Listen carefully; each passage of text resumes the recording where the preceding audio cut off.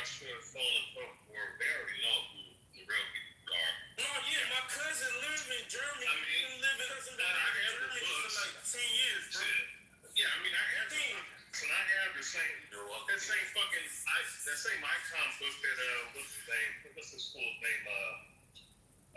Movie show. I mean, shit, I had two or three books. You know what I'm saying? I mean, that shit's not, it's common knowledge over there. You know what I'm saying? Yeah. Over here in the West, I mean, you know, you're indoctrinated by a lot of this stupid shit that's over years. It is what it is, you know. But of course, you know, when you have someone who's idiotic like Rich doesn't know shit. Jew-ish.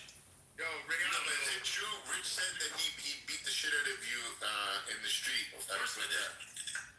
I'm talking shit. Is it true? Of course I did. Yeah, you wish it was true. He must have jumped somebody they thought looked like me. What fucking lie? Was it another white man, Ray Bio? Was it another white man? Let's see, I'm not a white man. What are you talking about? I mean, your daddy is. No, my daddy's a nigga. Bro, your daddy is. To share the photo, your dad in the prison jumpsuit. Yeah, my dad. Where he's in the brown prison jumpsuit with the white shoes, and your dad on the map. And then taking like his big. People on this. Really don't want to show that photo, bro. You're cosplaying as an Ashkenazi.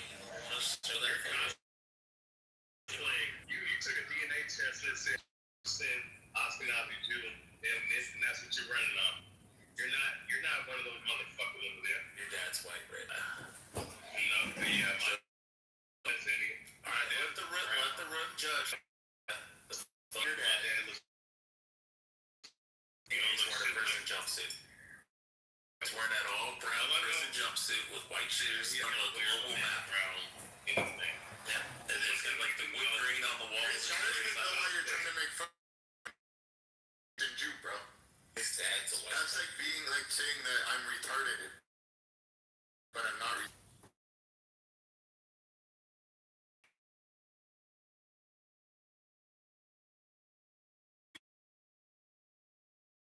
Bro, you don't have to do that. So you don't like didn't. No, you lost all trust in me. Steamy. He apologized. She apologized for being a piece of shit. He shouldn't have had to apologize. He should apologize as a man, bro. He did. He apologized for being a piece of shit. You apologize? Bro, don't talk to me like that. Tracy, I'm just look at my PTR, Tracy. Look at my PTR. I'm feeding my reptiles.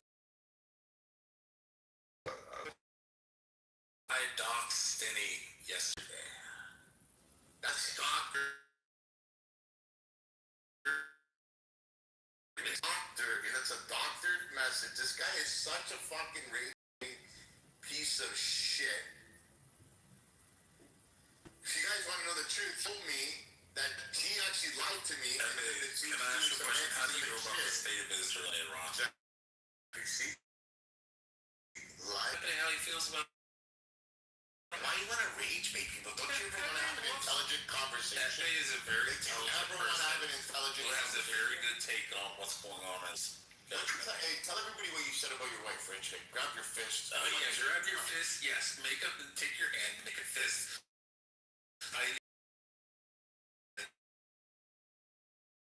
You know how Rich lost his job, bro? He's an Asian. Lost his job. I know, he's done it for you.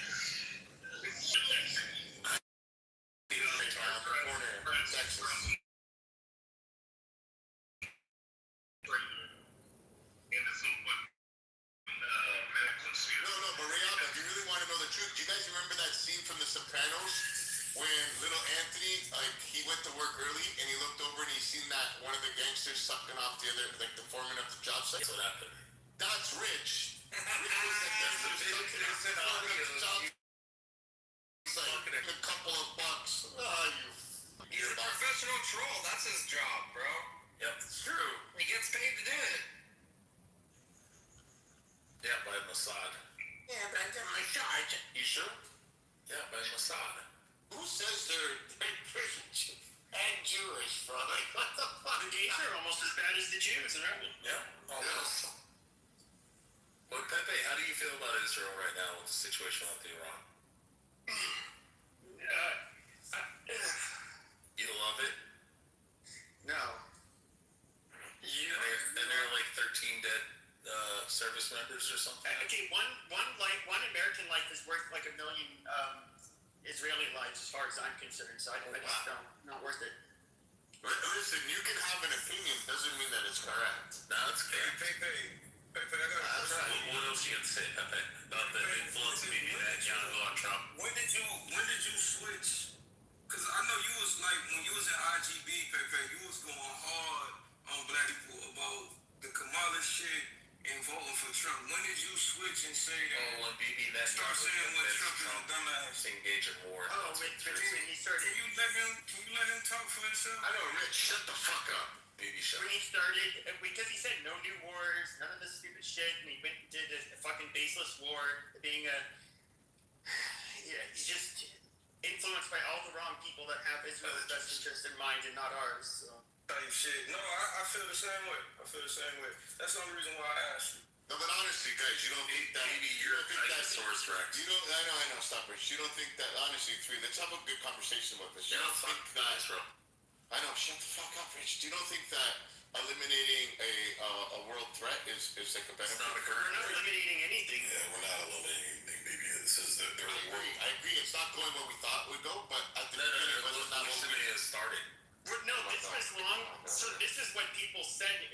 So this is what people were saying was likely going to happen, unless you ended up having a full-scale war, like the invasion of Iraq. You were not going to do any kind of real regime change there, and so people like myself, we were all totally against.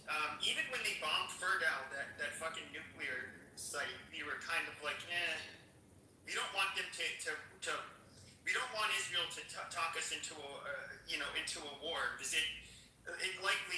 Israel Iran would remain defiant, cause a bunch of fucking problems that would affect everyone globally, and then what? We're still not good. America's not willing to do a full-scale war, so like. Pepe, can you do me a favor?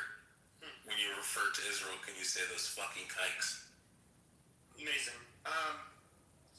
But yeah, it's so we have Americans dead, a whole bunch that have been injured. Of course, this has cost billions of dollars. It's going to affect the economy globally. Likely not going to have regime change, and that was the whole thing. Is that why would you even do this if it's not going to produce the outcome you want? Hey, but like they say, it ain't over till the fat lady sings. So do you think we're jumping the gun? But no, Pepe, you know what that really, I was on the phone, but you know what really woke that up for me? It woke something up for me. I realized, because I tell my dad in his generation, he like 74, I tell them all the time, like, y'all niggas was just kicking it for like 60 years, bro. What the fuck? Like, the shit that's going on with China, with this Israeli shit, even with this Iranian shit, it just seems like America been kicking it for like 60 to 70 years, and they ain't been focused. Like, they ain't been worried about their people. The relationships that we done made and the shit that we done did, it just don't look. It look like everybody been planning, and we've been just kicking it. China was planning; they had a 100-year plan. The Iranians, they've been waiting for this shit for 40 years. Fucking Israel been on this type of time since they ever fucking existed. Like, it just seemed like we not on code and everybody else is kind of like locked in. That's what it's showing to me. Israel's constantly pulling us into new wars. Getting our American soldiers killed. But Afghanistan, Iran, Syria. They planned it though. It's all orchestrated by the Jews in Israel. Right? I'm saying they planned it though. I have no problem with them planning it, because I think black people should have did the same thing at the time when we supposed to. But they planned this shit, bro. Yep, They planned it themselves inside our government to the point where we damn near can't tell them no. 338 candidates. Shit, all of them was endorsed by AIPAC. And like 319 out of 338 won. So how much influence do they really have? Tracy, And there's just nothing remember wrong with everything doing you it said the so right way. far. BB would have kicked you from Israel by now. But there's nothing wrong with it when they did it the right way. I'm not knocking it. I feel like black people should have did the same fucking thing. I'm not knocking it. That's why I just said, like, even the BB, even the you, I just want them niggas to stop lying. Yep. They can tell the truth. Tell the truth. Stop being liars. You finesse the system. I'm proud of you. Shit. We just not learning how to try to finesse the system as black people. Legally. We always try the... No, hold on. Three. You don't think that Three, let me ask you a question. You don't think that there's smart black people? I do. I just think that There's some very smart black people. But hear me out. I just don't think that we... And they're Jews.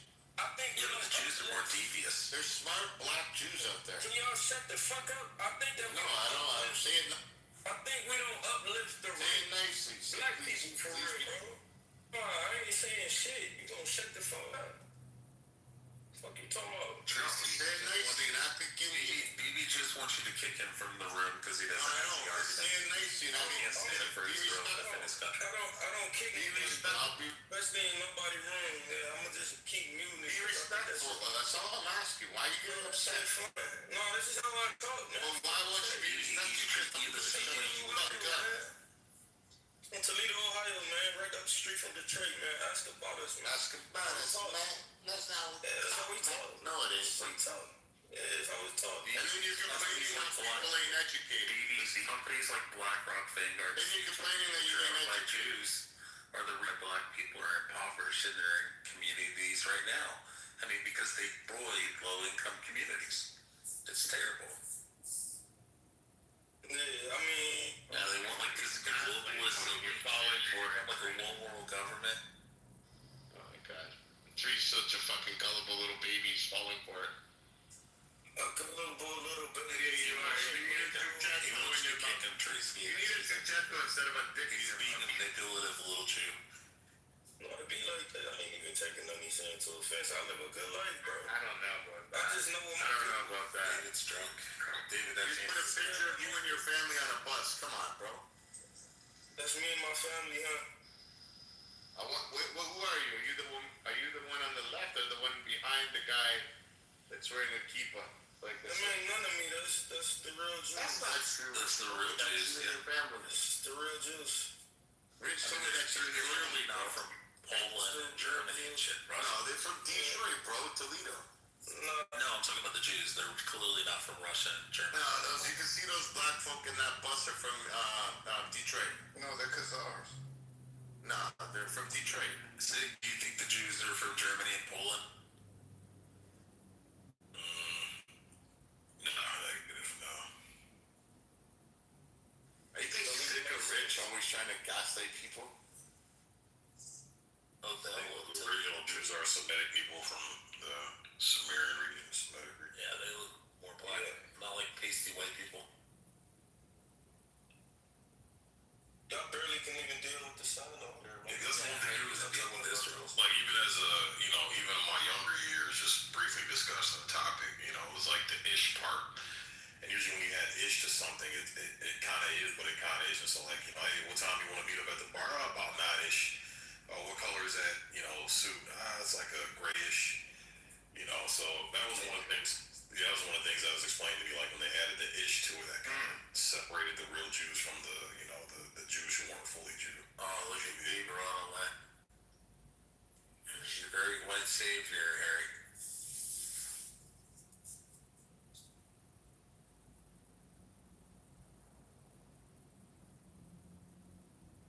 Yeah, go get the book 13th Tribe by Arthur Koestler.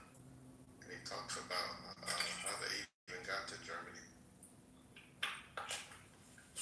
Can I jump in if you don't mind? Yeah, over the floor, man. Say what you want to say, bro. I'd appreciate that.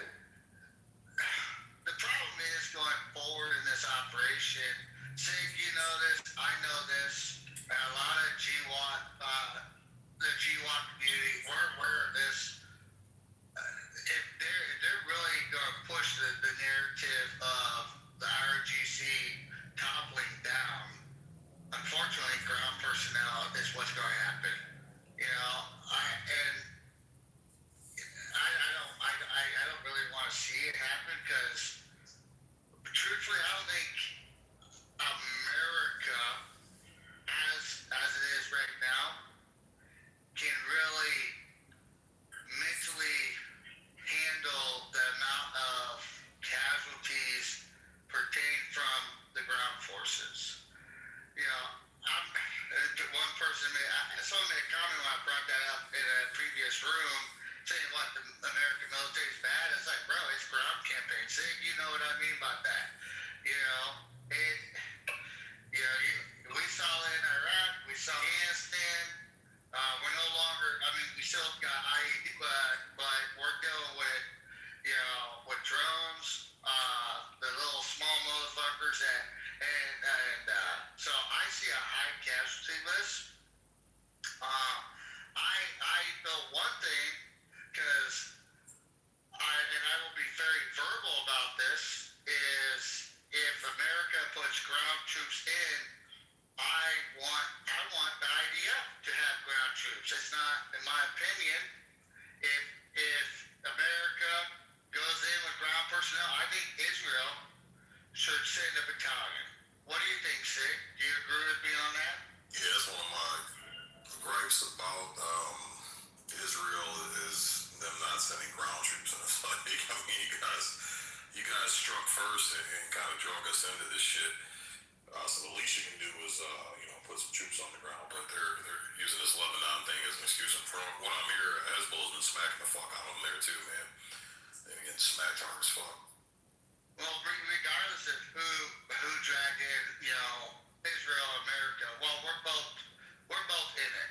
And I've been hearing, I haven't done any research on it. Maybe Pepe, if he's still here, or even Senior Chief could probably help me out on this. But I heard a fake rumor saying that Israel, and I don't know, that's why I'm asking this question, that apparently Netanyahu had a goal. His goal is Iran up to Turkey, and I'm thinking it's like, well, we can't do nothing with Turkey, hypothetically speaking.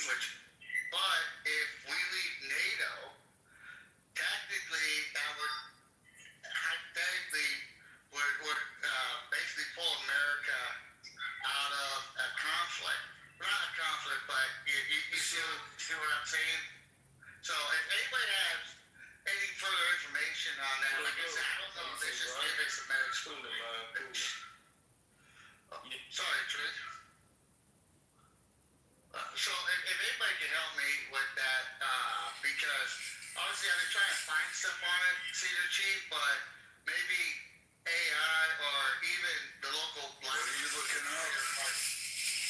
Something, there's a hypothetical, someone brought up to me that Israel's goal is Iran and Turkey, and I don't know if that's true or if that's just pony bullshit. I was just The only thing I heard is that they don't want Iran, which, truth be told, these two have been fighting for fucking ever.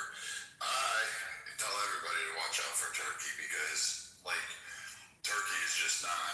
They don't play nice in the playground together. So, and they're up to their own nefarious net. And I know Turkey wants territory along those border lands, so they're gonna grab I think their influence is already in Syria in a massive way. I think they're going to.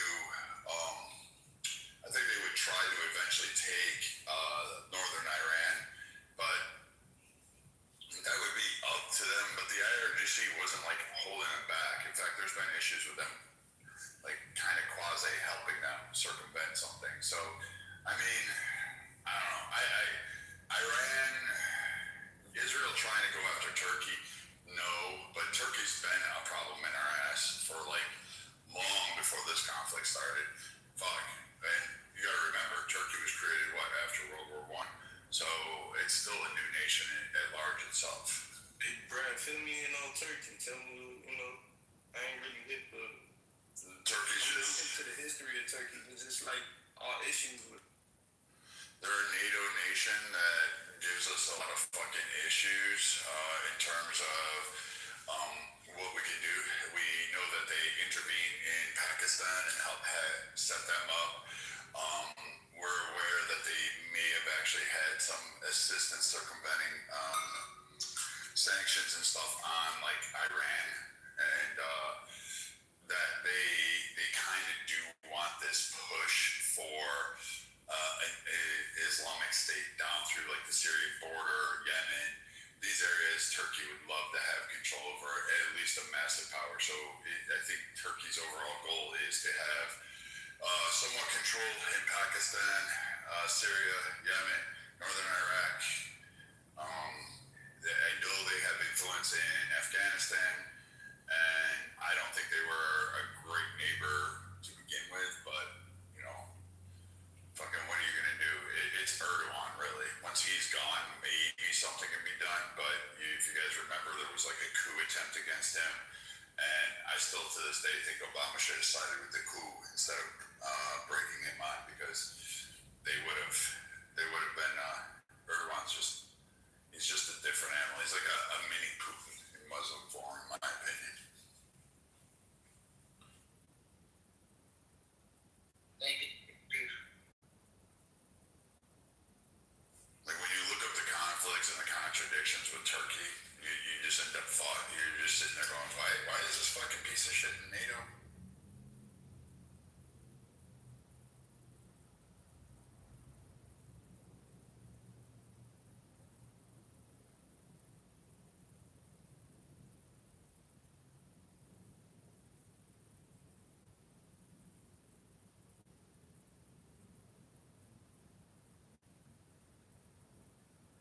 So my only hinge is going forward. You'll probably see ground forces if the real agenda is a regime change, and the casualties, in my opinion, will be crazy. I mean, obviously, over the weekend, everybody has X, some type of social platform, and we saw that even the police department were willing to pop shot at the PJs. So I'm thinking, well, the civil services are willing to engage, helicopters, local militias. I mean, it's going to be pretty chaotic. I'm not saying that our men and women can't answer the call and take care of business, which I know they can. But there will be casualties in it. But I would say, if America is willing to put its proudest men and women in the fire, I think, in my opinion, I think Israel should at least give a battalion, if not 2 battalions. And I'll stand. I will stand with that.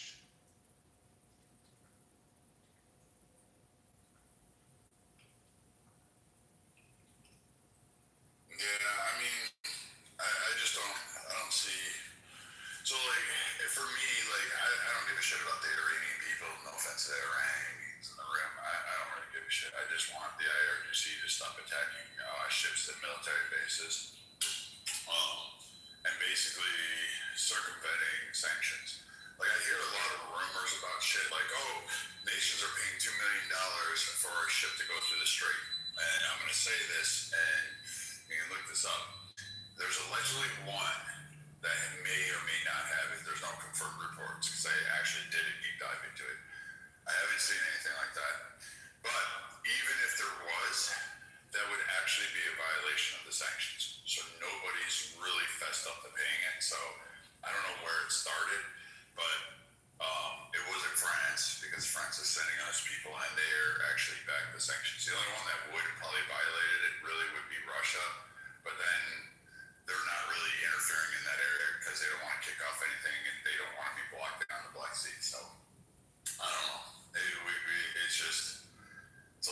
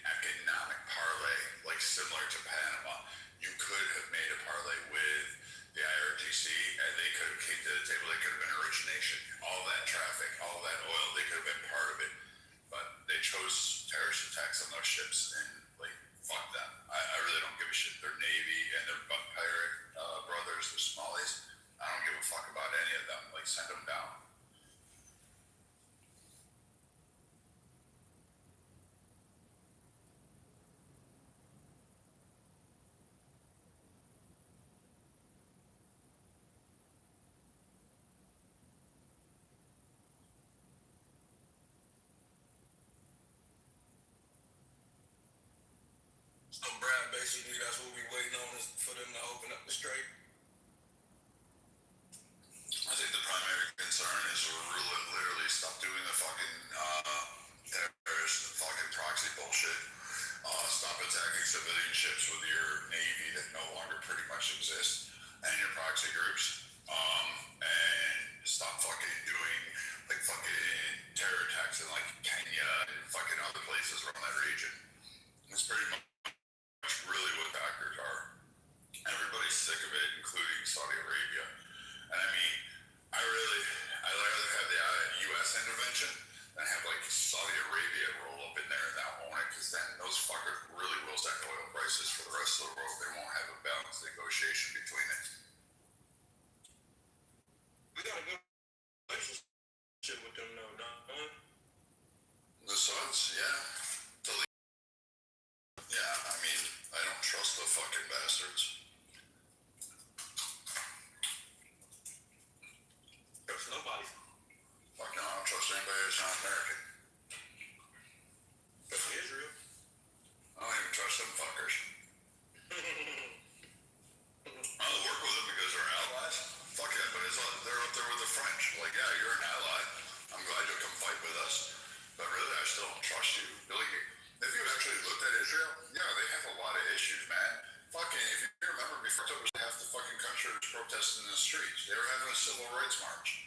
They were going through judicial reforms and all that shit. There's a lot to talk about in there. I don't like some of their, you know what?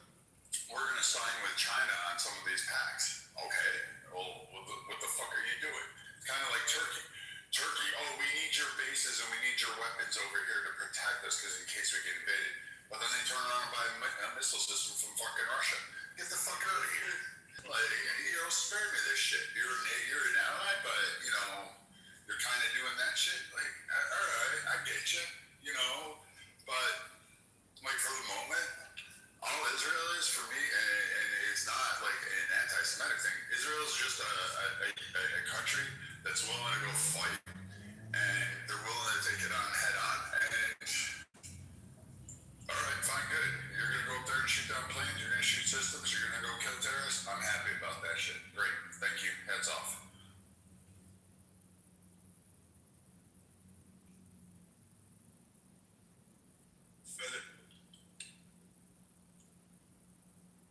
I feel it though. I fuck with it.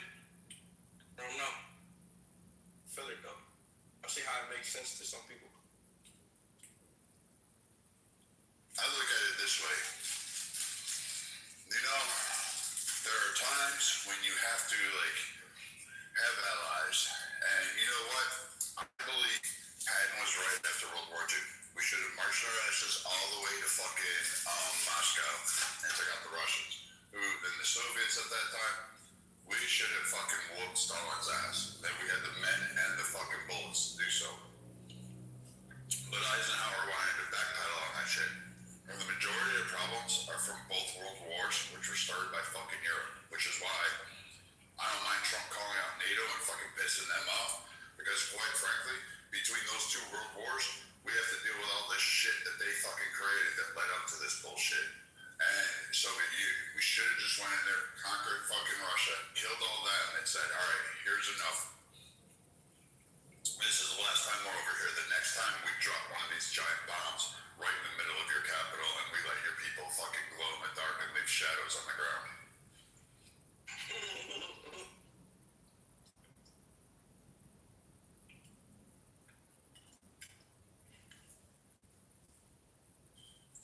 But yeah, I trust Israel as much as I trust Turkey.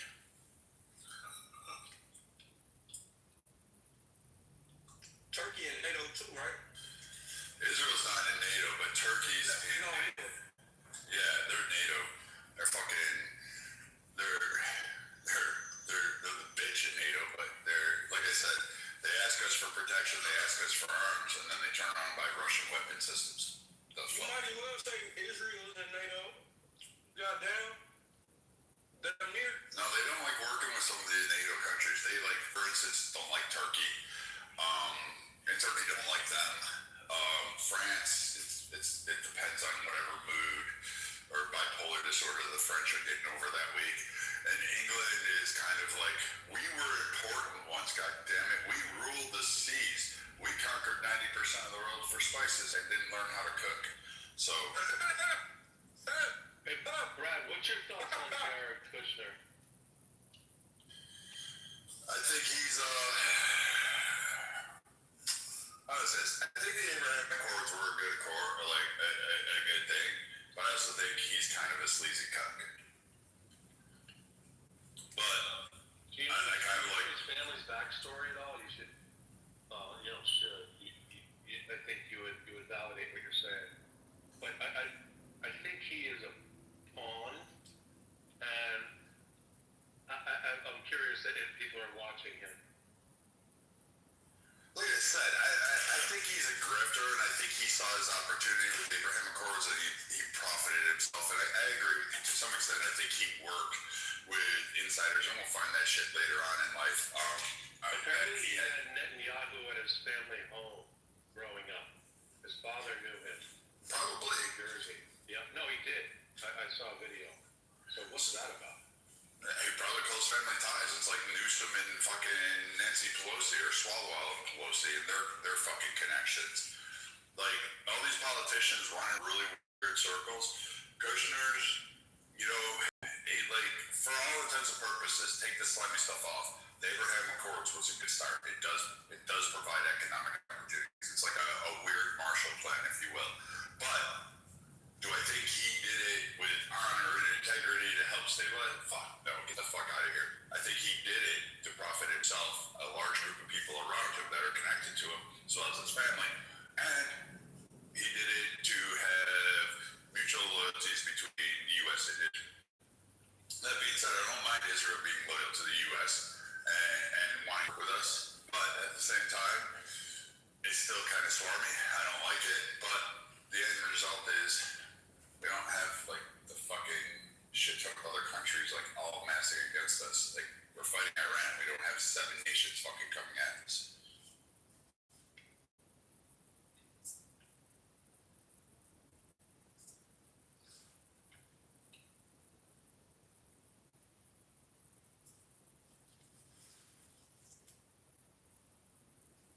Plus, for everybody that complains about having to protect Israel, like, Israel, we get rid of Iran, we bring them into the economic fold.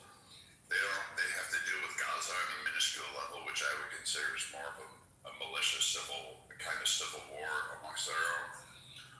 At this point in time, then, we don't have to keep providing the massive funding for defense projects with them. However, I will say, we do get some cool shit from Israel, and I do like the Galil. That is a fucking hell of a weapon.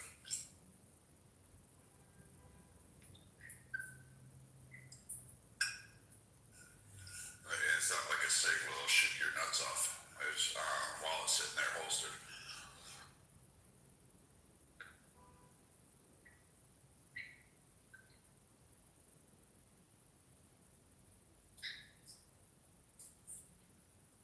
Or no, man, go. Hey, Bucky. I just want to ask you, like, what do you think of this whole thing? Like, Trump has gone to this war for Israel and for BB, but not for the U.S. Like, do you personally see it that way, or do you think that this is really done because the main issue is really China and Russia, and Israel has basically just met the U.S. Having the same goals in that sense? I think the stars align perfectly under this one. I think any president under any administration would have done this, because for the first time in the area, when has it been where you could hit China? Iran does not. Russia can't afford to back them. North Korea is too afraid to go ahead and send aid. China is not doing anything except stay erratic, but you have a massive impact. You were able to take Venezuela, now hit Iran, and it's pretty good. Also, everybody's kind of sick of Iran's antics, even in the Middle East. So they're all kind of like, yeah, knock it off. And Trump isn't doing it Gulf War style. So they have this quiet, tepid approval of it. So I honestly think that Trump is playing the geopolitical chessboard, and he's utilizing it. And Israel is the prime target area, so they're taking a lot of the flack for it and a lot of the incoming. And Trump is just sitting there playing chess while these guys are trying to play checkers on their own home turf. And I think the fact that if he brings Iran into the fold under economic prosperity, and these people darn fucking twats and just run to Canada, that they will be able to govern themselves and open that up, and they'll probably be one of the richest nations in the next 50 years to 100. They'll have more prosperity. Well, our grandkids will want to go vacation in Iran. That's how great they have the opportunity. What about this tweet that he puts out? I mean, do you think, who thinks that was not contrived, or do you think someone wrote it for him to be abrupt, or did he write it just because he was actually upset? I gave up in this first term trying to analyze fucking tweets from him. I mean, fuck. Kofefe was like a fucking word of the year with Trump, and it was a misspelling. And you had newscasters going, "Who's Kofefe?" Iran war not in the interest for the U.S. You said, what's the interest? Yeah, how is it not? No, Sammy said, the United States. Can we finish with yeah, I have no idea, Rich. You just kind of cut off and just said something that is like way off of that. But I don't know what he meant by it, but I mean, it's meant to trigger a response. I'm not sure how it's going to trigger, but I think it has more to do with triggering people in the European alliances and more along the western side than it does anything else if I was to read it. But I give up with trying to understand what the fucking man tweets at 1 o'clock in the morning. I really do. Yeah. You got me beat. Brad, you saw the capital expenditures that just came out like within last month. So you got 2 European companies investing $150 billion in power, grid infrastructure, transmissions, and construction. So when the European nations is done, like your companies is moving. When you got German autos going to the United States, French energy going to the United States, CMA, CMG going to the United States, the UK, firms there, like AstraZeneca, investments when it comes to Roche, French company, 50 billion. All of these billions of dollars that's leaving out of Europe and leaving out of parts of their Asian subsidiaries. Then you see the situation of capital is shifting in order to be able to make sure production side is scaled up. Like all this shit is national security. Like when JP Morgan CEO Jamie Dimon said this is all national security, all of this is national security. Like you can hate how it looks, but you're gonna love when the situation of production comes back to the United States. Like I live nearby Lockheed Martin plant. They're doubling manufacturing at the plant. Wow. That's being doubled. That's an extra 350 jobs that wasn't there. So when it comes to Europe, Europe is done. If the United States cut off the situation when it comes to NATO, then they're going to be scared that Russia's going to take Poland next. I agree. Like there's a lot of investment in here, and if Trump does succeed with that, what is his proposal? $21 trillion in new investitures into the United States from private capital. If he does achieve that, that is going to be monumentally. Like I don't know where you stop with him. If you sit there and not say, hey, this guy brought $21 trillion in. Well, only in a year. It's over a 4 to 5 year period. Like Yeah, he's got like 3 years left. So REW already announced the capital in April, and they already are deploying $14 billion this year on their $70 billion investment. So the construction will be complete. All the investment announcements that he mentioned in January and November of 2024 through 2025 with the tariffs, and also 50% added global tariff, 680 days. These companies run their corporations quarter to quarter. They don't do vibes, they don't do situational, we'll just wait after the presidency. No, that's both quarters being taken out. So even if it's a 36-month run out, the job is just to preserve the capital so it can be able to be deployed, and market share of these firms to be able to come in. Like REW is investing $70 billion. You have the Swiss company, Aberno, investing $70 billion of investment. center investment at $7 trillion over the next 40 years. You got $1 trillion of corporate electricity, utilities companies coming in. $1 trillion pharmaceutical companies over the next 36 months rotating in, coming in. So you got to give certain things time. Because these motherfuckers fucked up when it comes to the offshoring. 20, 30 years in a cycle, $20 trillion is the only shot that really blue collar got a chance left. So when it comes to this situation, I'm buying industrial land, Brad. Industrial land has shot up. Dump trucks have shot up, Brad. And you got Canadian companies, automations, moving to Minnesota and have a firm in Michigan. Yeah, buy Caterpillar. Caterpillar has been up for the past 2 years as well. John Deere, they're investing $20 billion investment inside the United States. So a lot of these publicly traded companies can't afford to wait.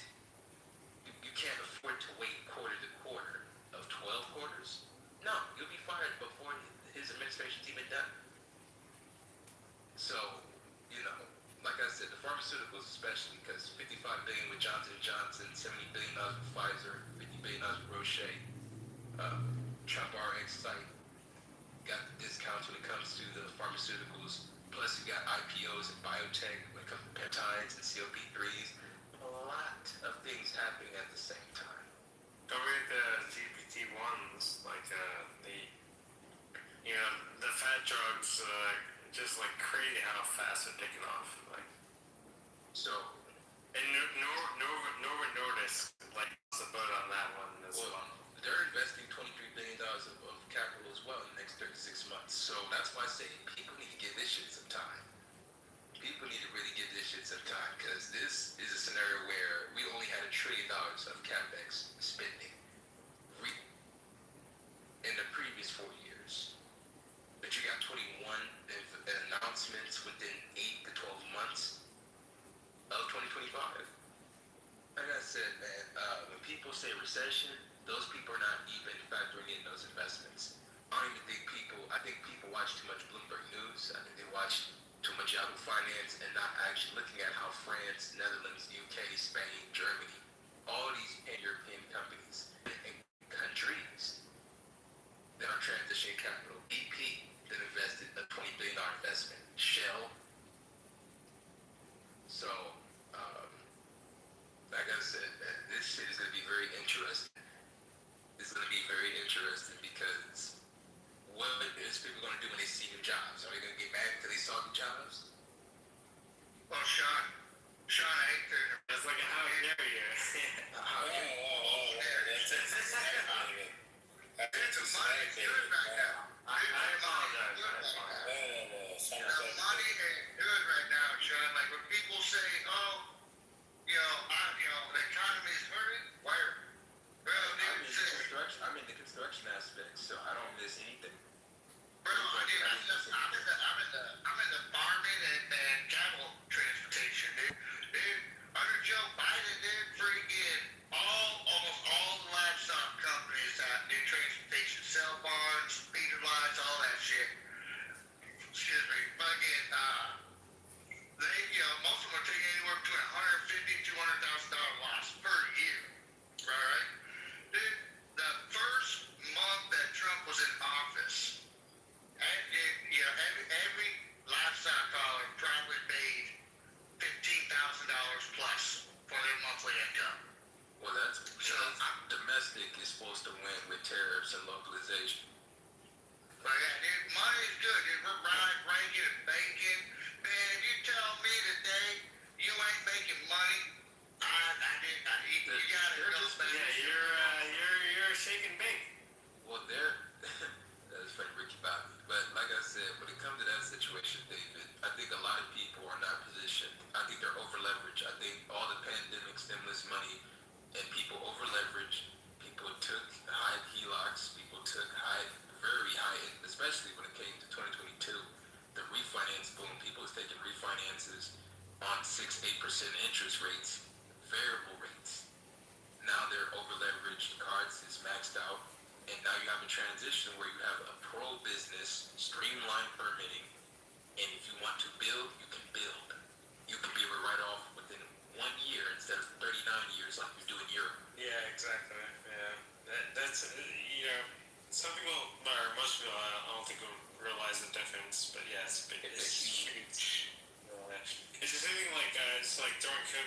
like so we have factories in China. We have factories in Guangzhou and Shenzhen, and we decided to have a new factory in Western India to just diversify, right? Because we don't have all our chips in one basket. So we opened the factory in the western part of India, and moving some of our production out of China. That's it. That's racist. Small. I apologize. But anyway, like long story short, basically it was a great move because obviously the tariff situation happened. Save money. Well, we went from so China was 0% tariffs on toys, right? So we didn't have to pay any duties. Then it went to 20 to 40 to 90, back down to 30. It was a mess.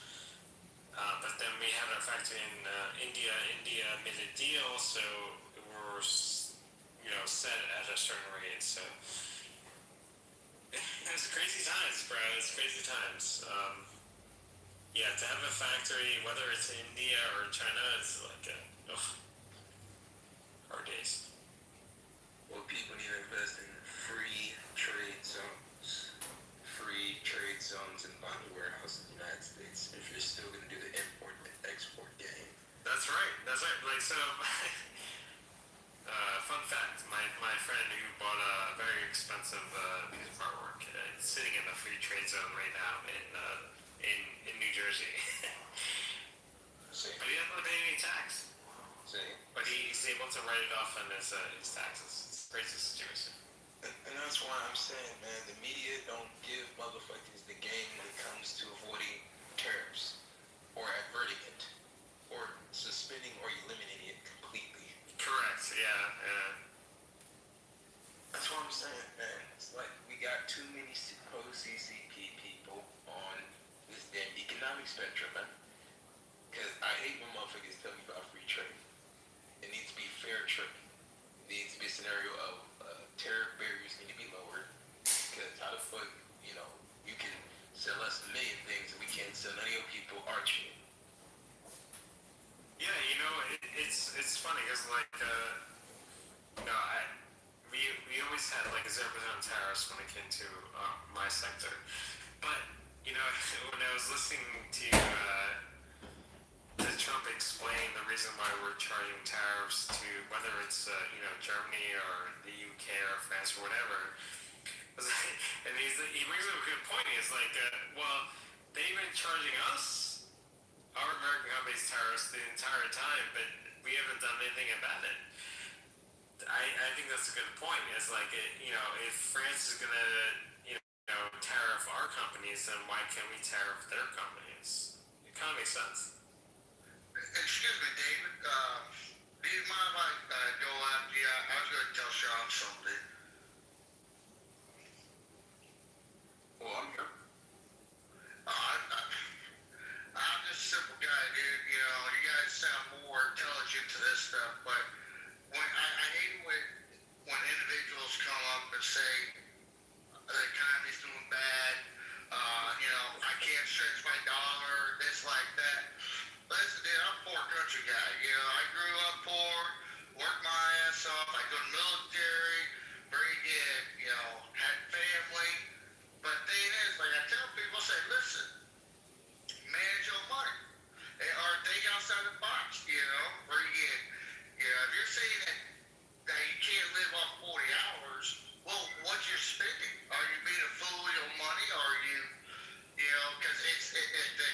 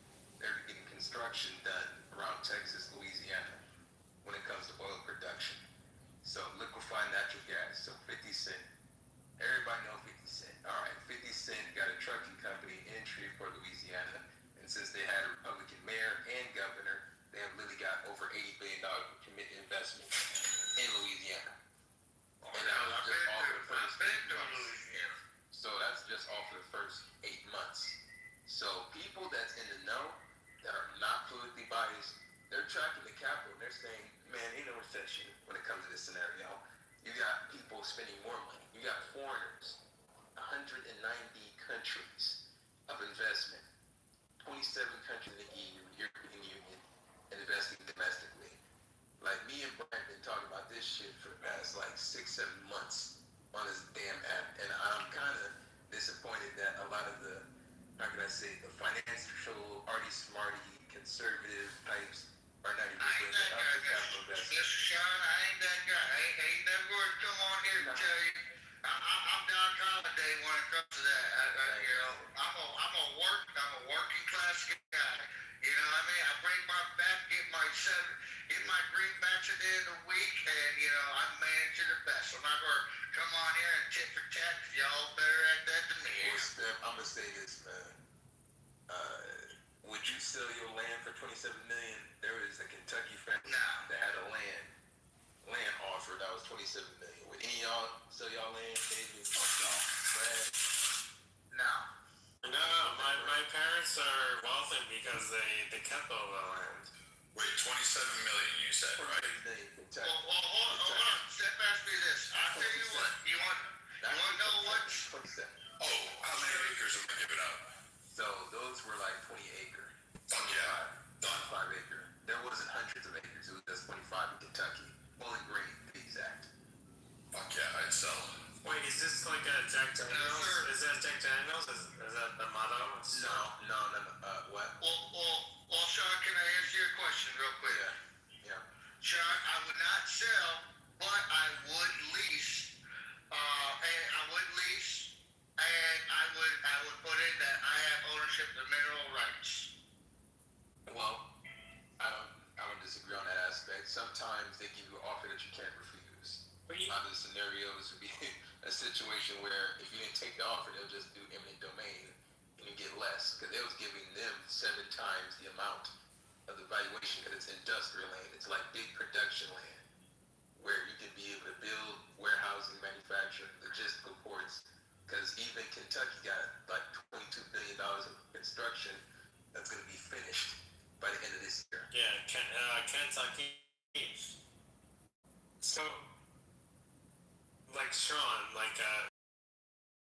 the whole Liberation Day and the whole tariff thing. Obviously, a lot of people thought it was crazy, right? But when you actually look at it, and you realize like how much product we give to these countries before Liberation Day, without tariffs or very low tariffs, very low, duties, and how much they're charging us. There was definitely like a back and forth, right? Yeah. Like the fact that Germany is tariffing American cars, but like we won't tariff their cars. No. Like if Mercedes brought into the U.S. is only getting like I forget whatever it was, like 5% tariff, and an American car going to Germany is getting like a 20% tariff. Like the whole thing doesn't make any sense. Like it wasn't. Well, what it wasn't about fair. the $57 million that when the Supreme Court shut down the tariffs, and that America has already taken in for the day we started doing tariffs? Yeah, but that's going to figure itself out. Yes, it is still in limbo. As of right now, yeah. But you really Don't go through the system. You really want to lock in a new tariff. That's why the 15% global tariff is needed, because 15% tariff, you have companies that have it where, like Europe, it's really more or less, Europe is 50-50. Where shit like a 15% tariff pretty much previously, 20-30 years ago, wouldn't work. But when you have high corporate taxes in Europe, because they fancy themselves as funding the entire, well, you have to deal with a situation of 21% corporate tax. Then you also have to deal with 100% bonus depreciation, 100% R&D tax credit write-off. That's good for pharmaceuticals. That's good for anything involving white-collar tech, SaaS companies, etc. Then you also have the scenario of 1-year write-offs on 100% of factory builds. Europe is still raising taxes. That's because they still want to keep all the programs. Yeah, and don't cut none of their bureaucracy. Don't want to cut none of their government on the top end. The government's top end. yeah, it's a ridiculous U.S. System. Like so, What do you guys you know, mean it'll work its way out? Because It's not, Europe is not going to work its way out. The United States will be fine. yeah, because either the people are gonna realize how bad it is or they're not. But that's Well, up to them. I'm asking about so all the tariffs from the time Trump started his tariffs, right? Yeah. And then the Supreme Court stopped it, right? Yeah. There's 157, was it like 157 billion dollars? Around 200. Okay, 200 billion. All right. That was Well, you can also have Congress. Congress can also get to pass a law and validate all this kind of Is stuff. that $200 billion Didn't they come is in freestanding and illegal or what? Didn't they make them illegal though? What It's happened? it's held in until like in my opinion, I think Congress is going to pass a law to ratify those trade deals, and it's going to be fine before the trade deals are midterms. still locked in.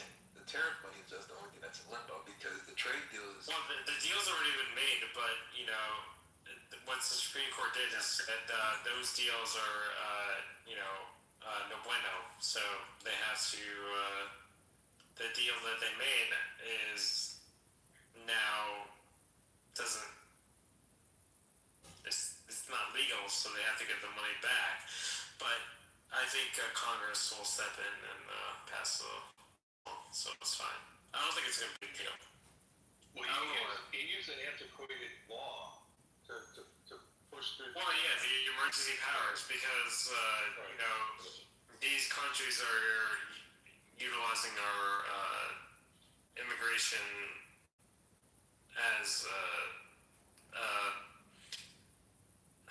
let's just say like a bad way, so we're able to utilize it as an emergency power. But the Supreme Court didn't think so.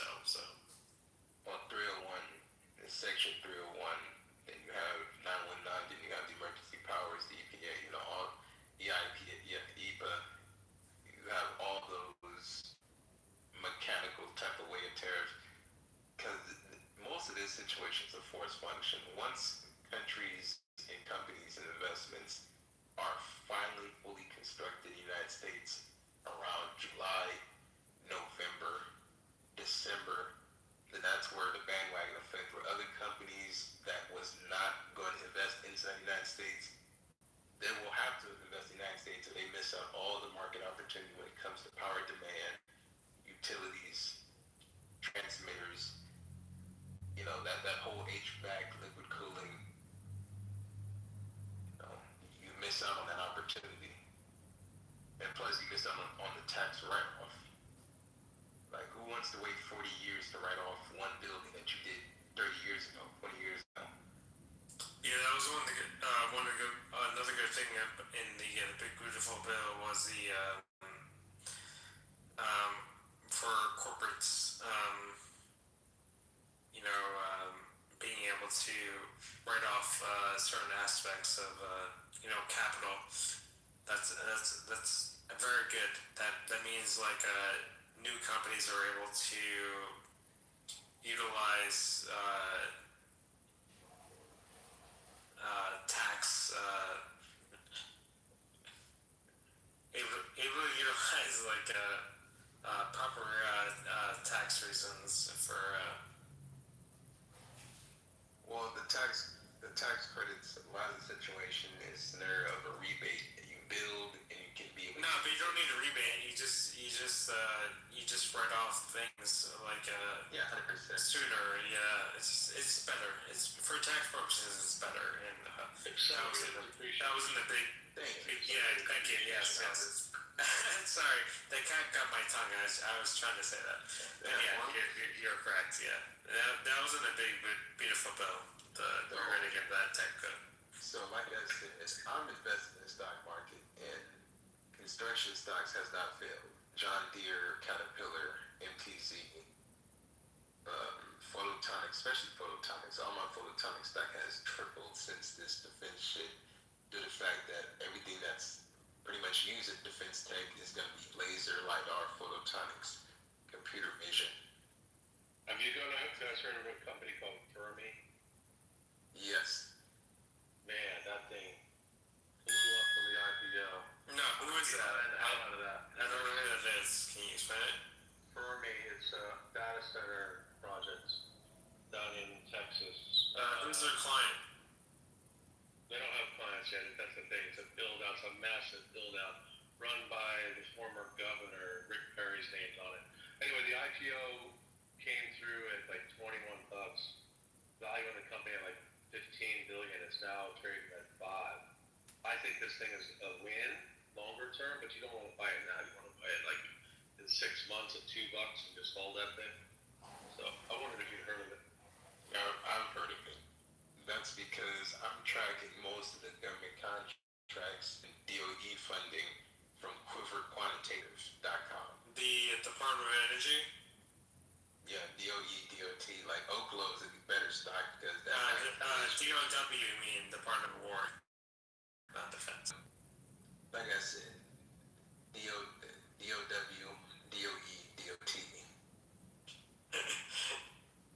It's funny because I was at a dinner party and my friend yells at me for calling it the Department of War. It's like, it's not the Department of War, it's the Department of Defense.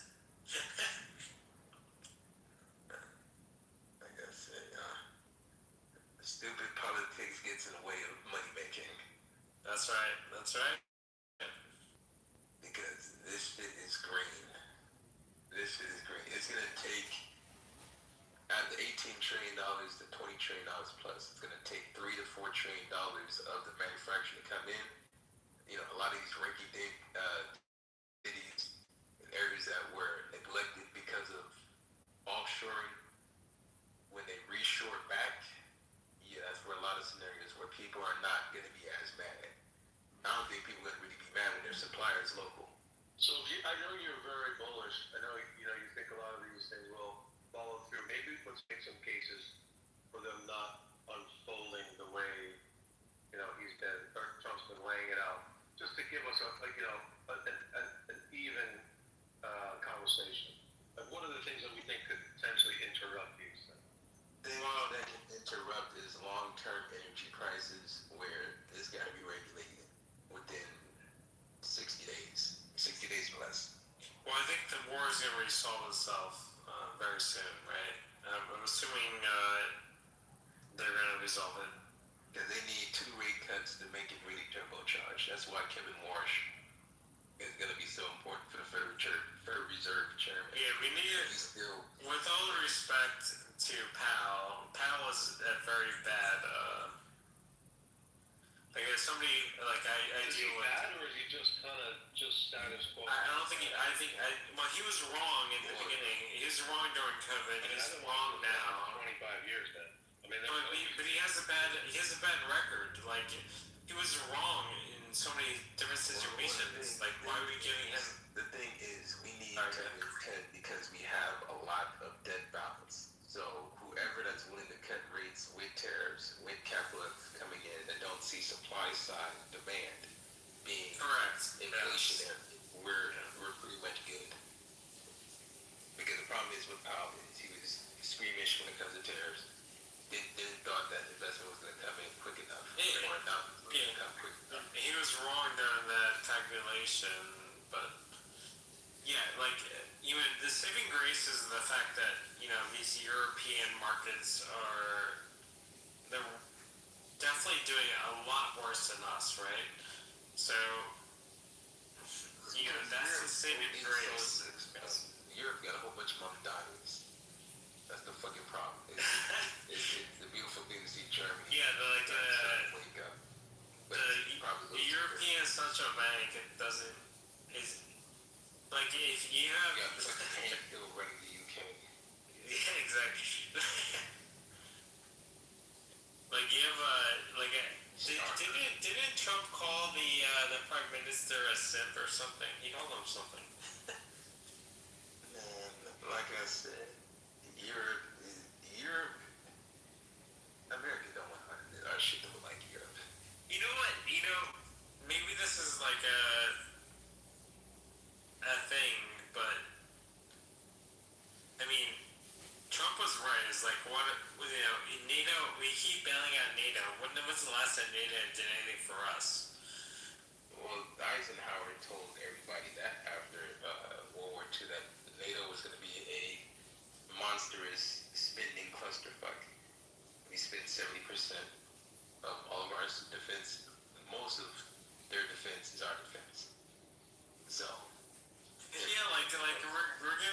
much money and so much equipment to Ukraine, and it really just benefits, Europe. It doesn't benefit us. It's really to slow.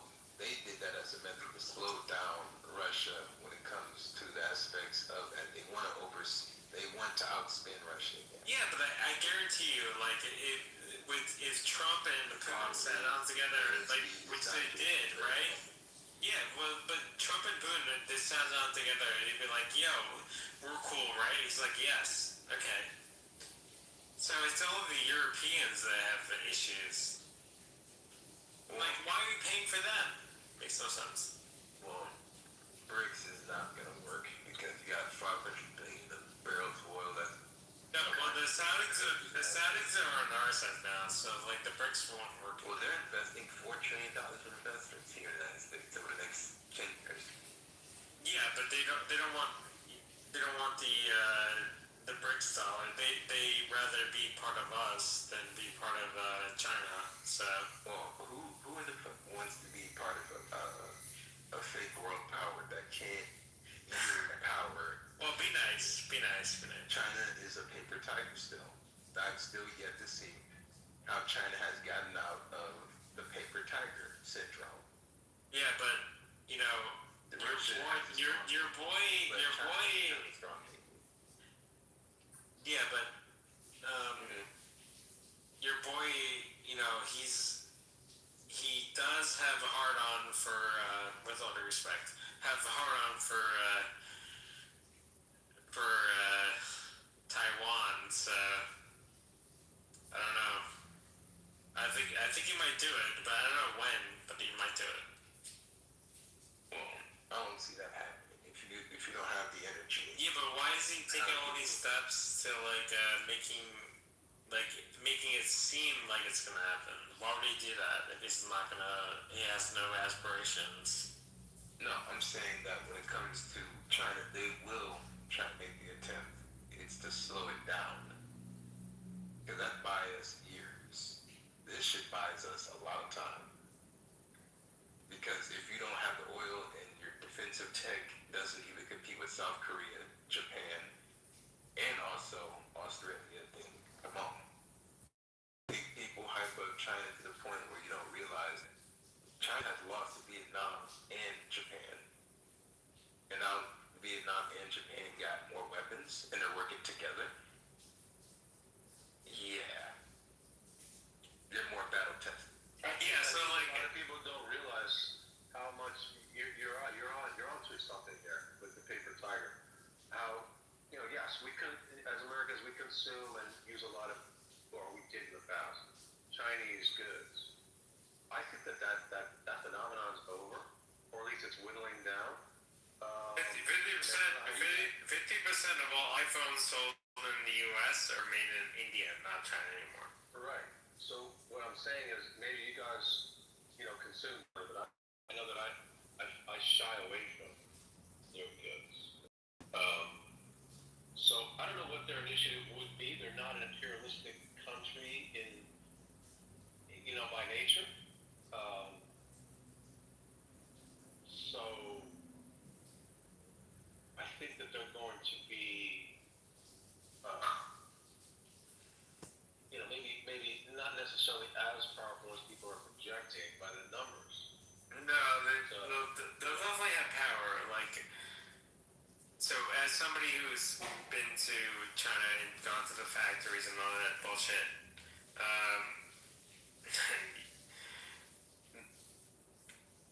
the factories I did business with, they're very steadfast, and the government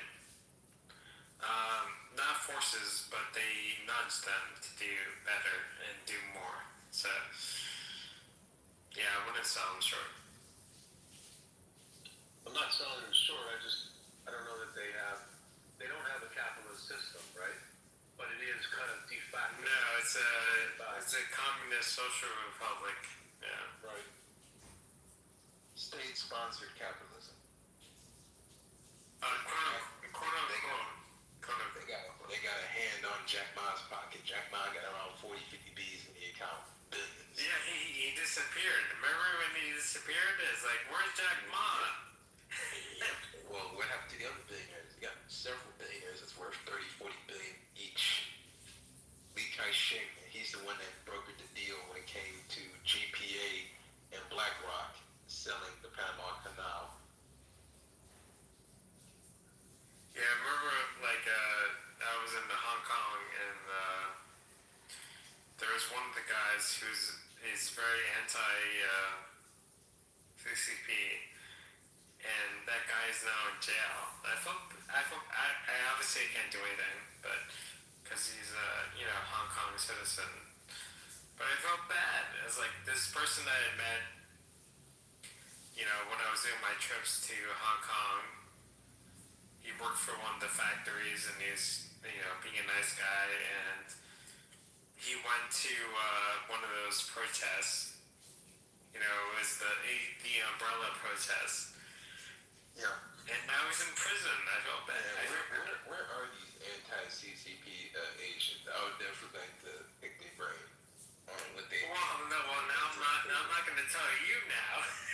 When it comes to the paper tiger. Are you going to report them? You got people like Gordon Chang. He comes on Fox News. I respect his. Yeah, Apple Daily. Yeah, his family. Like, yeah.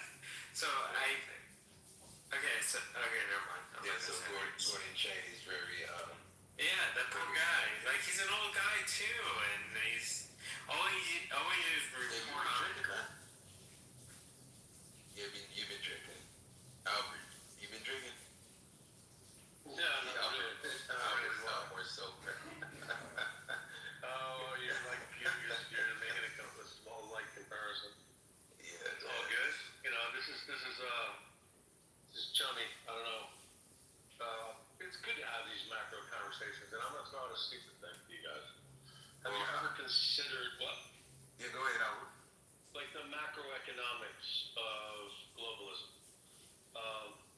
Even though we were offshoring, trillions, billions every year, whenever they officially started globalism, right? We started buying Chinese goods maybe in the 90s. We're developing other trade partners. Now I'm not saying we did it correctly, but have you guys ever factor that into your, assessments? That these things are measured and they were necessary to create trading up. The guys just hopped, by the way. Call them out. But it is a part of this thing. You can't have a $1 trillion maybe trade arrangement with a country that isn't infrastructure-wise compatible with it. Like, we built out China, obviously, over the last 25 years by offshoring capital. And the short-term or the longer-term benefits are, better products for a time. And now he's kind of redirecting the ship back to, I would say isolationism. I would say maybe some Localization. Yeah. I call it localizing global capital. That's all. Like, when you got 190 countries and all those elements of millions of firms got to figure out, do we get hit with the tariff or do we run domestic into the United States trade down? That's really it. Because these are CEOs, CFOs, they can't do politics, they can't do aspect of, well, I don't like Donald Trump, I want to make Donald Trump look good. No. Everything's quarter to quarter. Yo, is Mr. Sig there? Sig. Yo, Sig. Goddamn, boy. But yeah, if he's not here, it's all good. I just wanted to say, hey, look, welcome to the Masculinity Mansion. If you haven't got to chase that dollar today, go chase that dollar. If you haven't exercised today, go exercise.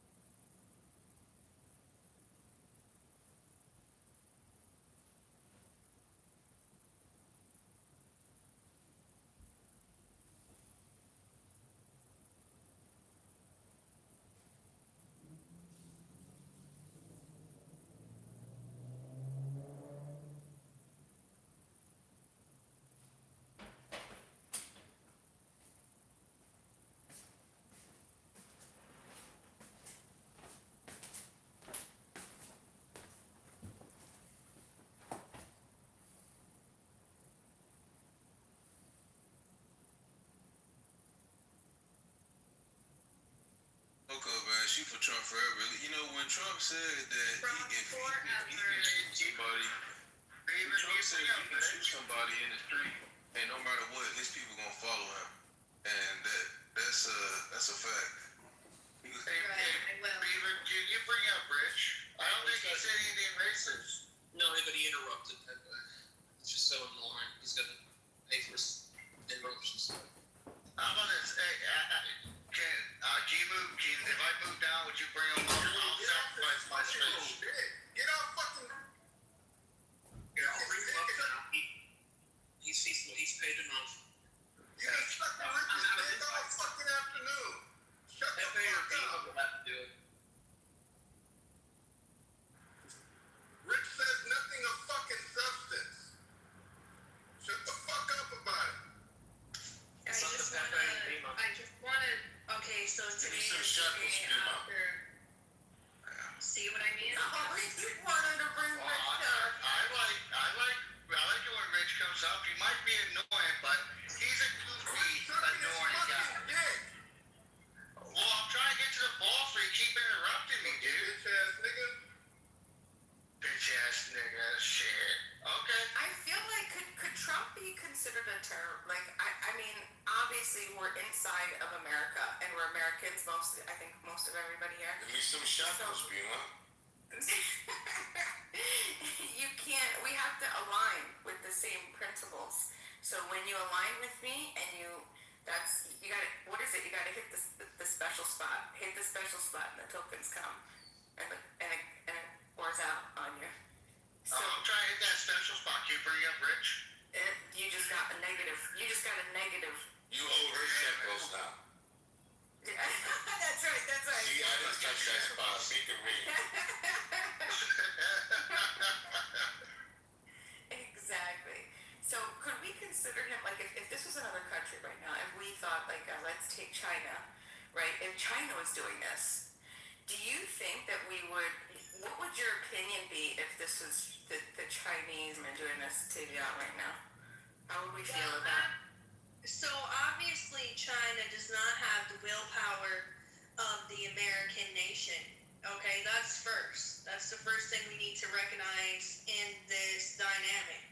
So if China were to go into Iran and do this, Well, Coco, all right, they would die. Tiger's below me. Tiger is CCP. He's below me. So if anybody would know what China would do, ask Tiger because he's CCP. Okay. So shout out to Tiger and his CCP, but the American nation will prevail, and I think there's too much, TDS in this room for me. I might not stay because there's so much anti-Trump comments. It's starting to break my heart. Donald Trump, he almost died for us. Okay, he was shot campaigning to try and save our nation. All right. And he survived. And God saved him. That's what I'm saying, So, if the Chinese can recognize how great Donald Trump is and the American population cannot, this is very problematic. He's saving America. I just can't stand to hear all of these anti-Trump comments anymore,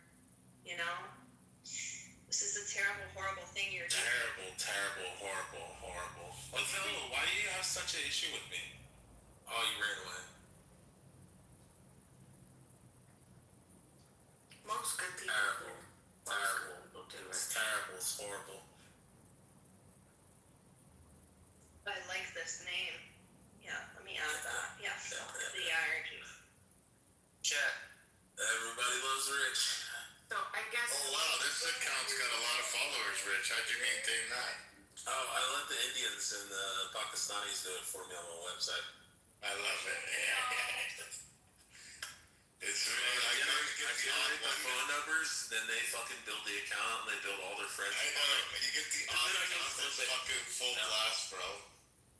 I clip it where they can't use it anymore. Yeah. What do you think about all these TDS comments going on?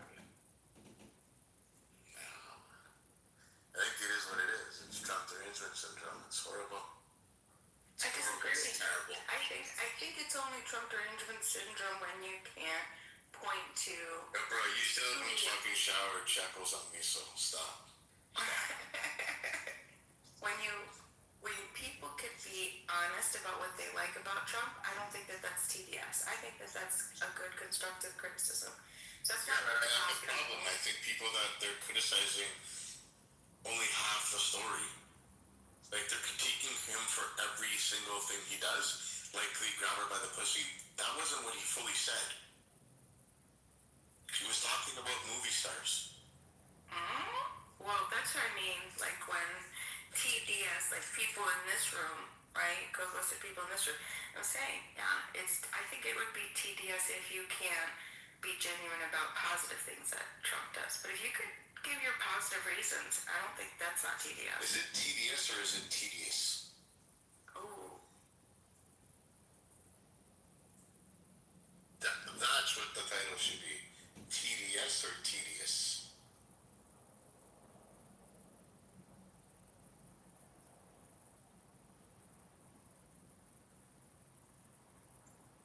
Baby, I can't believe you doxed the sleeping woman.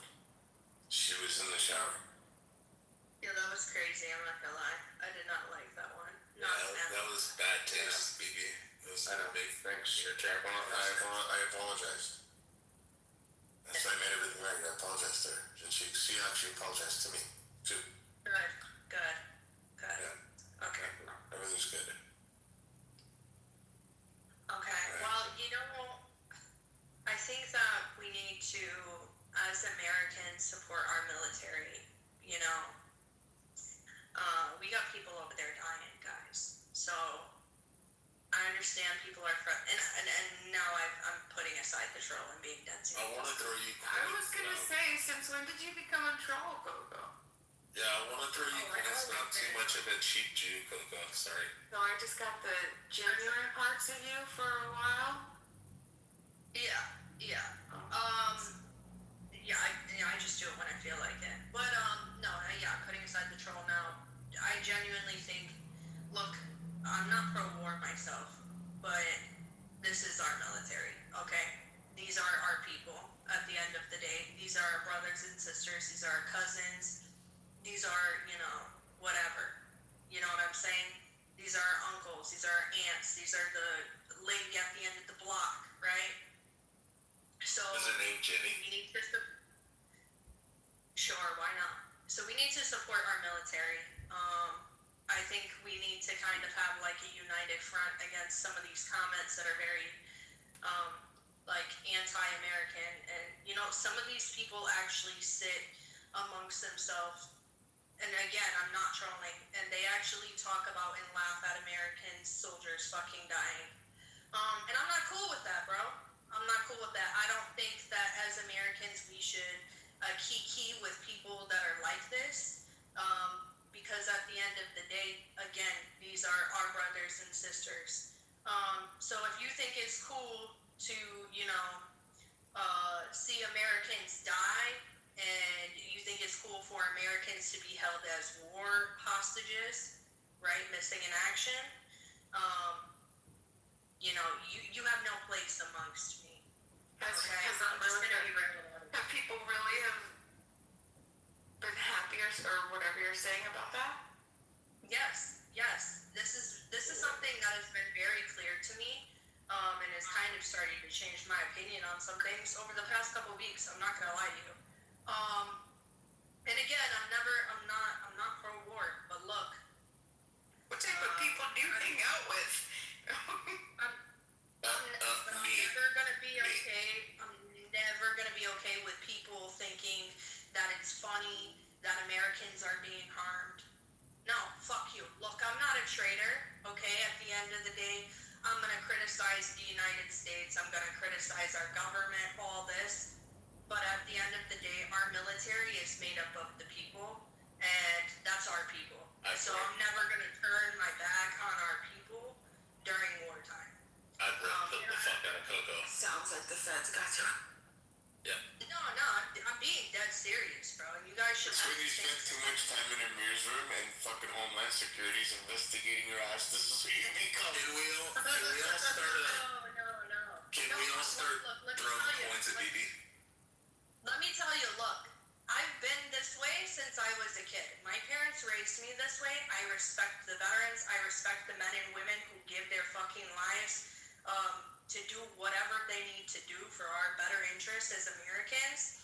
So this is one of my sentiments that's been programmed into me as a child. This is nothing new for me. But yeah, I mean, again, like, I'm not like super gung-ho about imperialism and shit like that, but hey, man, this are people. So I just want to say that to say, like, I think some people should check themselves, because there really is people out here that are not from this country that do want to see harm done to you and done to our fucking military. And I don't think as an American you should be sitting here benefiting off of all the shit, you know, the sacrifice that they've done, and be okay with people that have this idea that they want to bring harm onto us or bring harm onto our military. No, fuck that shit. Do they want to harm us? Do they want to harm us because we're interfering in the first place? I just want to say we got to raise coins for BB because we have to fundraise $1,500 so I can clip somebody for BB. BB was asking me to clip somebody in a private. Again, Chad drowned me off.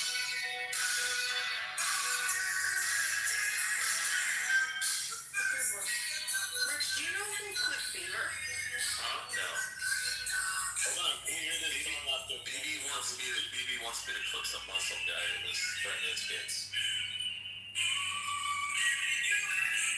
He was literally begging me the other day. I told him I'll do it for 15 other things.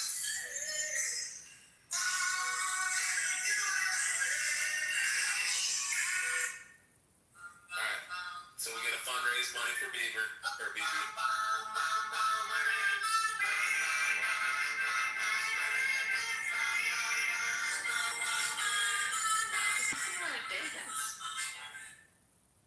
Not the bomb I ran part, but just the song. BB, I think Pro sent you like 20 cents. So only gonna raise like $1,499.80 more for you to get that person clipped. Thanks for all your help, Rich. You're a real fucking scumbag of pride. He sues me in a private. He's like, I need you to clip this person. Yeah, why not, bro? Why can't? How's that a problem, Rich? What's his name? I don't even remember. But how's it a problem to ask you to do that? That Hamza. Hamza. Hamza. Hamza. No, but why is that a problem? Oh, that's Hamza from Amir's room. I don't know who it is, but I sent you it in the back channel, and I sent you his profile. What's his PTR like? I'm not in that same account. You gotta send it to this one. Yeah, I'll send it to this one. This guy is a fucking scumbag. What did he say to you? That's what he said about what he wants to do to my child. Which one? The 4-year-old. Hold on. There you go.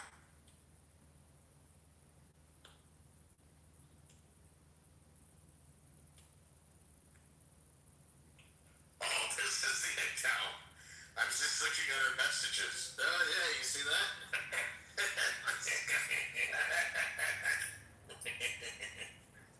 Yeah, clip that guy, please.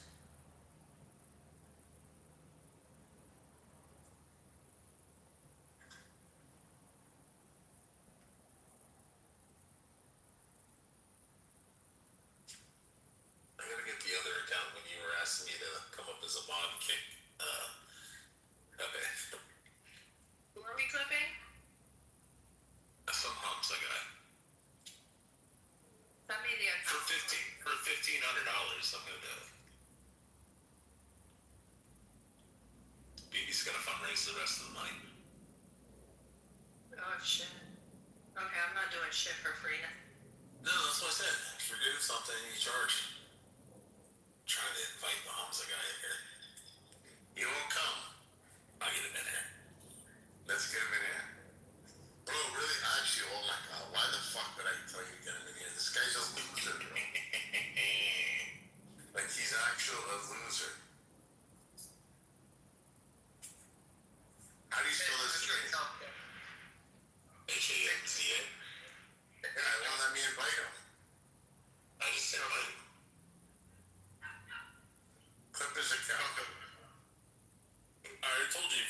$1,500, I will.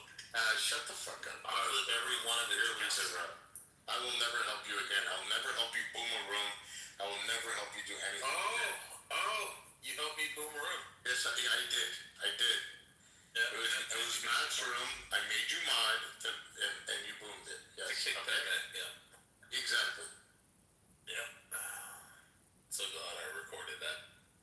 I'm so happy you did too. Now clip that guy. No. I told you, bro, for $1,500 I'll do it. Why would you trust me to make me a mod, though? Because I knew you were gonna boom the room. And I was sick and tired of listening to Sarah. Look, Beaver. Look, Beaver.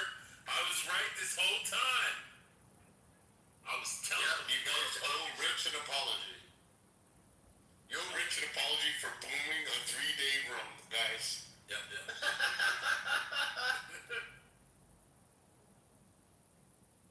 The guy that told me the Jews were smart. Tiger, you're a fucking idiot.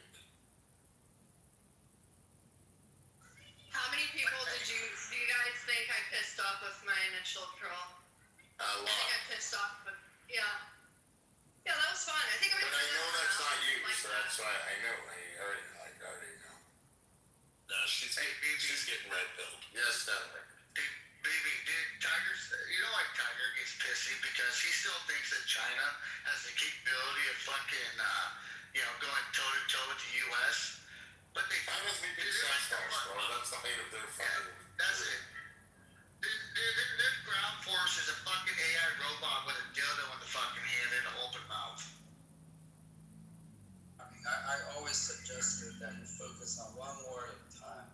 Because we're not involved. We're gonna topple multiple countries at one time. Yeah. We can save Israel this time. What do you mean? That's a country that's been decimated? Called Iran? See, I mean, it's a long war. It's a long war. That's not a long war. Was it 15,000 targets touched and people want to come and That was last week, 15,000. Oh, my Not a long apologies. war at all. But again, We'll find yeah, out so I'm how gonna say smart is, Jews really are.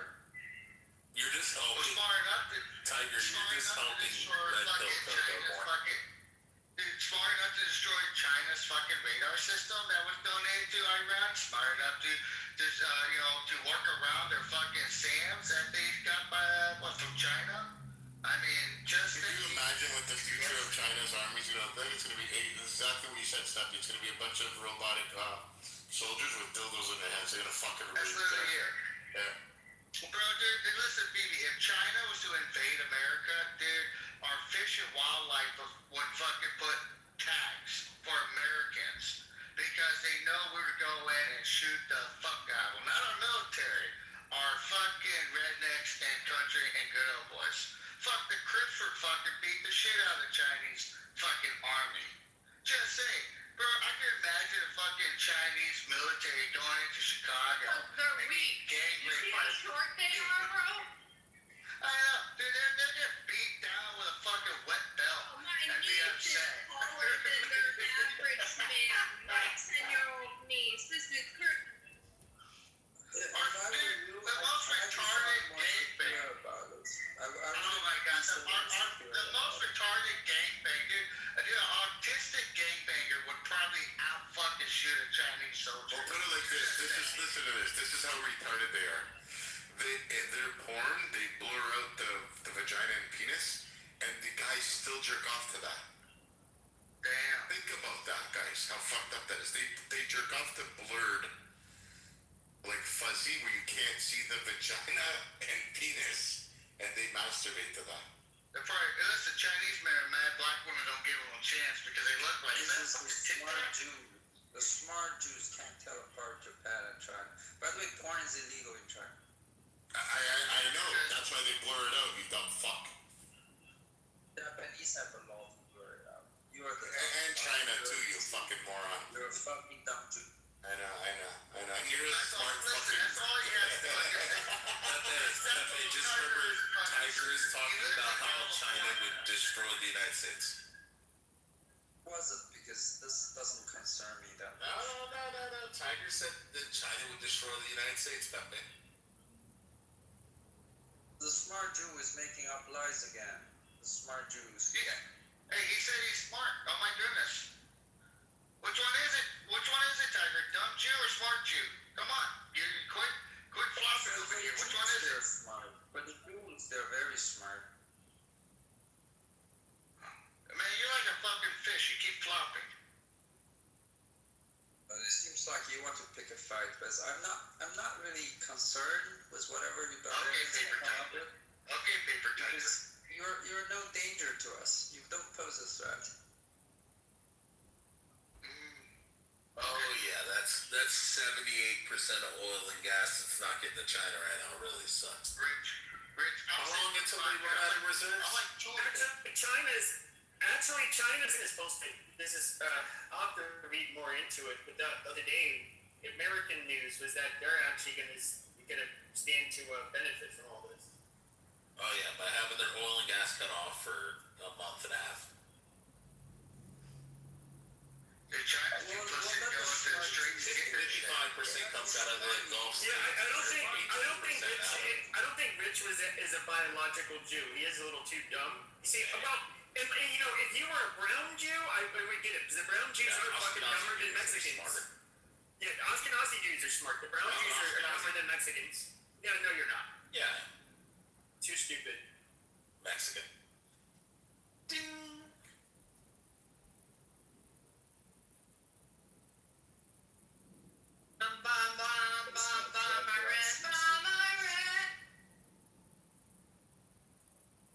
You know, it's very nice. We're, talking about how the poor Persian people, they've been through hell. Gotta go ahead and go ahead and crush their economy, shut down their electricity. Their economy was already crushed. Make it so that they can't drive anywhere. Close all those fucking bridges. Like $1.5 million of their dollars to our $1. That's like how you get the people to actually fucking hate us.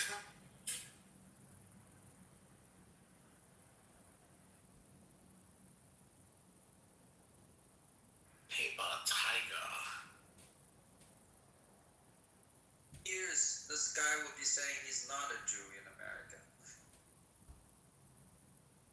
Paper mache tiger. Whoa, attack you. Paper cut.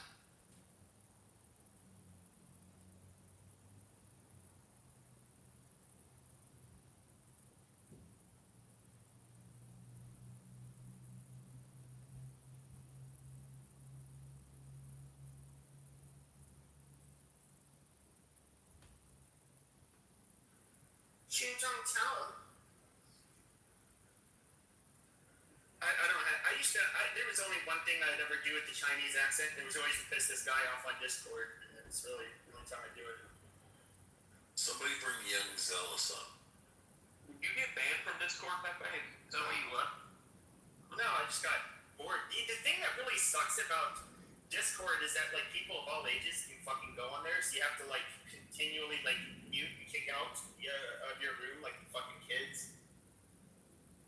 Dude, like, you get in there and you have, like, a 14-year-old, like, oh, nigger. It's like, god damn it, dude. In the middle of talking, kid. Young, just so you know, Tiger said that the United States is going to fall to China. What do you think? Man, that's crazy. I think, I don't know I used to have a thought about it. I feel like all the nations are all together in some kind of scheme, whatever. No, just don't believe the Jews, please. Don't believe the Jews. I didn't say that. Definitely, I don't believe. I mean, they're on the, I think they're, like, you see that with Gen Z, and then there's, like, more, like, a lot of the Gen Xers, and of course, there's a lot of the millennials, they're not happy with Israel. Europe's not happy with Israel. Dude, I don't know what the fuck they think their future is going to be, but I mean, things are going to get a lot worse for them. At least I would think.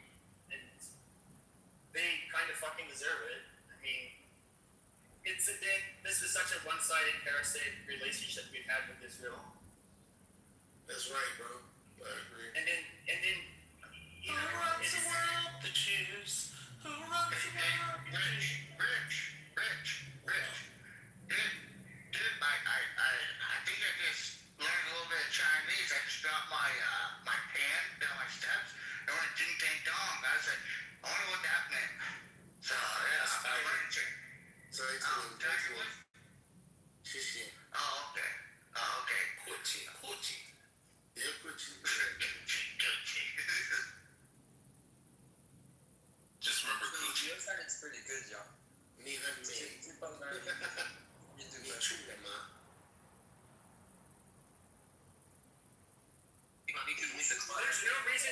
Chinese. Those. I don't think the barbarian will actually learn it, Stubby. That's true. We will never learn. Young Zills, have you ever seen the video where they take the black guy in China and they pick him up and they put him in the washing machine and then they drop the laundry detergent and they close it and then it pops out a white pasty Chinese guy and then she's all happy and she the girlfriend is. I can believe it because I did see one where it was a cartoon. When she looks at him and he's black, he's a young skinny black guy and she's like, Yeah, we've all seen it. Then there's positive. Oh god, it's like I seen the positive one where it was a black dude walking and he was just being peaceful and just like. You ever seen where they rent out black people and stuff and then they put a leash on them and walk around like monkeys? Like actual humans, they rent them. I don't know, it's like a rape scare type of thing that I feel right now. You know what I mean? You've been a really bad boy. The Chinese fucking hate black people. It's almost like they don't want They hate the black. Bad boy. You walk like dog. I put you in gas chamber. You be bad boy for 20 minutes. Go to the gas chamber. Go bye-bye. Bye-bye, baby. I don't think China needs to put them into the gas chamber. It's just kingdom against kingdom, you know what I mean? It's a jealousy. I've been seeing this ever since I'm little, like, where it's like, hey, It's because the Chinese the Chinese have small penises. where, you know, a lot of people, they're like afraid that, oh man, it's the Chinese come over here, then we get, we don't want the black people to stop them. Young, it's because the Chinese men have penises like little babies. Trying to keep the slave, at bay. So That's not true. I have it in ding dong. I'll shoot you in the face. Just like in Ho Chi Minh. I'll shoot American in the face. The Chinese, It'll get all over your face. You love him really yum yum. the Chinese men have penises the size of your pinky finger. Israel, whenever Israel and the United States voted against it. Chinese soldiers probably got a lot boo boo. But yeah, so it's gonna be bad. It's gonna be a bad turn because the United States. Would you be mad if you had a penis the size of a pinky finger? That's most Chinese men. Might as well call me a lady boy. No, be cookie and they go real well. We eat you in a chain walk. Take your good on Chinese cuisine. Pepe, you know the Chinese Nigga for young. The Chinese soldiers probably got a lot boo boo army soldier style on their fucking keychains when they go to combat. So why are we in debt to Israel and you guys making fun of China? We're in debt to Japan. Who's really winning if you think about Japan holds the majority of debt. I think they got a bunch of fake Jewish people. Yeah, Japan holds the most U.S. debt. Just so They hijack people's skin and people's religion and culture. It's like a demon almost. So yeah, like the Chinese. White supremacy is under a big curse. Like I think they're going to destroy white supremacy, and I think so. I don't know who's really side with Israel or the white supremacy beast Or the Chinese. I don't know which one to side with. So it's just interesting. I think we're battling multiple fronts. I think we're getting the tail end of white supremacy, and we're trying to still correct our structural institutions that had to, There you go, Beaver. There you go. Yeah, the book of Revelation talks about this. Be more. I agree with you. Like that, it's kingdom against kingdom. That's what's happening, and it seems like everybody's playing this. You keep playing with me, United States, I'm gonna expose your racism, or you keep playing with me, this and that, I'm gonna expose you, this and that, and turn your people against you. And people are already turned against the United States in some sense. And I love the black Hebrew Israelites. Yeah, it said the beast. Yeah, I'm not one of those, But I disagree with the racism, you know what I'm saying? But I'll say this. It said that the whore will hate the beast. It will turn around and burn her flesh. And I don't know if that's Israel or... Young, are you still wearing your Ankh necklace? I don't know. Are you still wearing your Ankh necklace? What is an Ankh? Yeah, your Ankh necklace. Yeah, I'm not a Hebrew Israelite, but... No. You wear the Ankh necklace. Original people wear Yeah, you have that looped crucifix, the Ankh. But I don't agree with the racism. The Egyptian Ankh necklace. The Hebrews. You still wear that? I found black people in Africa. Bima, what is this racism you speak of? Like real racism? Yeah. There's different types. We go over this. I don't think that the majority of the United States is directly like individual racists anymore. I think that's more on the outskirts. But I feel that the structural, right? There's individual, no. There's individual, there's institutional, and there's structural. And so the individual is like me being racist to somebody explicitly, right? Saying, like, being out, just admittedly.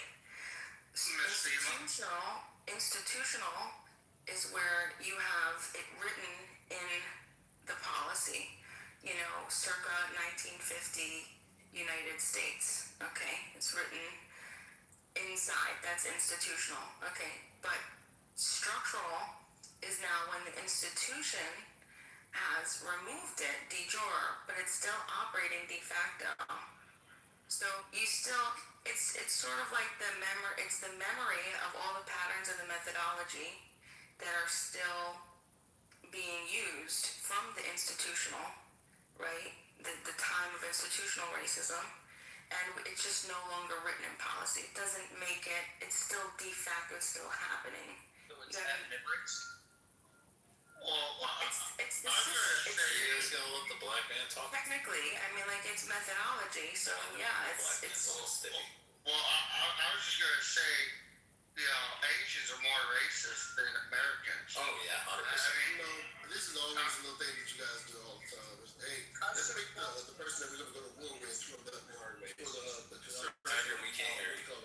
The Federal Reserve. I always want to be racist, and I want to be a better racist. Well, you're racist against your own women. I apologize, yeah. Everybody we go to war with, we got to make sure that the black people are subdued, because we have this little thing about us, you know. We can. This is what I believe about whatever your name is. Fuck there. What's his name? Fuck there. IRGC. I believe that they did steal from the African, the Jewish, a lot of the That's Jewish the people. Ankh.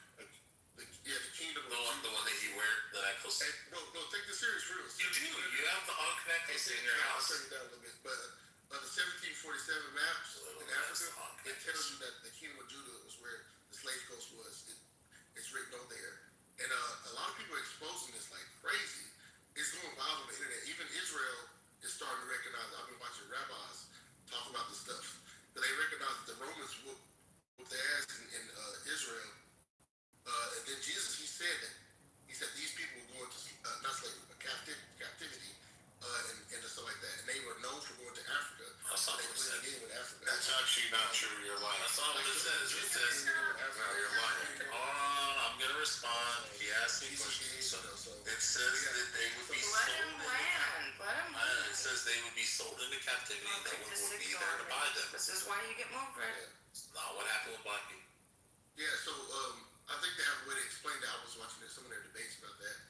But so they went down. So another thing I just found out, and like I go to church and stuff like that, and so when I go to some of these churches, I'm like, oh, they're going into Africa. They're targeting some of these people who were by heritage Jewish. Not all the Christians, but I'm talking about there's white supremacy elites who actually are using ways to open up the wounds of Africa to persecute the Jewish people. This is the last thing to say. The land of the Jews is what they found out. In Latin, they found on the 1588 maps. It said something terra. Judeo, this is Roman language. Judeo terra. And it basically said the land of the Jews, because they exiled the different locations. But Judah was found down in Nigeria area, the Igbo area, and then in the middle of Congo over the area. People were found over there. You can find these maps in Africa. And so a dude translated it on YouTube. So a lot of this stuff is very spiritual. Revelation says that the dragon hated the seed of the woman. And so it hunted after Christians, the real Christians, and the real Jews. And the real Jews are learning Jesus is the Messiah. And they've been under punishment since they denied him, but now they accept him. And so that's why globally people don't understand why they hate black people. They don't know that in it, the beast, the dragon is attacking that seed. You know, so I'm finding that out myself, and I ain't even a Hebrew Israelite. Yeah, the Bible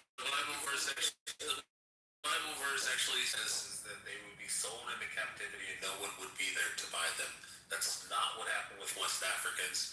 There was people that bought them. The Portuguese, the British, the Dutch. the Arabs, everybody fucking bought them. The verse says that they would be sold into captivity and no one would be there to buy them. That's what it says. Go read it. And to be fair, the Jews, are you telling me you want me to pay to have a Jew? Can you imagine some Jewess that you paid to have in your house? She'd be the laziest slave. She would start demanding shit of us. She would be, what do you mean I gotta do that? That's anti-Semitic. No, we know what they would do. They would start lecturing us. They would start doing weird stuff. They would refuse work on Saturday. We know how these fucking people are. Would not. They must have been talking about Jews, because Jews are the only ones who would not. Don't cozy up too much to Pepe because he hates the blacks more. Just so you know. He hates you black Hebrews. What's going on? Hey, we got a new person. What's up, Squiggly line? I was talking about tribal Jews. Oh, hold on, Yenzel's. We're gonna let the squiggly line guy talk. Here's another We're example. gonna let the Arab guy talk. Hold on. No, this guy said, he said in the chat, fuck the USA military, the squiggly line. Squiggly line. Be aware. It said it's going to be a punishment. Hold on, Yenzel's. We're gonna go to the Arab guy The next. same breath that she gave. Enough I time. think that's the colonization that God did. He said. You were just Squiggle, what big? let's squiggle line talk. Are you there, Squiggle? Arabic writing guy. Hey, you fucking dirty primal Arab. What did you have to say, sir? Yeah. Yeah, Persian. That just Oh, you're Persian. Oh, it's even worse. No, Persians are better than Arabs. No, they're gutless. They're a lot smart. They're a lot smarter. They're a lot less monkey-like. Dude, Monkeys have small lips. And we don't have small lips. didn't I used to my name. Thank God whoever's meeting them. Yeah. My name is the Persian version of Plato's Cave. It just says Plato's Cave in Persian. That's all. You just stop that. Where was Plato from? Yeah, Great Area. So, Europe.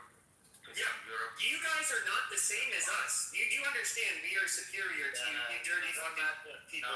That's Yes, we are. We're a lot smarter. We're better looking. We fight wars better. Every metric, we are better than Persians. Just want to make sure that's clear.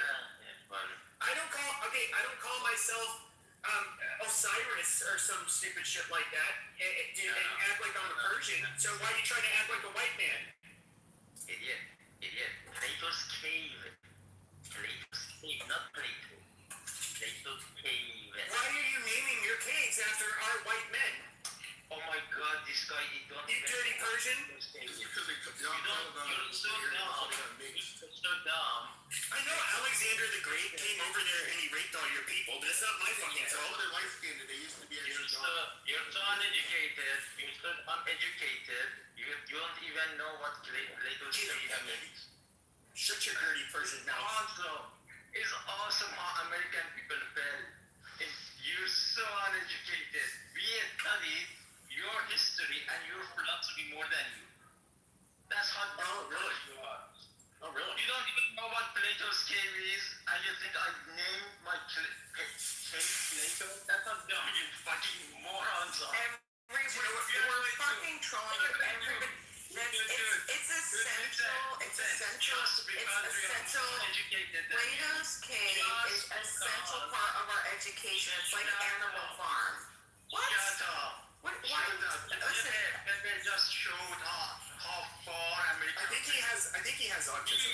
No. We are. Wait, why are you talking to me like that? That's not a good. Your power.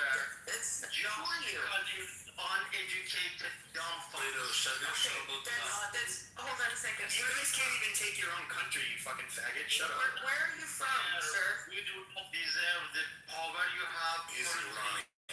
We take it away from you. Easy. Sir, where are you from? He's from Iran. Okay, thank you. We are going to take you away. No, look. You're so dumb. You don't understand how we're playing your society. We are playing your society and you're, who do you think attention on you guys. It's weird. You're at each other's throats. It wasn't Iran. We are playing you. We are telling you. We are going to play you. And we are going to continue with the society until you completely collapse. You guys aren't smart enough to do that. Cut the shit. Conversation. I'd like to have a Your conversation. society is so uneducated, fucking dumb. That's So, even paying Your you. men are gonna go over there and rape your mothers and your sisters and you should Oh my god. That's not what we're trying to You're do. gonna wake tomorrow.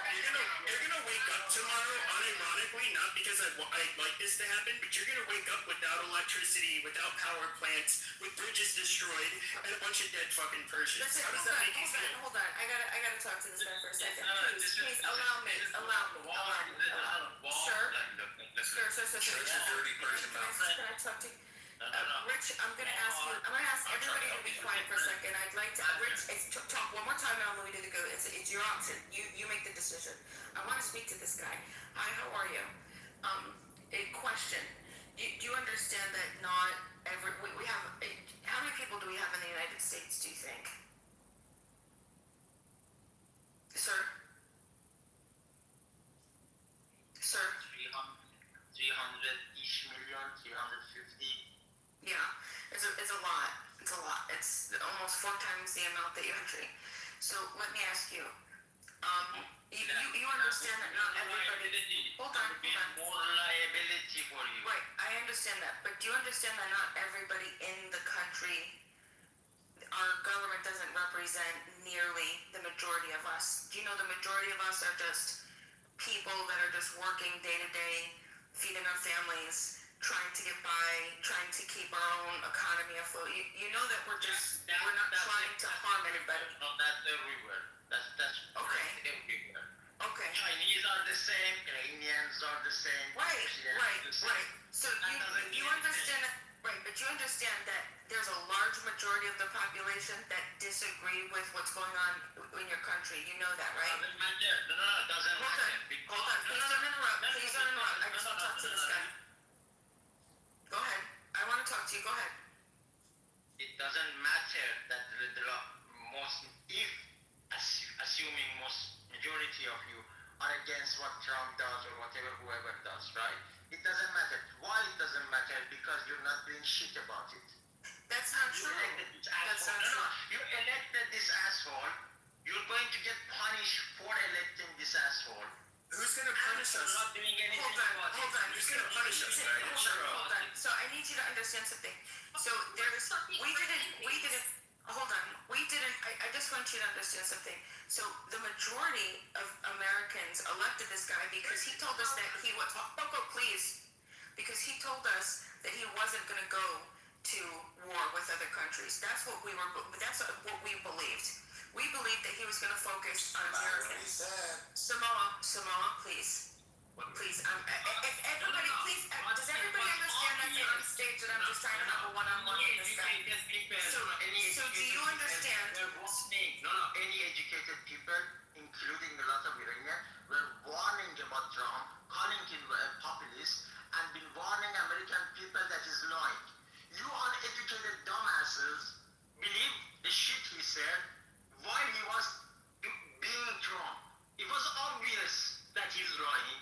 It was obvious that he's Right, shit. I think that that's opinion, but you have to understand that the majority, right, hold on, but the majority of the populace that voted for this guy, right, there are a multitude of reasons. There's a multitude of reasons. Mostly within our own country. It doesn't matter. You elected a dumbass. Okay, so Abby, I'm having a one-on-one, please. I'm having a one-on-one with this guy. Please, I'm sorry.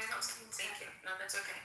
Okay, so what is your intention then? If we're telling you that not everybody represents this, you want all of us to suffer and you want all of us.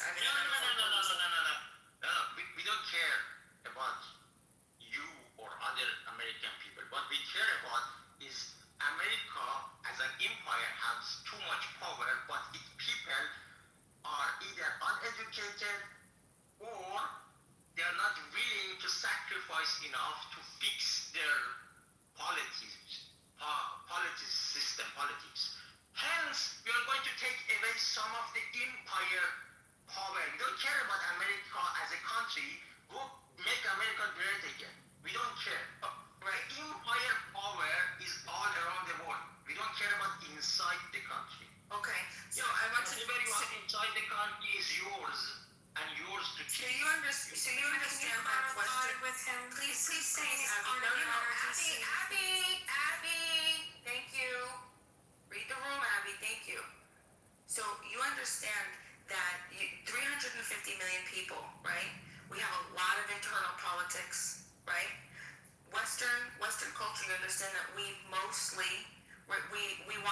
We want people. We want you and everybody else on the planet, right? The idea is to be able to live your life to the best that you believe you could live your life without harming somebody else. We're trying to figure that out here. So my question to you is, with 350 million people, that's a lot. That's a lot of different opinions. That's a lot of different ideas. That's a lot of people coming together. Hold on. And so this is my question. So while we're trying to figure it out, I'm asking, who do you think, what country in the world right now deserves the power, or are you willing to trust to be the new world leader of the dominant world power? So we even have plans. So we believe that none of the countries currently should be trusted with all of the power. So that's why we came up with the idea of dividing. So like there will be 4 or 5, and some of the American empire power will be given to China. Some of it will be given back to British. Some of it will be given back to Global South coalition. Some of it will be given back to European Union, and some of it, of course, Iran will take in their region. You know what I mean? So it will be a multi-power system. Okay. You're not going to have one police, one big empire anymore, because American showed that they're not to be trusted with all of those power, because you cannot fix your politics, you cannot fix your banking system, you cannot fix anything, and you need to focus on your own. We are not taking away your countries. We are not going to bomb your country. We are not going to do anything inside your country. You know, you have borders. You need to do whatever you want to do in your border. We are going to take away your global empire power. That's a 2 different things. We call both America, and then suddenly you get offended because we say you're going to destroy America. You're going to destroy American empire, not America as a country. We don't care about the country. Country should be fun and do anything they want. Okay. It's cool. Thank you. I appreciate it. And then we'll open it up to the room. Just be prepared. You're going to have a lot of questions. But my last question to you is, if we all right now had equal power, hypothetically, and your country right now has come under a lot of fire for the Crimson Winter recently, right? There's estimates of anywhere from 3,000 all the way to 100,000 people that your government has killed. Now, so it's a 2-part question. My first question is, 1, how many people do you think were murdered during those 50 days from December to January? Yeah, it was 2 days. Yeah.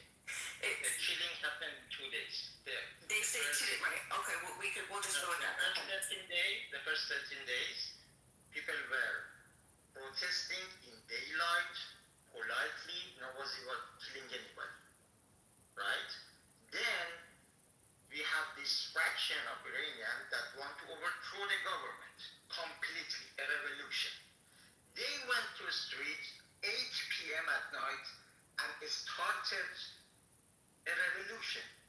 What your police going to do if people in America or another city in America go to a street at 8 p.m. and start killing policemen and start firing and start a revolution? They will fire back. So out of these 3,000 to 4,000 that the government even name and a specific number. So Iranian has a national ID. So we are giving exact national ID, exact name. Out of these 3,000 60 something, I can't remember. Thousands of them are actually policemen and group, the government people. And the other, yes, people, either normal people get caught in the fire or the people that were trying to revolution. They were trying to overthrow an existing government. Of course, people are going to get killed. Especially if you go 8 p.m. at night in the street trying to fire up everything and doing crazy shit. This is two different things. Okay. Protest. Yeah, no, I get it. So the person that protest no one but killed. okay. Two nights, only 2 nights, 8 p.m. revolution, almost 3,000 to 4,000 people got killed. Okay, so this is my last question then. Thank you for the one. Thank you everybody for respecting the back and forth. So if you were on the side of the revolution, I'm assuming that you weren't. I'm assuming that you're support of your government. But let's say no, I don't support the government, but I'm anti-revolution all the way, everywhere, in each country. Revolution is a stupid thing. Wait, you're anti-revolution? Yeah. Well, then what do you expect? What were you expecting the United States when you said you're not doing anything about it? When we elected Trump, we have our processes. So no, I don't say go do a revolution in your country. That would be stupid. Okay, so it would be a long process. Okay, so then you can understand that it's a long process. If it's not a revolution, because if it's okay, so you're giving so then at least you have power, okay. you have time, you didn't do anything. Well, he just got elected. Hold on. He just got elected. He got elected last time. He got elected another time as well. You saw how he reacts. Yeah, and he didn't do anything to your country. Did he do anything to anybody last term? Of course he did. Yeah. Yes. Okay, well, small, you're not making it out for me. Okay, anyway, thank you. All right, open it up to the stage. Thank you for your question. Can I correct something you said, Bima, real quick? No, wait, hold on. Can you qualify this witness, please? Is he a part of the IRGC? No. Have we figured that part out? He said he's not. You're not. He's not a member of the IRGC. He's a supporter of it. No, he said that he doesn't agree with it, but he's anti. We are not even agreeing with the government. Does he have a blood chip? Do you have a blood chip? Or are you in Iraq? Or do you have a blood chip? Blood chip? What word are you using? What's a blood chip? Do it. He's asking if you have a white SIM card. What? Oh, blood chip. Do you have a white SIM? I'm a PhD. No. I'm a PhD. I'm in New Zealand. What the hell are you So you're speaking to us from New Zealand? You're speaking to us from New Zealand now? No. I'm not New Zealand citizen. But are you speaking to us from New Zealand now? Yes. I study And abroad. you're a supporter of the IRGC? Pardon? Repeat your... You're speaking to us from New No, Zealand. he's not pro IRGC. He said he's not I'm part. not. He doesn't support. I'm trying to say it in English for you. Rich, do not interrupt and speak for anybody else He can't again. explain himself. He can't articulate. Yes, but she's asking for a reason, so just don't do it. Let him try 500. Let me like, no. Like, as far as the military goes, right? As far as military goes, military is military, right? Are you pro-US military? What the fuck is that question? I just asked if you're a part, if you're a supporter of it. No. Military. We don't support. No, I just asked a direct question. Are you part of a supporter of it? Do you support? No. Do you support American military? That's just nonsense. They're really good-looking guys. I usually do like them. Has my full support. Yeah. Yeah, it has my support too. Yeah, but it's different. So, like, Yeah, but I asked can we ascertain just real quick, Evan. So, You don't Iran has an support- army. You have the support the IRGC. military. Yeah, they're different. He's asking you. Why don't you let Abby go? It is official Iranian military. We have two sides of military. Yep. One is IRGC or Artesh, we know. IRGC. Yeah, we already know the Artesh and IRGC. That's your story. Shut up, Rich. That's your Were story. you in Iran when the murders happened? No, of course not. Personally, I didn't want Was he in Iran when No, of when course the not. murders happened? No, I was here.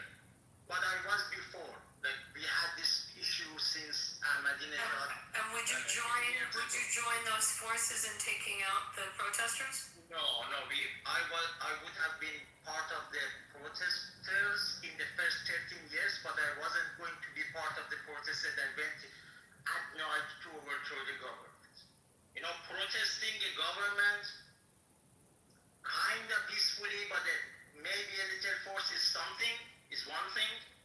Going at night trying to overthrow a government is completely something. So you think it's like Kent State, like times 10,000 is okay for you? What is done? What's Listen, I understand. So you think that if they go at night, then they've lost the protection of peaceful protest because they're there at night. So going into someone's home and dragging them out. He's basically saying treason. January 6th treason. Try to overthrow a So government. if you're sitting in your home but you're against the IRGC and they drag you out of your home, then that's also part of the. Why should they drag you out? But they did. Do your police drag you out? Only if they have probable cause and a warrant with probable cause. Exactly. If there's a probable cause. So the IRGC have the right to go in people's homes, drag them out and kill them. You need to understand, IRGC is a military. They don't do anything to Iranian people directly. Who went into people's homes? Who killed the people? Police. Who killed them? Police. We have police. We have So you're saying that the 40,000 people that were killed by the police? Yes, And they had probable cause. They had a reason to kill every one of those people. That's what you're saying. Am I hearing you? No. If you go with the gun to the street and start a revolution, people going to get killed. I'm not saying that they did the right thing killing them. I'm just saying even if that happens in US, 3,000 to 4,000 people going to get killed. Nobody can stop it. Yeah, but these people were not armed, correct? No, they were not armed. They have guns. So how can you justify 40,000 being There killed? are a lot of videos that they were armed. They have gone. That is bullshit. That is bullshit. The only video. Shut your fucking mouth. Shut your fucking mouth for a second. Hey. Shut your fucking mouth. Shut your fucking mouth. Now, shut your fucking mouth. Okay, I'll mute you again, you fucking cockroach. Shut the fuck up. Now, when it comes, first of all, yeah, there's been some videos where guys will drive around in a car and then they'll see the IRGC and then they'll ambush them from the vehicle. But you don't see them shooting guns from large crowds, which is is how these people were fucking killed. I mean, this is fucking retarded. You're gonna tell me that many people had guns in Iran? Like, this is just flat out fucking false. You're making shit up. Not only CIA and Mossad said it, but recently even Trump said that they sent guns to the Kurds and the other people. This was after the fucking protesters were killed. No, before that. No, after, you dumb motherfucker. No, he gave it to the fucking Kurds, and he also said that he was upset because he thinks the Kurds were holding on to the weapons and not dispersing them into Iran. While the protest was happening, Mossad said that they are helping the protesters to overthrow a government. They didn't give them any guns though. Yes, they did. We have movies. We want me to send you the videos? That would be. You're gonna show me small videos. You're gonna show me small videos where it will show 3 or 4 guys that are in a fucking vehicle where they ambush the IRGC. That's all you're gonna fucking show me. No. These were people that were shot in fucking crowds. I'm going to show you. They throw cocktail Molotov on. That's not a fucking gun, you stupid cocksucker. Doesn't matter. In US, if you go. You're changing the fucking story. Yeah, okay, you can make an argument that if somebody tries to throw a Molotov cocktail at you, that you can shoot them. But you made the claim that they had fucking guns. Now you're fucking you're changing your claim. In US, you're changing your claim. It's the same thing for us. Cocktail Molotov is like a gun. If you go to a. But once again, you changed your claim. You said they had guns. You said they had guns. guns, you fucking idiot. You're lying. It's the same shit. It doesn't matter if it's the same. You changed your fucking claim. It's the same shit for us. We know that, but you changed the fucking claim. You said they had guns. It's the same shit. No, it's the same shit. If you go to the police station and drop cocktail molotov at the police station, they're going to kill you everywhere in the world. So shut the fuck up. No, you shut the fuck up. Piece of shit. No, you Anything happened to you? You filthy fucking Persian sodomite. You shut your fucking mouth. You low-class piece of fucking shit.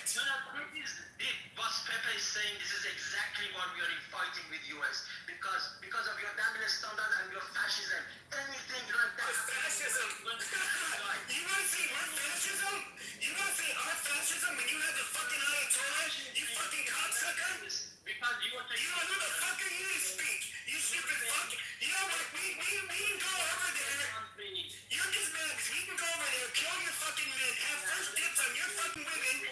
Yes, that is absolutely true. Shut up, you small dick Persian. You shut your fucking mouth. Something happen in your country. If the exact same thing happen in your country, you're going to kill those people. And you're going to go to your TV and say, oh, we did the right thing, killing people, throwing the cocktail molotov at the police. Well, who's killing you now? Who's killing you now? Because he's getting killed now. Well, it's only the IRGC getting killed, not the Americans.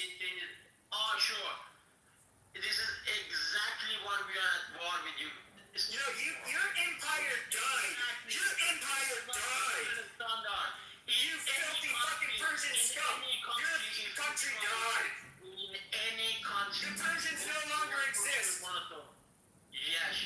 The Persians no longer exist. You guys are nothing but hairy little men with micro penises. You weak, sniveling little cowards. You guys are trash. Your whole empire is a joke. Your empire was gone thousands of years ago. Your whole empire is a joke at the moment. At least we have an empire. Fuckface, what do you have? No. We have an empire. What do you have? Guess what? We have the most powerful empire that ever existed. Yet you guys don't have an empire. Where did you go? Where's your gay little Persian empire? What happened to Osiris? What happened to that filthy faggot Osiris? What happened to him? And that's why you're mad. Just like China, we are rising again, and American empire is falling.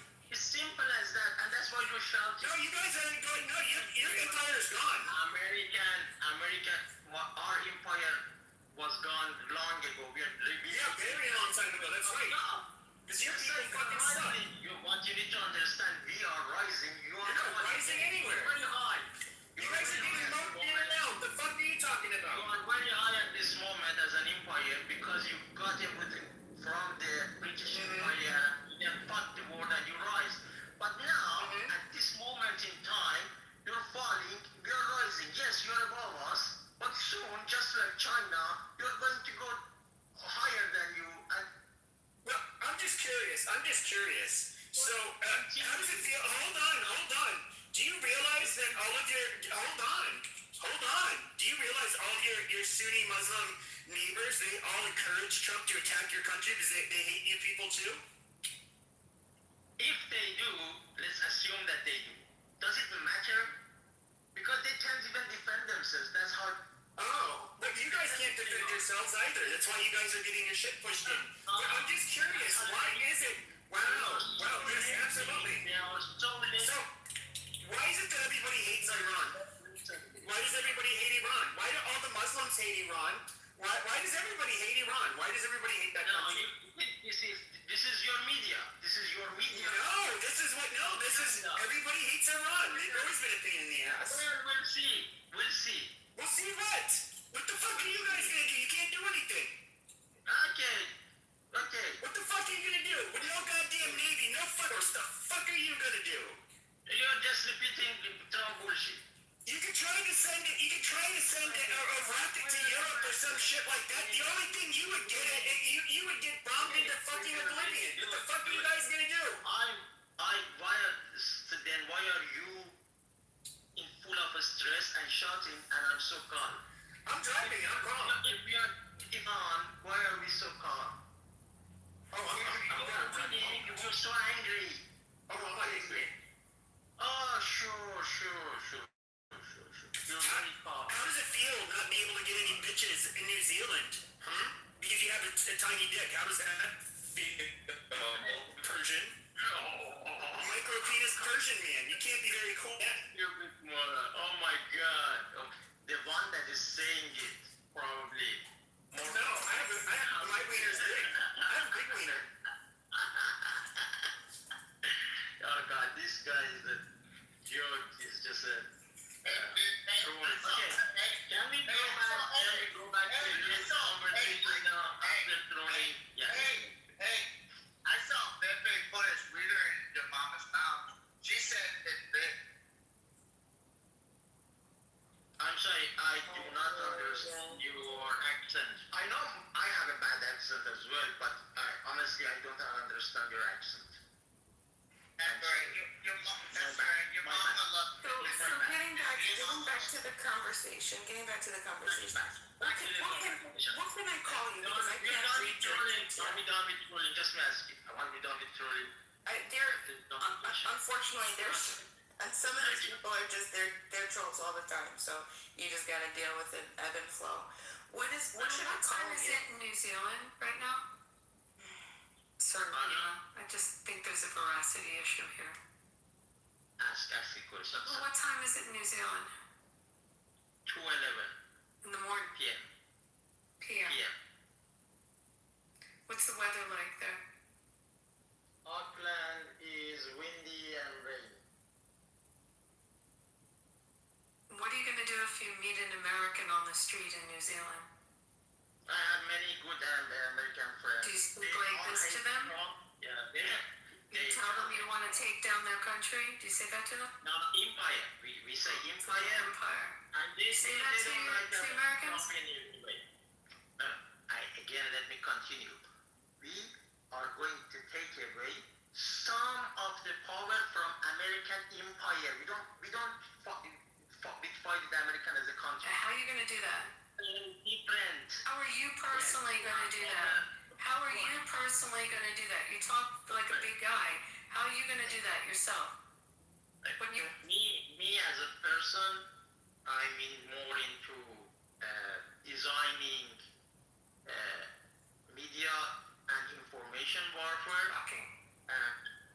Yeah, my PhD is in media. Okay, so what are you doing personally to take down the American empire? Yeah, so we are creating narrative against the empire, not the country, against the empire and the imperialistic influence around the world. That's what I am doing. If you want to know what I do. And how do you do that? How do you do it? You sit on your computer and do it? You sell it to people? How do you do it? Yeah, okay. So I use my knowledge to design media campaign against American empire. Do you know how it's done? For example, tell us how you do it. For example, I helped my friends in Iran to create those Lego animation AIs. Have you seen any of them? No, I watch basketball, but go ahead. Tell me. So, for example, you personally did these? You personally did these? I personally helped my friends with the ideas. It's a brainstorm, right? So they need educated people to help them. What the content will be, have a better feedback from the audience. I help them to design better content. So everybody is doing very small things, but then it's about American empire and their influence in our region. So you guys go out of our region. That's all. We are not asking you to give away your country to us. Or Did they pay you? Did they pay you to design this? Just get money for this?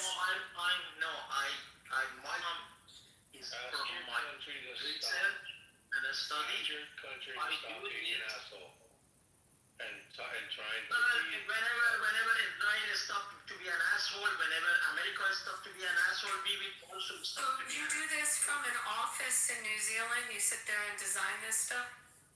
I propaganda? No.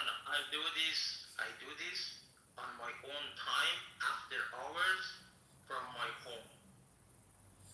Right? You're like a very You're a propagandist on your own time. Shut the fuck up.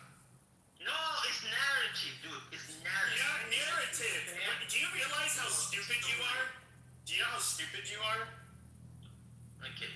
We are very stupid, and that's why we are losing. So you're winning. Why are you mad? No, I mean, you're one of the dumbest people I've ever met to say the things you just said. Is winning, then you're winning. Congratulations. You are in a Western country, and you admitted to providing material support to a designated terrorist organization, you fucking retard. New Zealand is anti-American empire. The whole country is leftist. Last I checked, they were an ally. Only supporters. I don't think he knows what New Zealand's about. I know. This is New Zealand is British. No. New Zealand is British, and British. You know, I thought No, but they have, hold on a check. Wait. American empire is different from Western culture. No, they actually have, they're the Five Eyes intelligence country. Sure. Okay, shut up for a second. Okay, shut the fuck up. There are Five Eyes. We share information with each other. We will not share with any other country. Alright, at last I checked, they're pretty serious about investigating terrorism. I mean, providing material support to a designated terrorist organization, that is, it's pretty bad. Have you seen how much, for example, in New Zealand they were supporting Palestine? You're allowed to do that. I can go to a rally port of ISIS. That is not illegal. As soon as I'm conspiring with them, helping them make propaganda or disseminate their information, then I am committing a federal crime. Sure. Ask New Zealand government to come after me if you think that is the biggest problem. What do you want to do? Really? Can you do anything? Well, maybe. Plus, I don't know. Citizen. I'm a guest here. I can do whatever I want. No, you can't, because you're a guest, you fucking idiot. Well, what do you want to do about it? Are you in Canada?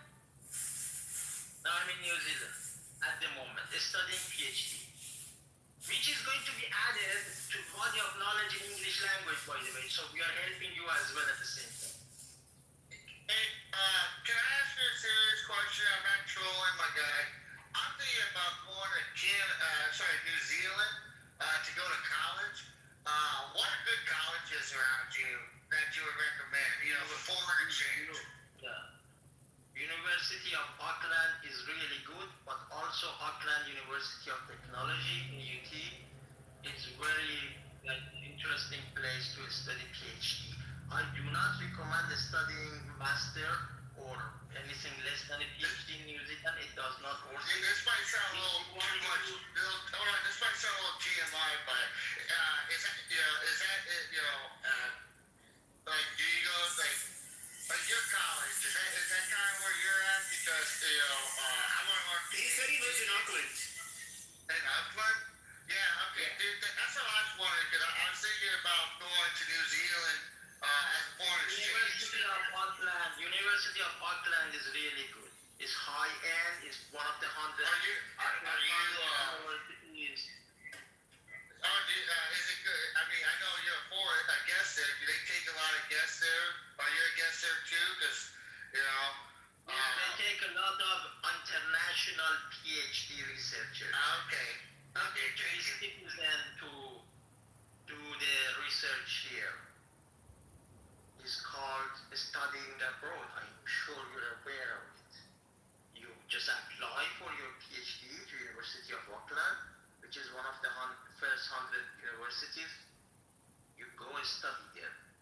Simple as that. Now, if you want to cancel culture me, you need to realize that you don't know who I am. So stop trying. Nobody gives a fuck about you. Fuck you. Fuck your country. Fuck the Irish.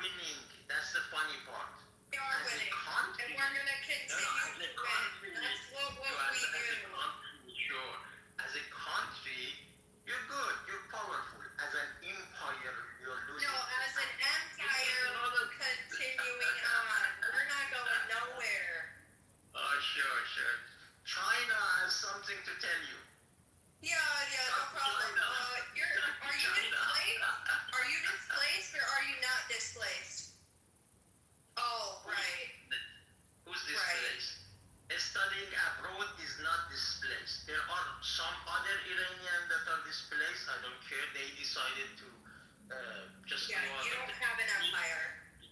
You don't have two feet to stand up and argue about bringing down an empire. Of You course, we couldn't lost even our afford empire. an empire yourself, let alone bring one down. Sure. Yeah, fuck you, guy. No, this is history, dude. Just accept this. No. You History guys got happened. fucking colonized and raped over and over again. Yeah, Persia doesn't exist. Pepper's right. Sure. You don't have an empire. Sure. And just Yeah. so you And now know, you're gonna just act so on you know, behalf of just our so you know. interest. Okay. Is So that throw in true? the towel. Are you ready to surrender? You're a joke. You're a You're a joke. joke. Right We're now, going you you're down. talking to Irina. You're talking to Irina about surrender. You're a joke. Yeah, you Your should Epstein surrender. Empire, neither your Epstein Empire is done. Everybody in the world is laughing at you. Yeah, your Ayatollah's Just done. now. It doesn't matter. We have so many Ayatollahs and we have so many educated people that are not Ayatollahs here. We are unlimited source of education. We are not stupid morons like Americans. All of us are educated. Actually, Americans have a better academic system than you guys do. Doesn't matter. Yeah, that's why you have to leave your country to study, because you're dumb. You don't have a good academic system. No, we You're have a good incorrect. I just say there's no. I You just fuck your cousin. they You guys have the highest population of cousin fucking globally. You're not You're an smart. American. No, but who is studying at American academic system and who created it? You that didn't. Have you ever come to have you ever visited the United States? Yeah. People all around the world created it and are studying at it. That's not true at all. Actually, the problem is the problem. Wait. The problem with his mind.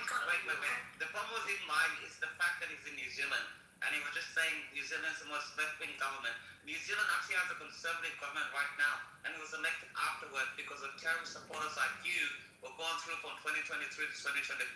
The conservatives are actually in power in New Zealand, and they're trying to deport people like you.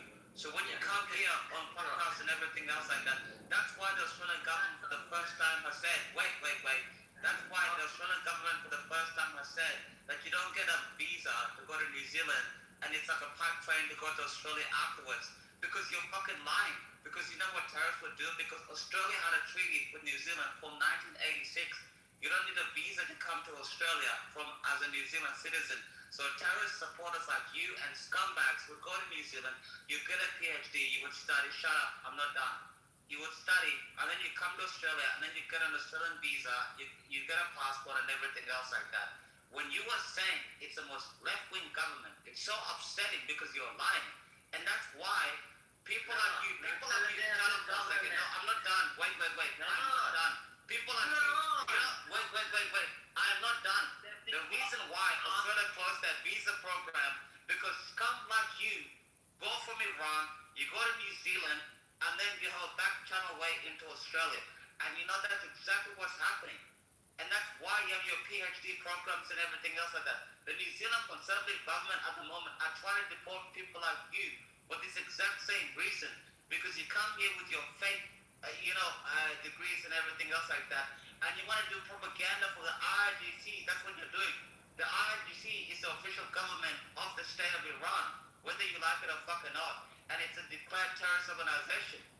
So when you go there to New Zealand, that's why you can go to there's a reason why you couldn't get a PhD program in Australia. Facts like you go to New Zealand and you fuck up New Zealand, you go to Auckland. Auckland obviously is chilly and everything else like that. I'm sure you're in Auckland, or I'm sure you're there like everything is nice.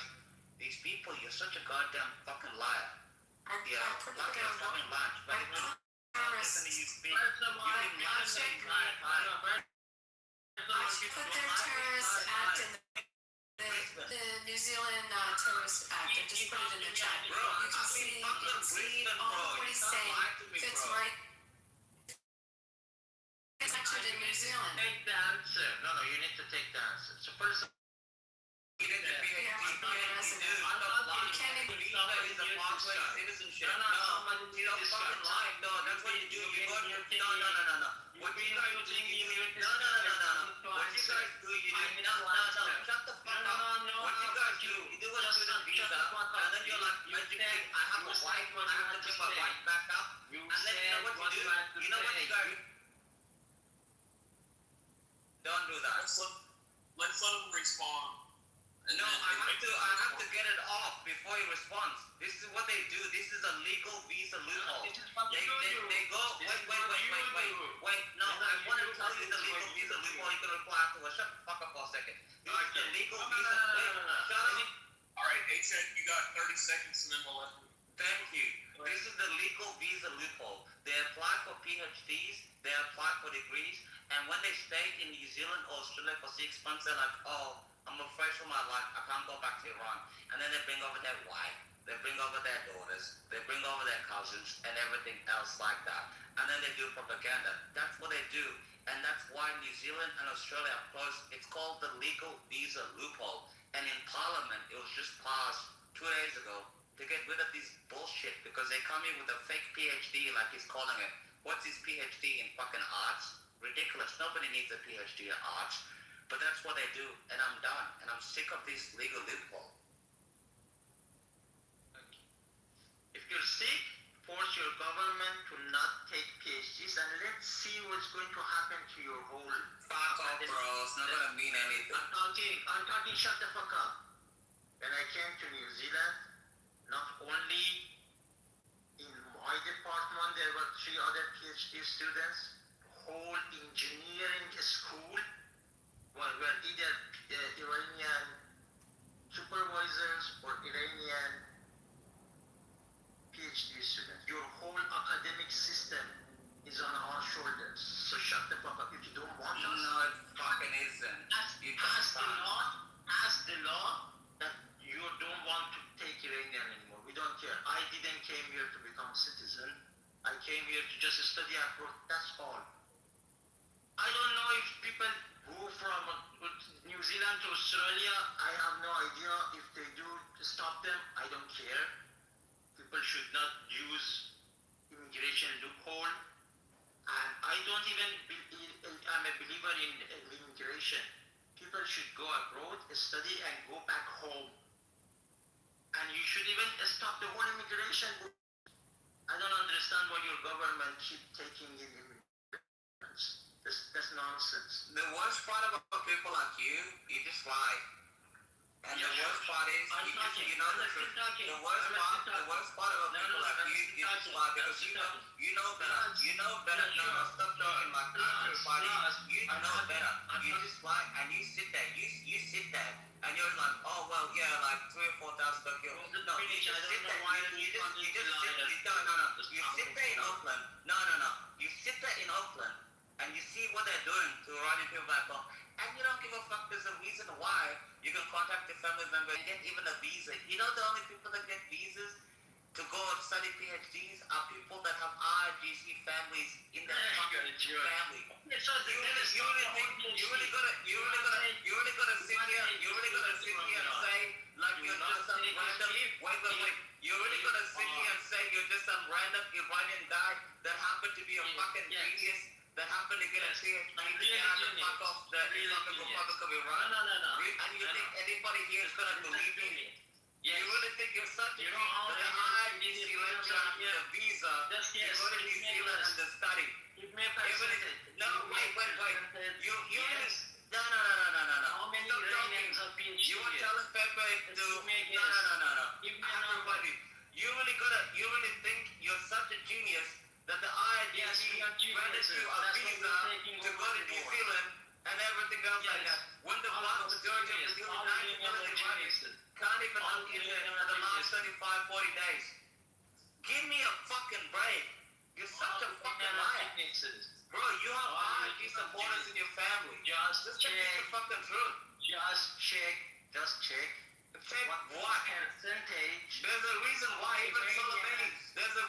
Soleimani's niece was deported yesterday by Marco Rubio.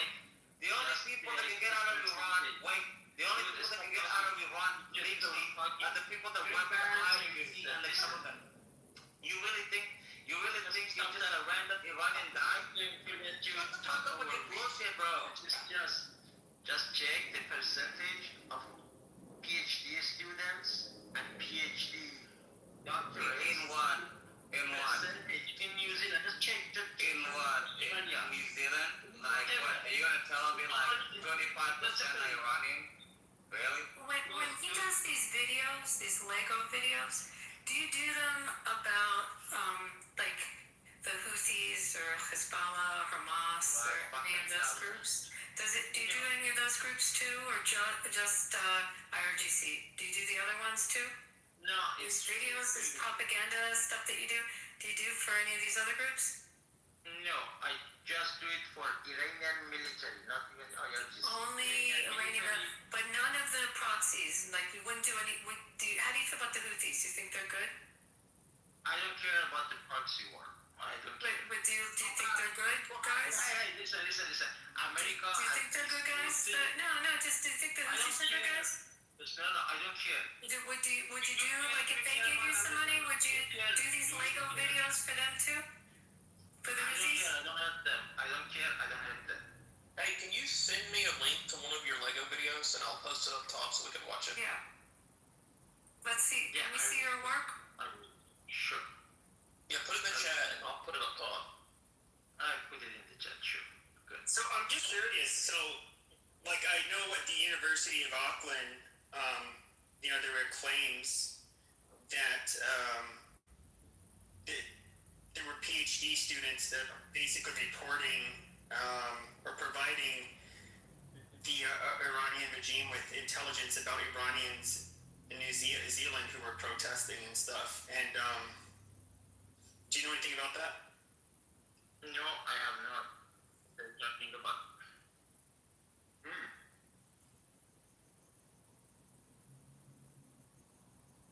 Look, we do this independently because we are Iranian people and you attacked our country.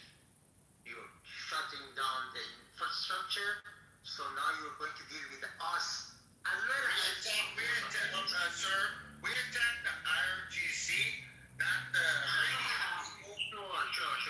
And we are stupid and we don't understand that you are fucking our infrastructure and fucking our people and we are dumb. Sure, we're just killing the IRGC. Yeah. Is it really windy there? You said it's really windy. He's actually in New Zealand. Auckland is actually called the Windy City. Right, but the winds are 4 miles an hour right now in New Zealand. Yeah, but Auckland is raining. Wait, shut up for a second. Like, he's actually not lying about that. Auckland is actually the Windy City. And he's actually telling the truth. Well, not as much as Wellington. Wellington. Yeah, I know, bro. I mean, Brisbane, I know. But all I'm trying to say is like you can just say that because you have your cushy town in Auckland and everything else like that. I always get suspicious because the only people that can get out of Iran, especially with PhD visas and everything, are always people that their family are sympathetic to the government at best. You're embarrassing yourself. That's the reason. No, you're embarrassing yourself. At this time, you're talking about 4,000 and everything else like that. And you're talking about an art degree. Wait. It's very interesting. Wait. I never said I'm not done. I never said Auckland and everything else like that. There's a reason why. Are you going to go back to Iran after you finish your PhD? Of course. Why not? This is so thoroughly annoying. This is a side note. Listening to two fucking foreign darkies, bitch, lie about their. Hold on. Mexican, hold bro. on. Shut your You always be like, I'm a white supremacist. All right. So yeah, these darkies. Yeah, I love the fact bitching. And you can't even because of like grievances they have from their third world shitholes. Bro, you're such a retard. Like, the white man, the Anglo white man's nobody's gonna reply to you. Why Oceania. you actually think you're like some big proud white supremacists, but really, you're a retarded 42-year-old in a fucking studio in Arizona. Shut the fuck up. Oh my god. You're better than anybody else. You dumb cunt. So don't come and be like, oh yeah, I'm so like much better than you. That's nothing to do with white supremacy. Bro, you're a 42-year-old in a fucking studio. I don't live in a studio. Bro, shut the fuck up, bro. It's a 2-bedroom condo. Bro, but yeah, that's a fine. 2-bedroom condo. Unbelievable, yeah. Like, that's Yeah, so anyway, alright, shush. And it's like, alright, shush. I don't want to put you in the audience. You abuse more powers. You're such a white. No, but you never shut up. That's it. To Pepe. Like, shut the fuck up, Pepe, bro. White supremacists actually. You know, if Hitler came today and he actually saw that you were his supporter, he'd actually shoot himself again. Because you're a retired faggot. Each other. You're like a retired faggot. Thank you. Yeah, break up. I have another question for our guest. Our Iranian guest, kind of fellow. Hold on, H. I have another question for you. So, what our guest? I don't know. What should we call you? I don't know how to read your PTR. Squiggles. Squiggly lines. Nobody can read the squiggly lines. I've been asking questions. It says Ali in his profile, to be fair. You can call me the Plato's Cave. Plato's Republic or Plato's Cave? Plato's Cave. What about Plato's Republic? Can we call you that too? Or how about He likes the cave analogy. So, wait. I got it. Bima, it's Plato's Retreat. Let's call him Plato's Retreat. No, cave is good. You guys even know? You know the word? No, the Plato's Cave. Plato's Retreat. I like Abby's one. That's the best one. Plato's Cave represents No, Plato's Retreat. We are You in guys the are too war. young. We are all lost. We are all lost in the propaganda. No, actually, you're. I agree with that. I just think You are a literal we have a problem with what is the light. You know what I mean? Plato's cave. So here's my question to you: what do you understand led to the period, the protesting period beginning in December and then lasting until February? I read. Let me see. December 28th to February 15th. You said economic problems with your currency or what?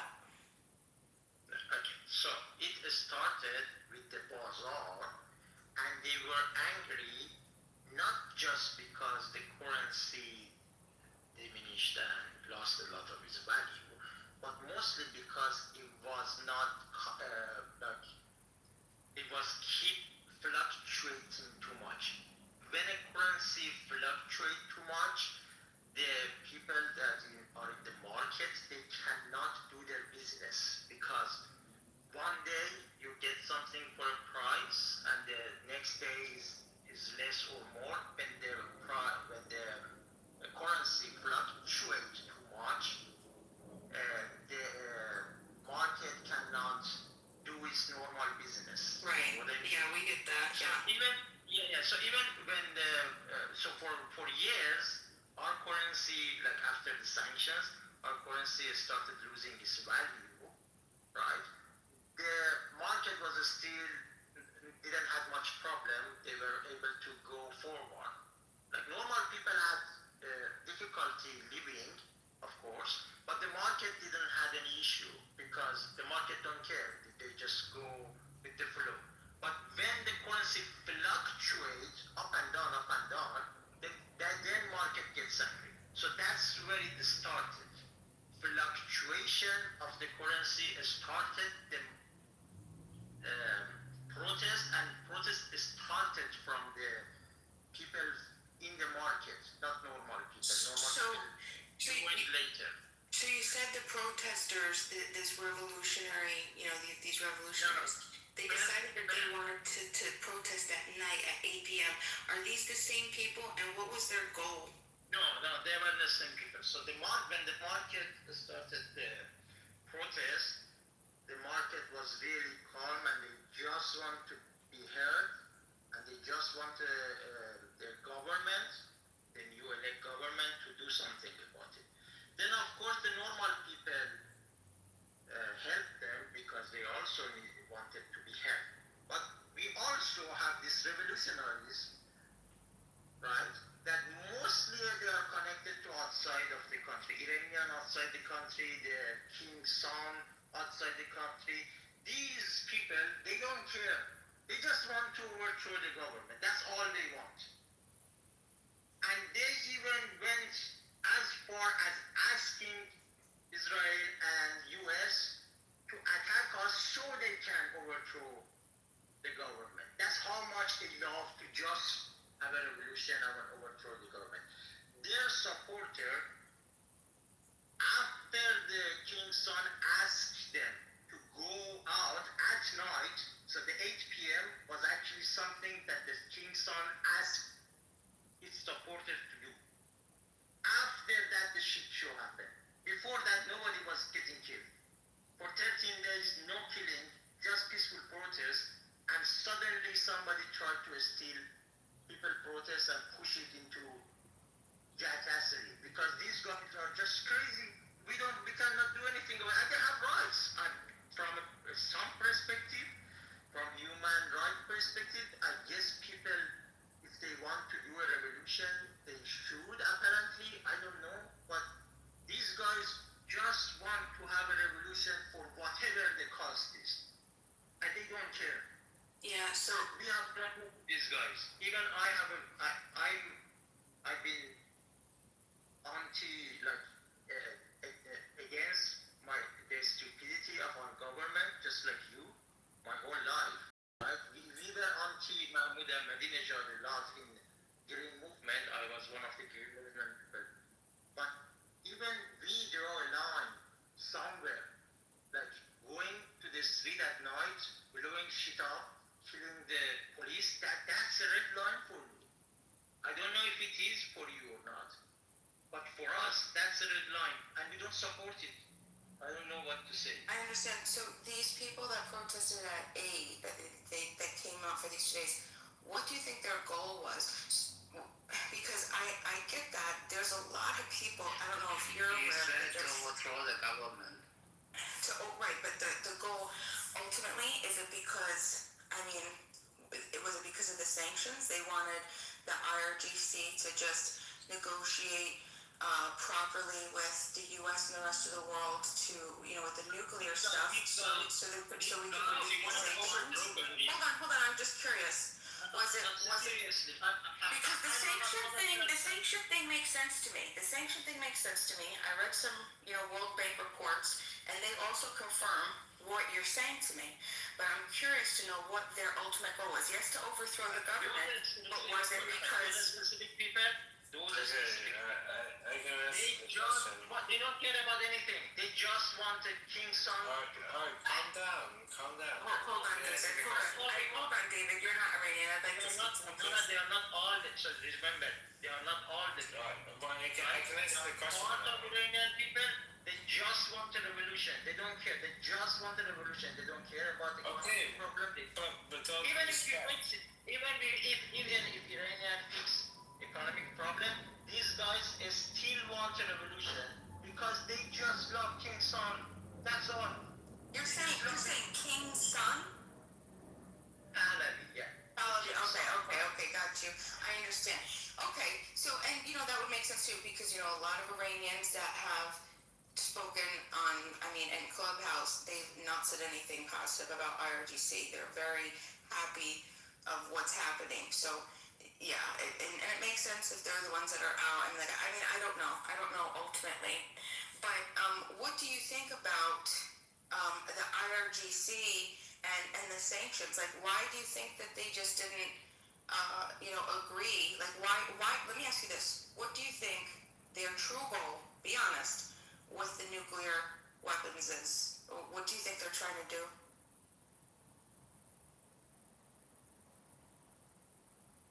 Yeah. So there is not one faction in our people or even our government about the nuclear program. One faction really seriously hates nuclear bomb. They really hate it, and they believe any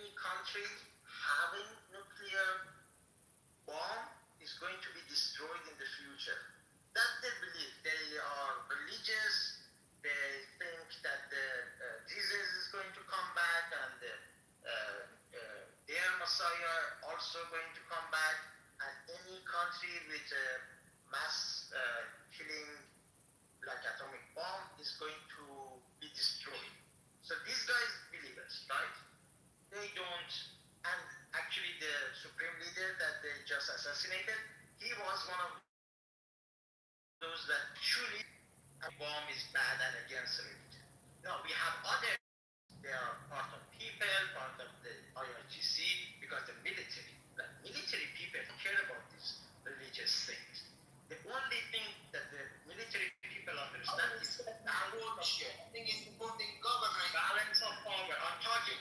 So the IRGC people, there are people in them that believe in balance of power, and they want atomic bomb, just like for the Kissinger idea of balance of power. So if you have a way of completely destructing your enemy, and your enemy has a same way, you will stop destroying each other at some point. That was Kissinger's idea of balance of power. So we have both of this system. Let me explain to you. He is supporting government. He's giving you the wrong information. Don't believe him. He's saying We already established that. He's We saying already established that. okay. He's saying The rest of the shit we are talking here. He's We saying already established that. That's why. the problem. Yeah, it was exactly what he said, that he's against the atomic bomb. I don't know what you don't understand. There are things that want the atomic bomb. Care it what you believe or not. Okay, I want to hear what he's saying. Let's hear. Hold on. Let me just hear. Plato's case. Give me just a second. Let's just hear what he says. Can you please be specific of what he lied about, very specifically? He's saying the Islamic supreme leader who's dead now, he didn't believe in nuclear bomb. This is a bullshit. He was actually ordering for nuclear. That's why America, which conquers America and Israel, I am the one who supports America and Israel, came to destroy the nuclear. He was one of the bastards, which most of the people didn't like him. And now he's saying, and you know what? The people doesn't only believe in revolution just because of for nothing. Yes, they support Pahlavi, which is the king, the prince of Pahlavi, because he deserves. He has the knowledge, he has the leadership, and when someone like this guy comes and say, supreme leader didn't believe in nuclear, he's a fucking liar. Don't listen to him. He's not representative of Iranian people. He's full with the fucking bullshit. Okay. So let's just thank you. I appreciate you. So Plato's case. Yeah, Plato's case. Could you respond specifically? What evidence do you have that he did not support nuclear? No, just officially. So you don't know if, for example, Trump is saying the truth or not. But you can say that officially it is what he said, right? Officially, all of his life, the previous leader, all of his life, officially was against atomic bomb. But there are people in the IRGC military that are pro-atomic bomb because they believe it's going to bring the balance of power. And in geopolitics, atomic bomb bring balance of power. That it is what it is. We didn't create it to sing balance of power. You guys created it. Right? Yeah, I understand that was a It is mistake. what it is. I don't know what you are fighting about. He's apparently, obviously, he's supporting the fucking dead Islamic leader who fucking they can't even breathe him. So he's saying officially, you cannot argue with official statements. It is what it is. Let's talk about the last official statement. What is the fucking official statement? Do you have access to some fucking you have access to some secrets knowledge that we don't? You are access to the You are stupid fucking. Don't come to this club. No. If you want to say what you believe, if you want to say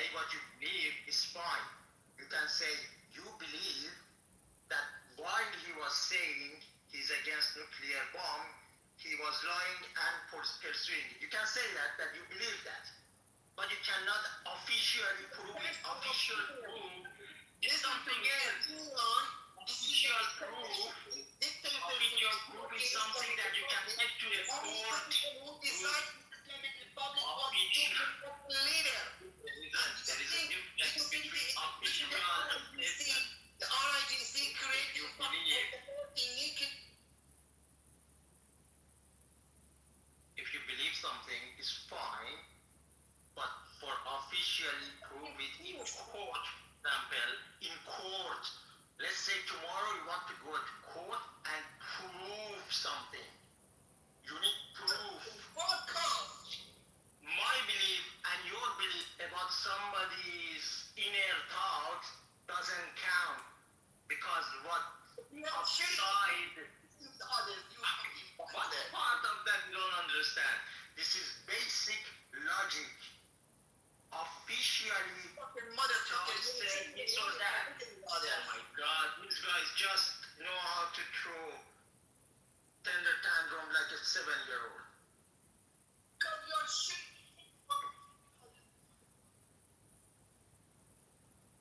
Why are you so angry, dude? America, we here, all of these guys believe that America is winning. No. All of these guys here. He's fucking supporting dictatorship. He's fucking supporting Islamic Republic. Don't fucking cross him. He's a fucking liar. Doesn't matter. And you're supporting a king. And you're supporting a king. That's it. I don't know why you're shouting. Because you're fucking supporting terrorism. You call that terrorists. These guys calling you terrorists. Everybody are calling each other terrorists. No, you're calling them terrorists. I'm supporting you. I'm supporting you. Not the other member. You be the fucking guy. Sure. That's fine. That's fine. Are you done? No, I'm not done. I want you. Listen, everybody.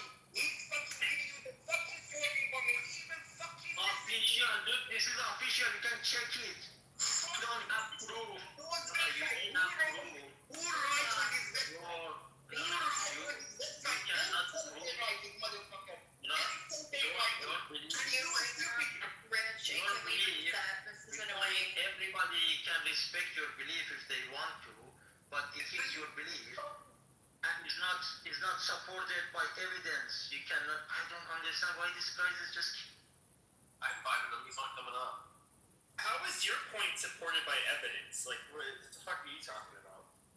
Sure. Again, I said officially his position was always against atomic bomb, and it is officially reported.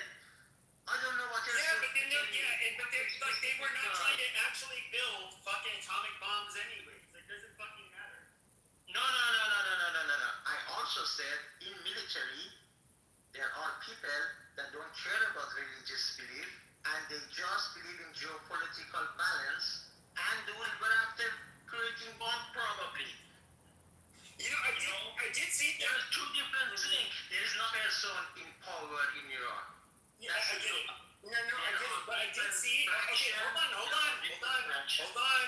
on.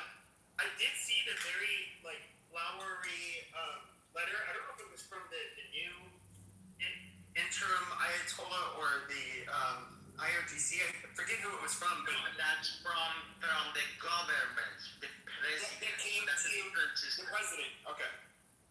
So that was saying how he wasn't against the American people. He was saying how basically they're just so unjust, and they make themselves seem like really nice people.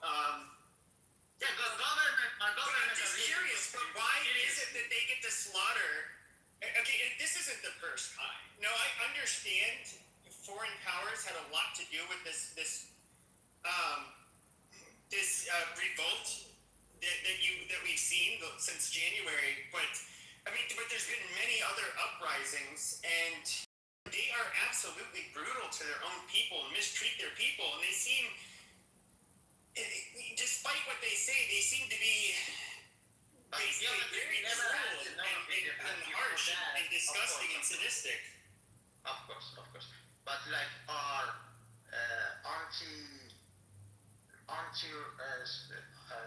anti-social unrest police is brutal. They hitting people with the stick and shot them, do whatever your anti-social unrest police does. And your police does. No, they don't disappear people. They don't hang people.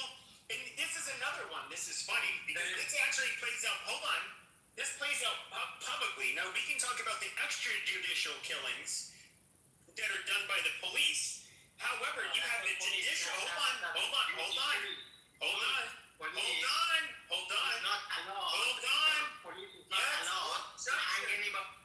Okay.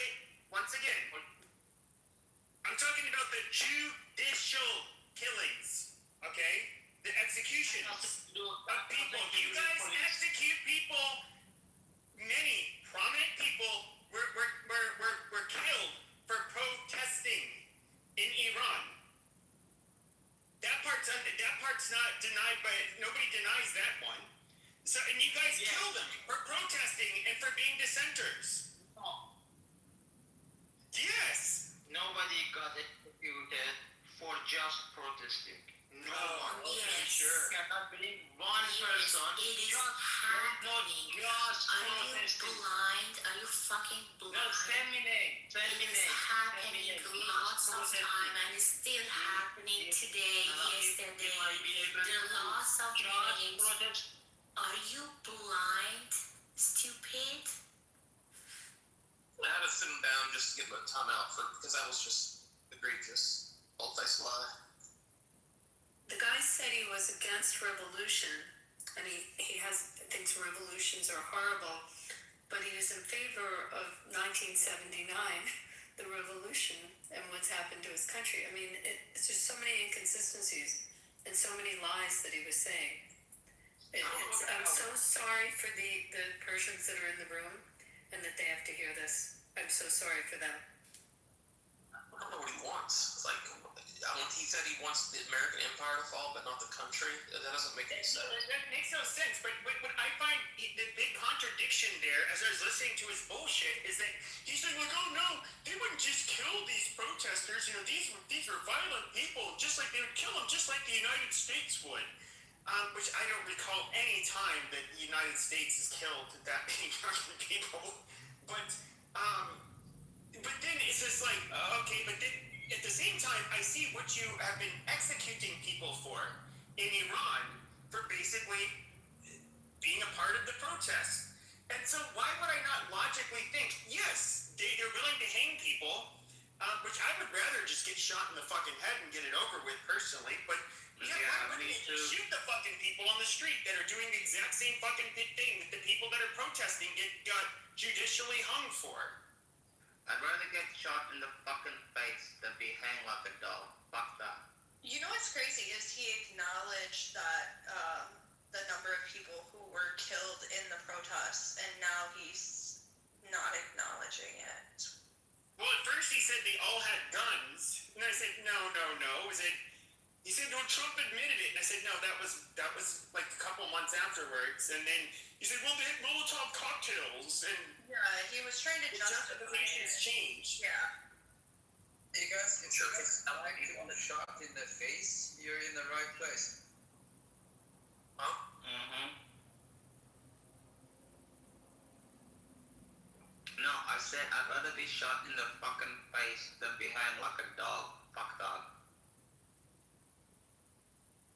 Isn't that what they do in China? They just go out and take the firing squad to everybody? They're super efficient. It's kind of like the Soviets, where the Soviets would just like say, please step into a room.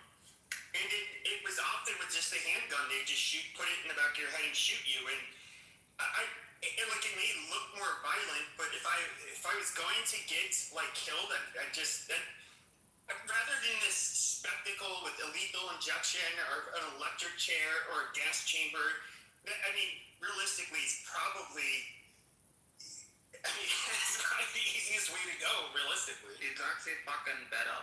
Fuck getting hanged, arms tied behind your back. They put a rope over your neck and everything else like that. You die like a dog. Just fucking shoot me in the fucking face. Fuck all that. And some before hanging, they get tortured, they get raped. Exactly. They rape the women. They rape the women the night before they execute them. Yes, they do. They rape the women in Iran. There's a lot of But I'm reports. talking about the night before they're executed. Even if they don't kill you, they rape the women. It's like a form of terrorizing them. Yeah, Ayatollah Khomeini, the first one, not Khomeini, he actually wrote in his book, he said that you have to rape the women before you kill them, because if they're virgin, it makes sure they don't go to heaven. Because Ali, the Shia Islam that they talk about, but Ayatollah Khomeini, not Khomeini, was the one that said that. That's why the IGC and the Atesh raped so many women. These are sick people. How can I believe such bullshit? Like, how can I listen to it? It's retarded, bro. And it's so fucked up what they've done to a country like Iran in like 47 years, bro. It's just sickening. It makes me sick to my stomach. And I hope the US wraps it up soon and gets rid of these sick people. What's the latest news today? I don't know, but I hope they bomb him tomorrow. I hope he doesn't extend his deadline. Fuck that. But if he keeps extending deadlines, that just makes him look weak. Or just like he's Yeah, no. Yeah, I don't think they're small decisions, gentlemen. We're talking about infrastructure, the biggest, larger. I mean, like, you got to remember, people are going to be. People are going to suffer, and he had a good point about that. So I think my point is, it's a big decision. He mocked it on Easter Sunday. What he said on Easter Sunday, I don't know what would possess Donald Trump to read that shit. Did anybody bring this up to their families on Easter celebration or whatever? Because I couldn't do it. I was like, You know, it's actually funny. My mom brought it up on the table, and I'm like, I almost like spit out my like chicken, and I was like, what the fuck, mom? I see blacks eat chicken everywhere. It's amazing. Of course, chicken is one thing. You can't go against chicken. You know? I mean, you're right. No, I like chicken. I'm a chicken fan too. I just, you know? I know, but it's a stereotype that I just, It's a great stereotype. We make great chicken. You know? Horrible. It's so bad. No, actually, it's not so terrible. But no, my mom brought it up, and I'm like, Mom, you know, in my language, call her my mom. I'm like, Mama, you're gonna kill again. And then she brought it up. I'm like, Mom, don't even bring it up on this table. Like, we're trying to eat, like, Easter, you know. Jesus Christ was risen today, you know. But it was crazy. First, I thought it was fake news. And then I double-checked, and I was like, fuck, this motherfucker. You can't tell these days. Like, you can't tell if it's a bullshit screenshot or, like, a... At first, I thought it was... That's exactly what I thought at first. Then I go to the Truth Social, and I'm like, dude, he fucking said that. Like, it is such... I mean, I saw Dinesh D'Souza. He's just a... I lost so much respect for Dinesh D'Souza the last few years. Dinesh D'Souza is the cop. I mean, I used to... My dad and I would go to his documentaries, even in the movie theater. We're kind of like nerds. Really? Yeah, oh, yeah, absolutely. Like, I always hated that cunt. But no, I'm talking like, 14, 15 years ago. Yeah, no, I mean, he had interesting documentaries, but he's just, he's weird. Maybe you could blame it on that Venezuelan dish that he made. He's a fucking weirdo. I've never liked Dinesh D'Souza. You know, I always thought he was a wanker, frankly. Okay, do you like Alex Jones? Alex Jones is the god. He didn't like Trump saying that. He's like, Trump. Yeah, I know, but Alex Jones has Alex Jones is like Looney Tunes. Come on. He's like Looney Tunes, but I can't hate Alex Jones. You know? No, everybody likes him because he's this eccentric conspiracy theorist, and he's weird, but he tends to be rather harmless. He talks about the globalists, and they're turning the frogs gay, and they're, you know, he never actually scapegoats a group of people, but he talks about the shadowy group of people that are doing horrible things And I've never watched him, but I don't think he's a bad guy. He's just weird. No, but Alex Jones makes me smile. I'm not proud of this, but years ago, do you guys remember the Connecticut school shooting? The Santa Claus? Yeah. Well, he got me. He made me believe that they were all like actors. Actors. Yeah, I swear, I drove down there. I drove down there on the day of the funerals, and I felt like such a fool. And then, does Alex Jones support Israel? How about you shut the fuck up and you let people finish? So I had driven down there because I heard that the Westboro Baptist Church was going to be going down there that day, and they were going to be protesting the funeral, right, with their horrible signs. Yep. And so, yeah. Okay, this is a perfect opportunity to like kill two birds with one stone, like to verify whether this is real, worst case scenario, protest against the Westboro Baptist there. And yeah, it was real. And the Westboro Baptist Church, what we did was we formed a human wall and it was so long. A bunch of us just stood. Oh, because you can't touch the Westboro Baptist Church. So along the lines surrounding the entire funeral and all the entrances from how the road went to the funeral, because it was kind of the funeral parlor was up on one part of Actually, I did a speech, but I mean, at the same time, I'm every bit okay with, I can't condone it being state sanctioned or any of that, but people taking their signs and impaling the people with the signs that are protesting at the dead soldiers' funerals and stuff like they used to do, very despicable people. What were we doing at the Sandy Hook funerals? Is that what you said, Pete? Yeah, he protested wherever he could get exposure. So it was just you guys are sinners. Like, we're basically a country that supports sin. Yep, your kids deserve to die, shit like that. Yes. So like we allow sodomy and it's really funny. When I was at work, I worked for a very large company, a lot of Mormons, and we'd have these conference calls. And the whole reason I used the word sodomite was I used to laugh whenever I'd hear it. And there were guys that would, you would have, I don't know, 60,000 or so people on these group calls. But then regionally, we could kind of like communicate with each other, a few thousand of us. And they would say, I don't know who they were. I don't think they ever got caught. They start like trolling and talking about sodomite. It was like really funny, but that's where it came from. Not that exciting. What was that Mormon culture? Does Alex Jones support Israel? I don't think he holds a real stance against or for them. I think he'll make himself out to be. Of course, I think he's obviously an actor or a performer. He makes himself out to be for the good of the country and the good of the people against these malignant wrongdoers. I don't think Alex Jones gives a fuck about any other country but America.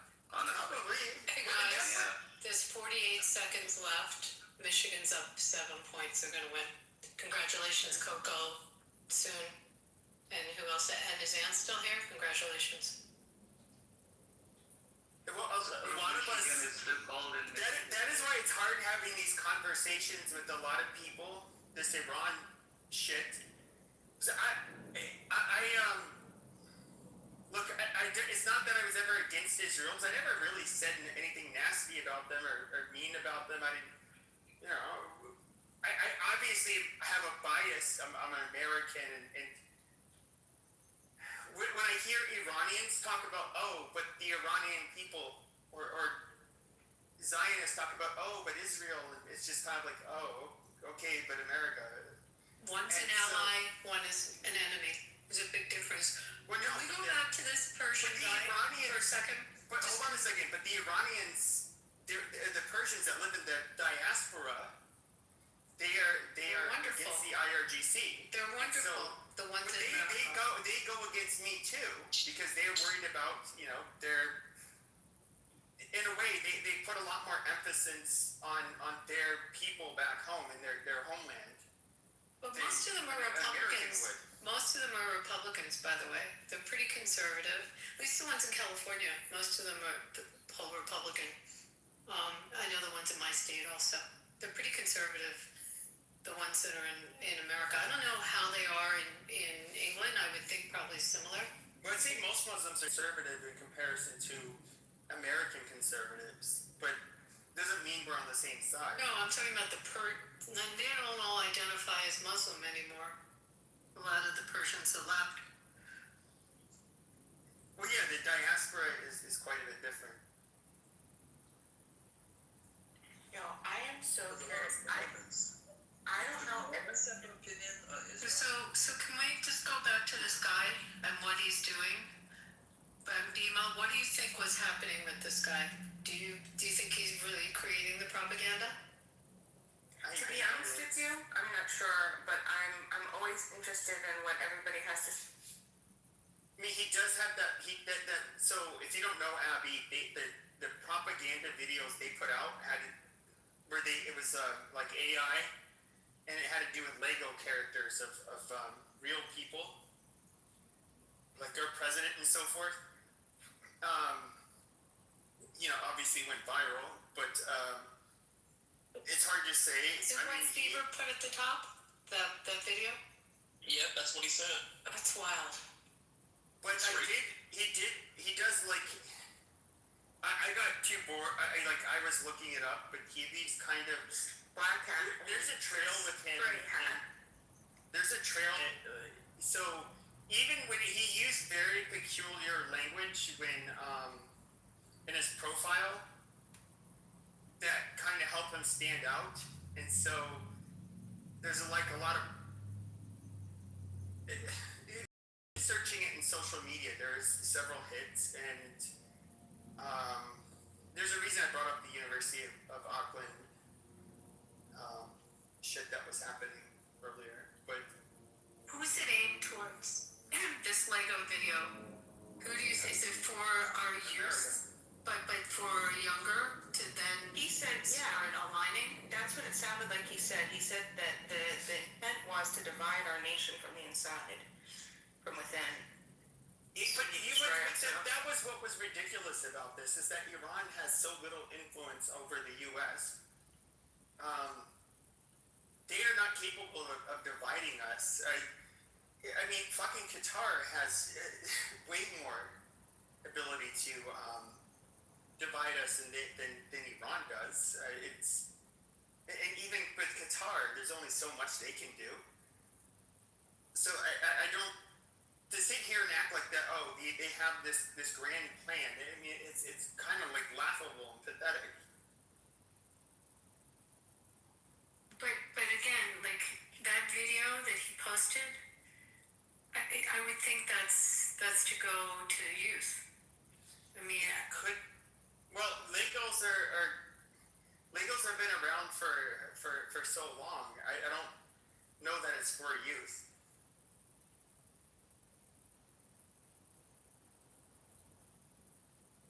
Honestly, I think it's more millennials, like Gen Z, like the cartoon videos. I would think it was targeting. From looking at it, I would think he was targeting more like millennials and Gen X, and maybe the older Gen Z. But that was my interpretation. Because I just wanted to say, I don't care about your communist motherfucking bitch ass, but I just wanted to say something. With Gen Z, like if you look at 18 to 29-year-olds, it's like the most conservative generation in forever. Shut the fuck up, go suck a communist dick, shut up. They're not the most conservative. You have a and wait. But that's not entirely true, HR. Yeah. Those that identify as conservative. Can you correct me? Sure. Sure. So they're more left wing. So in other words, hold on. the people on the left trend further left. The people on the right trend much further right than times past. I would say I haven't seen the polling. I believe with the males, there's been. What about conservative men? Like conservative. With men. I'm extremely right wing. Sure. Yes. And so, like as I was saying, I believe with men, you've seen a much more of a right wing shift. But it's there's this weird thing going on where women are kind of going further left, the men are going further right, and the right wing is going farther right, and much further right, and the left has gone further left. I agree. I actually saw this, like, it's anecdotal evidence. So, 2 weeks ago, I went to dinner with my missus, and she had a friend over. She brought 2 of her friends over. They're like, one of them was older, one was 31, and one was 28. Single. You know what I mean? And we were just like eating dinner, and they're like, oh, I can't find a man and everything else like that. One of them had that, like that bullnose piercing, the one you give the cows, whatever the fuck it was. I don't even know what you call that, septum piercing. That's the word. Mm-hmm. And then the other one was like a radical, like leftist liberal. You know what I mean? Oh wow. And I'm just like, no man wants that. No, there's definitely faggot men that want that. Don't get me wrong. No, well, it's not the men that they want, frankly. And she asked me at the table, the one with the septum piercing, she was like, oh, I'm a lawyer, I have my own place, I work hard, I make good money and everything else like that. And I was just like to her, nobody cares about.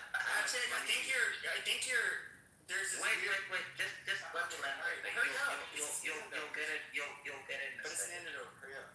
Wait. I'll just land.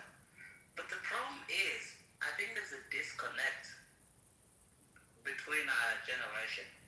I'm so glad I met my missus years ago, but I think they don't talk to each other, because when I was hearing them speak, I was like, these people are fucking retarded, But I was nice because my missus was there, but, have you ever run into something like that, Pepe? It's just weird. Yes, it's always been a thing where women tend to be left of men. It's up.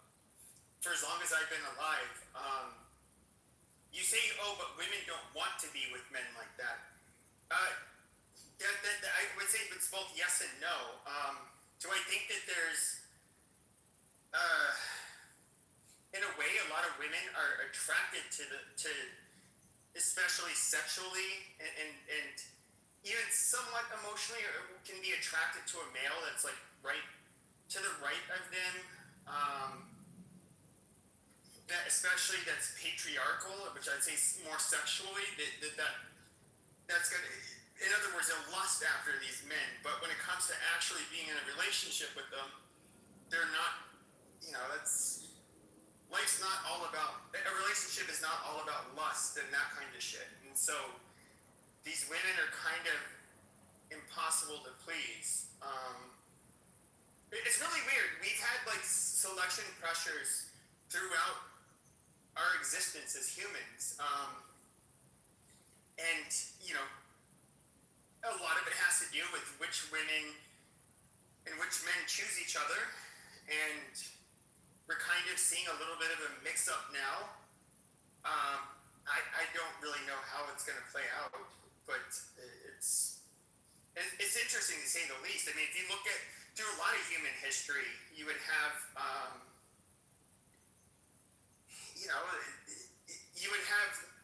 there's been many periods throughout history where you would have a few men kind of knocking up a lot of women, and those that had power and resources, doing the breeding. I get that. All I'm saying is it was just like fucking weird, because I was sitting there and then she's like 31 years of age. And you said 30? My missus's friend, she's like 31. Well, how old are you? And 20s. Okay. And she had like a whole litany of lists and stuff. And I'm like, nobody cares. That's fine. She'll die alone in an apartment, and after she dies, she won't put out dog. Yeah, and then she won't put out the fancy feast, and the cat will start eating her face, and that's that. You know, and the thing, you know what was the funniest part? I think she was like to me, it's like, oh, you know, like, what did you see in my missus? And I was like, well, she's friendly, she's just funny. You know, she's just a nice person to be around. It got nothing to do with her background, finances, anything. It's just a nice person to be around. That's all you want. Yeah, I mean, I'm kind of simplistic like that, but I've chosen, I had a couple good ones, and then a few, like, really bad ones, and, like... No, you are terrible people who are fucked. I said, yeah, terrible ones, fuck that, bro. Well, you know, some of them are the most sweetest. And so you can get like a cute, tiny, attractive woman that is just like really well mannered. She seems like she's just like the sweetest thing on earth. But then like when you get to know her intimately, she can be like just like, holy shit, this bitch is fucking crazy. How does that tiny little thing cause me so much fucking stress and drama? It like my mind is fucking blown. It's like a chihuahua, like in the form of a person. It's just like a bundle of nerves, and you're just like, oh my god, I can't live around that. That's horrible. It's a horrible situation. Fuck that. All women are terrible and horrible. Beaver, that's horrible. Can you imagine waking up to that? Fuck that bullshit. Oh, no. Sharia law. Maybe that's where the Muslims got it right. Maybe, but it's terrible still. But there are some women where it's just like I guess there's men the same way, but like there's some women where it's just like I could never picture them being like an actual wife that anybody would tolerate. They're just like Rosie O'Donnell. I don't know her personally, like her personal life. I know she has a lot of psychological issues, but there was a clip on Bill Maher. I haven't seen the episode, but I saw part of the clip where a woman leaves her man at the altar, all because like he checked every box for her, but she'd asked him about BLM and if he had done the work, and he just didn't get it. I saw that shit. Wait, she looked him at his wait, was this a white woman? Yes, and like she just couldn't marry him, I think, because he just didn't understand Black Lives Matter. You know, I know the end of the story. Beaver, no, I want to tell the end of the story. You know how the story ends up? After the show ends, you know how it ends up, Beaver? No. So, what it ends up, he goes back to Tennessee, right? And after the show ends up, because her sister's like a lesbian BLM person and everything else like that. So she contacts him, and he's just like, I want nothing to do with him. So she takes like a camera crew there, and she tries to like be with him, and she's just like, oh, I'll go to church with him again and everything else like that. So she cut for the cameras, and the brother, the white guy, was just like, no, I don't want to fuck with you, like, I believe in God and everything else like that. And you know the good news about this story? He ends up marrying a real Christian girl from Tennessee. That's what happens at the end of the story. I know what you're talking about exactly. Because she was like, oh, you know, Black Lives Matter, and my sister's a lesbian and everything else like that. But the story ends up good because this brother, this white guy, he was so smart. He went back home, and his mother was just like, you know. But did she already have kids by any chance? No, he didn't have kids or anything else like that. But no, she didn't have kids. How old would she be now? Who? The woman. They're saying the woman, she's like 31 now. She's like, here's the thing though, is that, like, what that little stunt she did for clout, which I'm guessing is why she did it. It fucking failed. Literally makes her, she's no longer marriage material for anybody except for people that are gonna have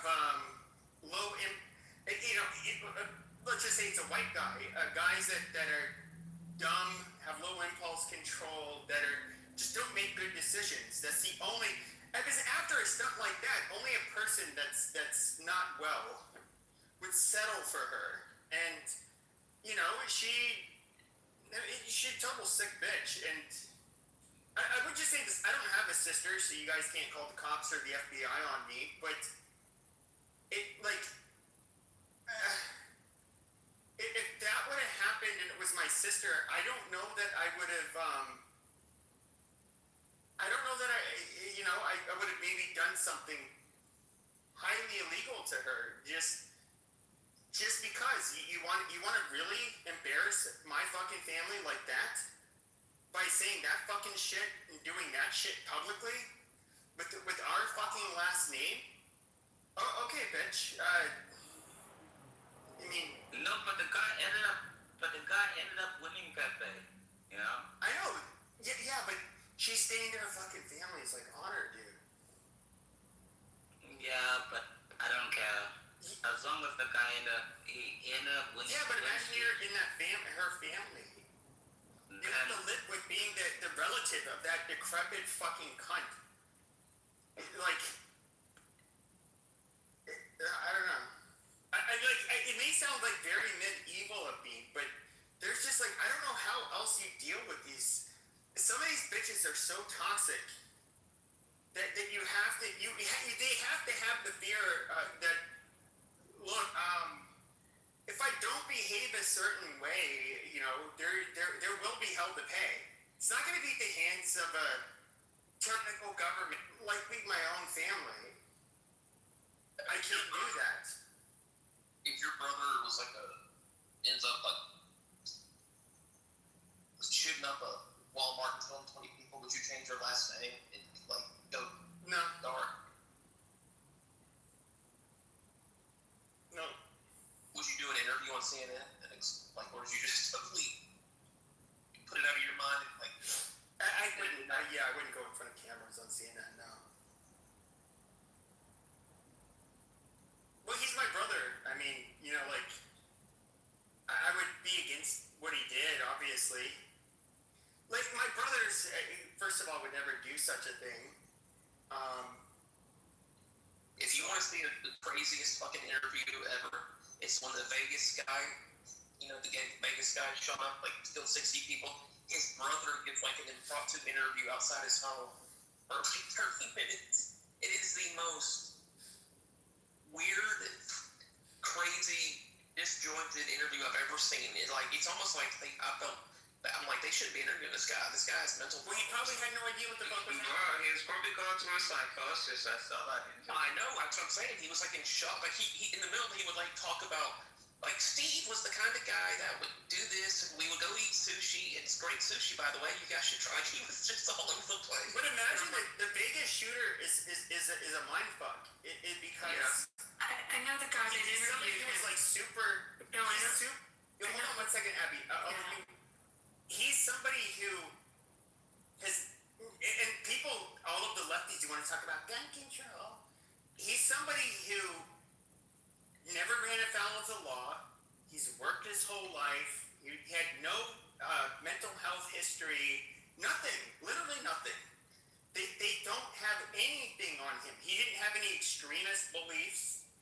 It was just why he did it. Who fucking knows? And I imagine you have a brother like that he's always done what he's supposed to throughout his life, and he does some horrible shit like that. That is literally out of character for him, and so you're going to be struggling to comprehend what he did. But go ahead, Abby. No, I know the cop that interviewed the brother and the girlfriend. That's what I was going to say. And they were, the girlfriend was living with him, but the brother was estranged from him. And he had, and you're completely right. There's no reason they can come up with. And you also had a massive settlement paid out to the victims, $850 million, something like that was split up by everybody. But his behavior got weird, according to the girlfriend, in the last couple weeks leading up to it. But, she didn't say anything or, just basically accepted some of the strange things he was doing. And there was some stuff that he did that made no sense. Like now it makes sense after you see all the facts of the case. But I think, Beaver, I told you this story because it's in that movie, that docuseries about it. He ordered baby monitors, and he never had kids, and there were no babies. There's no reason why would he order baby monitors. And he ordered scuba goggles and breathing things. And they were in the desert. I mean, he lived in Mesquite. And he never dived in his life. I mean, there was just weird things he was buying, and he was, according to her, he had withdrawn, he had some depression stuff that was going on, but she didn't say anything to anyone, and just, accepted that it was odd, but never, according to her, never even asked him, why are you buying baby monitors or scuba? But I mean, even, and now we know what he used it for, but at the time, it seemed. It should have been odd, but what do you do? If you're living with someone and they start having weird Amazon orders and things coming in, do you say something? Do you know? That's the thing, though, is I wouldn't I won't get into my personal history, but okay, so somebody starts acting weird for a couple of weeks and they're ordering weird shit. Imagine you have a guy who, once again, no mental health history, no criminal history, no bad history, and he's been stable throughout his whole life, and he's doing some kind of weird shit. My mind would not go to, oh, he's gonna do something horrible. And he's literally an anomaly. Because if we look at most of these mass shooters, they have much bigger signs. We can see that they were radicalized in some kind of way. With him, it was just these very minuscule signs of something's a little bit off. And I'm guessing, Abby, even you wouldn't jump to oh, he must be trying to do something, bad. No, but that's the point. I think Monica tried to say in a room to me, oh, well, it was because it was a right-wing concert. I'm like, no way. He had gone down had taken a room in a building, high-rise by Life is Beautiful, and was and brought all that luggage, all those guns up to that room at that festival. And that Life is Beautiful is all lefties. I mean, not all, but it's the complete opposite if you look at the demographics of who goes to who were at the country concert. So, I mean, Winger or left winger? I think right. I think right. From what I gather, I mean, he played in the high limit slot rooms, and I think gambling wasn't going great for him during the last couple months of his life. But they can't pinpoint it on that either. The TV series is called 11 Minutes, and maybe Beaver can remember what network it was on. And it's 3 or 4 episodes, and it tells the whole story, and it's all footage. It's complete footage of when the bullets were raining down on everyone. You see, and it's the 11 minutes of watching people getting shot. It's kind of hard to watch, and also where Jason Aldean's his trailer was, and him hiding, and all the people hiding. And then you see the SWAT. It's all the video of the SWAT guys going in. It's all the radio stuff. You see, minute by minute, the surveillance on the room.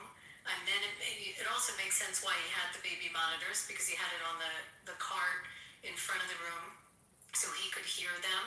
And he had the scuba stuff because he knew that the SWAT team would come in and they used tear gas. So he was prepared for that. So did he have scuba stuff, or did he have? He had or was it like a goggle gas mask? No, it was he had ordered off of Amazon diving stuff, like goggles and a breathing thing. I don't know what you were. So they have so you wouldn't use anything scuba related. The scuba just means you have something that protrudes from your mouth up to. I don't mean. So I'm saying he had goggles and something to breathe. So yeah. So like there are masks that you can buy these. It just means you have like anti-gas stuff. So there's where you attach an air filter. Like there's tactical masks that if you see. No, I know what you're talking about. That's not what he has. No, because they all have them. No, that's so. You'd think someone as sophisticated with all the guns would use something other than a baby monitor also to try to get small cameras or something to get to have his surveillance on who was coming up near the suite that he was in. Well, I've never planned out a mass shooting, so But I would say watch this TV series because it's raw footage of all of it, and then it shows you the people that went in, that were in there and went back in to rescue other people from the bullets, and then you see the triage that was set up like at the trial. You see all the Uber drivers grabbing victims and getting them into the hospital, and then you see the hospital and just bodies and the surgeons all coming in from all over. Yeah, I couldn't imagine that. It's just insane, but it's all footage of it. I mean, it's not like a drama, a docu. What do you call it when they act out a series, a docudrama? Yeah. I forget what that's called. But Beaver, you watched it? Did you? Yeah, I watched it. It was pretty good. But do you remember there's like maybe 8 or 10 reporters outside the guy's house, like his yard, and they were interviewing the brother? Yeah. That was crazy. Yeah. But I don't know, what do you do if you, like, what are signs? We say this with the school shooters all the time. Like, what are the signs that would make you report something?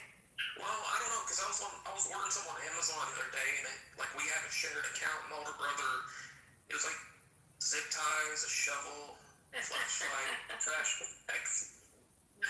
Abby, this is where I kind of pause, is because like on like 6 years ago or so, I was just bored, and this is what I was doing, going online, because I didn't like do this before that, and I was ordering things like ski masks and like all of these disguises and things that were just like really suspect, and it was just to do it to like put on a show for people and show people. Oh my God.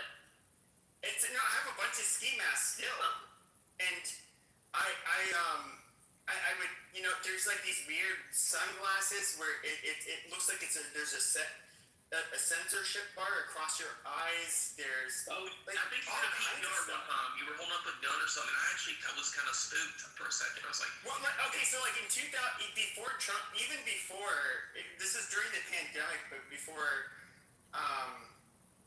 2020, like I would wear my red Trump hat, and I would wear it's okay to be white shirt, like when I would go shopping, and I was like still in like really good shape because I had just stopped boxing at that point, and just to continue training, I bought a bunch of gym equipment, heavy bags, speed bag, all kinds of shit. And I was still like training all the time, so like I was never like in fear of my safety. So I would wear this provocative shit like out in public, and the weirdest thing is nobody ever confronted me about it. I would get like, "Oh, dude, nice shirt." Oh, and like people would whistle at me like, "Dude, I love that, bro." And like that happened a couple times, and I was just like, "Oh, sweet." It's like maybe there's a silent majority going on here. But I don't know, like a lot of people can say like, oh, he's an extremist. But anybody who's like really listened to me talk about what I think should be allowed by law or even policies in general, I'm far from being a fucking extremist. I do have I do talk a lot of shit. But it's I don't know, like I know I can't be the only one, but I've met a lot of psychos, especially several years ago when they had this website Omegle. I remember Omegle, yeah. Where you could just like enter in these. This is how I found Discord, and then I ended up coming to Clubhouse. You could enter in all of these terms, so I was always on camera, and like I would meet like I remember there's a few people that really stand out. There was was one, he must have been like 17, 18, 19, young looking, and he had a bathrobe on, and like with the tie, you know, for his robe, he had a Bible on one side and a gun on the other, and he was showing on a big screen TV the Christchurch massacre, where, and, you know, graphic. It was like not censored, like this guy shooting down a bunch of people, and he's just like, "This is great," and I was like, "Oh, like holy shit!" Yeah, that's pretty concerning. And then you know, he's just like, "No, this is fucking amazing," and I didn't know what to make of him. Maybe he's just a rebellious teen, people my own age. That, you know, I'm in my mid-40s, but I would meet people that were at the time like close to my age, and they were part of the very far right, which were accelerationist neo-Nazis, and they were 100% for terrorist attacks. They believed that shooting up synagogues, black churches, killing, you know, a bunch of shit that I would never advocate for is a good thing, and it's necessary because it would bring upon in America, it'd bring upon like gun rights being severely restricted or outlawed. Their reasoning was that, you know, it would basically it would start to force a race war, and then of course the government would get involved, and then, you know, white people will have to like basically fight their way to come out on top. I mean, this is their theory, it's not mine. Yeah, I hate to cut you off, Pepe, just real quick because of the topic of the conversation. So I had just gotten a notification that Viking Brad was in another room, and he was telling everybody that I had gone to the Sandy Hook funeral to protest the funeral of the Westboro Baptist Church. And because of what we're talking about, I just like to clear up. Anybody else hear that or what I said? I'd like to hear from you. No, I think you're too retarded to even do that. Yeah. Well, A-Check, would you be able to... Okay, thank you, Abby. A-Check, wait 1 second. Abby, wait 1 second. Abby, could you tell me what I...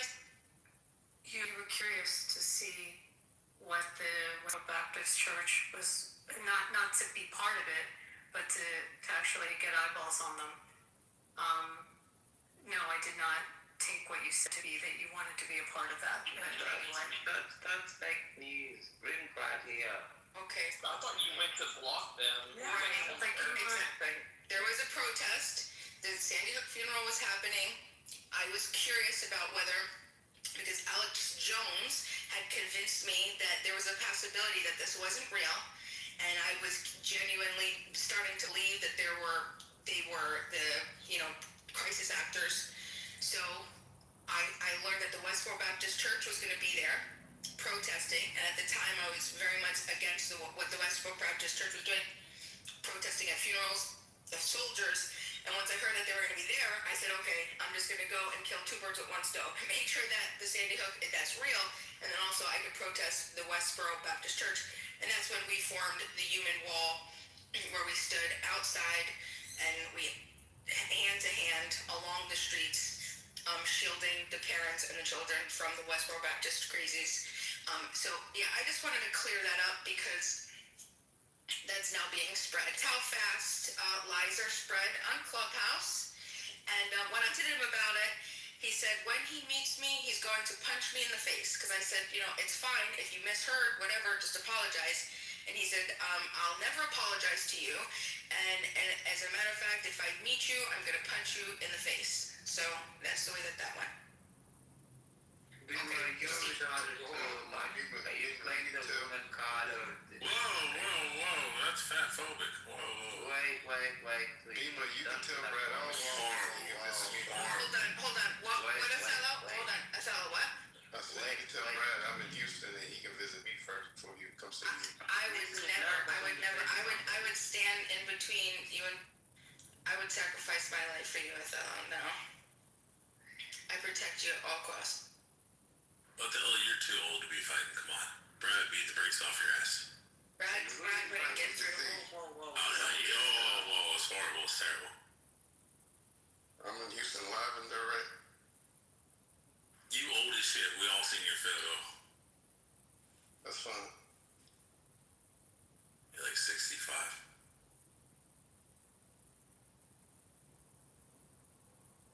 Thank you, Othello. I love you. Okay, yeah, please continue. But also, be careful, I guess. I told him, I said, I don't want to block you from my rooms. And if you just apologize, if you misheard, whatever, it's fine.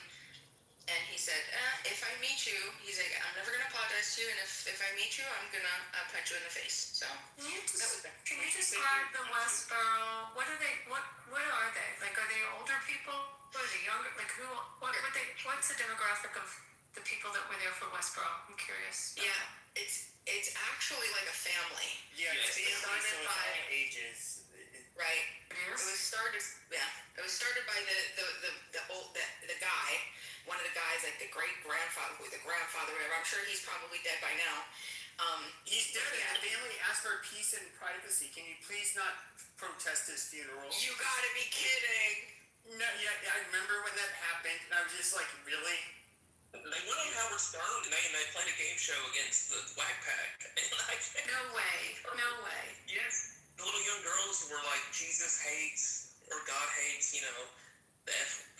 Well, that's a problem with a lot of these quote-unquote Protestants. It's like, look, I don't want to knock all Protestants, but you get these people who call themselves Protestants that have their own little church, and they have their own little interpretation of the Bible, and what is Christian, and really, if I could say, like, the one group of people that have delegitimized Christianity more than anybody, it's fucking the Protestants. Like, I 100% fact check true. And if we look at what's kind of been happening, and I haven't seen this in a while. It's actually what you're starting to see with all of this shit that's happening with Iran and Israel. You're seeing this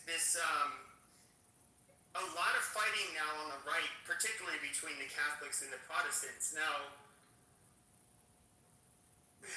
it ties politically to the fact that you have the neocons, which were dominant for many years, and overwhelmingly evangelicals and Protestants, and then the Catholics, which you can be a Zionist and be Catholic. There's nothing anti-Catholic against us being Zionists, but when it comes to us believing that for a biblical reason, we have to support basically trying to hurry up and have Jesus return by making sure that the Jews return to Israel, and everybody's at war with them. It's not even a thing with us. No, but the thing is, we got the wrong Pope. We have a terrible Pope. We have a disgraceful Pope and everything else like that. John Paul II, John Paul I actually said apologies to the Jewish people because for 2,000 years they said that the Jews killed Jesus, and he said it was the Romans. So in 1965, wait, I didn't interrupt you, my brother. So when Pope John Paul I, he said that, he did a great thing, because, a lot of Catholics did a terrible thing. Pepe, you said you're not even really Catholic. You've said that many times before. Of course. And I just want to finish that with saying, after Easter, the Pope right now is a terrible Pope. It's so bad. How is he terrible? I'll tell you why. Because he put a prayer room in the Vatican for Islam, which is terrible. Did you hear his Easter message, HF? Did you read his? Wait. Our last Pope told us not to shut the fuck up, HF. Our last Pope shut up. Our last Pope told us also. Our last Pope? No. Yeah, hold on. But I know what the fuck they've said though. Okay, our last Pope. I can't reply to this. So but our last Pope also said The last one that was he terrible too.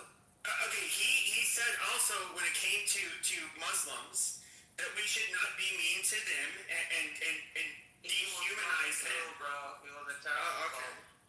But since when in Catholicism do we? No, hold on. As somebody who's not a devout Catholic, I do the shit that goes against Catholicism. Now, hold on. Hold on. We can't dehumanize or mistreat Jews.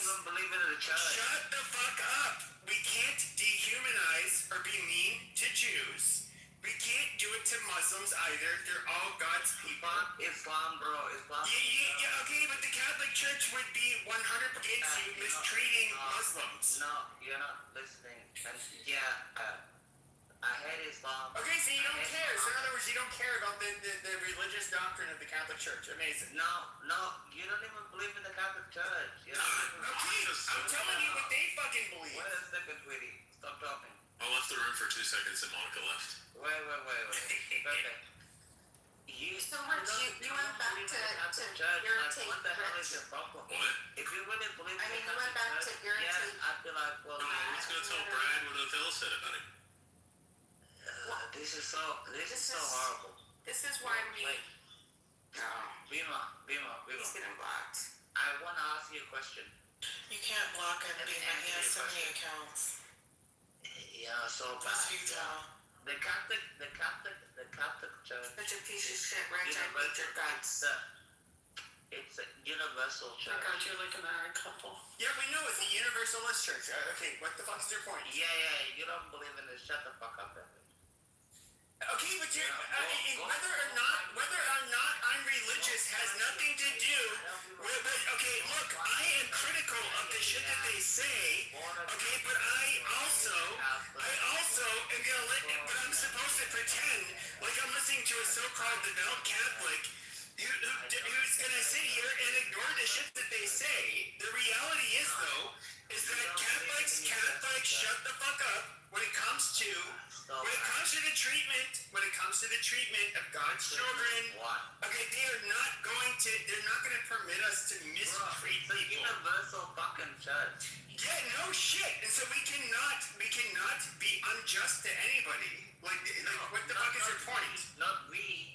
Don't say we, because frankly, you're an atheist in my eyes. No, okay, AJ, you're so goddamn dumb and low IQ. What I'm saying, you fucking retard. I'm literally saying the Catholic Church says we cannot be unjust and we cannot persecute people that are different than us. Like, what the fuck do you not understand? People like you are sick, you know? People like you, Peppa, are sick people, you know? No, I'm you not. want to like destroy institutions. I'm not. First of all, I made it clear. I'm not somebody who's 100% in line with the Catholic Church. Don't tell me. And I'm not a believer, but you're sitting here and trying to say that you're a true believer. You're going against core tenets of being a good Catholic. This is so fucking stupid. Drink or whatever the fuck you have to drink, because you're not we. You're not a part of the Catholic Church. That does not dismiss my argument, you fucking moron. I didn't say it to you. We, as somebody who was born and raised in the Catholic Church, you fucking moron. No, what you're doing is fucking stupid. No. You want to discount what the Catholic Church says. Hold on. You want to discount what the Catholic Church says in order for it to fit your narrative in life. I'm somebody who obviously shut the fuck up, Ajak. Okay.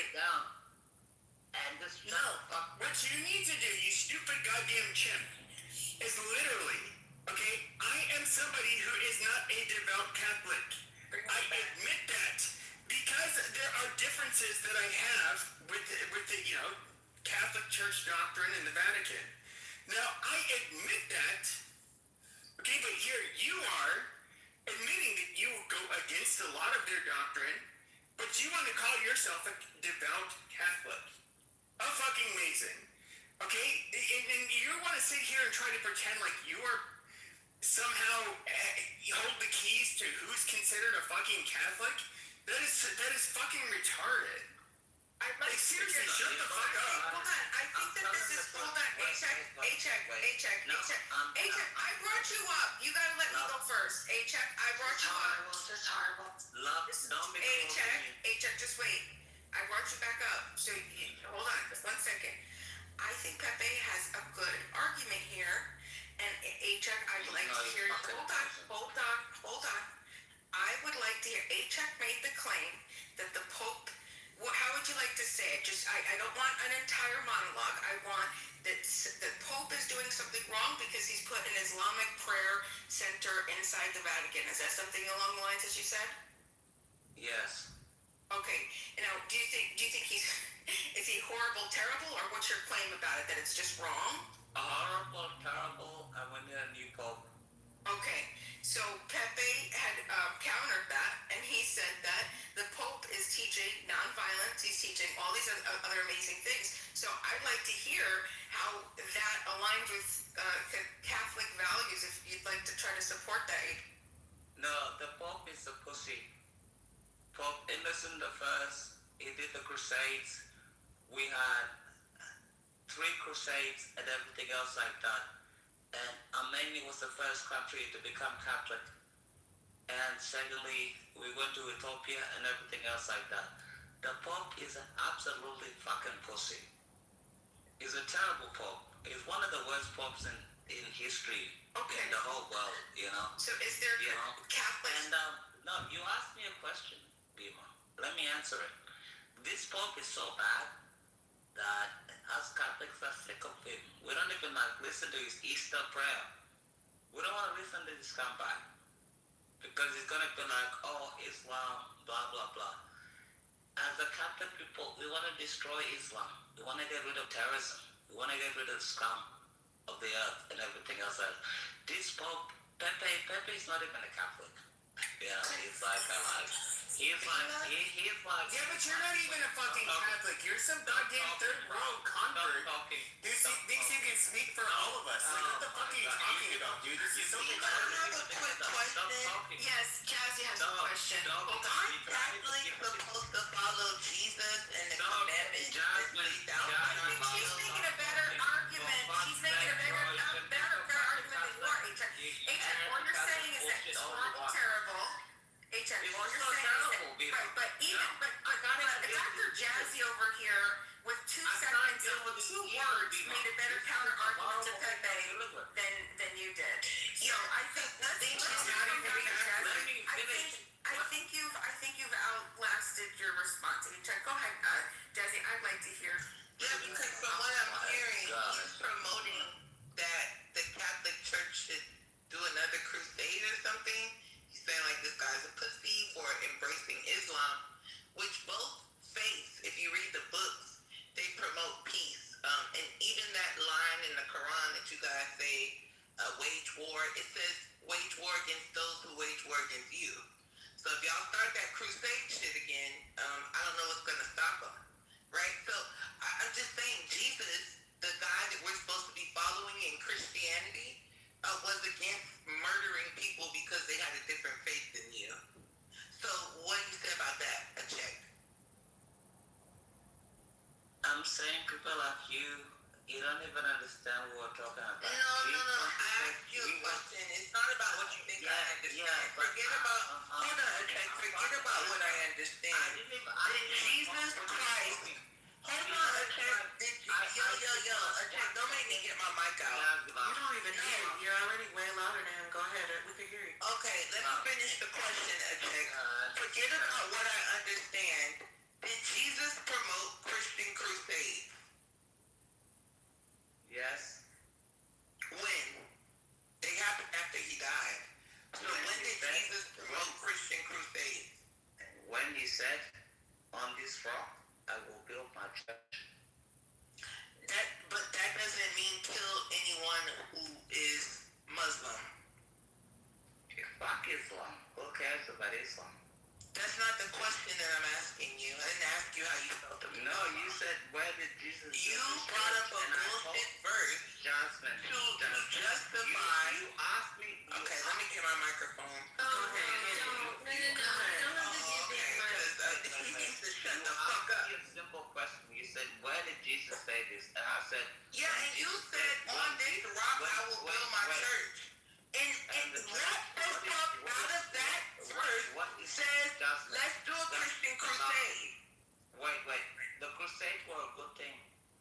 more crusades. That's not what I asked you. Yeah, focus. No, we need more I crusades. asked you when did And you were saying that he literally killed Jews and Muslims and non-believers. Crusades were a yeah, response from You're not listening, guys. non-religion, right? People like you are just trying to like, No, I'm trying to ask your stupid ass, where do you get your guidance from? From the fucking men that Jesus told you not to listen to?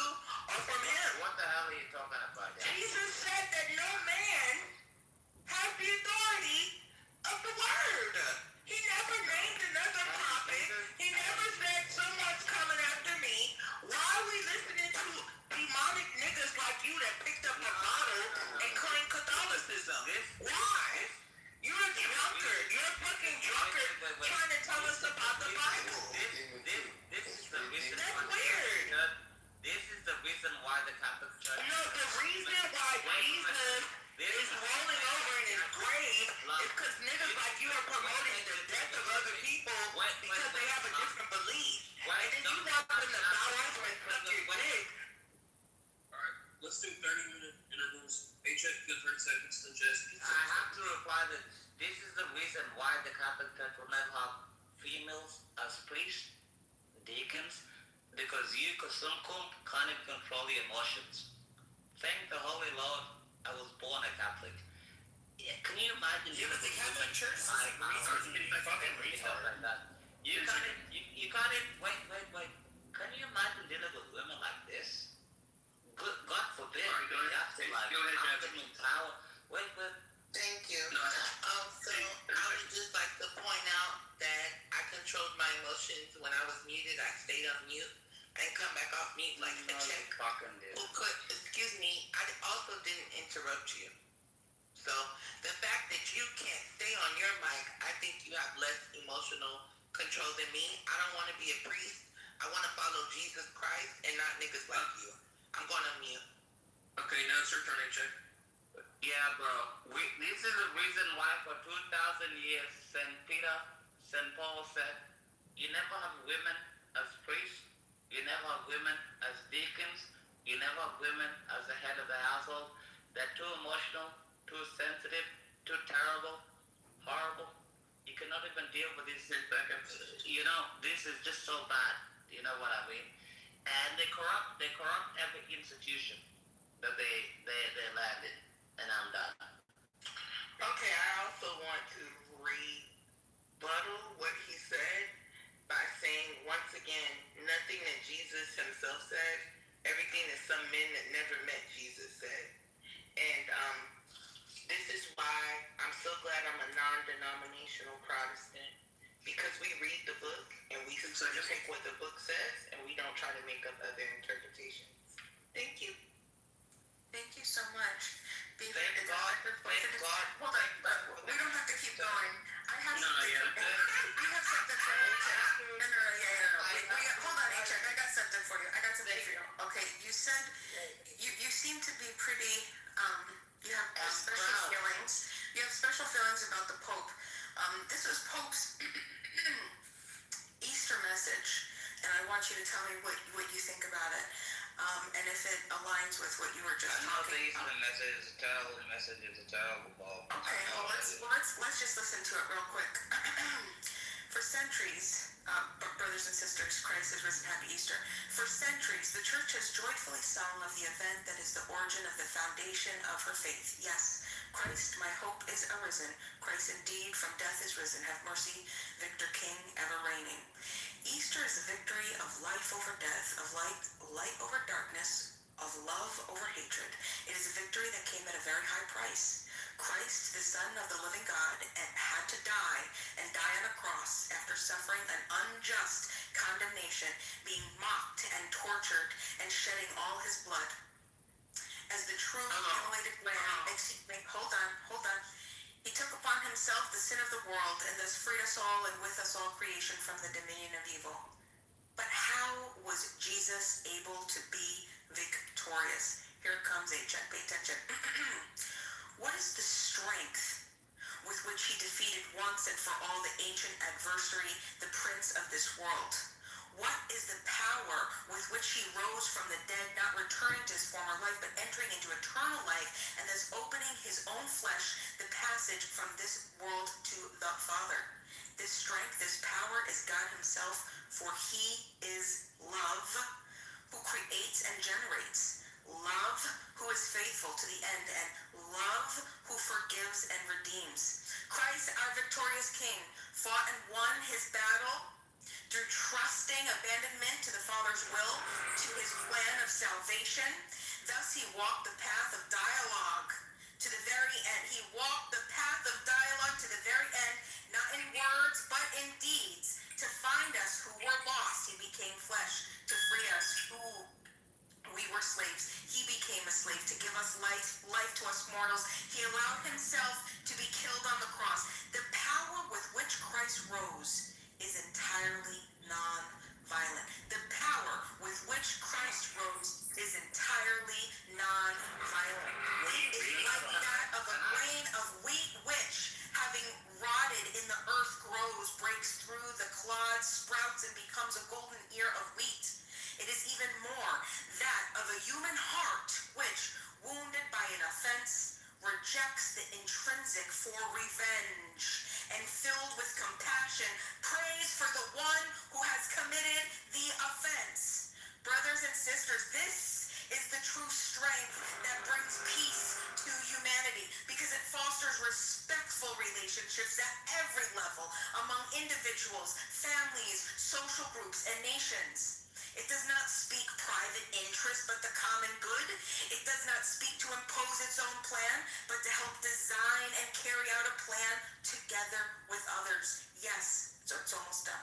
Christ's resurrection and the beginning of a new humanity, it is the entrance into the true promised land where justice, freedom, and peace reign, where all recognize one another as brothers and sisters. Do you hear that, J-Check? Where all recognize one another as brothers and sisters, children of the same Father who is love, life, and light.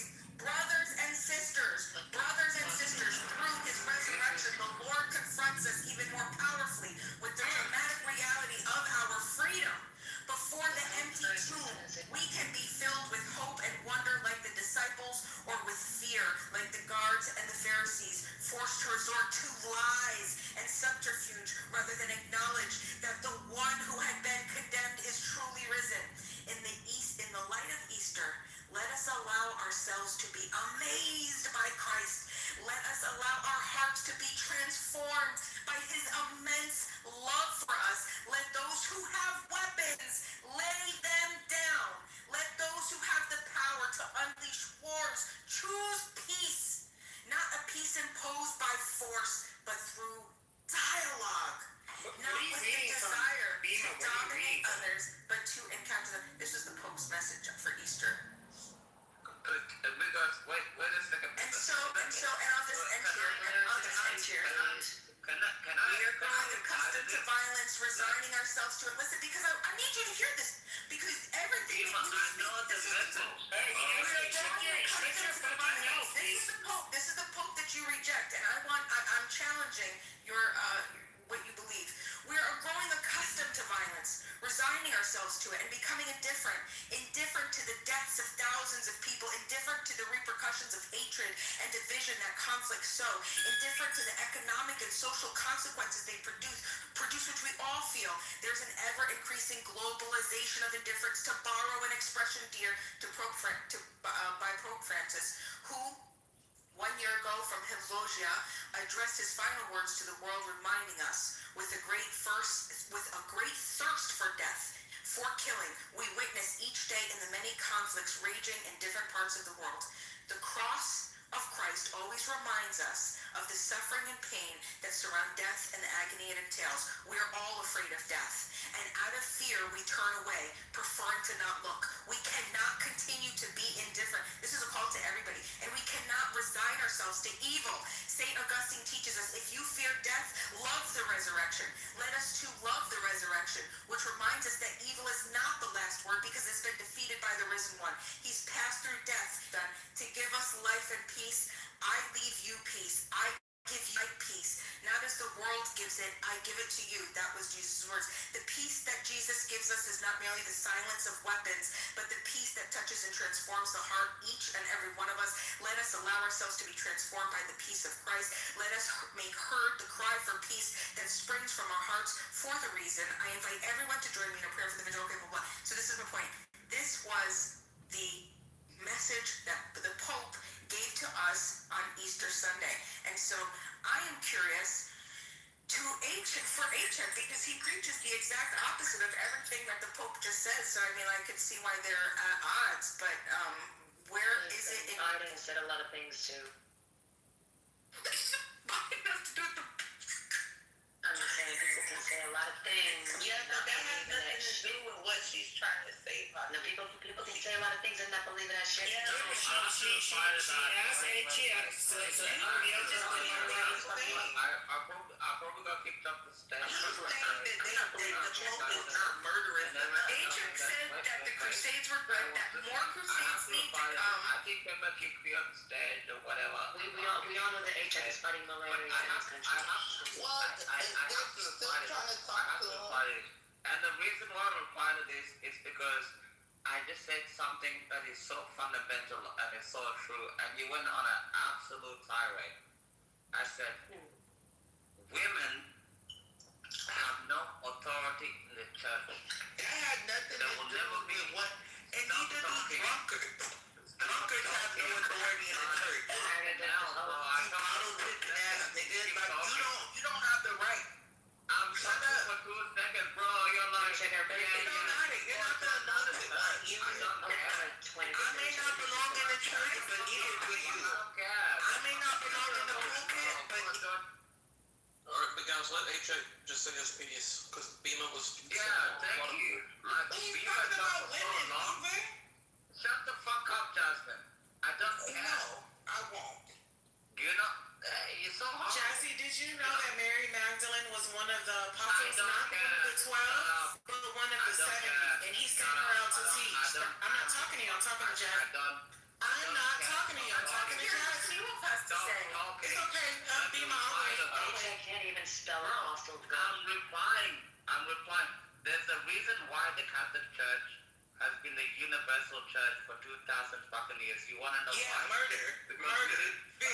Wait. Fear-mongering. We'll kill you if you don't get hurt. You guys are just horrible. You can't even control your eradication. There's a reason. You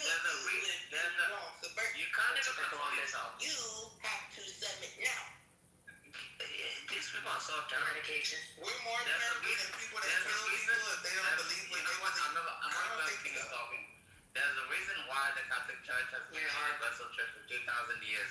And the reason why is because we never let women get involved in our policies and everything else like that. We know you guys like little boys. We know. Anyway, I'm talking. You cannot have a woman please. They should have had some women over there. You cannot. That's cool because they don't like women and they and this is the reason why they make women. We don't want women praise. You know, bringing virginity forever and cover their hair. They can't control their hair. It's so sad. And then he thinks he's better than a Muslim man. He thinks he's better than a Muslim man, even though they treat women just the same and they come to church. It's crazy. You're so annoying. Like, shut up. You can talk off. What is a nun? I don't care. What is a nun? Does she not have authority in the Catholic Church? Shut the fuck up. Like, I don't give a fuck about the goddamn. Oh my God, stop. Just respond and then let other people respond. Shut the fuck up. I don't care about your church. Oh my God, just go, H.A. Fucking hell. It's so annoying. Well, hurry up, H.A. Get it out what you need to get out. Like, I gotta hear from other they people. can't even speak for like 2 fucking seconds. The Catholic Church has been the universal church for 2,000 fucking years. There will never be a woman priest. There will never be a woman cardinal. Shut the fuck, Beaver. Fucking hell, bro. Don't Look what you What the hell?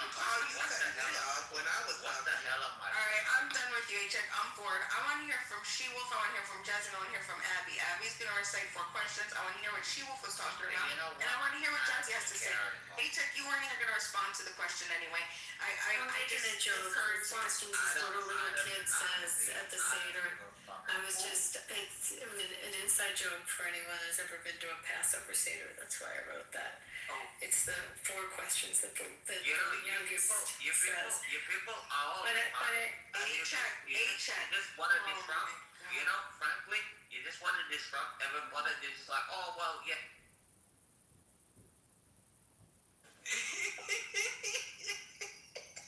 Bet you Pepe's in here fucking with people.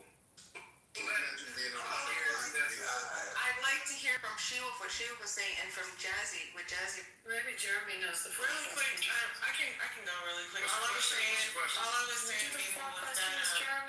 was that there weren't just 12 apostles. There's the main 12 that we know about, but there were also like 70, and of that 70 was Mary Magdalene, who Christ sent out to teach, right?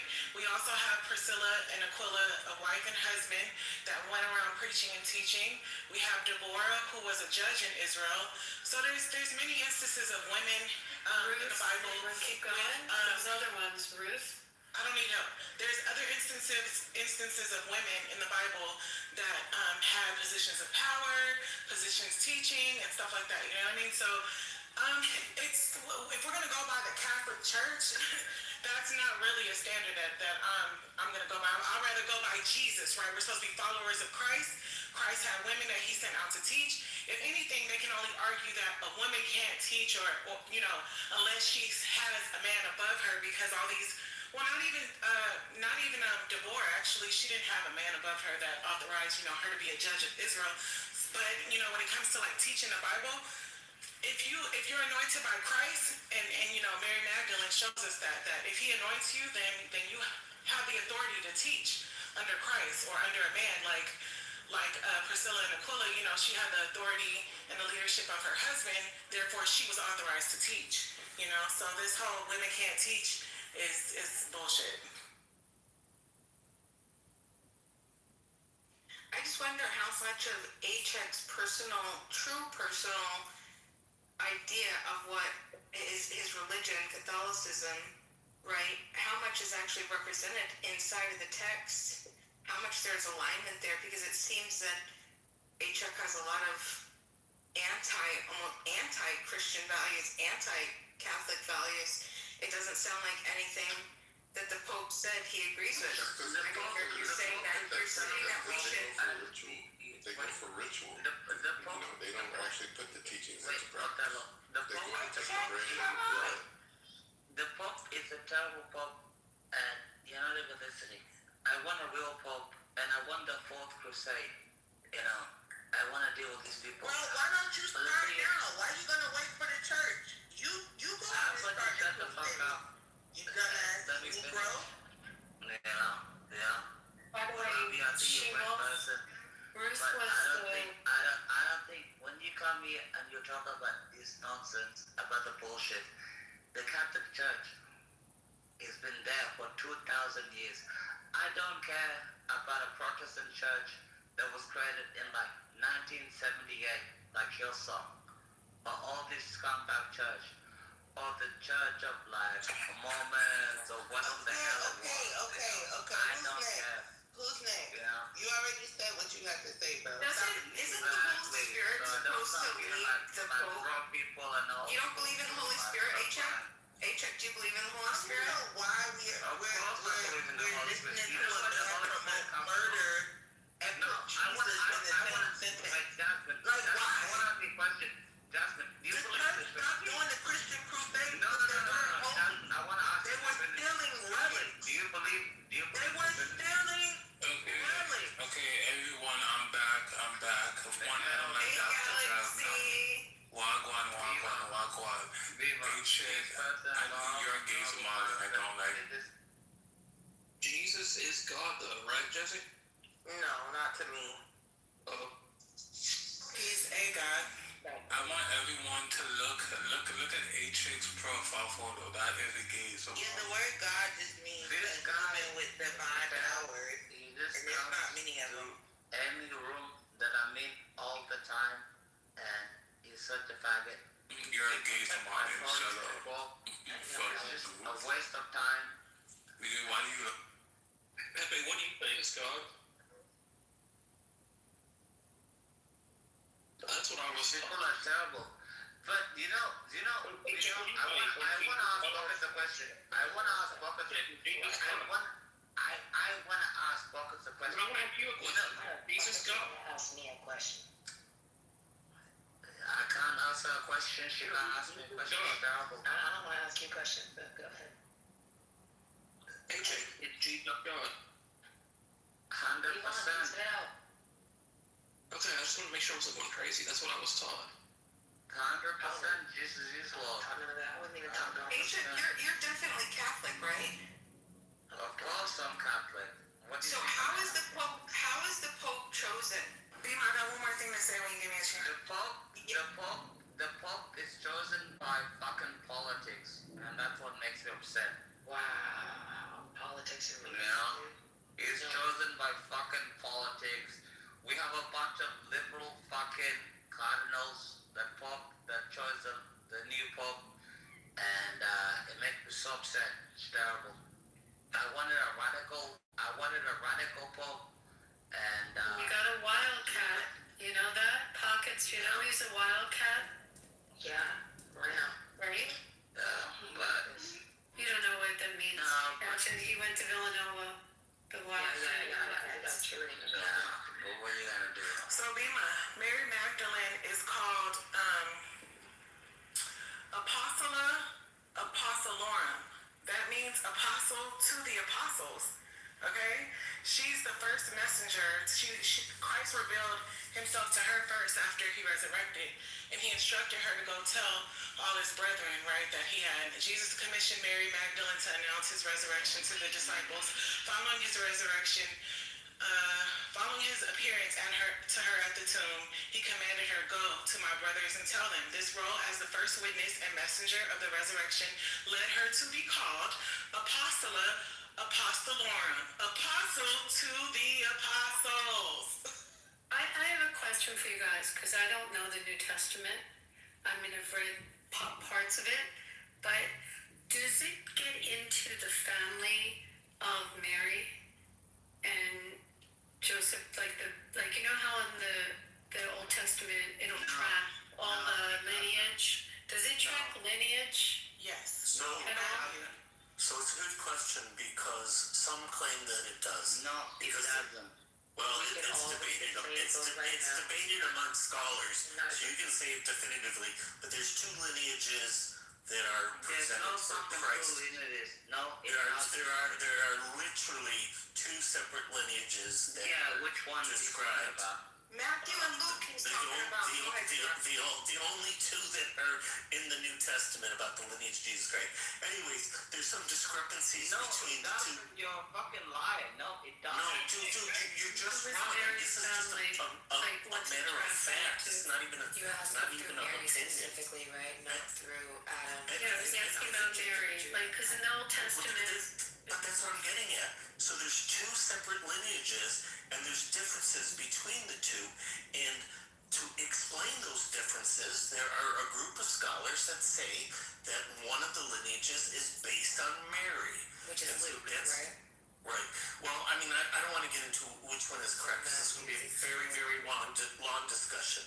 But anyways, it's a significant theory that's up. okay, so now that I asked the question, what do they track or lineage back to? Like, how's She it had a tracked? baby with Jesus.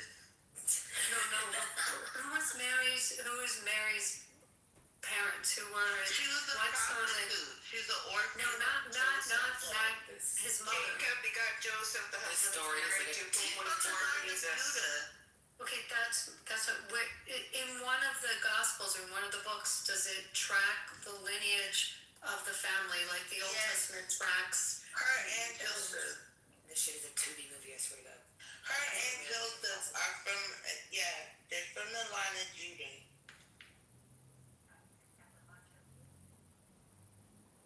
So Where he's is it? he's the physical descendant of David.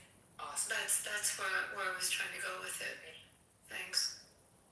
And Mary And She-Wolf, when you were talking about women in the Old Testament, Ruth is considered the grandmother of David in lineage. Yeah. Right, but if I said the line of Judah, doesn't that mean from David anyway? Yeah, so what's happening is, if you go by what's clear, not open to interpretation, in Luke, it says that she's a relative of Elizabeth.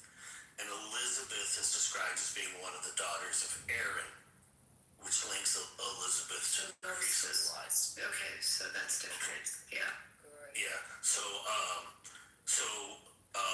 I mentioned the two different lineages, and Luke's genealogy is actually Mary's line according to some Christians, with Heli being Mary's father and Joseph called his son by marriage. But that's an interpretation. The biblical text just has these two genealogies with their differences. And I think that the dispute is that he was the son of God or his powers. It wasn't that he was a Jew. It was that he wasn't as powerful as he said he was. He wasn't the Messiah or the son of God. That was the dispute. There's no dispute about his lineage or anything like that. He comes from the line of Judah. But he just said he's a Kohan. He just said he's priestly. Am I reading that? But you just no. That's not it. The priestly is the line. Can y'all Levite was the original. No, Kohan was the priest. It was Levites. So no dispute about him being a Jew. The dispute is about the specific lineage, and some claim that it's a Davidic connection, which is what the two genealogies purport to represent. Got it.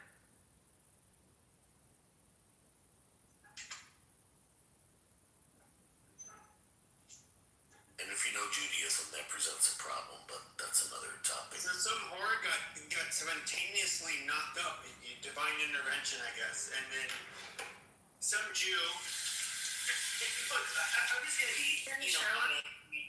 When it comes to religion, like when it comes to Christianity and Judaism, my personal opinion is you guys have a lot of nice stories.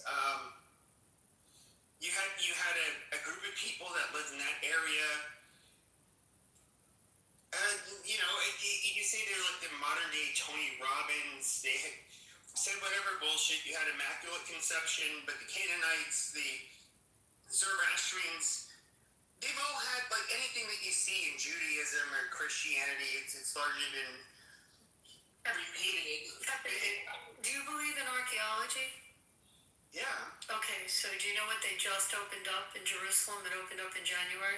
I put it in the chat. No, I don't. They just found the Pilgrim's Path. They just opened it up. You can walk through the Pilgrim's Path, and it starts in the city of David. They believe that it starts where the pools are, which Why haven't they found David yet? No, the city of David. They did actually. See, the city of David is completely excavated. You can't believe all the stuff they found. Yeah, but they haven't found David. Hold on. But that's a different conversation. No, but you said they did. I'm telling you, the city of David is a fantastic archaeological site. However, what they just opened up. I think they found the city of David. They never found David. Actually, they found a lot in that archaeological. However, they opened up this pathway. It's from the swimming pool, what looked like a pool, which would have been where they would have sanctified, and cleansed themselves before they came up to the temple. And I believe that's where Jesus. That's where they believe Jesus. I'm just trying to tell you. Right, but I'm saying I believe in archaeology. Okay, so you should go see this pathway. Hold on 1 second. The pathway just doesn't prove anything. Well, if you didn't even let me tell you what the pathway is, so I didn't even know what it is because I haven't said. To the holy city. There's a pathway. I know what the Pilgrim's Pathway is. Right, so they just opened it to the public. Fellow soldiers of Christ to take that pathway. Who's now known as the Freemasons. Let her finish. To the Knights Templar. Shut the fuck up and let Abby finish. Yes, can we hear Abby, please? So they just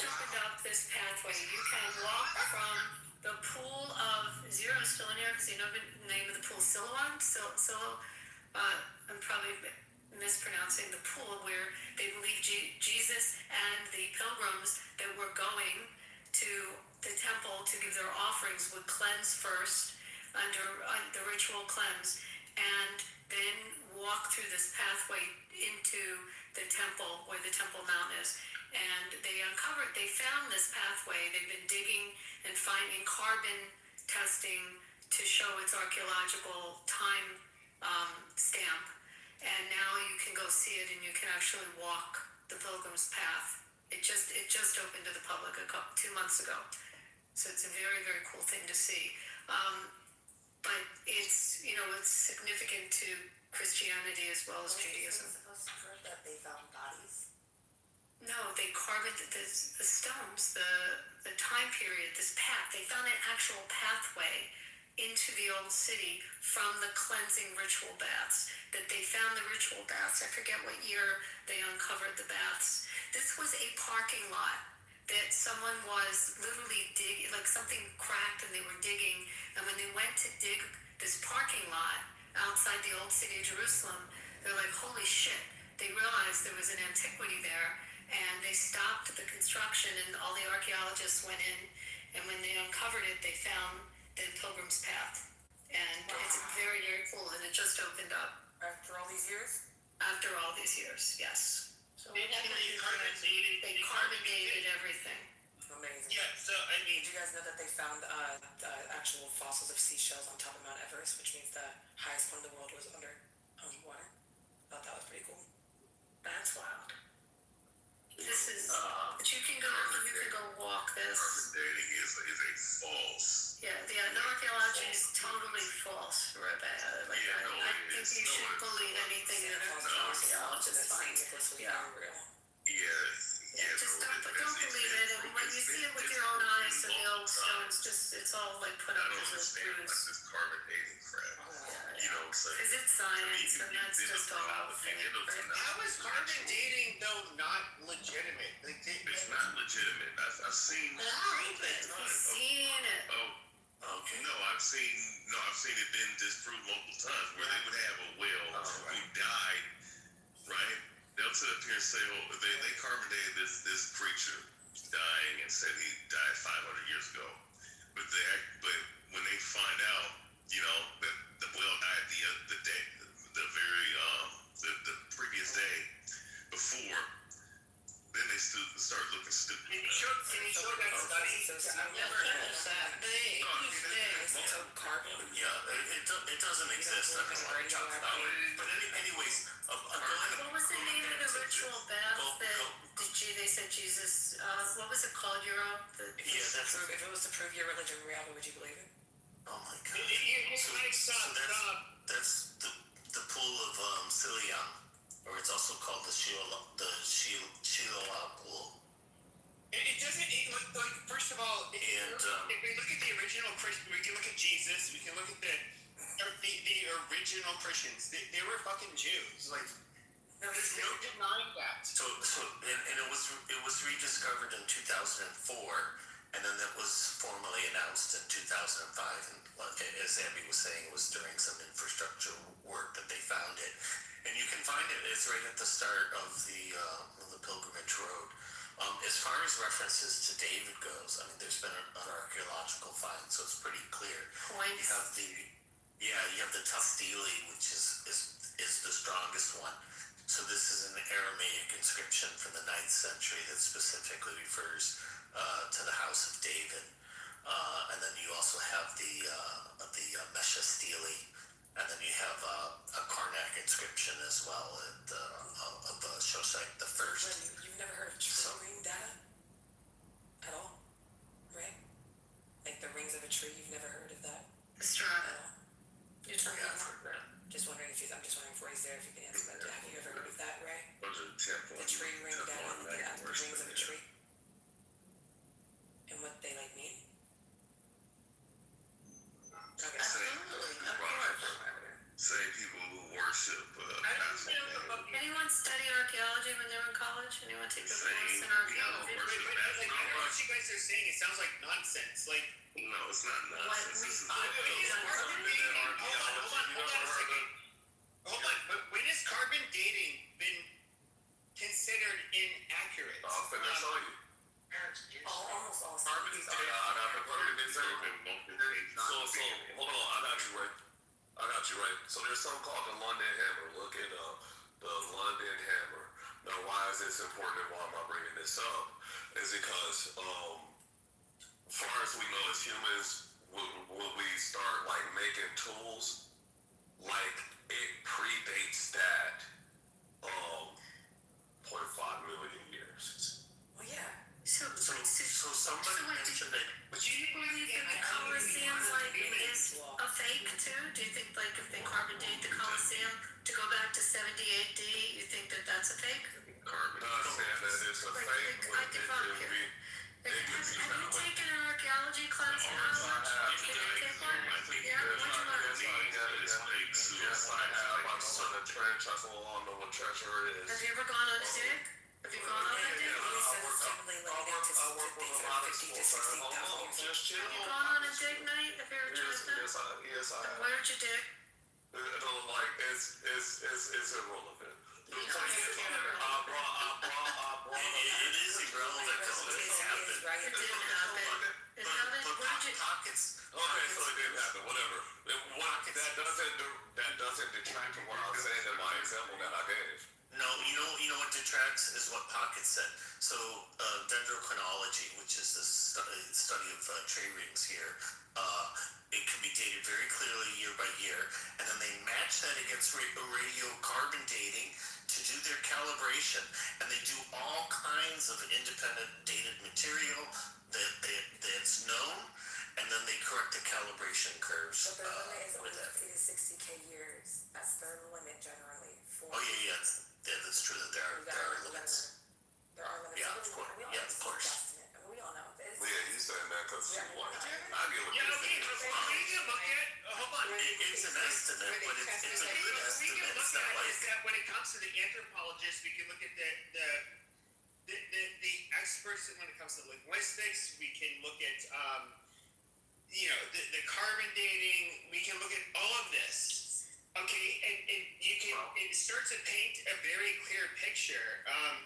You do have like David Reich, for example. He's when it comes to the genetic history of human beings, at least, he's considered the nation's foremost expert. Out of Harvard, you can look him up. But he's discovering stuff all of the fucking time. But what's realistic is that, as he's discovering a lot of this shit, it aligns with what, not only what historians, but also when it comes to anthropologists have to say. And I just think it's ridiculous. People, I think what is very odd is that I see a lot of people that for whatever reason they want to rewrite narratives regarding history to show them as either being oppressed or at one point superior. It doesn't matter, and this is just mind-boggling. I don't understand what drives some of the people on the stage to want to. I do know why they want to do it, but it's just. It's a futile effort, and at the end of the day, it makes people with your cause look even dumber. and I don't want to give people the wrong point of view. They don't care. But even organisms So here's the thing, though, right? The age of discovery. So real quick, the age of discovery, Darwinism, and all this other stuff, right? You have had multiple people come up with different philosophies and different aspects of what they want to believe history is, right? So when you look into certain of these concepts and you start to look into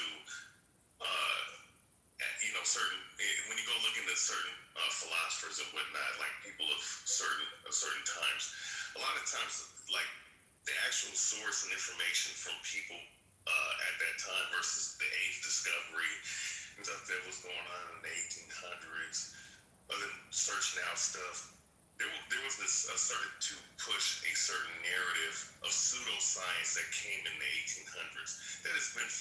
Wait, are you getting so everything you just said is incredibly vague. It doesn't say anything. You say there's different. You don't say what that difference is. No, say something. So far, you've literally said nothing. I'm gonna make some certain. So Rabaya, I'll let you finish, but to sit here and say that there weren't political narratives it doesn't matter which century, that's always been the fucking case. Like that, you've had accepted narratives. No, Pepe, you can't let him get away with saying there's differences. That literally means nothing. Like, he has to say what the differences are. Otherwise, we're not saying anything at all. Like, is he saying Josephus what Josephus wrote about that time as a historian is all untrue, and then they find archaeological support for his, like, no, I mean, yeah, but we talk, are you talking about the Roman revolt? Talking about somebody from the 1800s who have a narrative. He was claiming about the age of discovery. The info is wrong. What info you saying is wrong? So, no, because I was talking about 2,000 years ago. You're talking about the 1800s. And I'm saying that they found they have archaeological proof about, and I'm not Christian, and I'm telling you, they have proof about where they believe Jesus would have walked. So, That's very I'm saying that, okay? So now you want to explain to me if Josephus, who was a Roman historian, are we disproving everything he said when they found archaeological evidence? They went to the top of Masada and they found when they went, oh my God, like it's like banging your head against the wall. Like, go study archaeology, take the course in it, learn about it. He wasn't a Jewish historian. He was under the captivity of the Romans after 70 AD. So you think none of that occurred? You think that all that they found, you think that what they found in Jerusalem and what they found outside Jerusalem, you think what they found at Masada was just all staged? That was the digs that they do in Beit Shemesh, those are just all staged? Is that what you believe? What about Josephus? Josephus came in the first century. Yeah, but first of all, we can look at the story of the Bible. We can look at where the people came from, where they were. Okay, Jesus spoke Aramaic. We can look at it's really like we look at where the apostles went, and it's just like, oh my God, they have Christianity there, like whether it's the Egyptians, those to the east, and of course into Europe. But we can even look at, and here's where it's kind of interesting when it comes to the genetic makeup of, let's say Jews, for example. For example, the Ashkenazi Jews, even though they've primarily been in, Central and Eastern Europe, the European admixture to their DNA is primarily Roman, or it would map back to Rome. Would map back to 5,000 that got it. They're more similar, the white, the quote unquote European DNA is more similar to Central Europe, Central Italians. Yes. More or less, I guess you could say that is Roman. Right. The Sephardic Jews, largely Roman as well. Sephardic means it's Spanish. That's what the word means. You understand? Yeah, but the Sephardic have they weren't the same group that went to Rome. It was the migration was different. Is your you can explain? There was an amalgamation of different nations within that empire, right? Yeah. You understand that? It wasn't just one specific ethnic group. There was multiple ethnic groups. Multiple ethnic groups. Here's the weird thing is that you get multiple ethnic groups. And this is where, when it comes to Jews, it becomes a lot dicier because let's just say you had a group of people that they just outright accept Christianity and they're pagans or whatever, and it mix with us, and that difference between us is gone. But you have a continuity of Jews existing for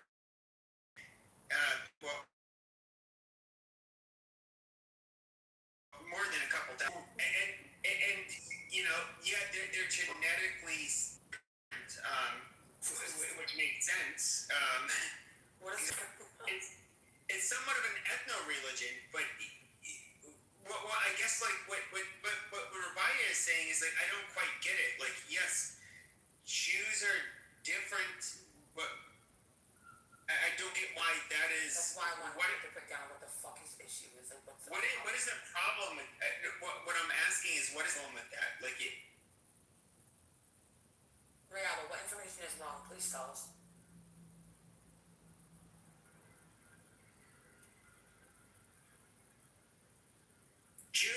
Jews were considered foreigners on European soil for.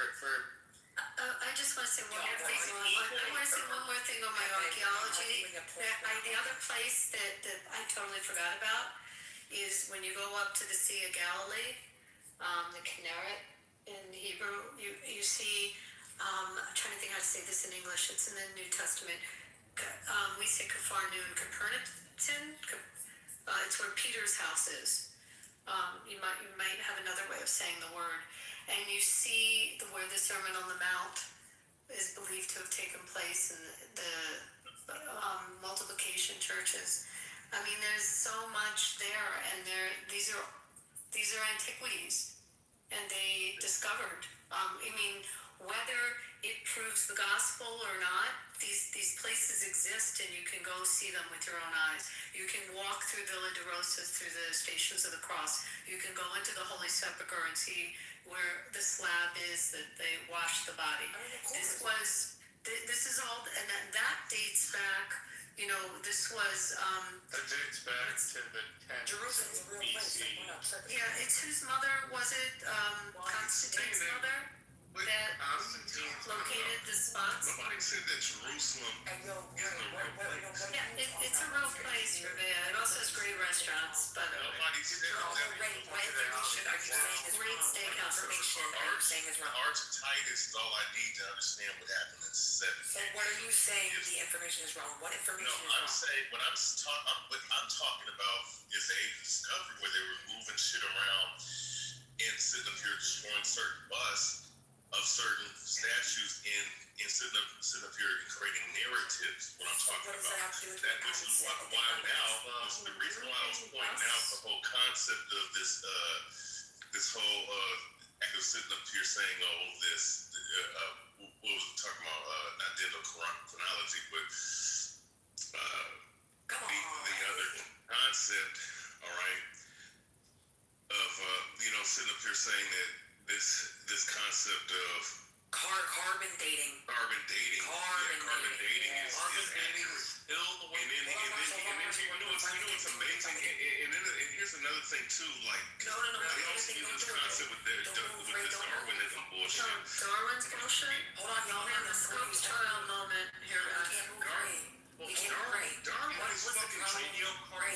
What was the issue? Darwin, the thing, right? These motherfuckers sit here and say that the damn Pockets lit. No, our pockets let me. I have a question I've been trying to get out for fucking 20 minutes.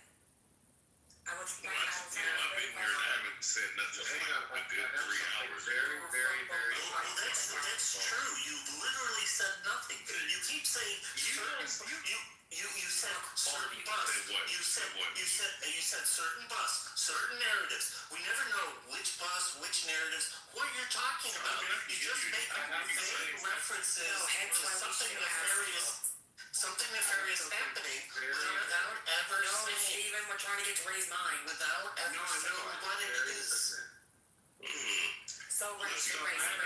What did Abby say that was so wrong that you don't agree that they found this? No, I was sitting up here. I was just sitting up here addressing that concept. Oh, the carbon dating.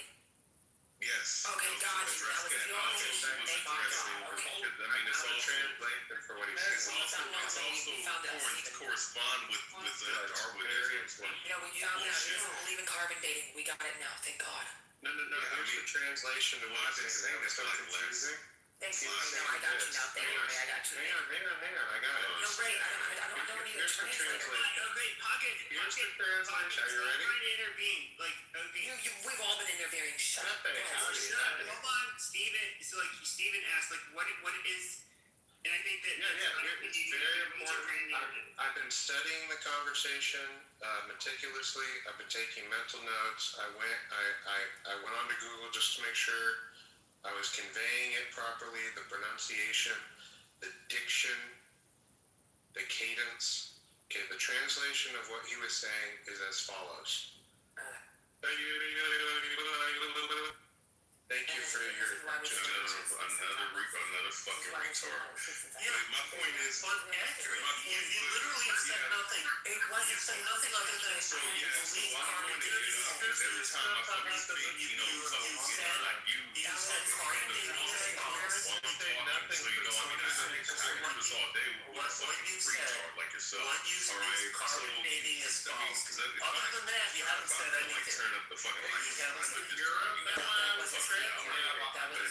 What I was sitting up here saying, the point I was bringing up about this concept of Darwinism, they'll sit up here and bring certain concepts out when there's no real backing or anything when it comes to Are you going to tell them to shut up, or is it just the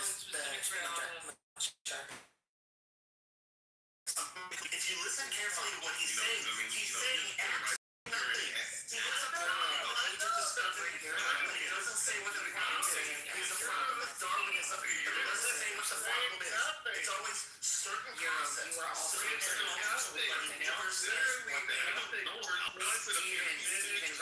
Steven, you are also saying nothing. I'm a fucking sheep you all are actually that follows the herd. Because that's what I was taught in the education of America. Because the shitty educational system, the school system, full system in America is only is ranked 25th in the entire world. We're getting wrong. Don't believe the carbon dating. That's all they do is make assertions wrong. No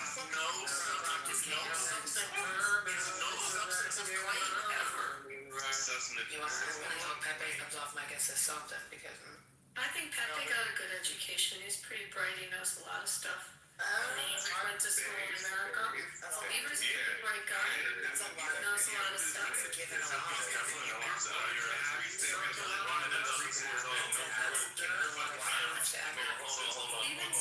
Steve Marshall's known some shit on his own. That's Texas schools. They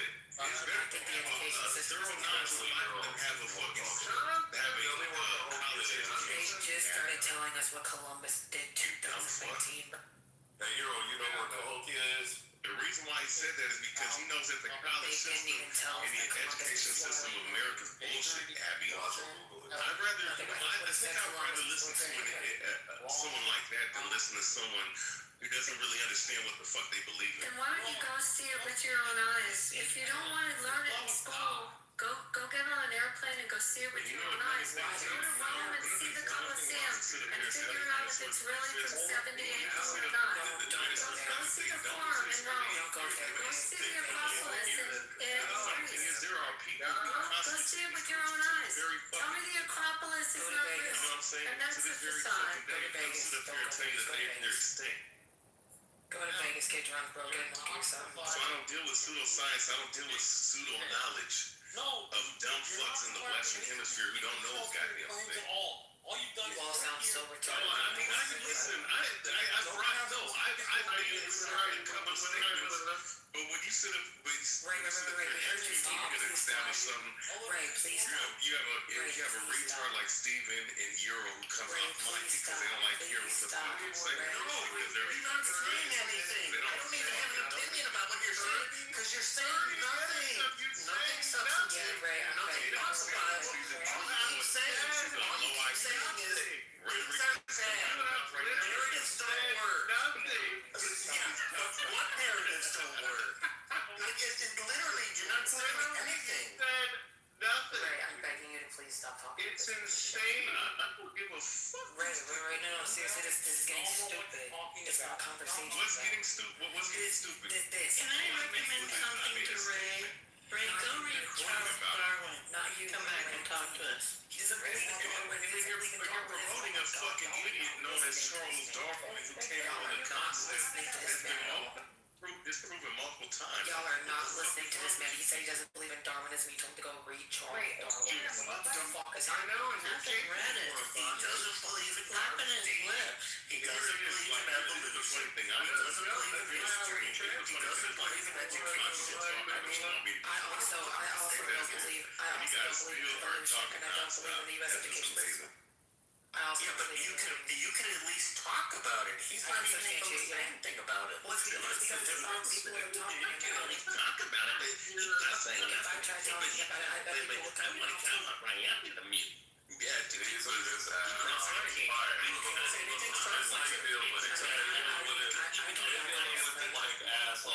can back up his claim. Just wait. That's what I'm saying, God. Just wait. Just wait. No one's gonna let me do it. You're all Ray's not able to do that. No one's gonna let me do it because you guys have people. Hold on. So Ray, is there any way that you can flesh out your point so it can be a little bit more palatable? No, I hate you too. Shut up.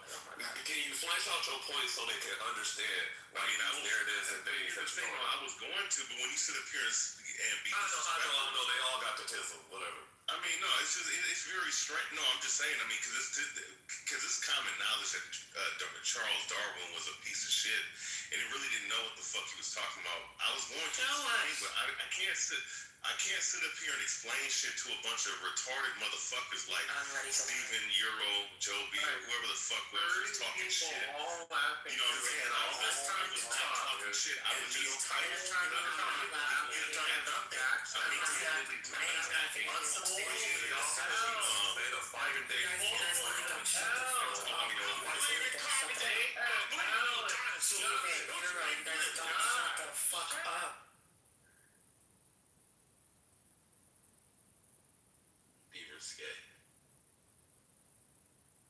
What's up, Leah?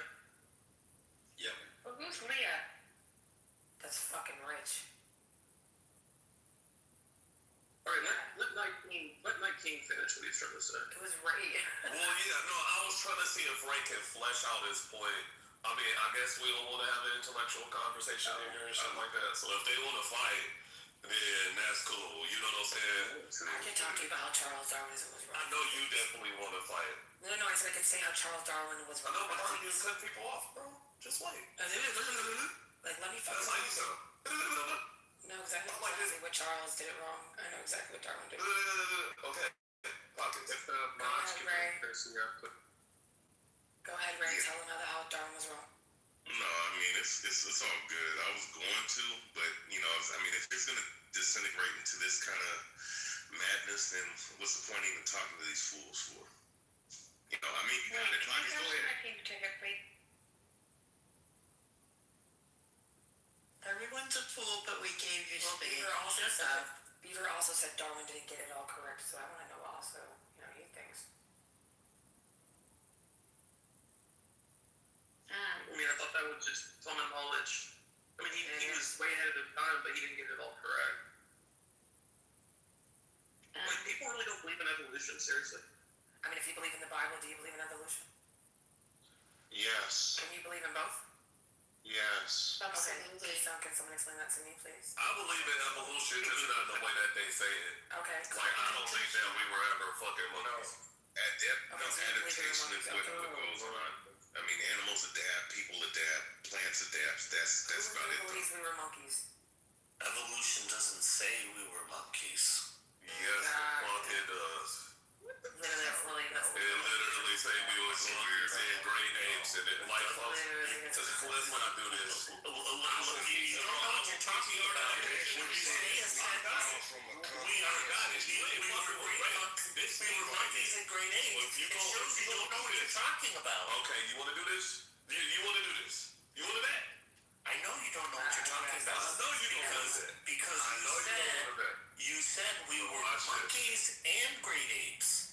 So that means you don't know what a monkey is. You don't know what a great ape is. Let's go to linguistics. Oh my God. Where do you think apes came from? You know what? Never mind. Just shut up. Beaver, can you let up Rich? Just don't lose this fight over here. Yeah. Focus on the Darwin believed that humans and modern monkeys evolved from earlier primates. That they different things. Exactly. That you comfortable you're telling me? No, they said what you said was wrong. They're not the same So the thing. primate that they talk about has molecular features. Bro, look, you just don't talk to me. Molecular features. Yes. What the fuck is a primate? Someone fucking tell me it. Also, good girl. Wow. Good girl. Wow. So, look, I'll explain it one more time. You literally said that humans were both monkeys and great apes. It is impossible for an animal to be both a monkey and a great ape. They are two different things. So it demonstrates to me that you don't know what a monkey is, you don't know what a great ape is, because you think that somehow humans are both. 100% wrong. That is impossible. It is possible. And science doesn't make that. Humans are called primate group called apes. Humans are part of the apes, but not monkeys. That's the whole point. They're right understand. If you human and monkey and the great ape are somehow the same thing. So, Kiddo, you just mean it kind of like in the general sense, like we could be monkeys. You didn't mean it literally. But he said they're monkeys and great apes, and I'm just demonstrating that it doesn't. Monkeys. That's what his claim is. Yeah, like, bro. He's saying they came from the same thing, bro. So it was kind of classified as one in the same. In pockets, described correctly. You're describing it incorrectly. No, I think you just understanding it wrong. No, I think you understand it. Kendo is mixing up Darwinian evolution and Neo-Darwinian evolution. Because originally Darwinian evolution said that we had a common ancestry with monkeys, and then modern science says it's actually great apes. I agree with you. I agree with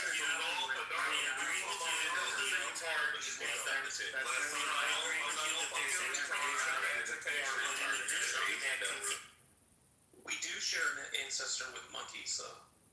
Yeah, there's a difference between sharing ancestry with a species and being quote unquote from species. Correct. Yeah, we share common ancestry with fucking crayfish too. Exactly. Our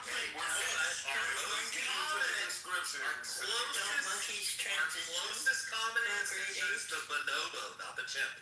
You guys always say fucking chimps, it's bonobos. I don't say that, but yes. No, retards do. I'm not talking to you, Euro.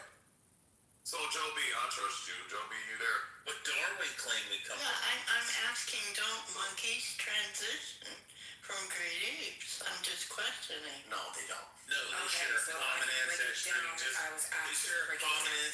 Just like humans and bonobos. Euro, are you there? Since you asked me to break it down. Pockets to go to the Philly Zoo? Yes, the monkey house? Philly Zoo. So the lineup is primates, monkeys, apes, then humans. That is literally the fucking lineup in the eyes of Darwinism and evolution. Exactly.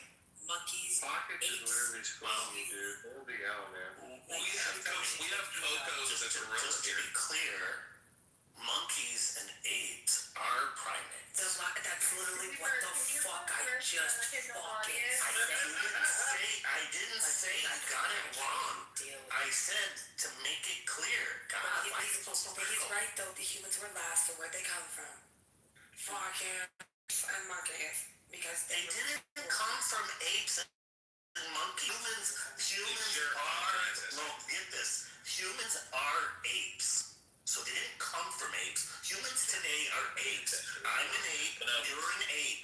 Now, as apes, we have ancestors with other primates like monkeys. So why do we call humans and not apes? Why do you think we have monkey bars on every playground in America? So she asked a good question. Why are we called humans? Ape includes many different types of animals. Ape is not one animal, one species. Humans are apes because there are there are many monkeys. There's not one type of monkey. Did anyone ever read the book The Naked Ape? Am I the only one that read Desmond Morris? No, Desmond Morris, The Naked Ape. Anyone in here read the book? I've seen Rise of the Planet of the Apes. Stupid ass book? Really? Desmond Morris, stupid ass book? Can you read? What do you mean he can't read? He was right. When I was in college, I scored high on reading, so I think I read pretty well.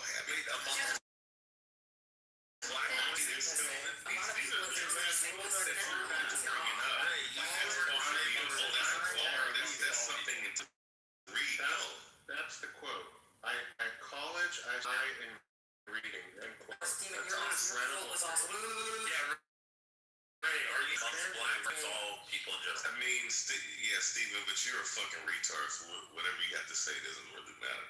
I mean, let's read the quote one more time. The quote that he said, making monkey sound with your that's the extent of your intelligence. You said, I'll read it back. In college, I scored high. Sometimes your intelligence is making monkey sound. Steven, have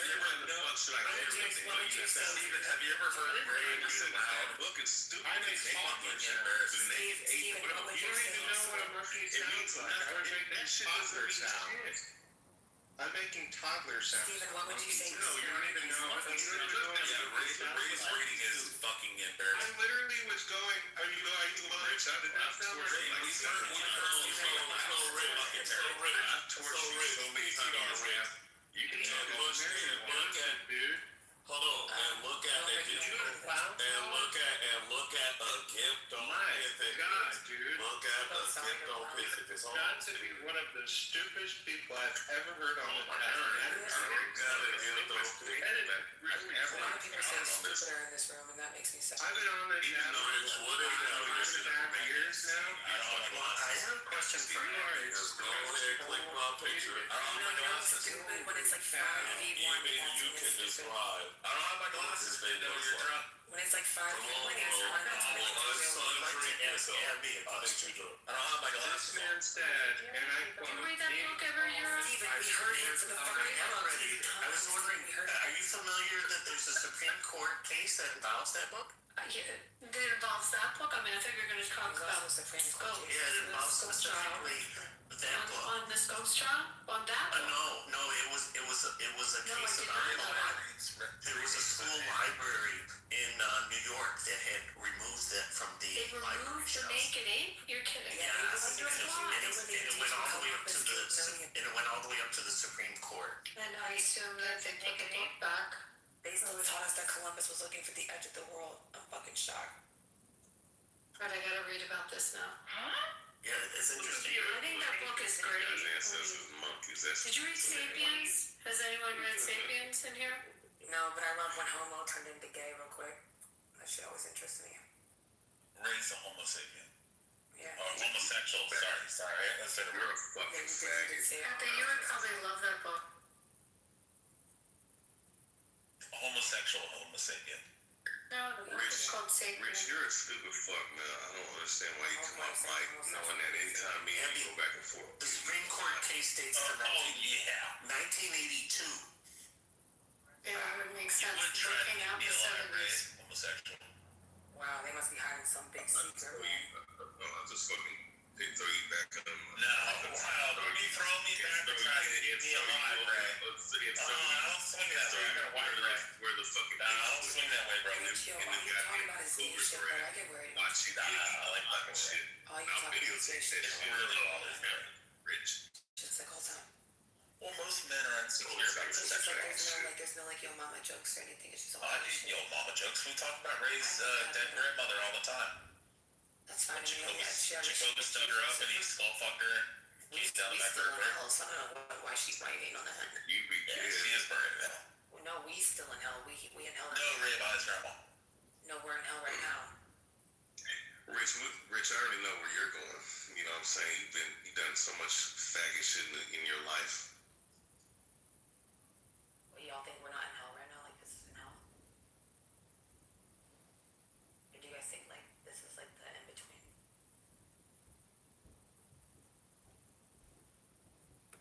Or we can just talk about for the next 10 minutes. Is fine. Well, here's the thing: people that believe an animal is their ancestor. That is amazing. Yeah. Do monkeys and specifically gorillas and chimpanzees? Do they have certain DNA going back to humans? No doubt. But we're not. I mean, most people are not fucking monkeys. Now, if you want to sit up here and say your ancestors are a bunch of monkeys and apes, that's on you.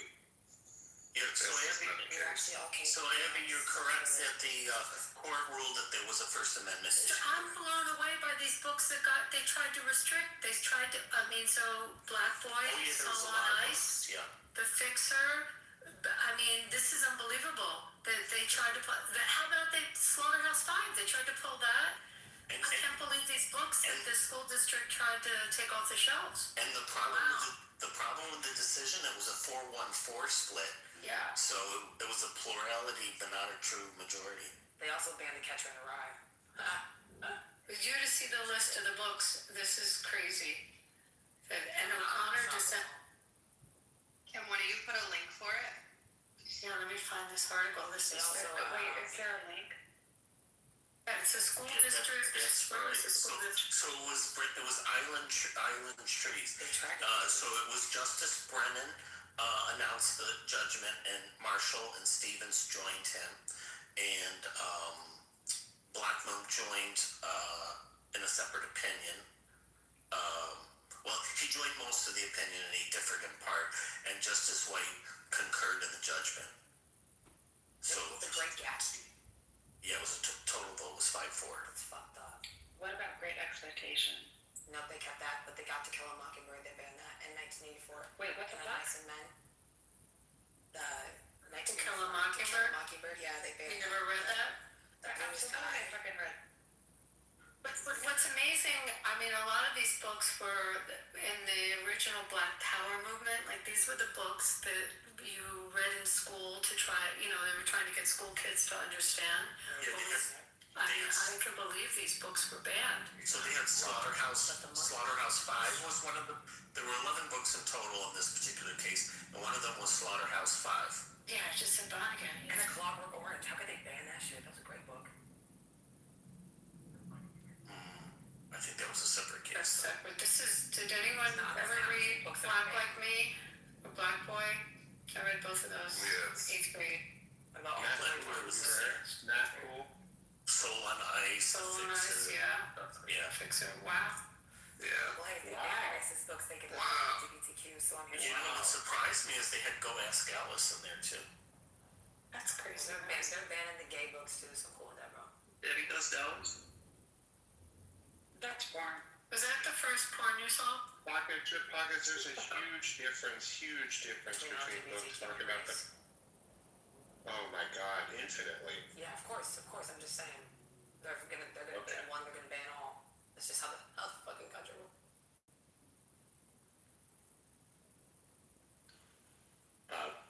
Yeah. So Island Trees. Island Trees is in Long Island, in case anyone wants to know where that is. Did you guys read To Kill a Mockingbird in class, where the teacher would call on you to read a few paragraphs and then call the next person? Yeah. Was that your favorite part? We didn't have it that way, but that's. What did you read? I would I was trying to get It's the showtime, baby. that had the N word, and I never got it. But the other kids that got it were too scared to say it. Yeah, we never I said bet it. Rich would say it. Wow. I got it. Wow. My son Did you say it? I bet Pepe would say it. I mean, it was in the book. Pepe, are you still letting it rip on this app, Pepe? Are you still just as cold as you used to be? Have you tamed down? You missed him, Steven. You missed him with the Iranian guy with the squiggles. Ah. Well, I tell you, I have to tell you, How's the an Iron nostalgia, Dome holding up for them damn missiles hitting? they're doing great. I have to tell you, No, they're not. the nostalgia, Them motherfuckers are fleeing in the masses over there in Israel. Really, my friends are on flight over there right now going. A lot of people are going there. Well, Weddings according still. to what I've seen, this is That's what we've seen, but since we're not in the community, I don't have to be in the community to understand what's going people on. are traveling there. The flights are full. The repatriate Yeah, the flights are full with people going the other direction. The flights are full going there. they are. You can't get there. Once again, the Iron Dome's falling. Really? Yeah, it's Really? big and Dude, you sound almost excited about the idea. Is this a fetish? I mean, I'm not excited. No, I'm that's sitting up here. to spread propaganda on the flights. It's hard to get a ticket to Tel Aviv right now because the flights are You know what? Propaganda. I think you just you know what's propaganda is to sit up here and say that these motherfuckers are winning against Iran, trying to disintegrate a whole nation that's been around since the 19th century. That's amazing that you motherfuckers really want to destroy a whole moron. That right there. Winning is an interpretation. I needed to hear. So whether winning or not, that's an interpretation. But in terms of damage is a factual matter. And there's been over 12,800 targets hit in Iraq. There's nothing comparable. We do know is that we're not losing. Give me a break. Come on, what's going on here? Well, that's what I'm saying. When he's talking about, obviously there's not as much damage in Israel or any of the Gulf states. It's de minimis compared to the damage in Iran. So it's just factually incorrect to claim You see that video of them bringing the horses in Tel Aviv into the bomb shelters? They have the shelters that are like the underground parking garages under the hotels and buildings, and they brought the horses in to save them. It's really a video. I think the sources that are actually in the country versus what's in the West. Horses. No, listen. I'm making my point. I'm not talking about what you're talking about when it comes to horses, stupid fuck. What I'm saying is that when you go into, the actual media, the media coverage over there versus what's going on in the West is entirely different. This was U.S. media that reported it WION on the U.S. media station. Even ties to Israel, I mean, they're all saying the same thing. I mean, You read the Jerusalem Post, you read it in Hebrew? There's no one reporting that there's more damage being taking place in Israel than in Iran. I'm just saying that there's damage that's happening over there in Israel is what I'm saying. There's very minor damage compared to what's taking place in Iran. Saying that the Iron Domes, you're the one claiming Iran is holding up well. So if Iran is holding up well, then Israel's holding up super well. Oh no, I didn't say Iran's holding up that well. What I'm saying is that people are acting like they're coming out of this unscathed. Is what I'm saying. You're wrong. I think people acknowledge that there's damage. It's just not significant. No, it's very significant. I mean, if people are leaving, if there was 1 million people that left the country because of this shit, obviously they don't trust that they can be protected through that dome and through the damn shelter. Do you have knowledge that 1 million people left the country? Yes. Yes, I was just there the whole time today. I didn't say Al just. Well, I didn't see. Well, give us a link. I said I would love to see sources. I'm just saying. I would love to see based off of the that actual 1 million article people that I left the read. country. 10% of the country left. So send me a link to that. That would be significant. Okay, let me see. I'll send it. No. How 10% of the country get out? No, Abby, he's watching the people in southern Lebanon flee. And on these fucking X accounts, they're saying, oh, look at the Jews fleeing Israel. I'm talking about Lebanon. Yeah, you see southern Lebanon, I'm talking about and then they parrot it on fucking X, and they say, oh, look at all the Jews. Look at all the Jews. I don't watch Israel. Let's see this. A million people in Tel Aviv. Let's see 1,000 Lebanese flee. I'm not logged into my X account. I don't get my news source off of Instagram. I mean, I don't know if that's what you do. That's not me. But How a million people get out when LL's the only airline flying out? Could you tell me how a million people? A million people left Tel Aviv. Yeah, it says a million. Tel Aviv. Doesn't have to do when you do. He just has to claim it. Just have to claim it, one exactly. specific city. Just like all of his other unsupported claims. Ray hates the Jews. He hates Israel. He hates the Jews and he hates Israel. I don't hate. Listen, I don't Was hate the land of Israel. Darwin wasn't Jewish. I just don't like the people that's over there claiming to be something that they're not. Was he That's Darwin? all. No, was he? No, he wasn't. I don't know. He's Christian. He was a Christian who became an agnostic later in life. Columbus might have been a Jew. Wait, what? Who was in the Scopes trial in that movie, Inherit the Wind? Wasn't that Spencer Tracy? That's a good book. Did you guys read that in school, Inherit the Wind? Anyone read that book? No one. I read it. I read it and I saw the film as well. The film was with Spencer Tracy, no? Yes. Yeah, it was a good film. It was okay. Except, do you believe in I liked Darwin? it because I liked the subject matter. I mean, I've never seen him personally with my own eyes, but I have no reason to doubt Darwin's existence. Ray County. So, Beaver, what did you read when you read To Kill a Mockingbird? Do you remember? Which part? No, I just remember the kid that got the N-word. He, bitched out and said something like, please forgive me, God, for saying this word as he was reading it. And I was like, what a pussy. I love the Cask of a Mont a lot. And To Kill a Mockingbird.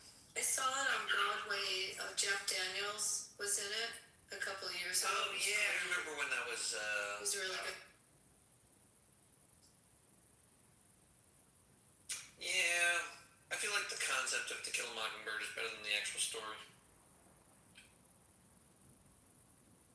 But the Scopes thing was in Ray County, Tennessee, 1920s.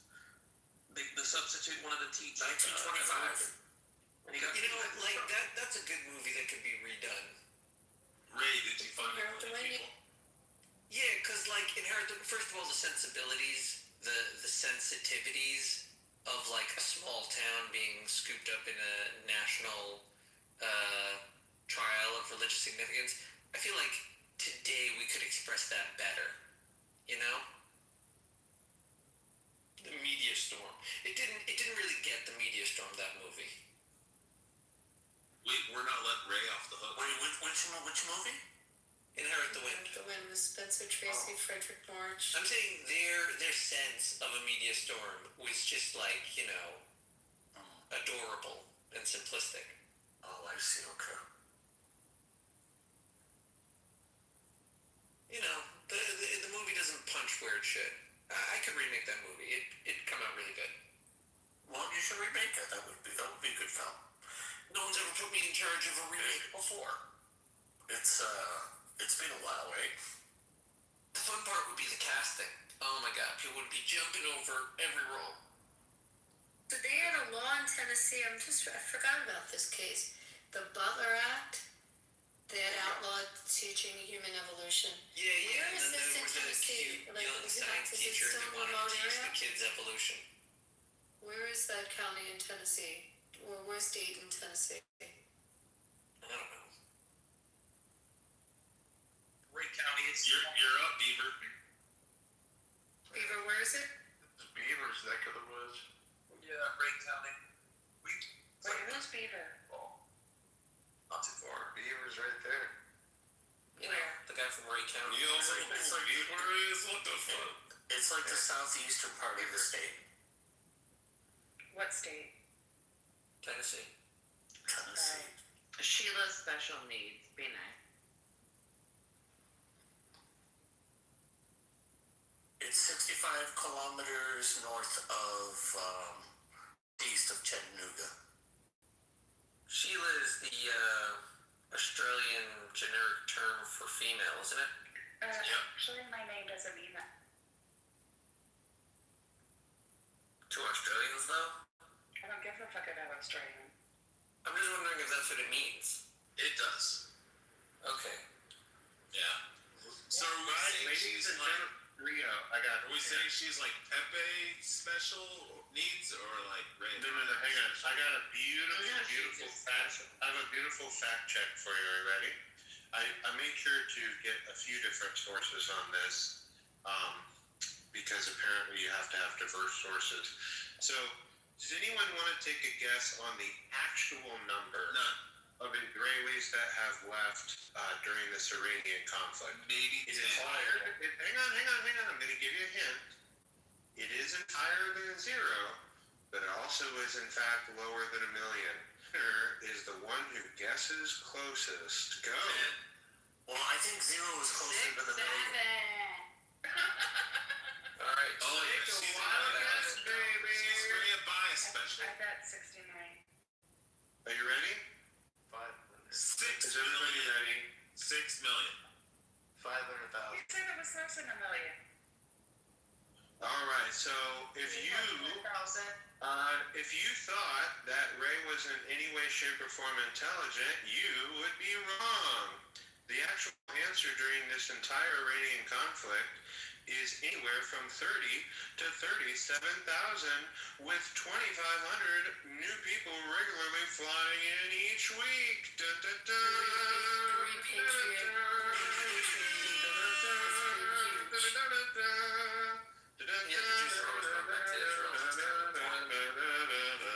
Stephen, for your data, It's like 40,000. is that from a particular date?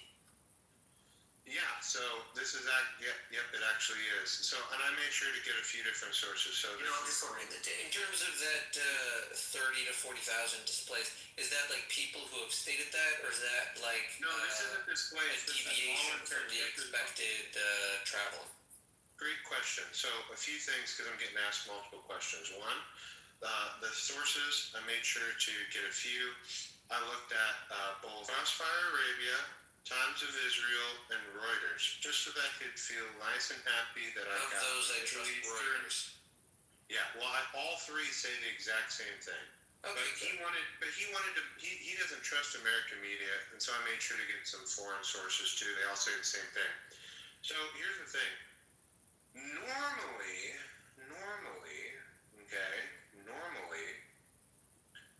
there's about 10 to 15,000 people that leave during the span of time. It's been elevated to around 30 to 37,000. So you are correct that there's the normal natural emigration that needs to be factored in as well. But here's the thing. There's still people flying in. It's the darndest thing I've ever seen. I can't believe my eyes. I would fly in. Yeah, of You course. can't get a seat to get in. I mean, I was trying to say that. It's very hard to book a flight to get in, because they're all full. But I don't know how, I'll be honest with you guys. I just don't might be able to continue to show my face after I graciously made the claim that 1 million have left the country due to them losing the war against Iran.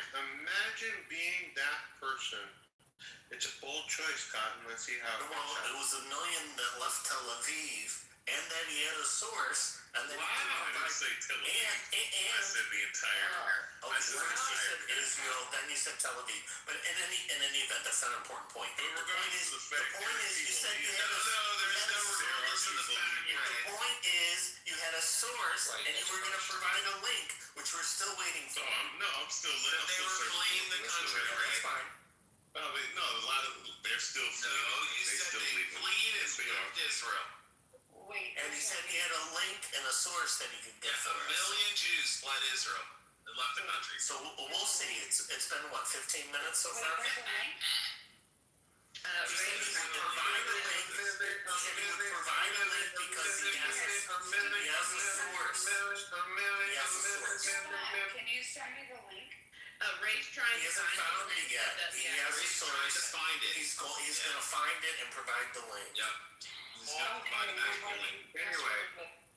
My lips are wet. Wow. I think. Well, what you gonna do? With what? He's searching Gronk so fast. What in the world? And how many have repatriated back also because the military and the reserves have been called in? So you have all the people going back on reserve duty. It's a lot of people going back into the country. After October 7th, they had about 250,000. Was it in reserves? Like I said, do you know the number?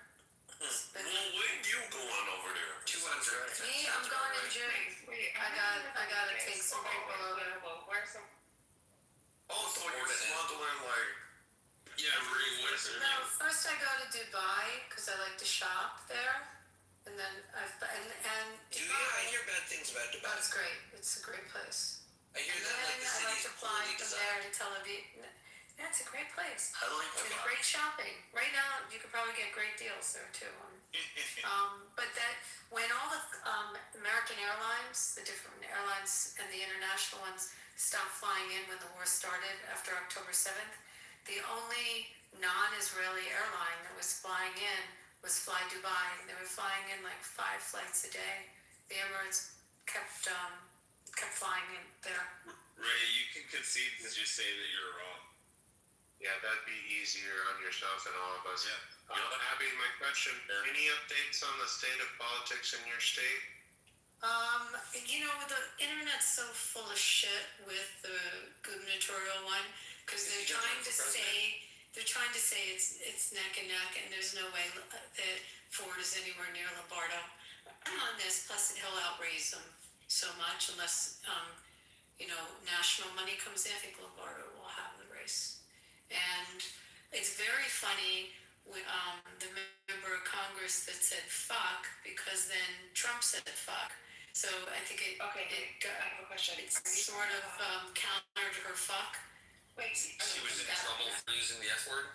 Yeah, she. Let me make an intro. Let me make an introduction. So Abby is a clubhouse OG. She's a great conservative, and Sheila is a great X-based conservative, part of the crew here, and she just moved to your state and is getting more involved. Yeah. Oh wait, She even called her representative and 2 senators about the Save America Act like a great activist. But now the introduction, Sheila, Abby Sheila. Hey Sheila, okay, this is great. How are you? This is wonderful to meet you. You should look at my tweets of what I've last did. Okay. I can fill you in. So the other races, the R is going to step down in Reno. He's retiring. So we'll see wins. I think it's an R district. I think it'll stay. I think that the 3 in the southern part of the state will probably stay blue. I'm guessing. I don't see anyone. Israelis. Ready to surrender? The head of the Black Caucus is one of them. He's a great guy. He's a wonderful. He's a Democrat. He's a good guy. Stephen Horsford. What's his name? I forget his name. Stephen Horsford. Stephen. The other one we could get rid of is Dina Titus. I'm not a fan. And the third one is Susie Lee, who I am a fan of, who's a very moderate Dem. But I think it'll stay blue congressionally. But I think the governor's race, I think, will stay red. He's a very good governor. Are you familiar with Joe's Cafe in Dubai and in London by any chance? Hold on, guys. Ray's trying to talk.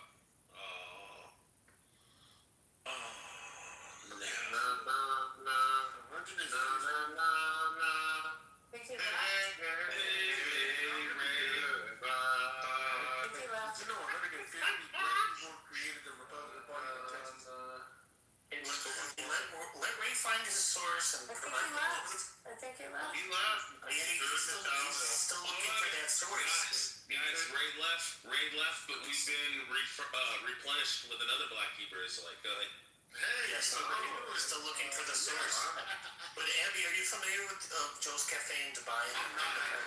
No. Just do you know Ben Hagdi? You came out of slave ship, your ancestors said. Do you guys like have any like they have a major holding in the mall. It's so late we're just talking, huh?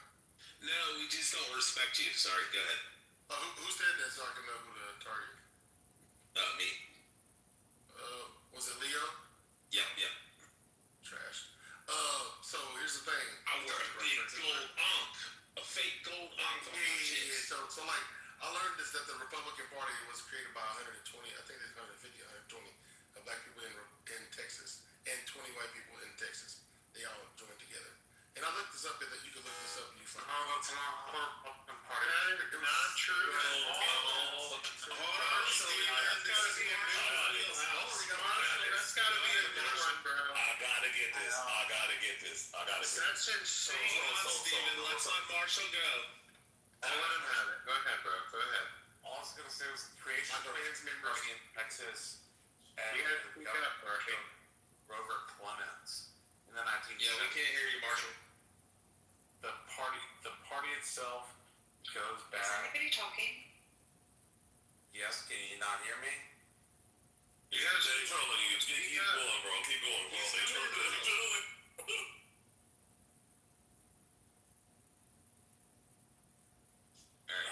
Hopefully you can hear me better now. What I'm saying, Is anybody talking? the most recent When Marshall's talking, you can't hear him apparently. Sheila, stop. The most recent governing of the Republican Party happened under Grover Clements in the 70s. The creation of the Republican Party before that goes back, at least in East Texas, to the 1920s or 1930s as a minority party. So it's not a bunch of white people who got together and decided, oh my gosh, we're white, we want to make the Republican Party.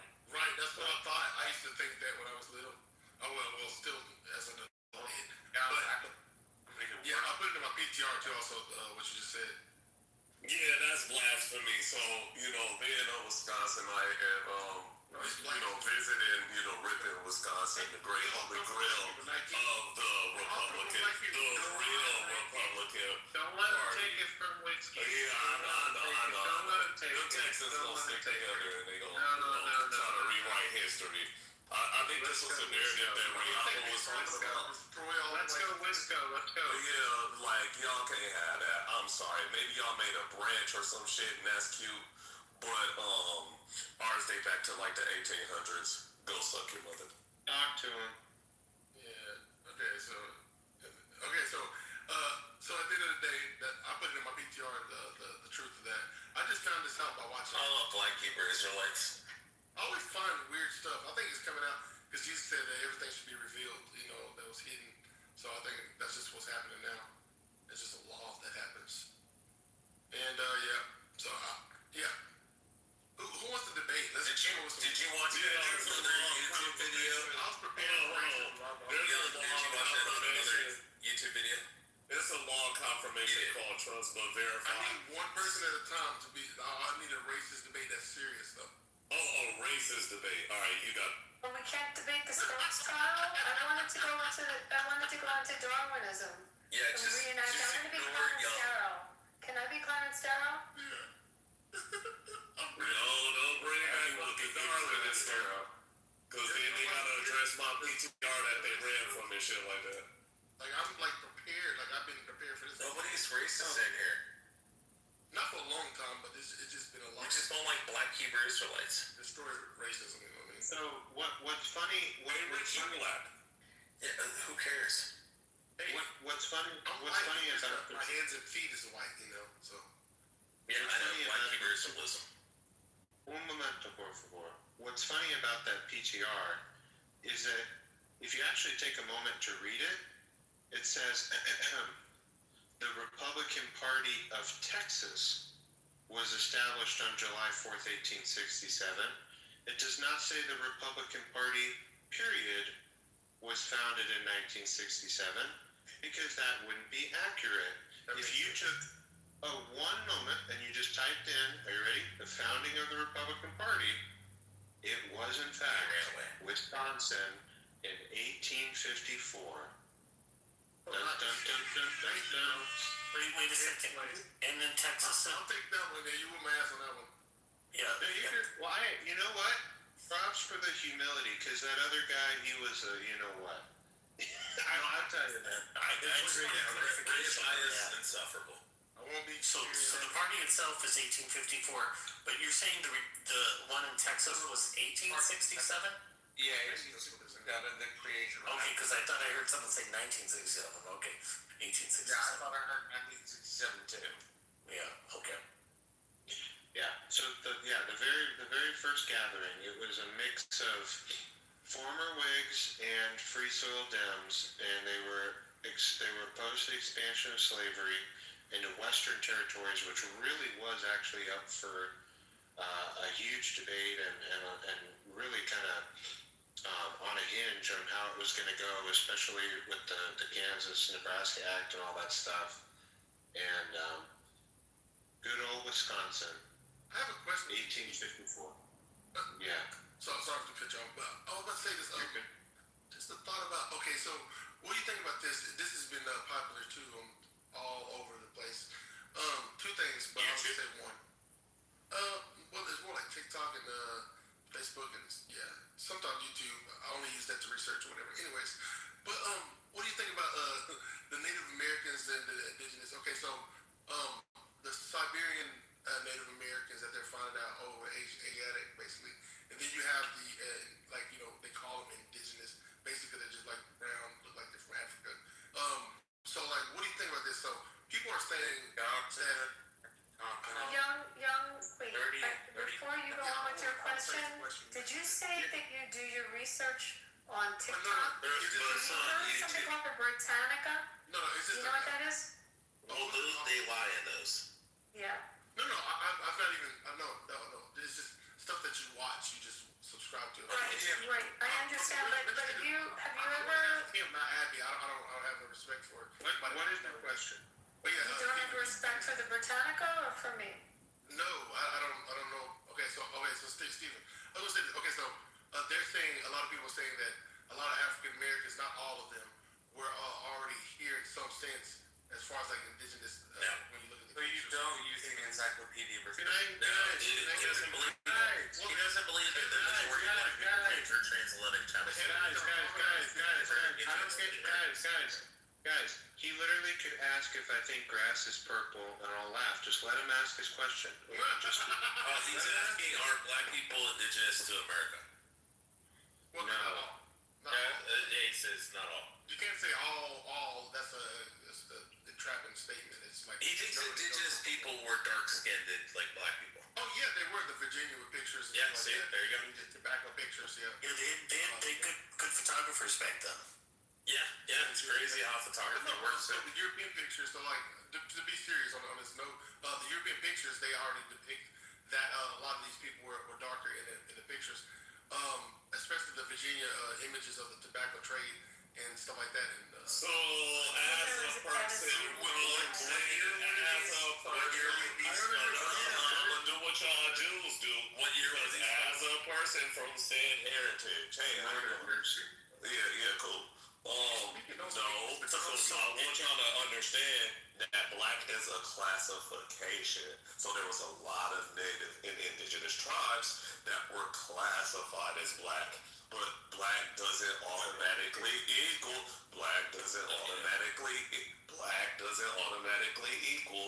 African American. That's right. Yeah, the thing is they weren't classified as black. They were literally called redskins to distinguish them from blacks. Yes, so you read historical documents from the time. The colonialists called these people Indians. They didn't call them black people. Yeah, right. So when I'm mentioning the reclassification and stuff like that, we could go to documents like the Indian Removal Act, where there was like plenty of Native Americans reclassified, right?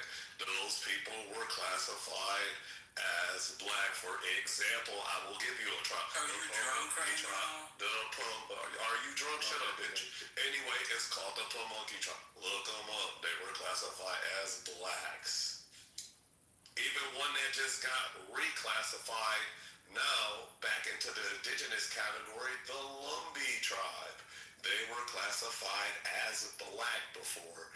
Now they got their indigenous claim. Yeah, I have to run back to my phone. Are we saying that indigenous people were not? No, it doesn't apply to all. Is this the new Chisholm? No, it's not. The fact that people think that Cherokee It's giving the new Chisholm. Well, that's because the natives that were enslaved. Literally yeah, there were natives that were enslaved, but there were also people, certain cultures that were admixed in. For example, you can look at the person that found Chicago, right? His wife was from the Potawatomi tribe, and they had kids. There's your fucking admix. A lot of those marginalized communities were pushed together, and they had kids. Okay, this does not appear to be factually true. Check the Indian Removal Act. Check the Indian Removal Act. I don't see any classifications as Indians as black. Now, there were state laws that did reclassification as colored, and some of those, but not the Indian Removal Act. Some of that happened around that time. And so, look, bro. Yeah, but just do more research. Just be more accurate. It's a different thing. It's a different thing. It's a different thing. To say around that time and to say it's in the act. It is not in the act. Originally, you said it is in the Indian Removal Act. So I actually looked into the act. The act itself doesn't say it. It's a different thing to say around that time other people did it. So look, bro. You just want to be right. I want to be right. I am right. They stated something that was factually false. Are they trying to make a claim they have a right to some of the Native American assets and land? Is that what I'm hearing? He's trying to claim that. They're trying to claim that. They're trying to claim that blacks are indigenous. Native Americans, most of them wanted to come on the blacks were indigenous. So listen. That's what claiming a culture goes to. So can I say this? They're trying to cash in on Native Americans. They are. Listen, nobody gives a fuck about those Siberians. Nobody cares about Native Americans. Indigenous Indian is not the same on slave ships. A Native American. Hold on. But you can't prove that for everybody. In the United States. Yes, for the blacks. No, you can't. Yes, for the blacks. No, you can't.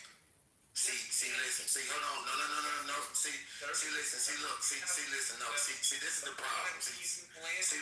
See, this is the problem with y'all, right? Listen. You know how we can listen. Listen. Do all white people listen? I don't listen. Talk to me as a white person. Just talk to me as a person, dude. No, I'm asking you a question because y'all generalizing everybody's history. No need to. You generalizing everybody's history when you say certain shit applies to everybody. Stacked on slave ships like that. Listen. When y'all generalize everybody's fucking history, that's just like me telling you that all white guys got the same history. Israelites. Y'all don't. And fucking crackers always think they know what they talking about. I hear the beef. Goddamn German, goddamn wet dog, German motherfuckers always think they know what they talking about. Israel became a rebellion. Motherfucking fur carrying ass, flea carrying ass, white people always trying to tell motherfuckers where they come from. But son, as a nigga come here and try to straighten his own history, I'm wrong. Black Israelite. You know, it's when you say something that's wrong. You wrong when y'all trying to generalize everybody's motherfucking generally we should avoid universal statements. But that's all I'm saying. But that's all I'm saying. And I'm agreeing with you. But some universal statements are correct. So for instance, the indigenous people to the Americas were not whites. And they so weren't. That's a universal statement. Yeah, and they weren't black either. Okay, they were the Native Americans. So listen. So this is where we have to disagree, right? So when you say that the Native, when you say that hold on, because we all can talk at one time. Let's attack the point. So when you say that Native Americans, because Native Americans are not the same thing as what you would call an indigenous Indian. Because even Native Americans don't like to be called Indians, right? So these are two different distinctions. Hold on. These are two different. You to tell me what the fuck. These are two different. So again, I'm agreeing with you. Okay, when you Native Americans don't like to be called Indians. I'm agreeing with you on the terminology. That's why I was very careful. I said indigenous people. I said we call them Native Americans, and I said they used to be called Indians. So I didn't think that that's the correct. Okay, so you're right about that. So listen. So me and you are agreeing that what they were. They weren't white, what we typically mean by white, and they weren't black. That's right. I disagree with that. Well, we can disagree with that. We can disagree on that, but I agree with you on the other shit. It's always that I disagree with that. She came from West Africa. Oh my God. Child slavery. By the time they make these white and black categories, like Africa, it's not white, it's not black. Listen, bro. Listen. They didn't fall. So look, this is the problem that I have. If everybody in this room, as an individual, does their genealogy or traces their family back to somewhere, I'm pretty sure everybody got a different story. Some of us might come from Europe. Some of us might come from Asia. Some of us might come from the middle of Germany. Some of us might come from Africa. Some of us might come from fucking Australia. But what I do know is that all of us do not have the same. She came from West Africa.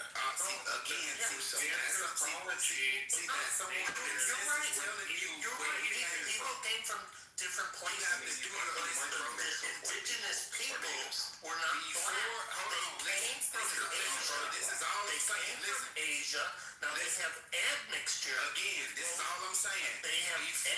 Can I just finish? They have admixture. Just let me finish, and then you can say what you want. Before you try to tell somebody else where they're from, you need to find out where you're from. Oh, okay, fine. So I'm going to tell you about indigenous Americans. But do you know where the fuck you from? They came from Asia. Now, do you have subsequently, they had. Do you have your family tree? Can you let me finish? Yeah, that's what I mean. Niggas don't know where the fuck they come from. Let me finish. She crazy. So the indigenous people came from Asia. Subsequently, they had admixture with both white and black populations. So if you're talking about a Native American today, yes, his ancestry could include either white people or black people. Yeah, because the indigenous people they were from Asia. The indigenous people were black. That's what Christopher Columbus said. It was dark people. No. And everybody around the world was dark skinned. Were not black. He discovered India. That's why they got the name India. That's why they got India.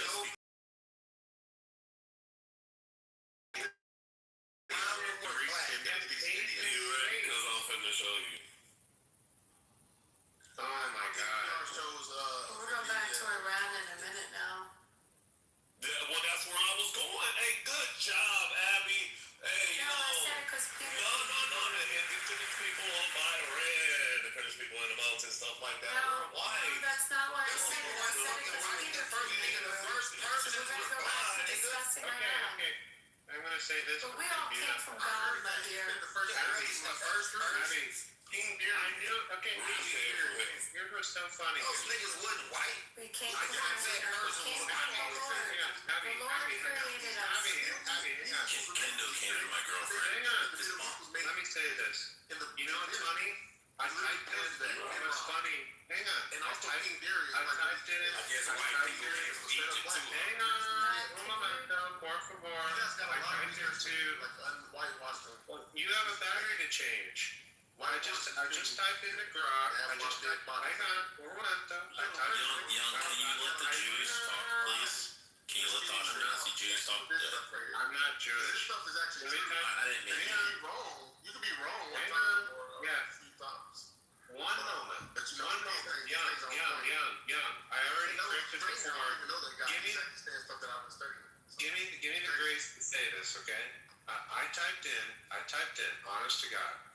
I typed in to Grok. I actually the advanced form. What's that talking? Okay? Hello, can you hear me? No, he's funny in the background. It's weird. Yeah, we can hear you. Go ahead, Steven. Okay, thank you. So I actually typed in. Who is saying that? I specifically said into Grok that I'm hearing a Black Hebrew Israelite argument that they were actually the natives. What should I expect next? What? What's funny? I don't think that's. Hang on, one momento. I'm sure your curiosity will be Steven, curious what ignore he the said. chattering monkeys. Okay, I don't co-sign that term, but I will ignore the interruption. Hey, Let me black just say people this. have small. They don't I have have to tell you. Guess what it predicted? And actually, that guy literally said it. They said, well, eventually they'll move on to the next subject because there's no peer-reviewed science proving anything to do with the original natives being black. So the next thing that you should expect is them bringing up debunked artifact and statue and archaeological finds that again has also been thoroughly debunked, and then finally expect to hear Bible quotes being taken out of context and misinterpreted, such as Deuteronomy 28, and they'll try to say that the transatlantic trade is almost a theological myth. Good luck. That's basically what Grok said. You're going to hear a bunch of You guys literally played it out. That's what's so funny. Yeah, you know what's so weird about this lie is that it serves no purpose. Like, what difference would it possibly make if they were indigenous? I can explain Euro. The reason is because they believe they're God's chosen people, and Ashkenazi Jews are not really Jews. They're not Israelites. They're actually Edomites, and they're from East also. They're a cursed people, and they're the real Hebrew Israelites. Okay, So they should go over and fight to protect the Holy Land. What does that have to Don't do with strap a gun on and go fight for the Holy Land. But Leo, what does that have to do with being indigenous to the Americans? Oh, because they have a 12 tribes chart that says Native Americans are part of the 12 tribes. Well, then they wouldn't be indigenous. Jamaicans, Haitians. Then they wouldn't be indigenous if they're part of the 12 tribes. Yeah, well, no. They believe they're part of the 12 tribes. They're the lost tribes. Well, how are they part of the 12 tribes and Let Young tell you. Latin writings of maps and things like that. So a lot of this stuff comes from. They sailed here from Africa.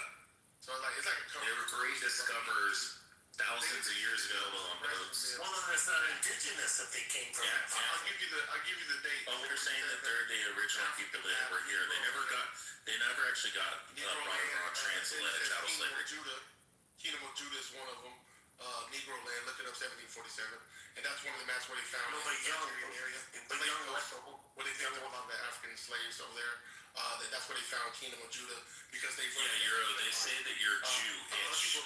So Leo, to Africa, like whenever they're Jewish, like no, I understand, but I'm trying to get with them. But then are the Danes not Danes because they're Danish, or the Swedes aren't Swedes because they're Swedish?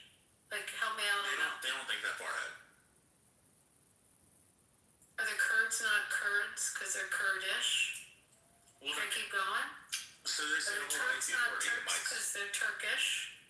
It's very strange. I have to tell you, it's one of the bizarre discoveries, because apparently people like in New York, like, are very familiar with Black Hebrew Israelite ideology? Here in the heartland in the Midwest, we've never encountered them ever. Oh, yes, we have. They stand on the street corner at Stephen I came on this app a few years ago, and I heard about the concept for the first time, and it's wild. I don't understand fundamentally.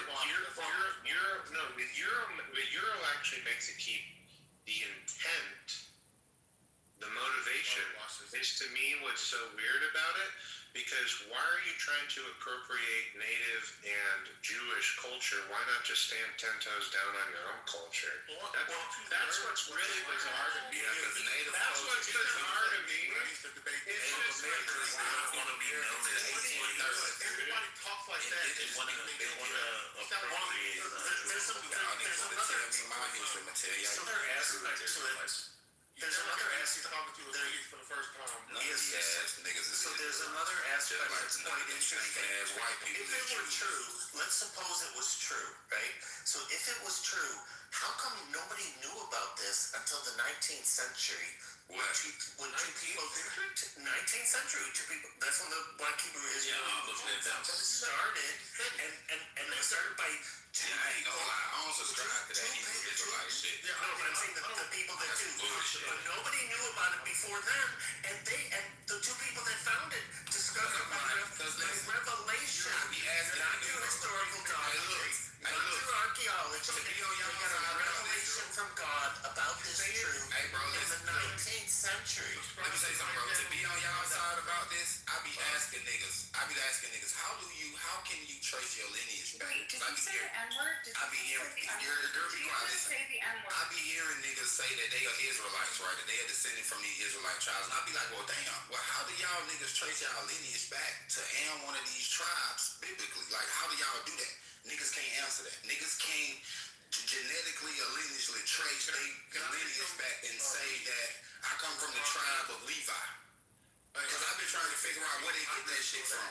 I agree with you on the Levi thing, actually, because I don't understand that either. Did you just say let me say this very quick, Reed. I'm gonna say this. Yeah, so you could say. I used to debate these guys at one of the colleges. So they used to get away from me because they hated the fierceness that I had when it came to like attacking them with these hard questions. But I found out something. I found the research outside of them because they were not giving it to me. It was they didn't convince me. None of them did. But I saw some images on the picture. Later on, I saw those images, and I started researching those images. It wasn't them that convinced me. It was other rabbis. I watched them debate, and I watched actual cordial debates and people preaching. When I saw those, that's when I was able to see what they were talking about. At first, watching them and seeing them in public, it's not going to do the best for you. Right, because they only pulling from the Bible. They're not pulling from outside sources of information. And I agree with that, and that's why I'm on this journey too. Ain't pulling from YouTube. I used to be like basically the white people in here and the black people in here who's new to this. Automatically I used to laugh at this Black Jesus thing, and I started finding out the evidence. I've been watching the UK pastors and even the rabbis coming to this conclusion about the lost tribes running off into Africa as Jesus did, and Joseph and all the people who were bunch of IUIC, One West. Yeah, so it's a lot of stuff, but they're getting a lot of this from also the maps back then of either Romans. I'm hearing you correctly. You're saying that actual practicing Jewish rabbis are trying to use you that they're not the actual Jews. Well, a lot of them on YouTube. I mean, listen, we already know that because Jews. Listen, look, listen. No, because listen, but I'm gonna ask you again though. How can you genetically look into a microscope and look at your white and red blood cells and say, you know what, this nigga's a Jew? How? You can't. Because it's the same way. Build at the wall on the fork. Would you like to take it from here from the J1 and J2? That's what I'm trying to figure out because listen, it's the same way. It's the same thing as me saying, yeah, I'm a blood or I'm a Crip. But how the fuck? Listen. You're wasting a lot of breath. It's not the same. Listen to what I'm saying, bro. I understand what you're saying, but it's not the same thing. And it's not Jews that are saying this. It's scientists that are saying this. How the fuck can scientists say genetically that these people are Jews based on what? No, they can't tell somebody that they're a Jew. What they can do I'm is... asking him, bro. He's saying it. Bro, I'm responding. I got a Jewish genetic chart that can tell you. Okay, here it is. So read. This is what they're saying. It's not just them. When you deal with this situation, what we're dealing with our own situation, we've been whitewashed, colonized, and also all type of agendas against America and black people, just in general. So there's been laws, Ashkenazi situations, and all that. Anyway, so back to this. So like what I just said, it's not going to be any different than what I said. I said, if you look at these maps, this is outside of them. They'll bring up these points, but everything I've been saying to you is not just me commenting stuff. I'm dropping every reference of resources that I'm saying in recitation when I'm saying this stuff. And so the 1747 map of Africa land, when I said that, I wasn't rambling. That's literally things you can look up and also watch videos about it. I've seen that. Okay, yeah. And then also the other one is in Congo, the area, while they targeting that area. A lot of, like I said, there was a war in Israel that happened, but the Romans told. But see, that's where you lose me at, bro. Because see now, you would have to tell me. But listen, bro. But see, now you would have to tell. But see, because this is the same argument that I have with the Israelites, these niggas, right? When they talk about ancient Israel, and I say, well, damn, where in just if you could just put it in a place today in the Middle East, where in the fuck biblically was Israel? Niggas can't tell us because again, when I mention, but when I mention and I bring up the Balfour Declaration and I show niggas when the state of Israel was physically created, right? Previous to then, niggas can't tell me. But listen, this is my point. But previous to then, niggas can't tell me who are claiming that they're Israelites can't tell me where the fuck was Israel. What do you mean, white niggas or black niggas? Period. Anybody. Oh, he means the Jews too. You're just saying that. The fact that you even said it that way. He's saying that Jews can't prove that there was an Israel that existed. Where was it? For declaration. That's all I'm asking. Rio actually is. So he's kind of right about I'm asking the question. He's partially right about the 1747 map of Africa, but the interpretation is incorrect. But basically, there's some truth to it. And then Jerusalem been there since Jerusalem been there. My point, which I can deal with you straight up, but you now you want to just no. No, I'm telling you that there is a map. I'm agreeing with you. There is a 1747 map. It's by Emmanuel Bowen. Israel. Stop burning brain cells. This is what we're talking about. Israel. How can you confirm if it was Israel, if it existed way before? This is why I'm gonna get straight to it since nobody would go to it.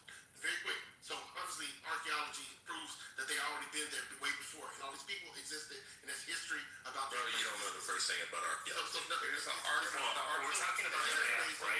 So the map. Let's deal with the actual facts. There is a map. No, I like dealing with actual facts. So there is a map. There is an actual map. There's an actual map. So there's an actual map from 1747. It was by. So you do care about the Israel. Oh, no, I'm saying we got it. We heard it. It's been there way before. Right. We agree with you. We don't agree with him. There's a map. There's actually a map. The map doesn't say. The map does not say that Israel is in West Africa. The map does not say that. What I'm telling you is that I agree with what you said. That's what I'm saying. Oh no, I tell people might want to know what the map actually says, but we don't hear maybe what they don't want to know. And I'm saying you was Can right. we listen to what he had to say about the artifacts and the structures and all that good stuff, the anthropology? Yeah, thank you, bro. Thank you. Yeah. So back to where was Israel previous to the state. So go ahead. Yeah, I'm saying that's what we was talking about. That's what he was on. Them basically finding King David's place and many other things like you just Tacitus and all these people. Well, what do you call it? Pontius Pilate and the stories that lined up with Jesus and stuff. So and the Israel. So all this, these are documented people. Now, people can say no, it doesn't exist, but archaeology says different. So, but okay, this is the statement I wanted to say. So you have the European nations, right? They can establish if something exists or if it doesn't. Like in their head, Israel probably doesn't exist until they make it theirs. When they make it theirs, they'll say, "Oh, this exists." So that's the reason why they were established so late, because the Rothschilds, when they established it with the British and all that type of stuff. So let me make this. That's when the new state, their version of Israel, not the original version of Israel. Can y'all hear me? Okay, so Can y'all hear me? Hello, can y'all hear me? Yeah. We can hear you. Sorry, I got water in my microphone. I just wanted to. We need some. So let me make this point that you talk about Israel, right? So based on the context of what and who Israel was a group of people. Israel was not a person. Is there a pilot stuff? Remember, based on the context of them before their name was Israel, because remember, they changed their name from whatever it was before, Canaanites or whatever, to Israel, right? So Israel wasn't necessarily a place, it was the people. Wherever the people were, that's where Israel. I think they're. Whatever they was in West Africa, Israel. Are you confused with the Canaanites and the Israelites? So are you saying if you're talking about the kingdom of Israel, Israel wasn't a reference to territory? Is that what you're saying? It's a person, it's a people, and it's a land. Territory be is what I asked. It's a land promised to a people who are the descendants. Who are the descendants of a person that was once called Jacob, and his name was changed to Israel. The kingdom of You would like the land promised to that individual? Would you like to know what the land is promised to that individual? I said, where is the land? I can tell you the land that was promised to that individual. Where is it? It's between the River Jordan and the Mediterranean Sea. Yep. Correct. So it's not West Africa. Just to clarify. Those areas are in Africa. So no, he thinks it's in West Africa, like. So to clarify. Okay, no, it's in Northeast Africa. He thinks it's like near Nigeria. So pre-1948, y'all saying that shit isn't clear. These niggas can tell us where the hell this land was before the Balfour Nigeria. There's no way. Yeah, they're retarded. Did y'all hear what I said? Yeah, we heard what you said. So previous to 1948, what y'all saying is Israel was between the two rivers, the Mesopotamia, which y'all discussed. Right. Well, if you want to isolate the region more specifically, there was a kingdom of Judea-Maria, which circled several cities, which still, like the cities, don't disappear as quickly as states do. And yeah, it's more inland, closer to the River Jordan than to the Mediterranean. The Mediterranean had some sort of port cities that had been settled by Greeks and Peloponnesians. That would be Gaza, Philistine, and over in Lebanon they had some ports, Levantine region. The Jews were a bit more inland. Judea and Samaria, they were the southern desert portion, a little bit of the northern area, I'm not all saying circling around the Jordan River. So yeah, see, for me, I wasn't like saying like, cause I'm generally literally like asking the question to see, cause you'd want to look at the Jordan River, just like New York, the state. But you didn't ask. You said it was not a country. You said it was not a country before 1948. Again, that's what you said. That's not a question. I said, where was Israel? Specifically what he said, the Balfour Declaration. These niggas can tell me before the Balfour Declaration. So don't tell me what I said, lady. Okay. Ooh, shit. It had. You don't talk to that. You don't talk to that strong Black Hebrew Israelite woman who's married to a white Hebrew. Before the she's married to a white Hebrew. You talking to? Married to a white. You gotta put up. Okay. There were two states. There was the state before. As far as the West African As far as first thing, So that would prove. So by the context y'all just put that in, would that necessarily say that the first Jews were Africans or niggas? That's what y'all telling me. So as far as the West African, describe them as Africans. As far as the West African, if it was in Africa, it would be located. If it was in Africa, where it was in the Middle East and Asia, there was no Egypt ain't in Asia, nigga. was Egypt ain't in Asia. When And the land between those two bodies of water is partially in Egypt, brother. And right, so that's So what I'm saying. I'm not When even you trying to be say it's in Asia or Asia. Egypt, Egypt is at not that Asia. point, Egypt is Jews in who Northeast accepted the Africa. Judeans were born and raised in the land of Israel. Paul was mistaken as an Egyptian god. And then he said, no, I'm a Jew. Red, ask him when King Herod was hiding from he don't believe in Jesus. But when King Herod was trying to kill Jesus, you know where they sent Jesus to? Not in Asia. They sent that nigga to Egypt. They hid that black nigga Jesus in Egypt, not in Asia. You can't hide a white stringy-haired baby in Egypt. Mel Gibson, You can hide a nigga in Egypt, though. That's what you can do. You can hide a black baby in Egypt. That's what you can do. Morgan Freeman can hide in Egypt, but not Mel Gibson. They try to mark his Egypt had already been conquered by the Greeks. Jesus. It don't matter. Here, they try to abort him. That's Greeks no were reason. but the Greeks were mixed culture people too. All the Greeks was white. Oh my God. But all the Greeks were blacks? They're born by a model. Do y'all know what diabolic is? Oh God, almighty. The Philistines were Grecians, right? Did y'all know that? Greeks wasn't white. Did y'all know The that? Greeks, the natives, Nobody Jews. related. They believe King David. King David. The Asian. Even they believe that King David was black. The Vikings, they believe King David was black. The Turks, they believe Mozart was black. Russian. Beethoven was black. Hey, no. Turks were black. The soldiers. You ever say soldiers? The original Turks was beautiful Turks. Japanese. Yeah, they were Turks. It's a big black motherfucker. Hey, really, the black is here. He was Remember the hood? Them original Turks. I blame Obama for giving all these poor blacks phones. No, I blame Obama for giving all these poor blacks phones. See, y'all could be on the internet. Obama's a white guy. Elon Musk is Elon Musk more African than better than yours. I got an iPhone 16.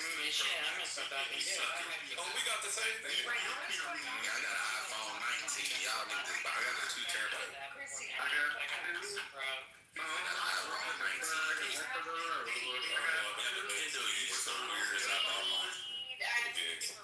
Yeah, I bet you. In Genesis, it tells you just on the 17th. Yeah, like Kushite. They was your iPhone for niggas with spears and afro. You got yours from Verizon. You got a baby mic. That shit was smoke, man. Baby mic.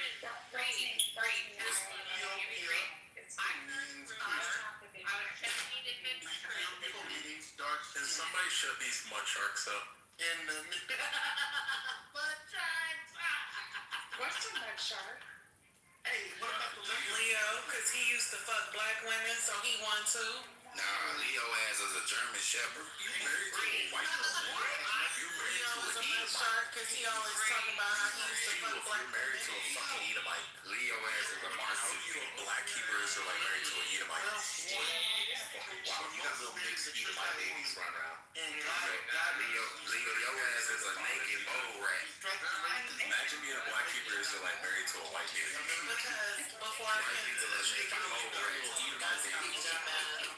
keep repeating that shit. I'm gonna tell you all the time. You babies got My kinky husband, hair. before I came into the truth. What was I supposed to do? Oh, I'm an Israelite now. I can't be with you. The fuck kind of retarded shit would that be? What kind of retarded shit would that be? Demons and dogs. So another interesting fact is that this And Edomites are center of the Atlantic slave trade, and more than a million people from that region were forced out in the slave trade. Turn your mic up. So there is truth to this. Turn your mic up. She's sharing her mic with me. So it is a truth that niggas No, that's not what I'm saying. I'm saying that you wish. no, that's not what I'm saying. What I'm saying is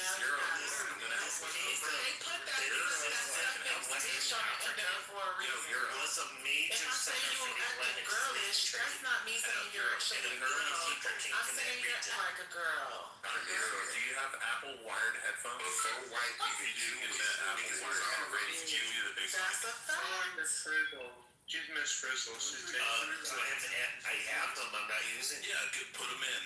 You'll be like fucking super loud. Like 10 times as loud as you are. Oh, am I not very loud now? Is that the No, you're not. Everybody's talking over you. Get your Apple wired headphones. people just talk so I'm putting them up because I think you're talking about It's well worth it. It ain't microphone. You have your voice. The ones for the new iPhone, I don't think that they work as good. So if you got like a 14, keep your 14, because the wired headphones for the new phones with the new charger, it don't work as good, I don't think. Did your white husband buy you?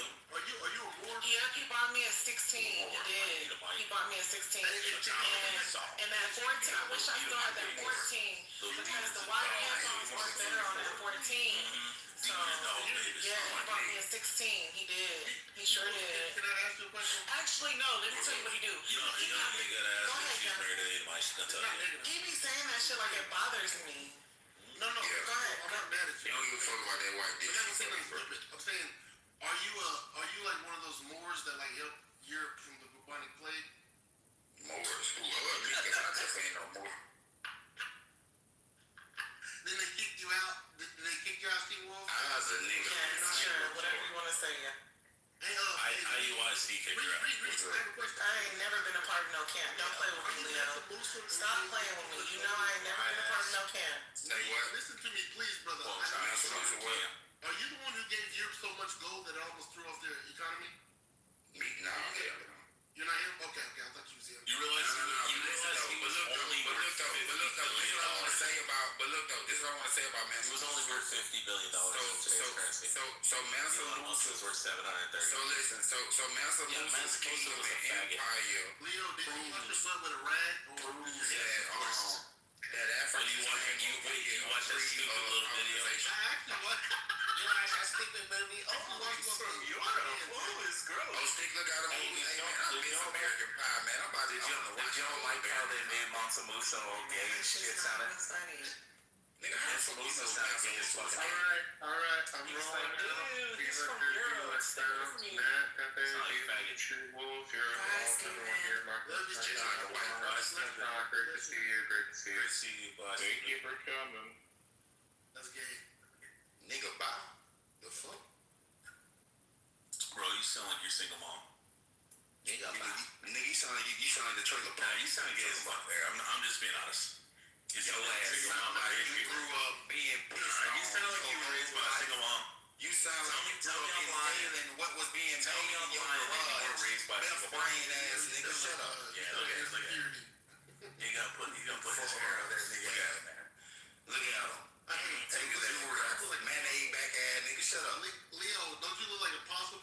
Reed, why don't you look like a nigga most rat? Why don't you say that you weren't raised by a single mom? Go That ahead. nigga smell like a sulfur bag right now. He smell like a bag of sulfur right now. My dad was thinking a about that nigga. Why your ass be musty when it rains? Why your ass be musty when it rains? Thinking about that nigga. Shut up. Oh, damn, Rich, you need help with the blacks? What? Man, feed that nigga. He's my need help with the black.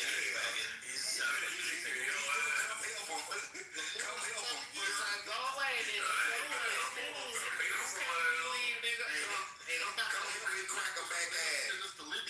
I bet that nigga can't stand in the sun more than 2 hours. Nigga ain't gonna start frying. Extra boiling back at nigga. Hey, how's the sun? I love the John White people. Yeah, let's see how the sun will treat your ass back in Lagos. Hey, look. I put the sun does wonders for niggas. The sun. Bring your ass back to Lagos then. Read. Do you ever put sunscreen on your finger? Reed can't read. I don't know why the fuck you talking to him. Look how you spell Do you read. ever put sunscreen on I your can hands? comprehend though. Oh yeah, but you can. Read. You don't ever do that? Read. You say don't ever do what? Do you ever put sunscreen on your finger, on your hands, your feet, bottom of your Hell no, I don't need that stupid ass shit. I'm telling you. Sunscreen is for niggas who are enemy of the sun. Yeah, White people. Sun don't like you niggas. I don't give a fuck what you say. You can argue with me all day. Don't argue with me. Argue with the sun. Hey, that's how you know there's gonna be a lot of black people in heaven, because it said the sun won't beat on them anymore. Oh, actually, God will turn y'all black. To my white people. Nah, the sun gonna fry their ass. You listen.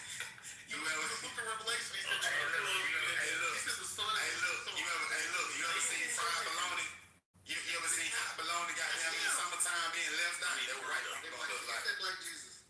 they gonna look like hot bologna had left out, stinking by that. The ones who crucified him, you know, said the Romans. Kendall, did you see what Angel wrote in the chat? Yeah, she's trying to help you out. You need to tag her in. I know. I'm fighting for a new battery. Because it's due. And I ain't changing my shit either. That's why y'all got a lot of atheists. Y'all got a lot of atheists that's And I'm smoking right now. straight up country. The atheists are gonna recognize y'all niggas as colonizers. They're gonna destroy I got y'all white folks in there blunt, smoking y'all stupid ass.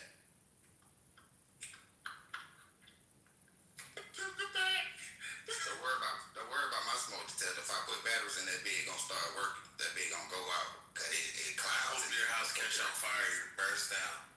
Get what though?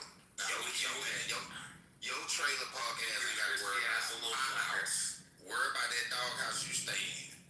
And all that dog hair on your goddamn coat. Oh yeah. Worry about that dog hair on your housing like you. Worry about that dog hair on your pillow, nigga. That's what you need to worry about. Don't worry about my house. That's when they lose their wife. They lose their wife and their girlfriend. They gonna end up on a video.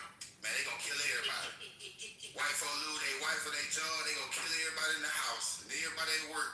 It's gonna be a good old video too, boy. Good video. They gonna kill themselves. Look good together, boy. When they get dirty, it's nice. Stupid I ass. knew what he was doing, but the whole Middle East is full of black and white people, mixed kids. Not you too. You got the beat. Damn, that was perfect timing. I didn't even hear him. I turned down the volume. So can you say that again, Zyking? Got him. Yeah, like you'll never hear that shit in my house. My batteries stay charged up. You know, safety But first. y'all niggas ain't smoking. I think I'm gonna light it up right now, nigga. Broke ass. Listen, bro. Last time I did that shit, my shit went off. Niggas be talking about, bro. It ain't gonna go off if you smoking and cigarette smoking shit. Yes, it do, bro. Y'all niggas ain't gonna tell me. I was in that bitch. Was you smoking cigarettes? No, I'm saying niggas talking about if you smoking cigarettes or you smoking weed, it ain't gonna go off. So like, bro, that shit gonna go off. You can't tell me that shit ain't gonna go off. You got a good voice, bro. You should be a rapper or something. And I done been in that bitch smoking already, and that shit done went off. That's why I ain't put no batteries in that bitch, cause that bitch gonna be working. I ain't trying to be fanning that shit. I ain't trying to be fanning that shit every time that shit start beeping that shit. That's what's annoying. You can't even hear me. What you say, bro? I was saying, which one are you in your picture? Oh, nigga, that's Pharaoh. I'm in the black. I was about to say, God, dog. I was like, this nigga, we talking to Pharaoh right now. That's crazy. Yeah, nah, that ain't on Pharaoh. That's my partner. That's like my brother. That's crazy. Yeah, I made a song with Holy Zabana. You know Boom Game? Boom Yeah, Game? you actually know Pharaoh? Yeah. That's my personal His partner. life came over to Christ, so me and him made a song together. So yeah. I brought that nigga in our club a lot of times in non-believers. I brought him in our room to let people, talk to him. He did a little room and shit. People want to ask him questions about what the fuck was going on with his life and shit. But yeah, I brought him on his. Yeah, I fuck with some of the shit he say. Some of the shit I disagree with. I be half and half of both. I don't look at him like a brother polite, but it is some niggas that I know that's kind of like hard on. Yeah, I don't disagree. I mean, I don't agree with a lot of shit. You know, being that nigga, we bump head behind the scenes, but you know cause we done got into it like before niggas knew who Dr. Umar was. Like we was in tour with this nigga. Like that's my boy actually. I remember times when we used to be like on live. Him and Ferry used to be on live. These niggas be arguing and shit like years ago. You know what I mean? Like back when Polite was out of jail. Like I fuck with Polite in the sense of like how he used to come at them same Israelite niggas and defeat their ass with their own book. But all of that bullshit that he was doing behind the scenes with them kids and them little girls, his ass definitely should have went to jail. But I can't take away from the information and shit that nigga had used to kick ass when he used to be going against them Israelites. That I gotta give him. I can't take it. All that shit I'm telling you, I'd be like, what's his name again? We gonna call him. We got some Jewish money for you. Let him fight. And they got a lot of fame behind them. Oh my God, get all the people, get them all burnt up. People put them in slavery. You know? I'm telling you what, hey, listen, to be a colonizer is so easy. I mean, we know them so much. It's like, they're literally like our family. Like, it's, like, we can colonize anything if we wanted to, if you think about it. Because we know the strategy, how they work. Can anyone hear me? Just get all the fame. Yeah, we can hear you, bro. But see, us and our nature, bro, we wouldn't do the same shit to white people that they did to us. That's what they're doing. That's what I'm saying. We wouldn't do it to them. We ruled the world already, that we don't want it anymore. But I'm saying, we're not those type of people to even do the type of shit that they've done to us. We would never do that under no circumstance. Even if we had the chance, we wouldn't do the type of shit. Is my audio any different than it was earlier? It's a little better. Democratic Party is being Sounds good. represented by African You Americans. sound a little bit clearer. Peter, Peter, your ass sound like Jasmine Daddy from Aladdin. Okay, but it's not louder than it was before, though. I don't know if it's like the volume or the canceling or something. But I know when I used to put the headphones in, it would be like definitely sound like a sound. Well, I got like 4 different sets from different times, so I don't even know. Oh, okay. It's like I never use them because I only use earbuds. Hey, Peter, you a saying nigga, ain't you, Peter? You are not more than others. Peter, you a saying nigga, ain't you? But you are not more than you, and free. You are not black. I'm not easy. I'm saying to you, bro, if you start with everybody that's non-white, we probably have allies. Nah, I fuck with white people. No, listen, bro. I be talking. Listen, look. I talk shit, bro. Listen, I talk shit. I'm saying, show more up. Yeah, young, you should love your master. Show more respect to them. You know what I'm saying? Nah, man, listen, man. Fuck white people. But look, though. You know what I'm saying?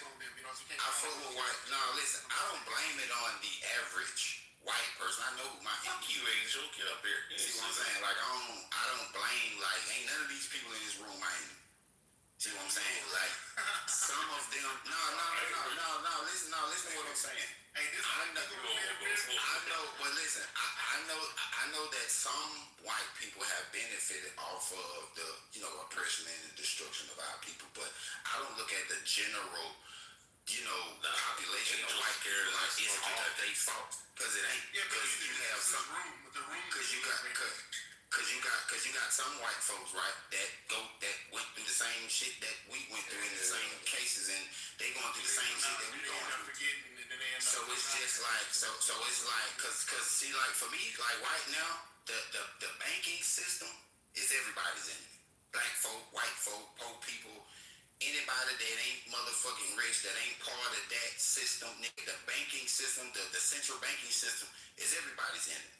It's even other countries' enemy. Federal Reserves, yeah. So right, so when you talk about like who's my enemy, like what I recognize and who I know, like who I'm fighting up against, it ain't the average fucking white person. You know how there's like a baseline of the ceiling? So, like, so if you arguing with them, you gotta understand the baseline. I fuck with the rednecks, where I'm from in my city, like we got an understanding because listen, racial jokes too also. When shit hit the fan, you know what I mean? When it all come down to it, who the fuck you think I'm gonna go stand aside and fight the goddamn invaders or the outside? Them same goddamn rednecks. Not that reading. Just look at the media activities up there and I think, Well, we gonna go right down there and we gonna load up with their ass. and then I come on Clubhouse to The Russians reaffirm that I'm like, oh, okay, never mind, yeah. And then at one time it was like the Chinese or something like that blew up something, and then everybody started like scrambling to the what do you call it, the pawn shops, and we started getting guns. And I remember people hiding inside the ground against the Russians, and they was hiding. They like, hope they don't come over here and kill us or whatever. So everybody was apologizing. I was apologizing. I was like, why am I apologizing? What did I do? Okay, I guess it's just in my heart. I'm thinking, oh, these people are against us. Oh, we should have been allying against these punks. Not punks, but just like invaders. The only institution that basically put white people against black people is our government. From the non-critical thinking. Like the hate that is orchestrated between black and white people was taught. See what I'm saying? By the establishment. That's not something because you can even watch that with our children. Like our little black and white kids that play together, that go to school together, they don't know nothing about no racism, I don't like black people, I don't like that shit has to be taught. So when it comes to even the concept and the idea, do they know that smoke detector battery something? Fuck you. Of us not liking each other, all of that shit has to be taught to us and has to be brought into a society. So that's why, like, when I've recognized that all of this shit has been orchestrated for us to hate each other, for us to not come together, for us to not work out.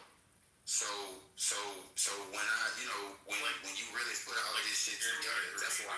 When you got somebody talking like that, like and stuff like that, I always put. Yeah, imagine like 80% of your people are just dumb. Always like I hit them. Maybe 90%. No, like I'm like. Like Kendo's intelligent. Young Zealous is kind of intelligent, but he's also brainwashed. So read. And he's fucking retarded because he watches YouTube nonstop. But also Young is like super fucking light-skinned from looking at his PTR. So he's obviously mixed with white men. It's just light skin. It's not light-skinned. Light-skinned, yeah, light-skinned. He's light-skinned. So you gotta put people in their place like that. Just like she was clearly mixed. But yeah, Reed, I get it. I just like. I'm 100% Benjamin. You're 100%. I'm 100% Benjamin. So you want to know what my father look like? You're slave master. He's black. Your great grandmammy. My father is a black white. Caribbean man. And then you made your kids even more white by marrying a white man. The Leo guy. To my Leo. Caused the problem in the land. No, Leo is one of them. Leo is one of them incubator babies. Leo has you're light skinned as fuck. Leo has. And then you married an Edomite, which even watered down the babies. Now your kids are like a quarter black. I guess the one drop rules. Leo ancestors were orphans. So according to the Bible, it only matters. It only matters if my father is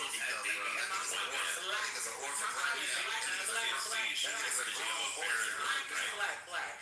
Wait, She-Wolf, you don't have any And kids. it don't matter who my mama is. Well, no, I'm saying you have a barren My woman. mom could be. My mom could be. Smell like a locker room. You have a dead uterus. How they say it in that movie? She-Wolf, My you mama have a could be dead uterus. Caucasian. It don't matter. Person I know stink. You like skin as fuck. You mix So race. what? My daddy black as hell. You're mixed race. Your mom is white. Like hot tequila. Your dad's black. My mom is Now your white. husband's white. Your mom's white as well. well. Both my parents are. Yeah, she's light skinned. Leo got hair like a golden retriever. Maybe I bleached my skin. You don't know. That nigga lazy. It is true you have a barren woman, right? Like air against. So at least you don't have to curse your children with your Edomite husband. If I did have kids with a white man, they can't have kids because you have a barren dead woman. Your uterus is dead. It's shriveled up and dead. You better get some Hebrew Israelites to watch Leo. You can't have any babies. Leo, you can't have kids either. You sleeping with your kids. I have 3 kids. Don't white folks like incest? Your kids White folks love incest. because your husband is white. He probably married to his cousin right now. Imagine thinking that white Leo, people you are married to your Edomites cousin. and then marrying one. You married to your cousin. Leo.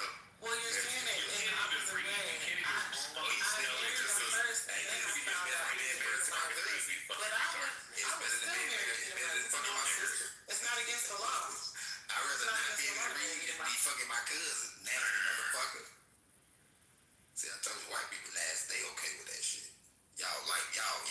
motherfucker, y'all. How about you fix a battery in your smoke checker, you dumb nigger? Here's that horse, boy. It's my dumb nigger. Yeah. Your great friend. Hey, Leo, say that shit again. Hey, Leo, say that shit again to my dumb nigger. Say that shit again. Remember the slave master plowing your grandmother? Go ahead, girl. Hey, that shit was funny as hell to my dumb nigger. Change that battery, yo. Hey, man. Hey, that shit was funny, Leo. I like you. I think that's what She-Wolf's white husband calls her. Read. Everyone kills him A dumb nigger. Have you seen it before? You're funny by any side. He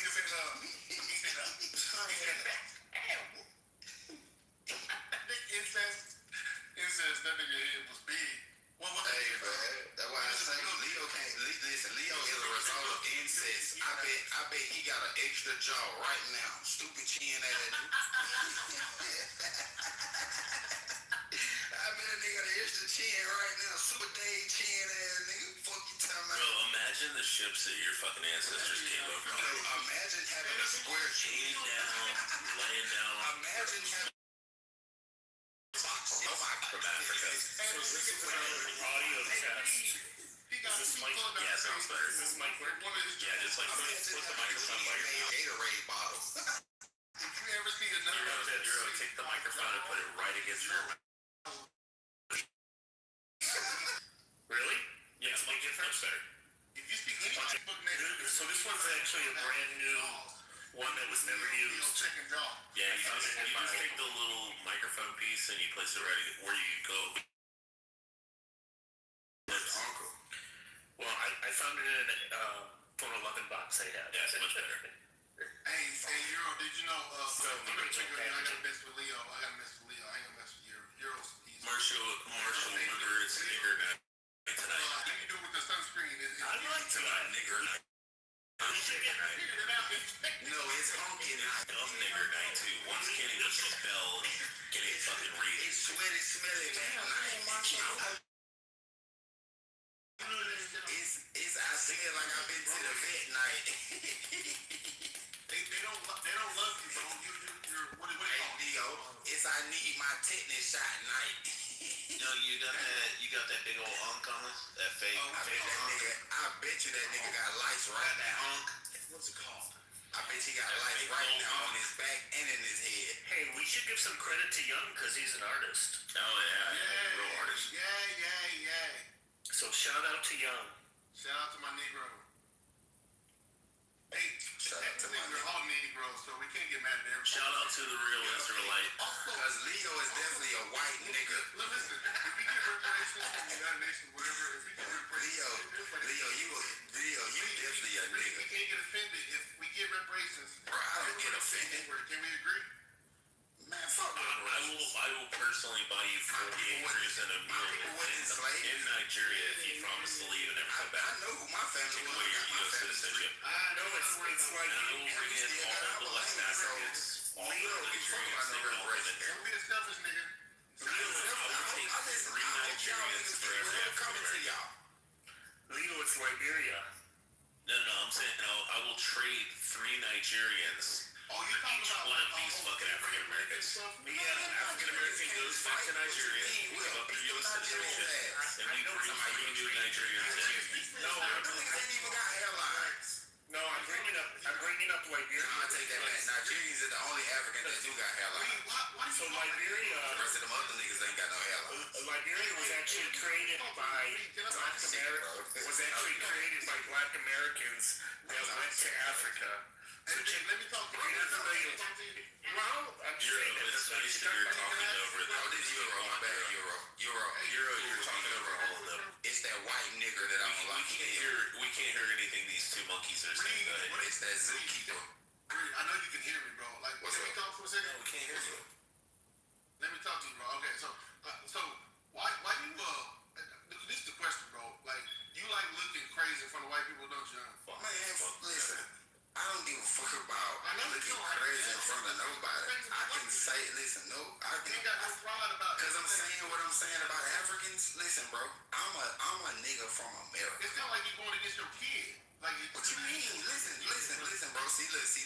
You one of them all niggas is the same, and we all the same niggas. That's not true. I'm not one of them niggas, bro. I'm I'm not over a monolith. Because you saying, because what I'm saying about Africans is like, oh, well, no, fuck that. It just look nasty. Wow. Listen, Try go over to Africa. Black people is not a monolith. And they will tell you, we are not the same people. Yeah, they will tell you, you're not us. Yeah, bro, we're not the same people, bro. Like, I don't know where y'all niggas get that shit from. Israel gonna hire he wants you to side with you 100%. Listen, I'm a nigga from over here. I'm not an African. I was born over there. My people ain't from over there. I got my family tree and my family lineage. Listen, I got white people in my family, but I don't have no Africans in my family. I know who and where I come from. That's why I be telling niggas, find out where you come from and don't generalize everybody's history. You thought that I was one of those people that thought that I only came from Africa. That's what, no. I didn't say you thought that. Okay. What I said was is that me, I know where I come from. That's why I said that. I got my family tree. I got my family history. My family still got their land. We've been here since pre-colonization. I got all of that. My granddaddy gave my mama all of that history when my great-grandmama died. Yeah, my I got all of that. Like, but there's a lot of stuff. Yeah, when we buried my grandma in our family cemetery. About the stuff, we don't all think that we all come from Africa only. So be careful, like when you talk. No. I'm not saying that we all think that, but you have niggas that are coming here, niggas and white people that are saying, no, y'all are all descendants from slaves. Y'all are no. That's not everybody's history. Okay, yeah, that's why I always say. That's why I always say everybody as individuals should find out where the fuck they fall in that story. So you made something that's absolutely correct. Not every black person is a descendant of slaves. There were free blacks in the United States. And that be my only point. When people try to generalize everybody's history and say, oh, the only reason our niggas got over here is because of slavery. That's not true. Because even the voyages that's documented pre-colonization, that West African, the Kingdom of Mali had voyages that came over here that intermarried, trade, did all type of shit pre-colonization. So the mixing of African people was already over here on this continent pre-colonization.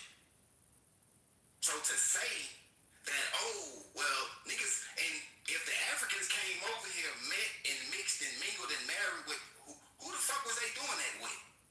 The niggas that was already over here. So when you do this, because it's a reference that it's a documentary in a book that's called When Rocks Cry Out that explains all of this, right? The connection, the sources that shows that pre-colonization African nations came to the Americas, mixed and mingled, married, fought, had war, settled with the people that were already over here, built kingdoms and settlements in South America, all type of shit. They found all. When was this? This is between the 11 and 1300s. Okay. Get that rock out, boy. Hit it hard. Between 11 and 1300s. Okay, so if it's true, which I suspect it isn't, but if it is true, they wouldn't be indigenous people. Why wouldn't they? Indigenous. Did you hear what I just said? Yeah, you said they arrived in the. I said they came over here, they mixed and mingled and married with the people that were already over here. He doesn't know this. So the people that were already over here were indigenous. The people already over here were indigenous, right? That's what I just said. Right, those people weren't black. Those people were Asians. No, they weren't. Oh my God. No, they weren't. Now, do you remember how I told you the baseline in the ceiling? Now what you would have to do, now listen, now what you would have to do is prove that everything over here that you're saying wasn't black was actually fucking retarded. It's really easy. So why not? No, it's not. It is very, very easy. Because now you're doing the same shit that they do in Africa. Now you saying that the niggas that was over here in the Americas, now they Asian. We trained them well. No, the Native Americans, the indigenous people, came from Asia. That's what I'm saying. And they didn't have dark skin. That's what you're saying. Well, I don't know what you mean by dark, but they were Asian. Monkeys have They didn't have dark skin. No, see, when you say Asian, let me ask you a question. When you say Asian, do you mean they had Asian phenotype? Like slanted eyes, high cheekbones, shit like that? that? That's what you mean? Well, they have some features that are similar. They're different. So they're more like the Inuit community and the Eskimo community. So those traits, some of those traits did change. But they weren't dark skinned. They weren't black. They were like, listen, I'm not saying I'm not necessarily saying that they were like dark, brown skinned, black ass looking under the bed. What I'm saying is like brown skinned, all of the tones of the brown. That's what I mean. They were brown. Absolutely. Okay, so it's the same thing. Brown and black. Cause listen, I'm not saying, listen, when I say black people, I'm not necessarily saying you gotta be motherfucking black. It's nice to be black. When we saying black people, we went from light skin to the purplest amongst us. Red skin people, like Native Americans. Because see, like Inuit people. Right. Listen, this is what I'm saying. They don't listen, because listen, when it comes to us, that's it. We come in all, listen, right, when it comes to us, we come in all. So do the South Pacific Islanders and the Asians. Right, those are still melanated people. Oh, Jesus Christ. So look, they ain't white people. So we're Italians, you fucking idiot. Yeah, so they ain't motherfucking Italians. Oh my God, Italians are Italians when Italians didn't exist. Christ, you're dumb. So R9, what you're saying is correct by definition, because by everybody's melanated. You're including those people. But people too. Classically, people make a distinction between Asians, Native Americans. You were melanated, you wouldn't be going to everybody is melanated. That's not how that works. Except but it's different. It's different kinds of it's different. Okay, so look, so white people don't carry neuromelanin. Y'all carry pheomelanin. It's a different type of melanin. Y'all got it, but it's not the same thing as so-called Africans or black people have, right? It's a different kind of melanin. So, and it has different function. So you're not wrong when you say that, but you have to be correct when you say the difference. The only people we have what y'all have. Melanin would be albinism. No, because albinos. See, but albinos is just a lack of pigmentation. Genetically, they're still who they are. But albinism is just a lack of having color in your skin. But genetically, you still are who you are. It's just like your black ass parents can have you and you can come out white as a motherfucker and have the lack of pigmentation of your parents, but it won't take away from your genetics of where you came from. You're not a different person because you don't have pigmentation. That's what people get wrong when it comes to this albinism shit. It don't matter what the color your skin is. It don't change your genetics. Often still, yes, people with albinism often still have melanin, but it is significantly reduced amounts, or in rare cases, none at all. I agree. So that's why I say in rare cases. Person from albinism? No, but even when you say the whitest person, look what you're saying. You're still saying a white person being an albino, but it still doesn't make them not a white person. It makes them both, actually. No, listen. So we're talking about the see, and also by DNA or whatever people do. Listen. You be both of them. They're an albino because they have a lack of, right? Which is the pigmentation. That's what they call it, right? So, but genetically, they're still a white person. You know what I'm saying? I don't get it. Okay. Sure. I get it. Okay, I get it now. It's like when you're talking about albinism, this is like for me. If I was an albino, I'll be, go blonde hair, whatever color eyes. If you were in Tanzania and you were albino, but it don't mean that. But it don't mean that if I have a baby with a black woman. By eating albinos, they would gain superpowers. Yeah, I don't believe in no shit like that. But it don't mean that if I have a baby with a black woman, that baby won't be carried. In Tanzania, the Maasai tribe used to call out people with albinism 0-0, and they believed that they had magical powers, and if they would kill them and eat them, they would gain their magical powers. It's called 0-0.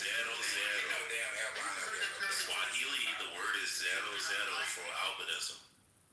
Black people are children of the light because they can stay in the light. So, neuromelanin is not a pigment that determines skin color.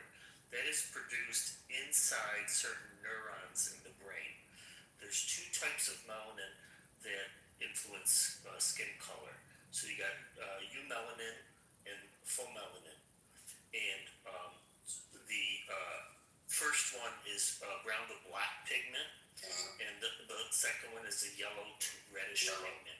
Now, both white and black people have both.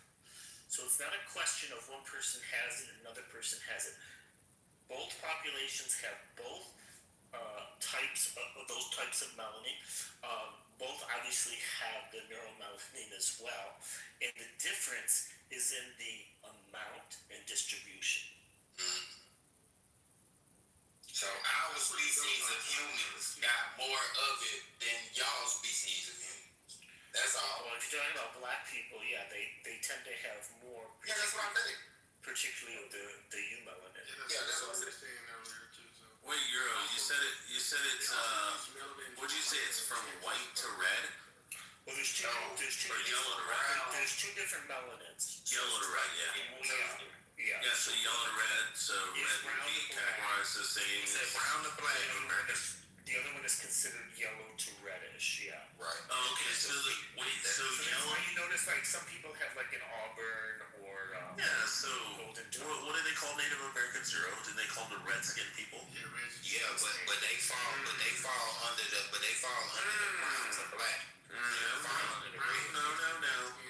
They were literally called the red skinned people. Okay, so listen, I would be Why do they call them the red skinned people? Listen, I would be considered a copper color red skin. You're brown. Because of the right. So you're brown. So again, when they define what the copper color Indians look like, you look like they a West were my African. color. No, you look like a West African. I don't give a fuck what you say. I'm telling you, You're like super dark brown. That the red you would never be considered. Indians, Nobody would my call you color. red. I'm copper color. Yeah, nobody would You call niggas ain't copper color. Listen, listen, y'all are colorblind. Pepe's photo. Listen, you niggas are colorblind, so y'all don't know what color. Y'all can't see colors. Hey, Reed, I know you can't fucking read, but White folks are colorblind. Y'all can't even see colors. So spell it because y'all they can't can't tell us fucking what the fuck colors is. We invented colors. We told y'all what colors is. So how the hell y'all gonna tell me what the fuck color? Why don't you look up at Pepe's photo and see what a red skinned man would look No, like? why don't you look at the definition of what color was an indigenous? That's where your indigenous people. What color were the indigenous Indians? Red, copper color tone. Red skin. Red, copper color, right? That's my color. King David was called ruddy. The color of a penny. King David was called red. If you put a penny up to me, I'm be the same color as He was described as being Adam. Yep. Yeah, Same color as a King penny. David was red, which is the same color. Hold on, which is the same color as Esau. It's the same color as me. Esau was called red. Esau, which is an Edomite. The Edomites, they were called red. It's the word in Hebrew is Adam. And the word for ruddy is also Adam. Oh man, I'm a retard. It means a healthy red color. That's what David was called. Has got Down syndrome. The Philistine looked upon David and said that he was beautiful. And he was the only white person I know got ruddy in their face. He was ruddy. He had a healthy red color. The only cracker I know is like Pepe's color. Hey, look like that white man up there in the corner, Pepe. To my picture, my PTR, it says Indian red and it's brown. Right. This is exactly what he was talking Oh about. wait, are you gonna do the fucking brown ducks? Are you gonna do the brown ducks and say or the brown cow? And you're gonna be like, oh look, it's so nutty. Hey, did you Oh wait, maybe next you're gonna get those two fucking. So when I say red, copper color, Maybe you're gonna say show them red. it's the same color as the penny that like I said, stupid ass. Why she'll move the white person, but not the two blacks that don't care about their color. Oh, thank you. Because don't nobody like white. No, hold up, people. Exactly. Some of them. Okay, so I wanted to know, Young, did you hear about Jason Black Dick again. Mom Donnie's plan that he jet fax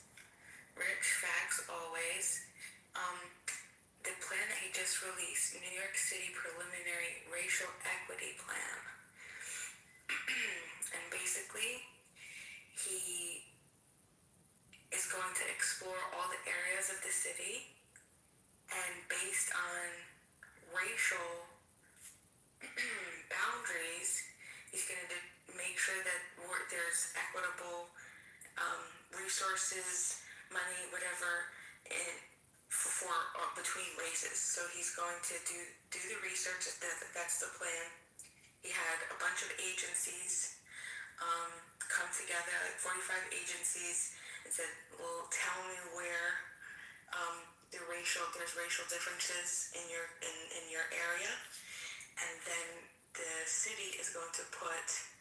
They're doing like budget relocation or not relocation, reallocation, right? Different different types of investments, just regular investments. They're gonna move everything around. So the plan is specifically targeted to reverse. Seriously, no one cares. I care. No one cares. I care a lot. He's just trying to get some pussy, and you're just trying to get some black face. That's the only reason he cares. And you know, and it was so important because he mentioned this too. And he mentioned in the report that this is what New Yorkers voted for. And as a New Yorker, I would say, I didn't vote for it, but I approve. And the only reason I didn't vote for it is because I stopped. I don't vote in the same ways that I used to vote because I have issues with, moral values issues. But the idea is that he said, hey, look, this is what New York City voted for. This is what we want. And now we're going to review all the areas that constant divestment, not divestment, what is the word? Not disinvestment. Well, anyway, all the areas that, maybe that's, we're gonna look at all the areas that, historically, like our legislation, colonization, through slavery, segregation, through the redlining, through displacement, from policing, from wealth building, and everything else. We're going to look at all that shit, and we're ready to take it on. And, the United Nations. They're going to pay for it, Bima. How's it going to pay for it? It definitely was disenfranchised. So listen. How's it going to be paid for in New York if everyone's moving out that are paying the taxes? It's not going to happen. It's the president that's Bima, you live in New York. How's it going to get paid for? You know what I mean? And then when Jesus come back, it's going to be like Bima, how's it going to get paid for in New York? I think She's not responding, Abby. She's too kind I'm just listening to Young. No, you weren't. You're trying to get black chick to cheat on your boyfriend, and he's trying to get a white munchar. in the book of Hey, Abby, do you notice that? Talking about the book of Revelations, I was responding directly to it's Bima's okay to talk to people like that? Hey, Abby, do you notice any audio differences now? Hey, Do I sound louder than before? No one respects you, Bima. Bima, I was actually responding to what you just said, not talking about the book of Revelations. How's Madonna going to pay for that? With many of also a lot of the wealth has moved out, and the governor is now trying to plead for the people that have moved out to come back. But how's he going to pay for this program? So it's all with the resources and the budgeting that's already there. It's just the movement of them. So whatever we have for whatever type of, whatever area that we're looking at, it's just a reorientation Right, I understand of that. the already existing budgets. The budget that's there has to be funded, and the resources for funding are leaving the state. He's losing. Look at the percentage of the taxes that are paid by what percentage of the population, and that population is leaving the city. So they've lost the tax revenue that will fund that budget. I understand that he's reallocating the spending, but he's losing the resources that will fund that budget. So I ask again, how's he going to pay for it? I don't think that it's really a big issue. I think we'll figure it out. right? I think that the people that are here for a reason, and this is what they want. Whether we have taxes happen anyway. So whether we have the X amount of revenue from taxes or Y, we're still willing to reorientate our taxes in this way. Well, wait, but I like to use the taxes for marijuana. is Alan awake? Is he here? He's usually very good on this Let's get subject. the taxes of marijuana. Let's get that going. Bima, there's a real issue in New York with the revenue, and the state is not going to make up for it. Stop helping these minorities, please. There's got to be another way. The majority of the revenue. Do you think that the majority really care what the rich are paying in tax or not? They really don't give a shit. They just want, there are people hung up on the issue that were his extreme supporters. But do you think that the average New Yorker really is focused on that? I hope so. And because he's not asking for more taxes, he's not asking to increase them, he's just he is asking to increase the taxes. The plan is talking about reality. That part of the plan. Right, well, this particular plan, yeah. Right. Now I'm going to debate you on this. That part of the plan is a reallocation of how he wants to spend. We all knew that. But he also was increasing the taxes significantly, and he's lost the people that are paying those taxes. They're moving out. Their companies are moving out, and their residences are moving out. They're not domiciling in the city. So it's a big issue, and the governor is trying to address it. You can look at the videos and listen to the news reports of her talking to New Yorkers in Florida, trying to get them to reconsider the relocations. So I understand he's moving around the chess pieces on the board, but he's lost the revenue. So once again, I ask you, how's he going to pay to do all of these things that he's saying he's reallocating for? I think ultimately what's going to happen is who's going to leave is going to leave, right? And I'm not really concerned about that because we have issues that we have to fix at home. And if they don't want to be a part of the solution, they can leave. And then they could just put it on whoever's left and whoever's here, whoever's willing to fix these historical wrongdoings, right? And we're going to become an honorable city. And we're going to fix what should have been fixed a long time ago. And then if people want to come back at a later date when, after the work has been done, I won't care, right? But ultimately it needs to get done either way. What's dishonorable about the city? The United Nations are going to do... What's dishonorable about New York? And also, someone might point out that... The United Nations are going to take care of all of these things. The United Nations are taking care of the tax revenue. This is prophesied in the Bible. They're going to destroy of New York. They're going to destroy. They're going to be destroyed.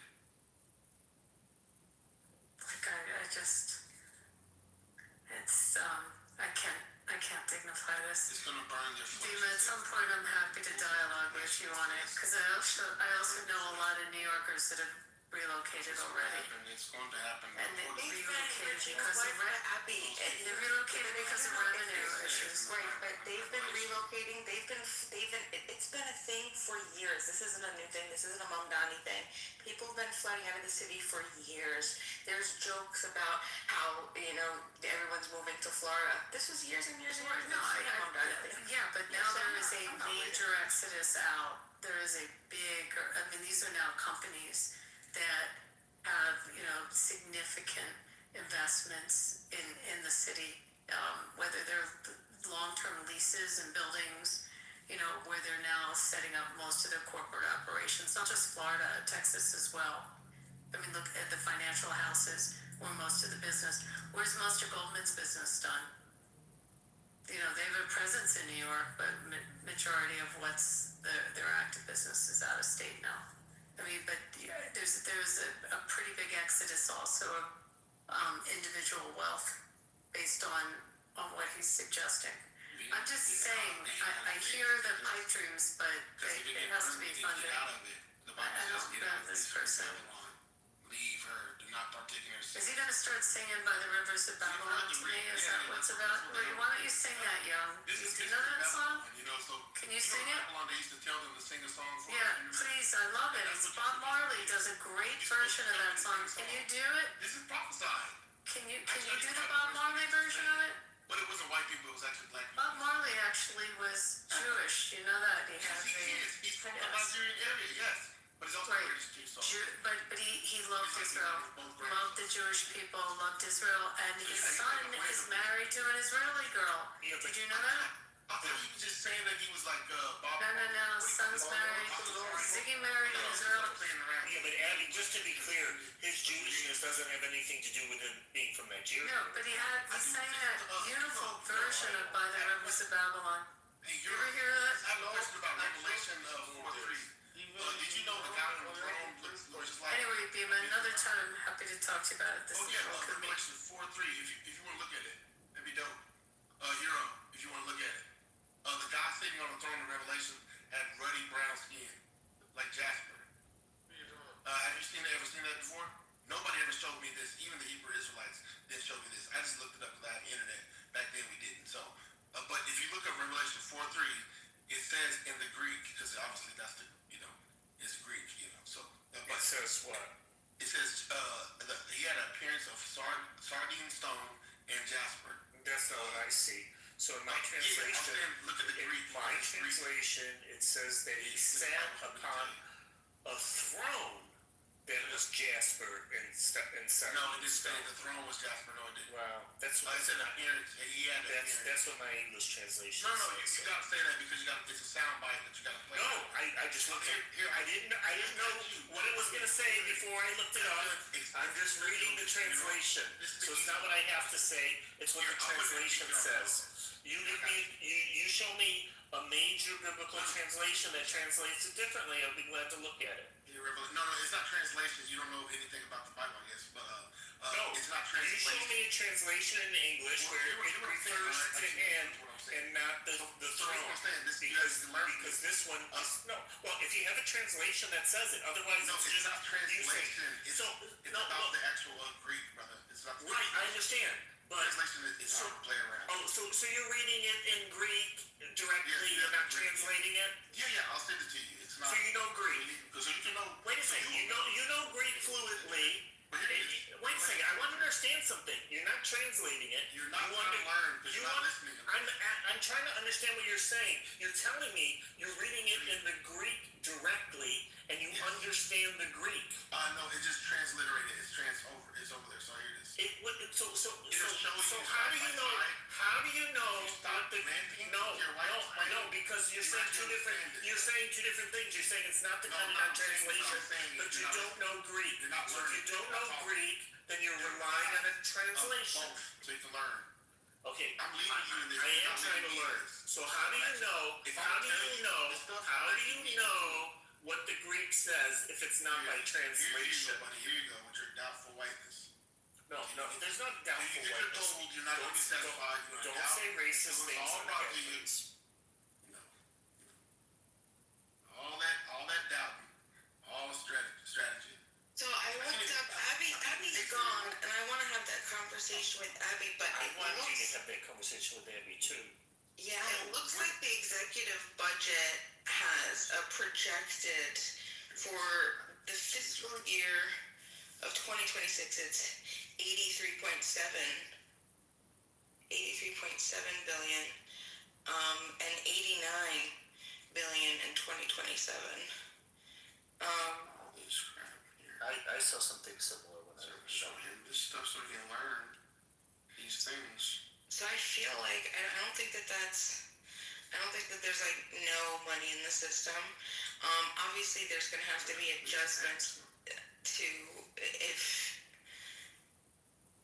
the spending has to change, but ultimately with the plan that I'm reading, I mean, like it's big, it's really long, but it just looks like there's just movement. It just looks like there's going to be whatever resources that they have available for all of these different areas are just going to be moved around, and it's going to prioritize based on racial equity.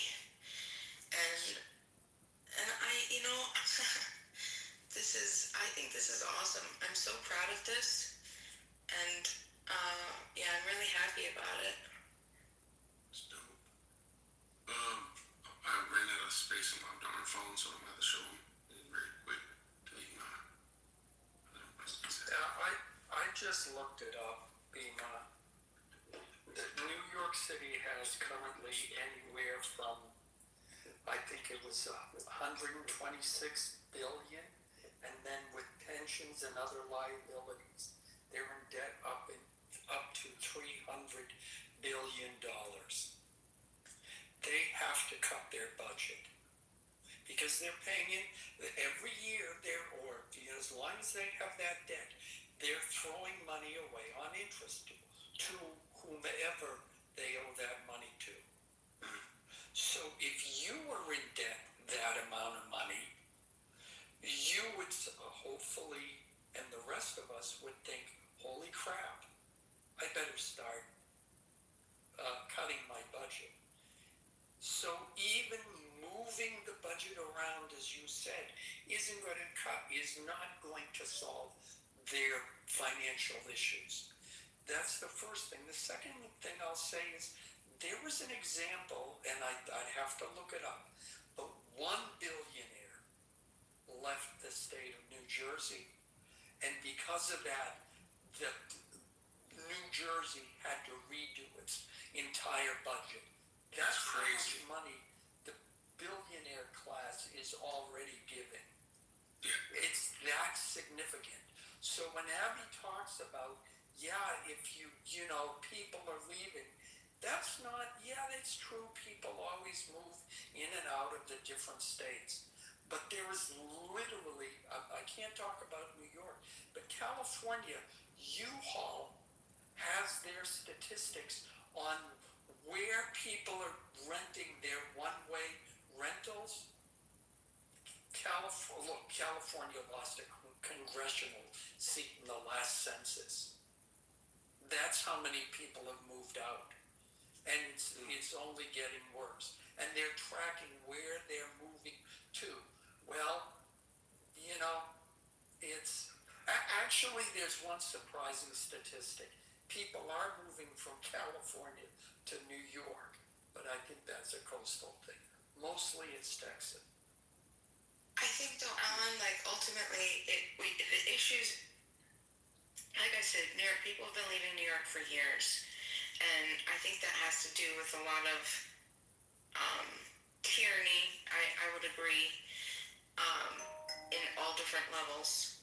But I think something like this it's so needed, and I don't know how else to explain it. I think that I'm just so proud of it. It's not, I really don't care who leaves. I think that New York City might look completely different in a few years, but even if we become the poorest city in the country, I'm proud that we're looking at this the way that the country should have looked at their areas, every single area, a long time ago. And so it's due. And so New York is probably going to suffer. It's probably going to happen. But, New York, the people who, it was built on, it wasn't built on honor. And so it's just honorable for us to fix it. And I'm proud of everybody who stays and whatever they could contribute. This is something that I don't mind putting my taxes to. This isn't, you know what I mean? I'm finally proud of it. So young, just let me say something. Can I just say something real quick? I think it's important. I looked up the Greek, and it does say exactly what you're saying. I appreciate you, brother. I was looking at translation before, so I looked up the actual Greek and the translation of it. And in the Greek, it is a reference to the appearance of the king sitting in the throne and not the throne. Yeah. Thank you. See, my God, it's people like that freaking melt your freaking heart. I love that, bro. And there was another guy who was in here, can't remember his name, but he was dude showing so much love. When he was right, I just admitted. I said, oh, yeah, no, you're right. says it, you know. These are like factual things. Now, I did read a commentary that gave a different interpretation of it, but that's a different, that's a different subject because that's interpretation, right? But yeah, factually, you know, just reading what the Greek text says, it says that. Yeah, I like Euro. Euro's a good guy. Oh, heck yeah. Thank you, sis, for letting me know. Because, you know, we just don't know who we run into. But I'm about to show you a picture of a sardine stone and a jasper stone. And it's going to show you the appearance of the guy sitting on the throne, what it looks like, what he, like, in a sense, shall look like. Watch this. This is crazy. You guys can look it up yourself. Obviously, there's, here it is, right there. Nice. All right.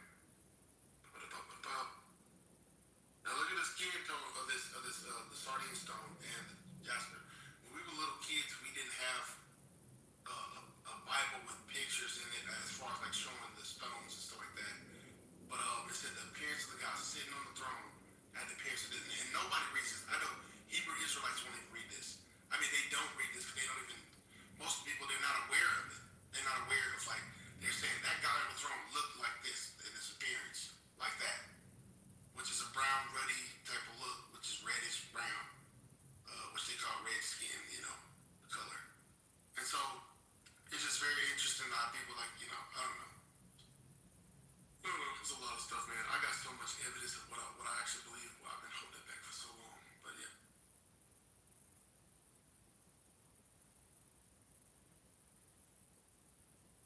I wanted to say this too about the. So now we're moving on from this passage right there to God sitting on the throne. So this is a ruddy brown that's known for a lot of the Hebrew Israelites looking like this because they were mistaken as Egyptians or either Ethiopian based off history and a lot of quotes from historians. But this is the other topic. The Middle East, I can't remember his name. See, as a male, we forget people's names. Oh my gosh, bro, it sucks. But I'm gonna say this: the Middle East was also the same. The majority of the world was brown in that scale, as that other dude said. The dude who I was arguing with, the black guy, whatever. I mean, he was cool for a little bit, but yeah, but those people. Look, I agree with you. They were brown, but they weren't black. From Cushites, that's what the Middle East was at the beginning. Well, that's a biblical interpretation. But I'm just talking about. It says Genesis. It says okay. Yeah, I understand. That's biblical. I'm just saying in terms of the phenotype, the color. It's a brown type. It's not a black type. It's different from sub-Saharan Africans. So that's why, like in the those are traditional, our family, brother. They're our family. Like, my brother is darker than me. We're all related, right? So yeah, that's what I'm saying. We're all family. Separated from black, but it's not. I mean, it's both separated and related. Like white is related. No, there's no pulling apart. They're all family. Like what you said. Everything is family. Okay, then why are you trying to make it seem like it's not coming from this and that? Like it's like I mean, I'm telling you. Look, man came from Africa, so we all came from the same place, okay? Which were black people. But now, for people that are interested in making these distinctions, I don't know why these distinctions are important, but there are black people, brown people, white people. So traditionally, the brown people of North Africa and the Middle East, traditionally are put into the white camp versus the black camp. He's talking about how they look now that they've mixed in with the Europeans. Yeah, they look mixed now because they've mixed in with Ottoman Turks and Europeans. But that's not how they looked 2,000 years ago. Thank you. Right. So if you're talking about 2,000 years ago, that's true. There was less black admixture back then, so there was a lower black contribution, and so that's why traditionally that they're grouped with white. That's not true. It is true because if you look at the haplogroups, they're genetically closer to Europeans than they are to sub-Saharan Africans. So let's. We'll go there. Evidence. I don't like to talk like that. I talk a lot, but there's a lot of evidence for it. Everything that I'm gonna tell you about, I'm gonna show you. And what you're saying, you're talking in a white tone, which is okay. I'm not talking in any tone. I'm talking in science, genetics. I'm saying to you, there's a way to woo someone in English because that's our native language. And so if you sound like the main group of educated people, automatically people are going to take you serious instead of actually looking at what you're saying, which you can colonize the whole planet with that type of. Look, I agree. People can be biased by how well someone speaks, and that shouldn't be the case. That is possible. I agree with you. I agree with you. It should be based on what people are actually saying. Now, The substance of it. But I am a scientist, and I do have some knowledge in this area. Yeah, painting the broad strokes of what science is. Yeah, much better idea. It was the same scientific eugenics. Yeah, but you can't, hold on, like you can't bring up a science like a study like, hey, humans came from Africa, right? And then try to like, no, that's what I'm talking to. Yeah, okay, my bad. Sorry. Yeah. Well, let me get on the thing that I want to give evidence for the actual evidence about the Middle East. Well, go ahead, and then I was gonna bring up another very sincere scientist. Yeah, I'm about to be done because it's 2 a.m. here, so I got y'all. Okay, so let me go here very quick. I'm gonna start with this very quick about the Middle East very quick. 2 things. It could be 2, 3, but I'm gonna say 2 things to prove my point about the Middle East was black at first, not by theory, but by what you guys also believe, and most of you guys do as Westerners, as biblical people that believe in the Bible. So here's the thing. Let's look at it. You guys can look up King Darius archers. This is what we're going to start at, and then we're going to go to the Bible very quick. The Bible tells you they were Cush, from Cush, the Middle Eastern leader, Nimrod. King Darius archers. There it is. I had no clue until last year. Archers. I thought these were mixed people, because, that's why I was the thing, because, so here it is. So now I got the PTR. 1, 2, I can just change my PTR and show you guys. This is in the British museums and other museums, stuff like that. You can find these. Science. I happen to be familiar with that, Young. It's not in the British Museum in London. Oh, it's the London No, it's not in London at all. It's in the town where I live. It's in the Louvre, and I visit it quite frequently. Nice. Probably every month. Okay, and close to, not all the time, but often I go weekly. So I'm very familiar with this. Where do you live at then, I guess? I live in Paris, and this is a museum in Paris, and it has an extensive collection of Egyptian, Middle East, from all over the classical. I do apologize for quoting it wrong. I think no problem. But I'm just saying, I'm familiar. I'm actually have seen the frieze that you're talking about of the archers, and there's a huge section of the museum which is dedicated to Darius the First,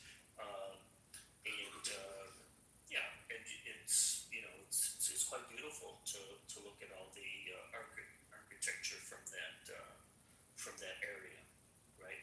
Yeah, I appreciate it. But he was a Persian king, yeah. Right, and so what that woman said before she left, right about what she said, basically the Middle East is mixed people, because white people and black people, like the original people there, must have had. Can you repeat your claim about Persian king? Well, Christian king? So look, it just depends on how you want to classify these people, right? So, strictly speaking, they're not black by, if you mean sub-Saharan African. They're not white. They're not white if you mean by white European. So they're their own people. Now, in the traditional system, we agree with. Why are you making it feel like we're saying stupid shit like that? well, because you said because I heard you say something like I'm using terminology. it's a mix of black and white people, not people groups. Exactly. Let's think finish. Yeah, thank you, white man. Thank you, Mr. Mixed Brother. Yes. Yes, yours is. Yes, You're calling me on my list. I am that. I am white. Yes, I am, because I do not have. That is not the point now for us. The point for us is survival. Have you ever experienced putting automatic systematic going in front of your population and then being judged by your race that you are what you deserve is? If you win avoid poverty increases, your worry is that when we face the survival issue, when we cannot access simple internet, which part of black or white or yellow or red don't deserve accessing simple internet? Just because you don't want white to increase. This is not the reason. What do you? So when you say each one of us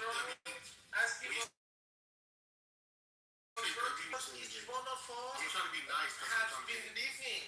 Each one of us has been living in a specific part of the world with that kind of genetic textures. Genetic textures of Iran is different from Kenya, from Germany, from China. I don't know what you're saying. I'm going to be honest with you, brother. I don't know what you're saying.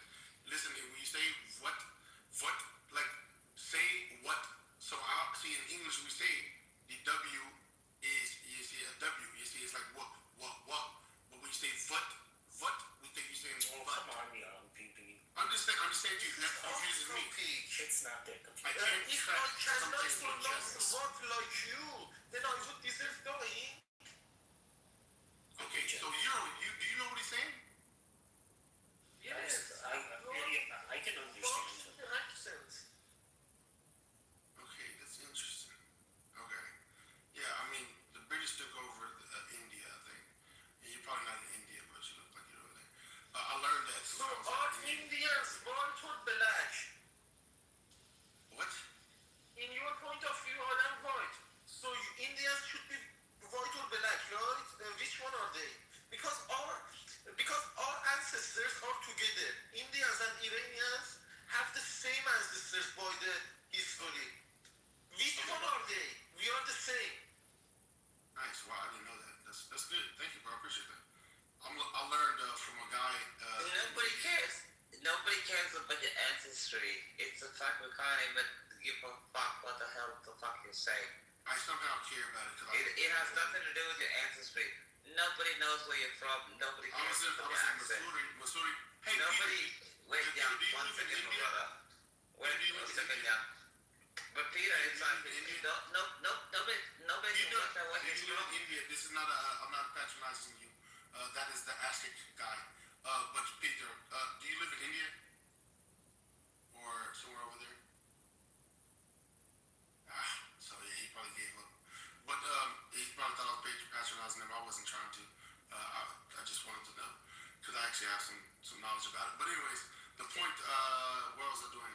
So I showed the images of how the Middle East looked back then. Now it's time to show the Bible verse of the Cushites, Nimrod being the son of a Cushite, of Cush. That's what it says actually. Sorry.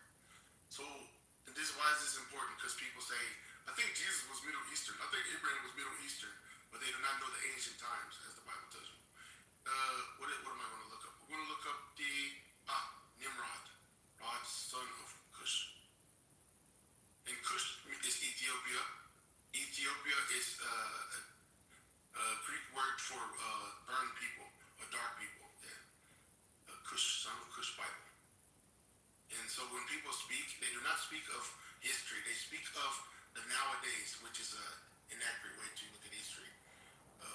So people don't know who took over the lands of their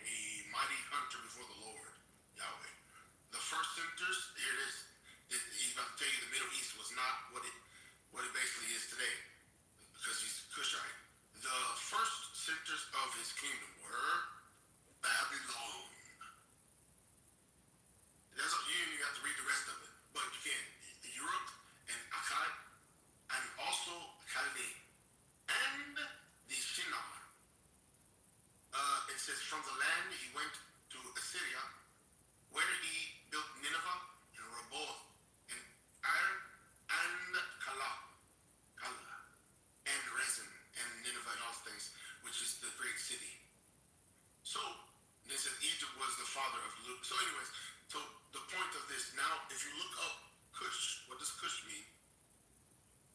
Definition, and it will tell you. Refers to. Let's go this one. Kush or Kush with a K. According to the Hebrew Bible, was the oldest son of Ham. Isn't that? Let's get more definition here. It'll tell you that it's Ethiopia. Ethiopia, it's not the. So back then, Africa was all called. Most of it was called Ethiopia because all of them were dark skinned. And then as the future came, they made it into the Horn of Africa, the area. They pushed it over there. But Ethiopia, let's look at the word of Ethiopia. Ethiopia, etymology. We're not looking up definition of etymology. Derived from the ancient Greek word Ethiopos, a compound word of burnt face. First, I burn face. So, and it says, used by the ancient Greeks to describe dark-skinned populations of South Egypt and all that. So now what do we just have? What do we have? Basically, what we just read was the definition of etymology of that the Middle East was made by Nimrod, who was a son of the Cushite, who was Ethiopian. Ethiopian just means dark people, very dark people. So the Middle East were dark people. That's why we have in my PTR dark people, because they're descendants of the Tower of Babel. When they spread out, God told them, he spread out the languages and things. They would. So when people say that, Jesus was Middle Eastern, they're blind. It's like them saying they don't know that the Middle East is full of mixed people. So anyway. You know what's funny, Young? I'm actually Kushite. Nice. I'm from South Sudan. We come from the darkest people on the entire planet.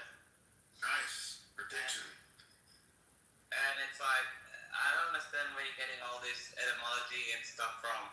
On the internet, you can look it up too. Just let me land. I'm from that region. And now South Sudanese, we find it weird. It's like, I'm from there. Nobody in the planet is darker than my people. Nobody. Nice.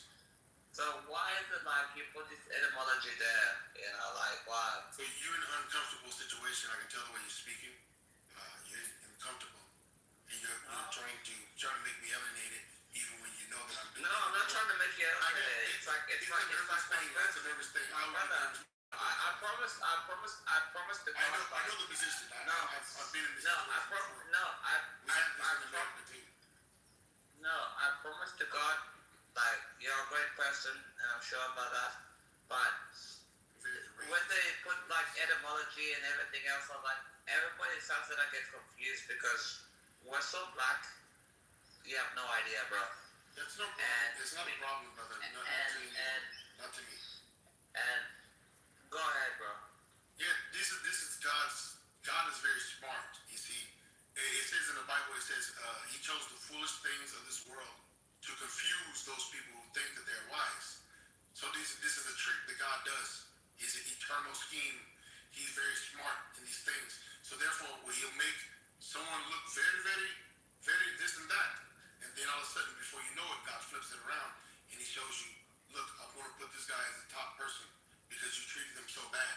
So, anyways, a lot of people in the Bible, let me say this, if we're talking about Cushites and things, right? Zephaniah, son of a Cushi, the first chapter 1, verses 1, he says, Zephaniah, son of a Cushi, meaning son of an Ethiopian, a dark person.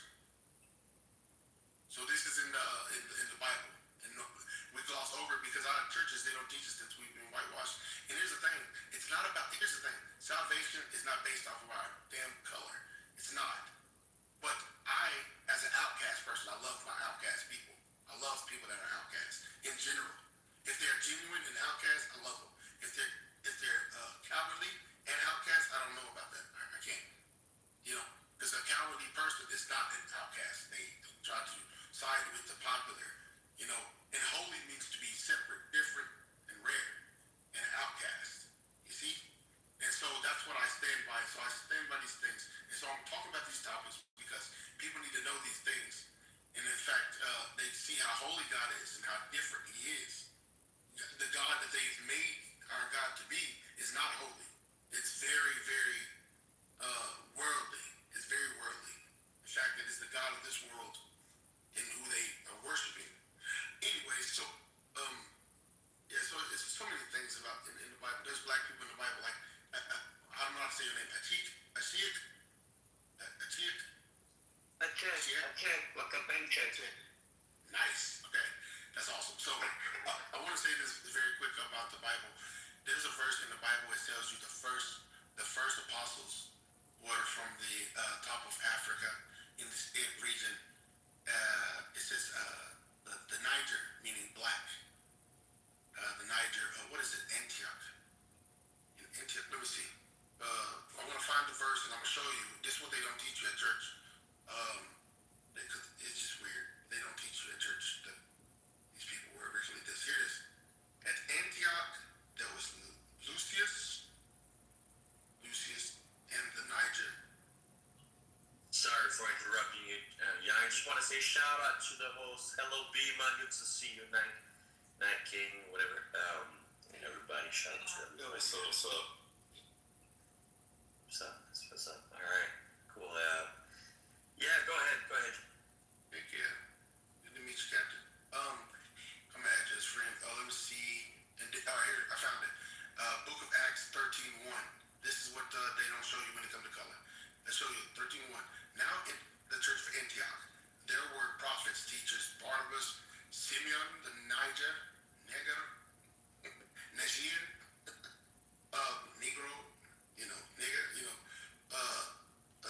Lucius, Lucius of Cyrene, basically is Libya, basically.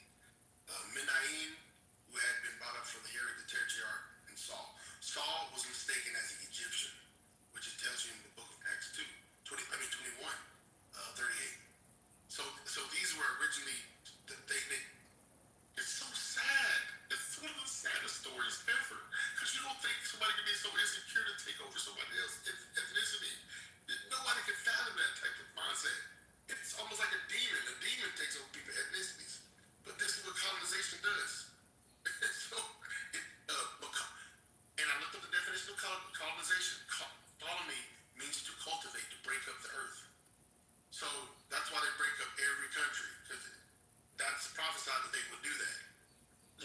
In the book of Daniel, and it said that he broke up.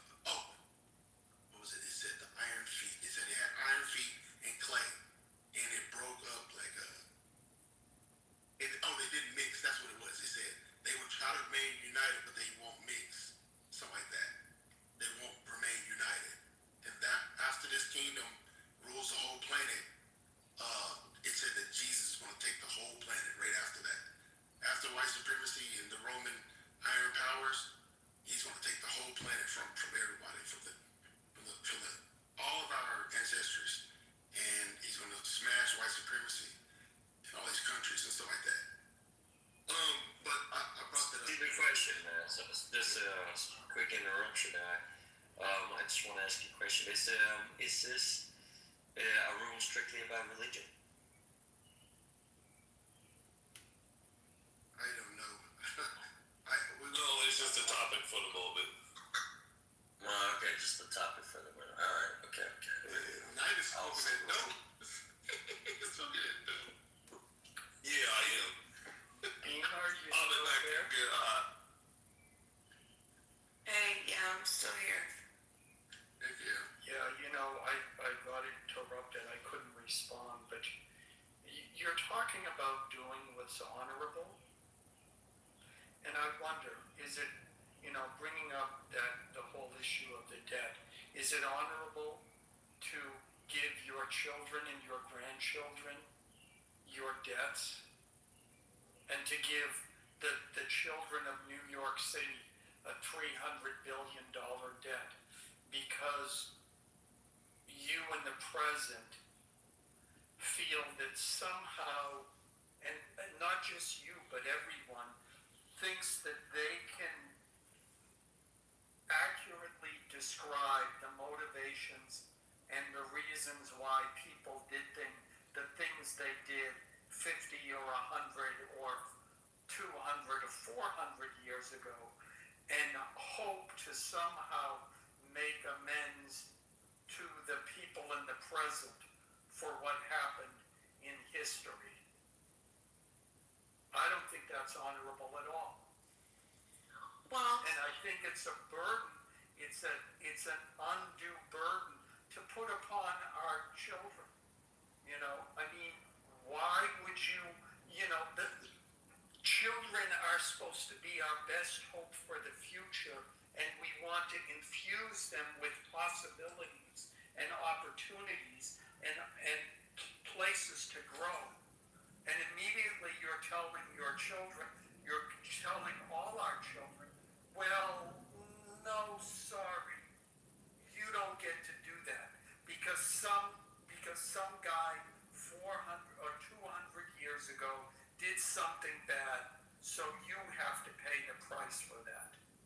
I don't think that's honorable at all. I think it's a convenient argument to make to appeal to people who have some sense of misplaced guilt about what their ancestors may or may not have done and the reasons why they did it.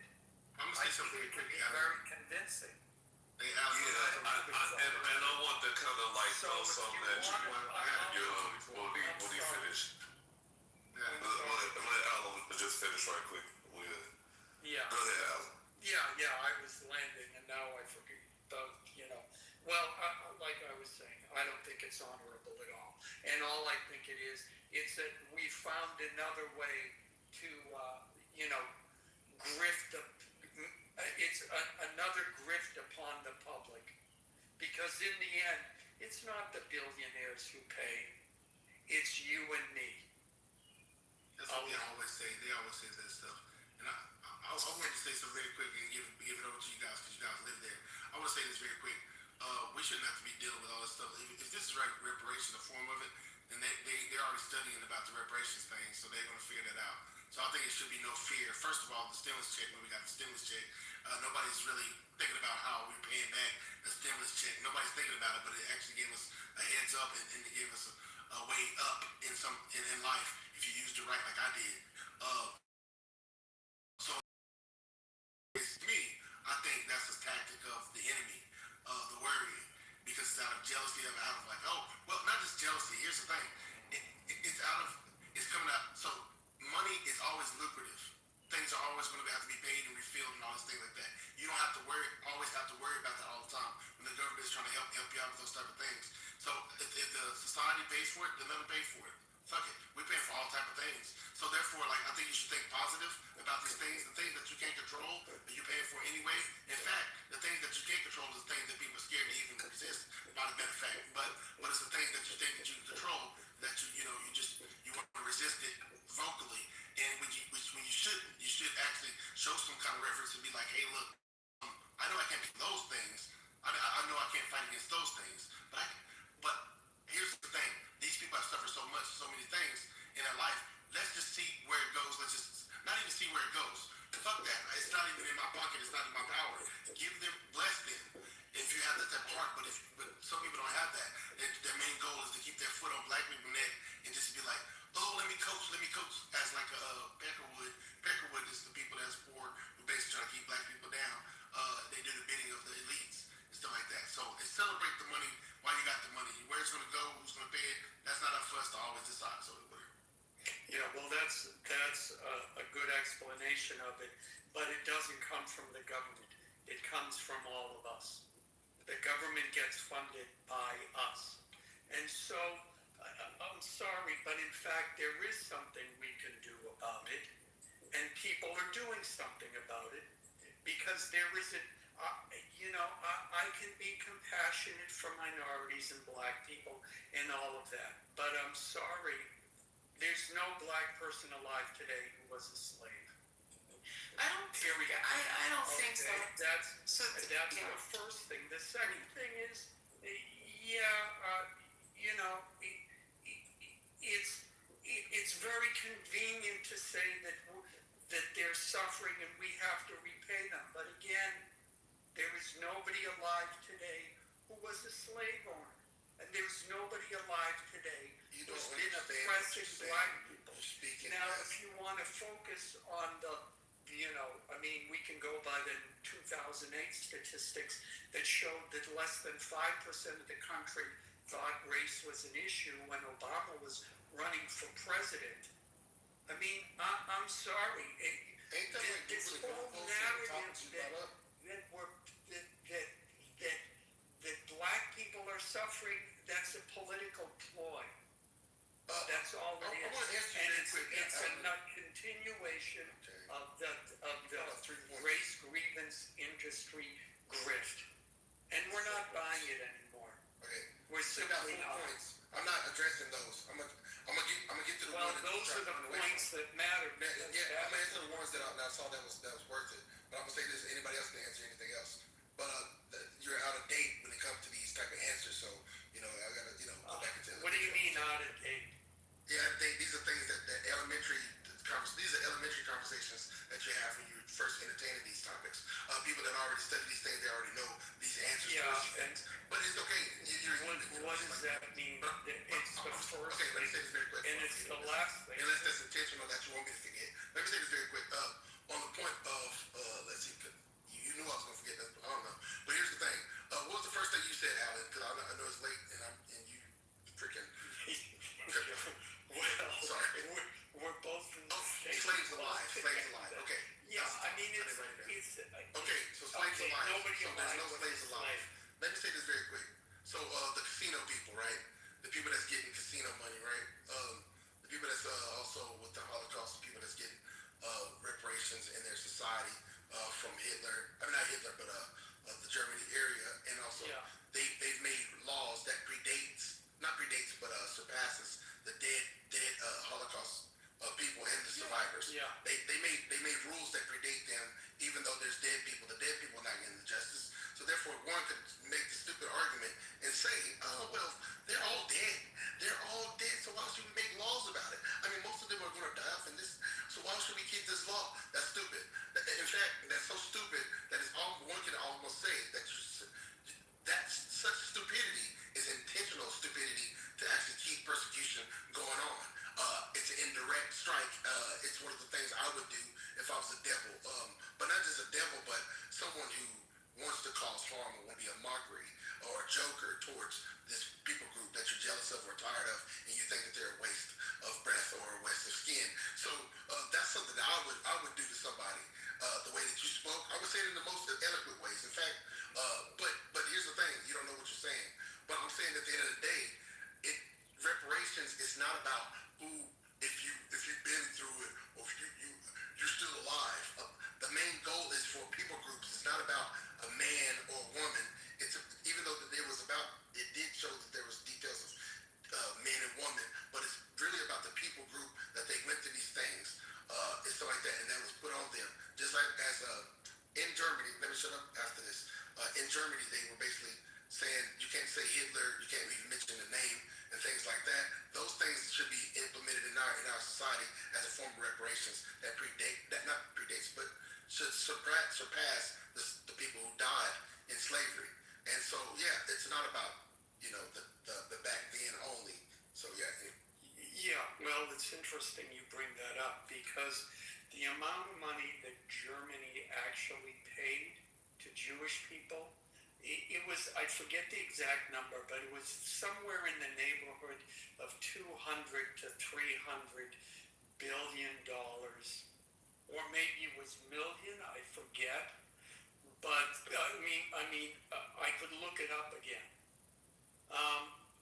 It's 1.2 billion annually in Holocaust reparations. Yeah. So yeah, and the total number was something like $300 billion. Now in the United States, which by the way did not receive the majority of the slaves from the transatlantic slave trade, they went mostly to South America. However, we have on social programs, and now the entire cost of our social programs 1960 has been about $22 trillion. And when you do the math, that comes to about $11 trillion that have gone directly to African Americans. Now, how much is going to be enough before the United States has said, okay, yes, we made a mistake. Yes, we have to address those mistakes. And now that time is done. I say that time is done, number one. And let me say, you're assuming too much about me and what I think and about minorities or black people or anything. It has nothing I'm just to do responding with to what that. you're saying, not based off who you are. I don't have a picture of you. Yeah, I know, but you've already made. It's not what you're actually saying, not what you. Yeah, what I'm saying is has to do with money and growth and how does the country have to throw its on the sword before it's done? Yeah. I think we're done. Hey, even tithing, don't we all pay tithing? Like if you go to church, we don't all No. pay tithing. Here's a concept. What I'm saying. When you said this earlier, I just looked at my notes in the chat. When you said something like we're all gonna have to pay for it, don't you understand that even tithing is a community thing that people pay for when you're at church? Yeah, and it's voluntary. That's what they have in the argument, right? But they all pay for it, all for the greater good, so those people in need can get help. Yeah, and tithing is voluntary. You don't see yourself as a community, so therefore you're trying to find a way to get that to be taken away from us because you don't see us as a community. If you want in to any see church, if you want to go to that church, that's fine. But what's your ethnicity? What's your religion? Yeah, I'm Christian. I don't. I'd be Christian, Our and you don't church understand doesn't have concept. tithing, and I can leave a church and go to a different church if I Crazy want deal. to. But hey, you know in Revelation. Alan, how could you be? Sorry, I'm just gonna step in real quick. I have no idea how you could be against this. Like it just doesn't. I don't know if it's. He's white supremacist. That's just Well, I mean, like, so if you were to look and research and see, the things that policy caused, how policy caused the racial inequities, right? Yes. In the city, and it has nothing to do with hundreds and hundreds of years ago. We're talking about things like the FHA, you know what I mean? Like the redlining and the FHA and how that affected. How that affected. If you check. Wait, hold on. But he came in to ask me, and I haven't even gotten to respond yet. Yeah, Alan came in to respond to me, and I haven't even been able to give him. I'm still waiting to give him my original answer. But he asked me a question, and he said to me, "Go ahead, Nate King, if you have to. I don't want to be right." Just finish, cause it's a lot now. It'll went far away from what Zealous was trying to put out earlier, and I wanted to kind of get back to that the descriptive claim issue where I think you and your role kind of like metaphoric in the role as far as like what y'all understand it in the context of y'all conversation, but as far as this, I don't talk to guests or foreigners about things that could have genetic ties, legislation and stuff like that. That's just part of a long system of American business that they don't know or care about.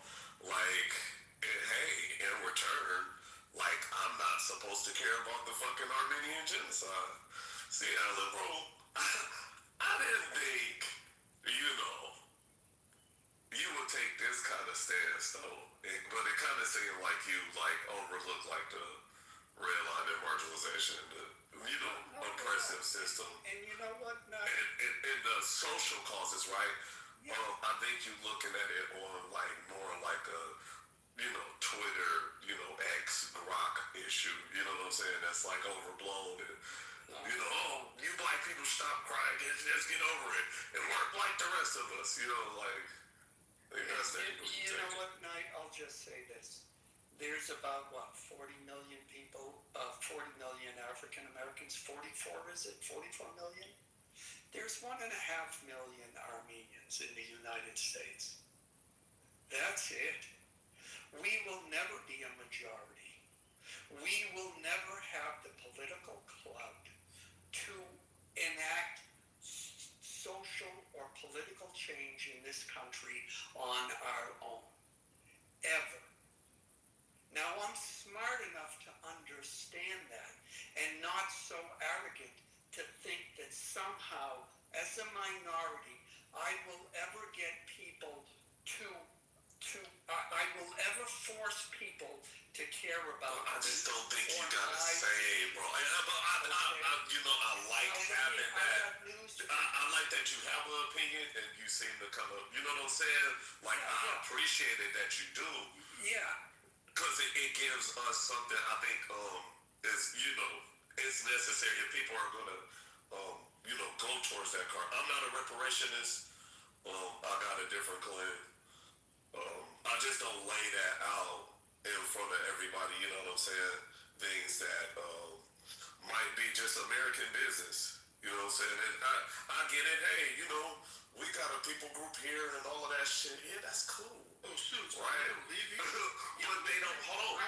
They don't have the tenor that we have, right?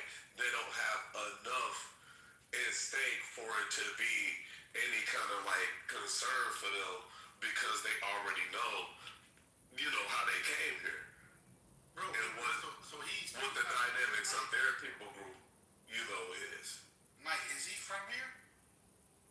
United States? Yes. Okay, I was wondering. I thought he was just a foreigner. Yeah, but... So I'm just going to answer so I could answer his original question. Yeah, go ahead. Because I want to get back to the original. So, and I wants to get back to the original topic. So yeah, you had asked me, you said that you don't think that you came in and said you don't think that it's honorable to give children our debt. And I think, I don't think that that's honorable at all. But I also don't think that it's honorable to give a city that's still written by policies that have been written in the city. I don't want to give that city to my children either. I don't want to give a city to my children that's segregated by, there's clear racial segregated issues in the city. I want that to be fixed, and I think that if we're just taking the resources, I think this should have been done in every city, as soon as people were able to come to the terms that shit had been done that was really horrible, and this is an excellent form, I think, of reparations, of just not, and I'm not talking about from slavery, I'm just talking about from the 20th century, baby. I'm just talking about from legislation from the 1900s. That's it. We have so much shit. I have in my bio, Alan, if you're interested, the original FHA home loaning manual. I want you to read that. That same manual. It was updated a couple times, but it still had the same basic language. And this went on for, I don't even know how long, decades, okay? And you're talking about, this was federally backed, right? The federal, the manual, the handbook says, keep black people basically out of your community. It's going to bring down your home. Bring that into the financing and loan. All of this was de facto blocked home ownership, blocked financing, right? So I mean, it's just, look at the racial wealth gap right now in the city. You have white New Yorkers is 276,000 and black New Yorkers is 18,000, okay? Look at what happened with the Cross Bronx Parkway, right? Or this way, right? 40,000 mostly and largely black and immigrant communities, 40,000 Bronx residents, just that's it. They got rid of their asset and wealth building. The redlining, the schooling. My mother told my own mother said that she had gone to school that was segregated and where they had different water fountains. My mother was born after the civil rights, so there was still de facto segregation happening. Look at all of the stop and frisk, all of that shit that happened, which was even more recent, where you had black and Latino men were stopped and frisked 3 to 5 times more than any other group. Mass incarceration, right? It just goes on and on and on. We have even just regular health issues where we have the average life expectancy of black Americans to be, I would say, maybe about 5 or 6 years lower than every other population, right? Okay, so there's just so many things that we have to fix. I want to fix them. I think it's the right thing. We need to take our resources. This is what a community actually does. This is when we don't look at race, right? And we say, let's find all the problems in the community and let's fix them. Let's take our money, because we're a community. Let's take our money, pool it together, and we put it towards the problem areas, right? And it's just as basic as that.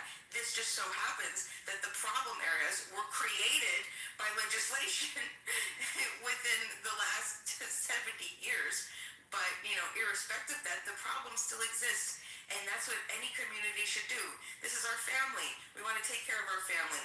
If there's, unless you're racist, okay, you say, well, no, these people won't be able to do anything better than what, no, you realize that it's never about, as long as you're not truly racist, that it's always some other external influence that is working and putting pressure on our human beings, on our human being family.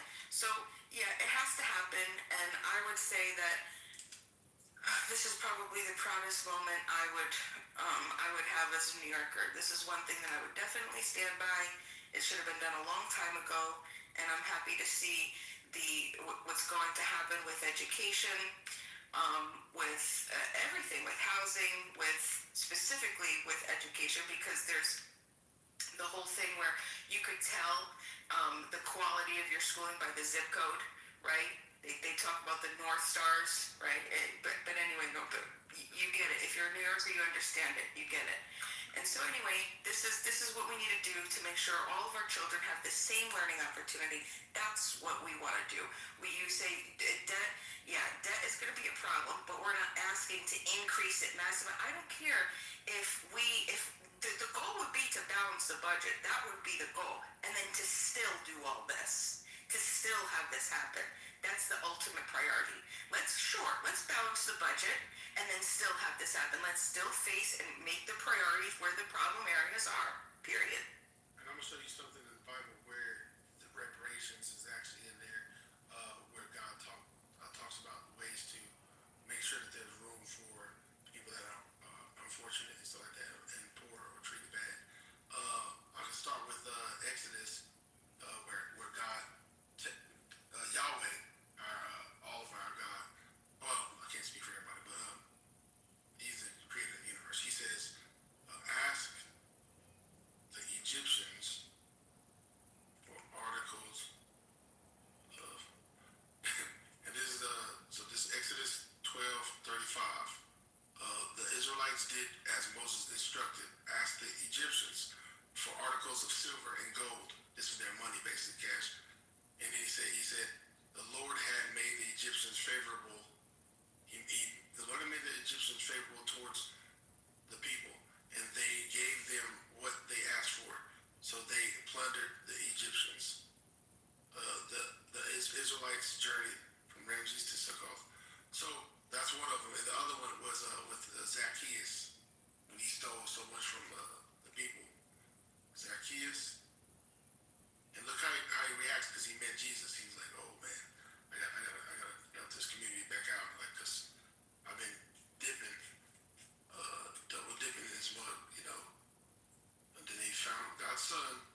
So here it is. Jesus entered the place of Jericho. I want to get straight to the point. But there it is. All the people saw this. Immediately. Let's go there. We're reading in Luke 19 verses 7. All the people saw this and began to mutter. He has gone to be the guest of a sinner. But Zacchaeus stood up and said, Lord, look, all right. Here now I give half of my possessions to the poor. And if I've cheated anybody, that's what the colonization did, is full of cheating. If I've cheated anybody out of anything, I will pay back 4 times the amount. Jesus said to him, today salvation has come to this house, because this man is a son of Abraham. For the Son of Man came to seek and save the lost. So he gave salvation to this man because he gave reparations to the community he kept stealing from, and which colonization is based off of that. And one of the other things is in the Old Testament where the Lord tells him, if you okay, here I'm gonna get off the microphone. I'm gonna find that one. I remember. Yeah, while you're looking, I'd like someone to show me the law that says a white man can do something a black man can't do in this country. And while you're looking for that, Bima, I would just point you to the fact that California has been overrun by the Democrats for decades. They've implemented all of the policies you've described into the educational system here, and black people are failing, and they're failing miserably. Now, is it because of racism and the racism that is supposedly inherent in the entire educational system? Or maybe the reason why they're failing is because, well, Asian students study on an average, do an average of 13 hours of homework per week, and everybody else, including white students, only does 5 hours of homework a week. Maybe it's not racism. Maybe it's the parents, and which parents are dedicating their time to making sure their kids are getting an education. And isn't that the parents' responsibility, not the schools or societies or anybody else? But yeah, if you want to sink as a New Yorker, if you want to sink all your money into those kinds of policies, I can tell you right now, 40 years from now, black people will still be failing. I guarantee it. Because no amount of money in the world is going to make your 10-year-old sit down and study for 13 hours a week the way the Asian parents are making them do that. So please, be my guest. Be my guest. But I will tell you what is working. There are schools in California where it is working, and you know what? They don't take any bullshit. They understand that all students can learn. They give all students the same opportunities, and they expect high standards from all their students. And you know what happens? Those students learn. And guess what? I just heard about it. Tennessee, which used to be 49th in education. What's the percentage of black students there? 50% almost? They abandoned all of these, quote, new types of education that were supposed to be racially sensitive. They went back to hooked on phonics. Remember what that was? Remember that program? They're now 5th in the country. So please go ahead, do it. And I will land with this. I understand there are a lot of people on this app, and I understand that while I'm ethnically Armenian, but in terms of my skin color, I'm white. But let me ask you, should I pay attention, Bima, to the black people who I'm speaking to on this stage, who've told me that yes, we need reparations and all the justifications I've heard, or should I listen to the other black people that I know, both on this app and real life, who have told me reparations are a bad idea? I don't know. You know, I can only go off of my life experiences and what I know and what I've seen. And what I've seen in my life is that this whole idea that black people need white people and that black people need white people's money in order to succeed in life, it's bullshit, it's a con, it's a grift, and I'm old enough to know a con. You're old enough to know what you're talking about is real. It's that simple. I don't care. You are not going to convince me. Because I really need to convince you, but we're talking, so you should have some sense of convincing. Too many black people succeed without succeed because they didn't make excuses and they stopped waiting for white people. You guys love that. Don't y'all like that? Y'all love that. Y'all like that. Oh, he's not a victim. I can get behind him. Y'all love that shit. Whenever they say excuse, I can't stand that. That's it for me, because it's like, no, you're taking it out of the political, realm that it's supposed to stay in. Yeah, and this is why I said earlier, I don't talk to guests about these conversations. You know what I'm saying? Like, he doesn't, he literally just flattened and put black people into like one pocket and focus in on one area of claims versus like, like any kind of historical claims or ethnic claims, any kind of ethnic claims and stuff like that. And that's why it's like hard for me to, even take them serious because like they kind of really don't matter. They don't, they just come in they just coming into the TV show, what's called America. He been here for a while, that's cool, whatever, could have been more here. But I'm talking about far as your culture play, right? When we try to even, group minorities in together and kind of flatten them and say, this certain group can do it right here, so why can't this group over here do the same thing and not factor in like the pushback the system has like set into place for said groups. Even just legislatively is just obvious. Whenever they step outside of that and do like this like modern claim and stuff like that, like it's like, all right. You know what I'm saying? Yeah, I know that's where they're not. You know what I'm saying? Like, I appreciate hearing it, but like it's like it don't matter because he's not the people in context of said group that we need to be having this discussion with. I think it's a specific group of people that we actually, as Americans, like foundational Americans, gotta sit down and actually talk with them, and strictly them. So, Knight, have you heard of Picklewoods before? The term? Well, yeah, but I don't get into, what I'm saying, the little ad hominems and stuff like that.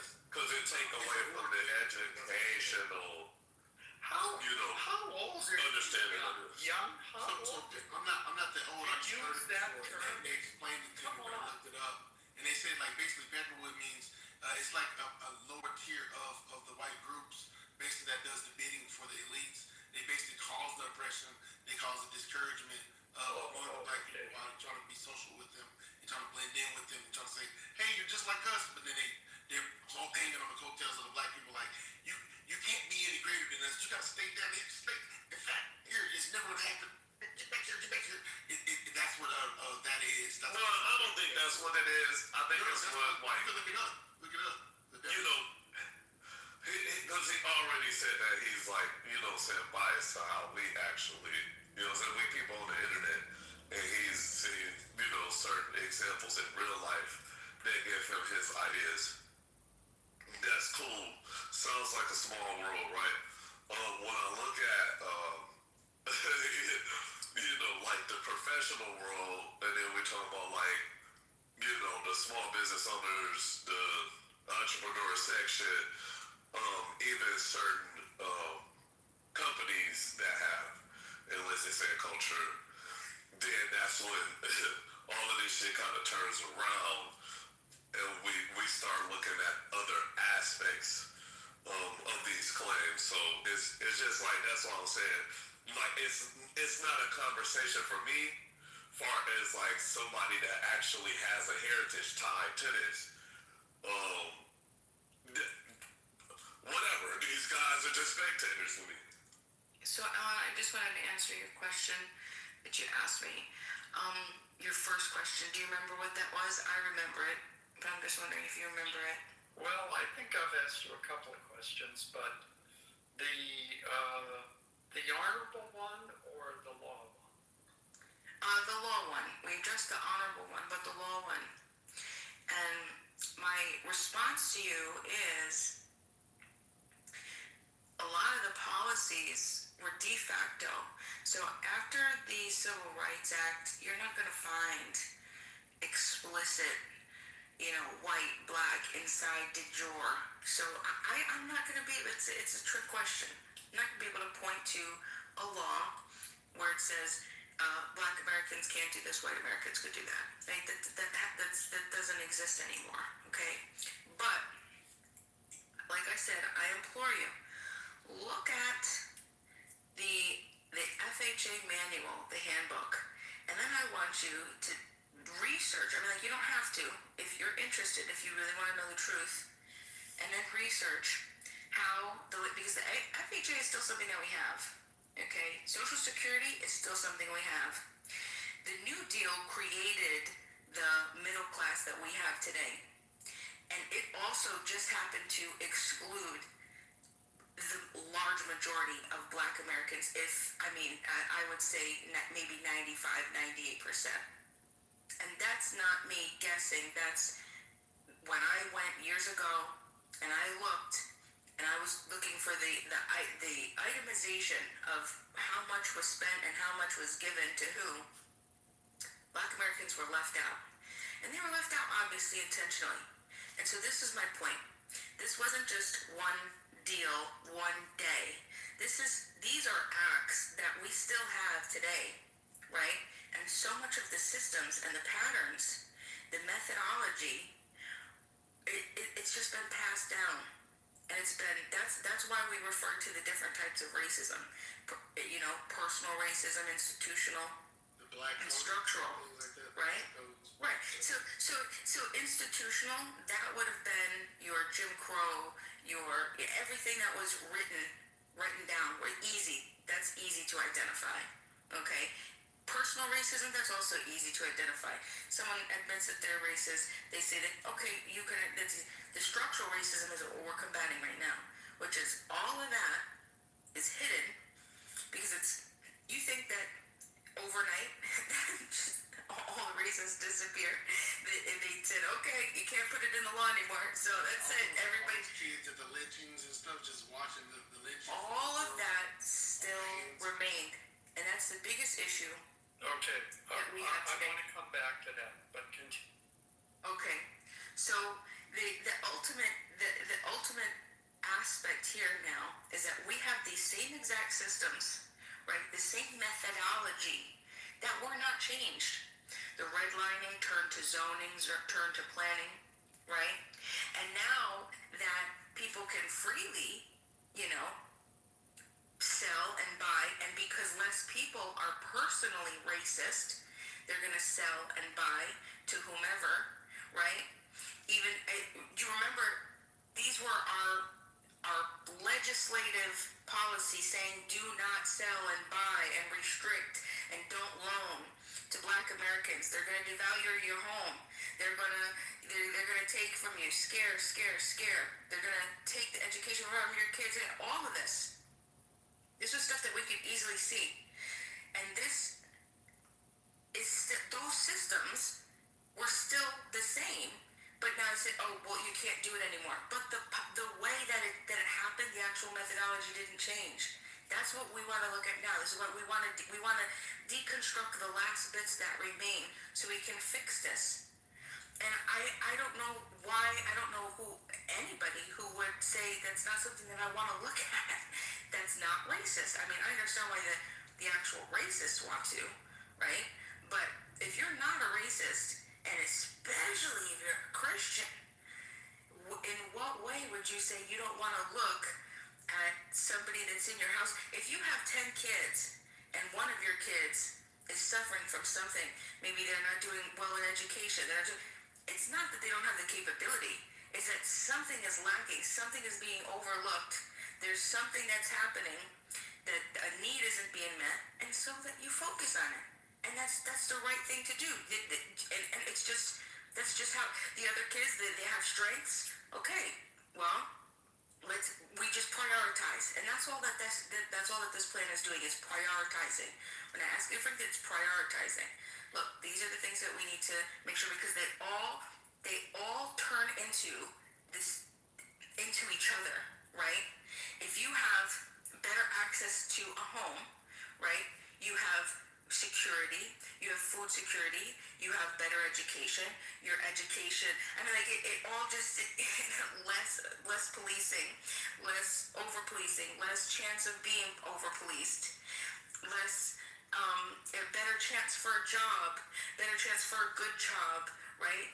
And then better chance for a better career, and then you go to college, and then just these little things at the structural level need to be changed, and it's gonna fix the entire trajectory of the mistakes that are, what other people at the time put into policy. Right.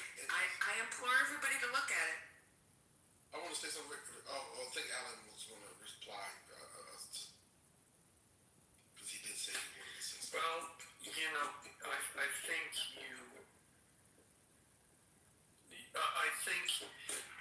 I think you've framed it well, Ema.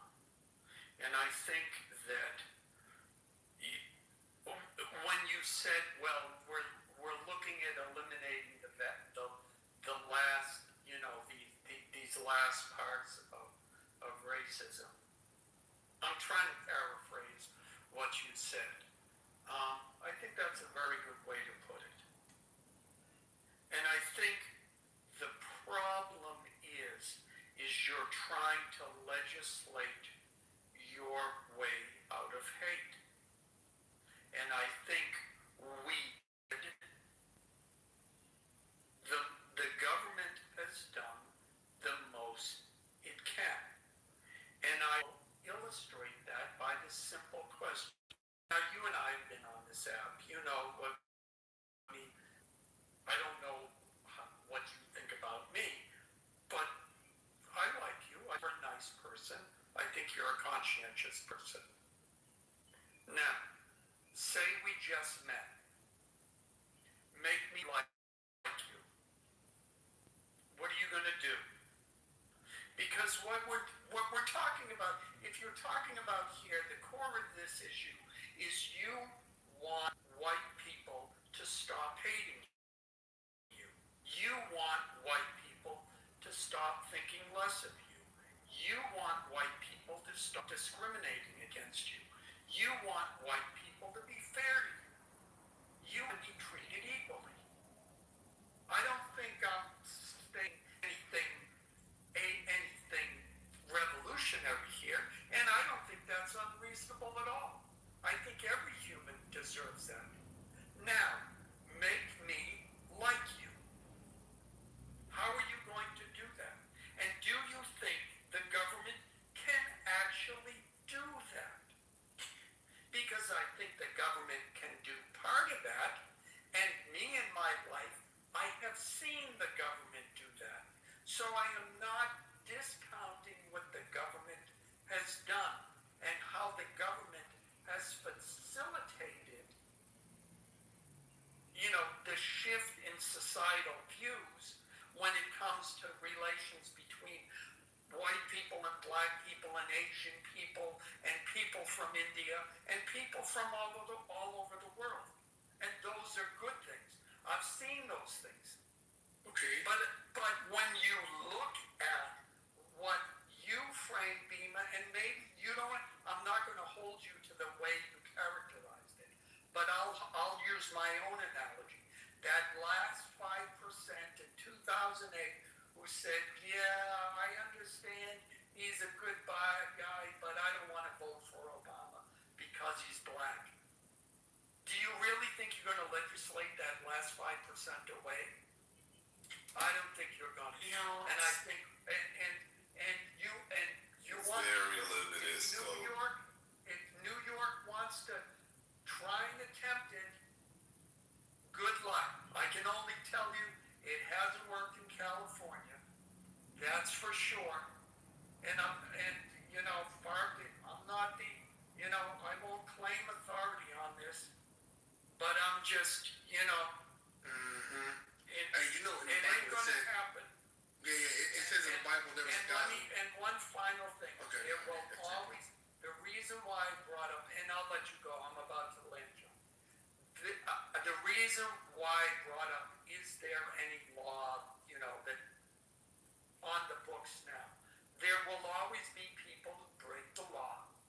And now we have a methodology by which those people who break the law will be prosecuted.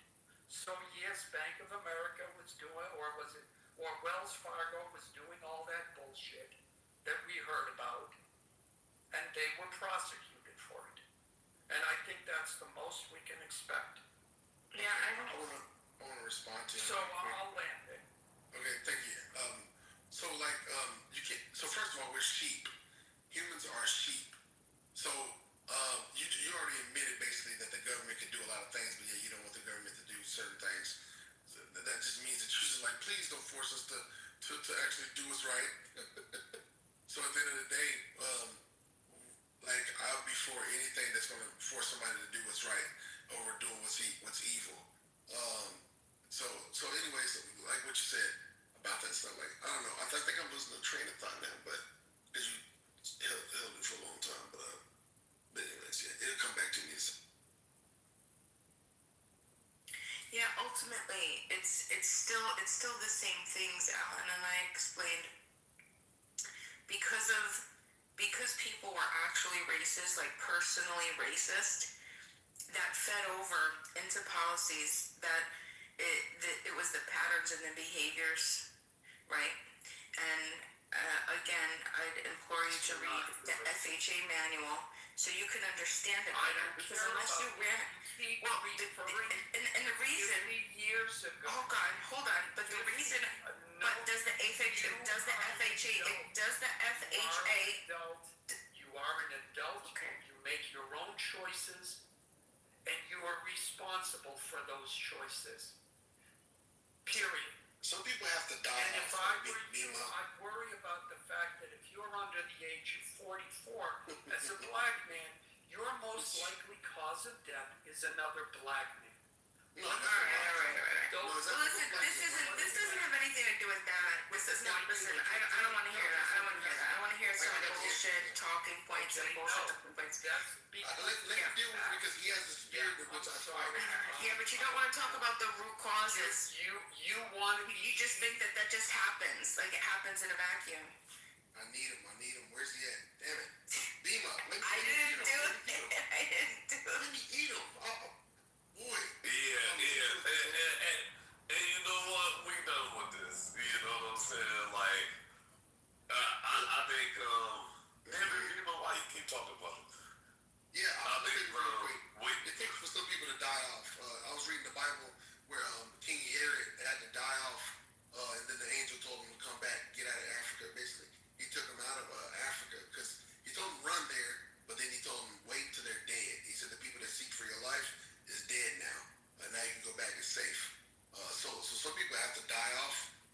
Some of these racists are just going to die off. Some of the liberals, I'm not a liberal, but I agree with them a lot. They get it, you know what I mean? So they get the picture. They know that they see these people as their family. They know as their family. They're like, I don't agree with these people. I didn't even know my people was this evil, like, man. And then they find out, they be like, okay. And so I know they got some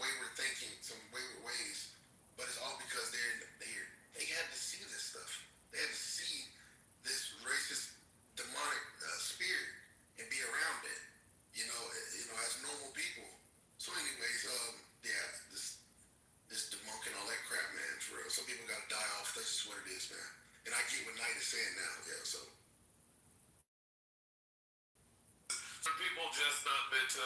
I don't know why we're trying to convince them like to stand on the right side with those kind of subjects. When like like at the end of the day, they don't care. They make it a bootstrap claim. They make it like it's like a we're begging for something that I guess that we just don't deserve it. Right, exactly. Instead of somebody and then they said try to be patronizing. Yeah, somebody said that to me. They were just like, somebody said to me, we don't want your pity. We don't want your pity. We're not asking for second.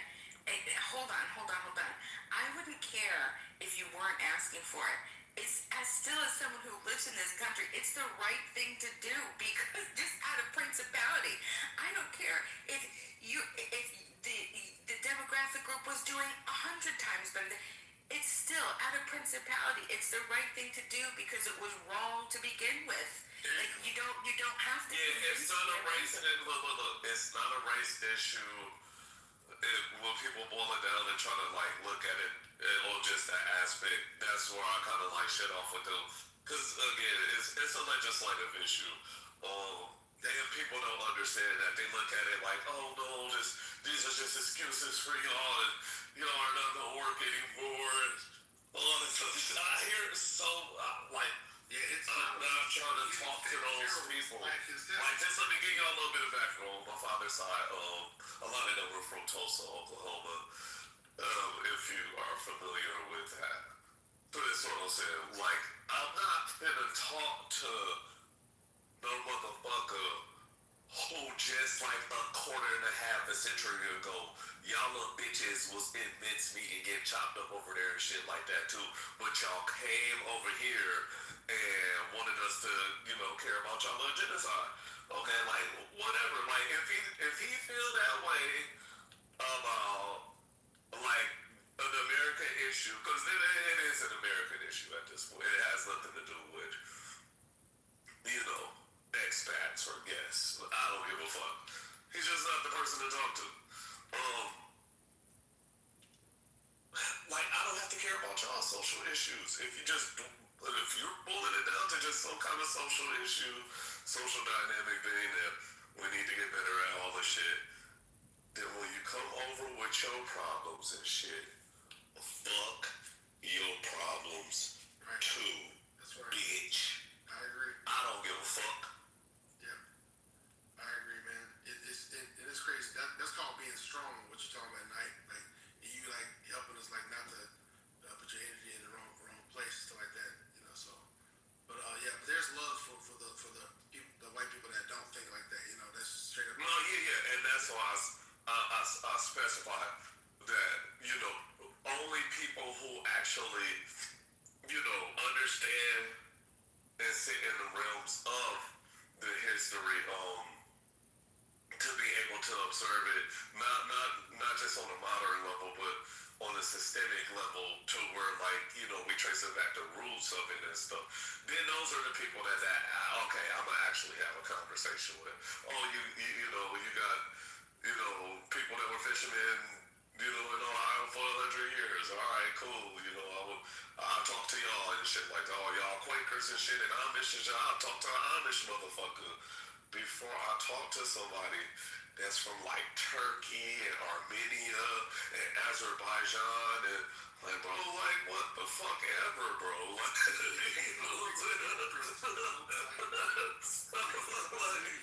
If anybody, it's just like the Jews, like the Ashkenazi German Jews. Like it's always the ones who's marginalized, the main ones that don't know how to act. Like I'm like nigga, you have every excuse. I mean, you have every reason to actually understand what it's like, but y'all niggas don't remember. Just like even the Hebrews, before they became white, they didn't become white. It's just funny. Well, yeah, speaking of that, let's get back to your descriptive claim, because I see you brought up Orion, aka Nimrod, right? And what you were doing, I think you gotta get better at just trapping people into descriptive claims when you're making these claims, right? Just to give you kind of an example of what I mean, racist rules and shit like that. They do the we was kings, we were kings. Yeah. So I'm like, okay, no, I can show you that we actually was kings. And yeah, the Moors. Motherfuckers fighting me. No. Why? There's no way. Niggas, at the quiet down and stuff like that. Went to George Gunter, the last act in the miraculous story of King Charles II. Right? With that, look into the descriptors. They say Charles II is described verbatim by his contemporaries in first-hand historical accounts as a tall, black man. The Stewart family were described as swarthy, tall, look at that. individuals. Right. This one up, you know what I'm saying? Because I think when we make certain descriptive claims, you will always see the same counter, right? Hey, no, so-and-so can't be this or as described in this description.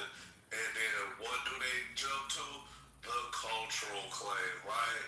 You see him deviate into the cultural claim real quick, and then he flattened that culture to where you're saying like, hey, yeah, you're saying this person is black, but they're not sub-Saharan, right?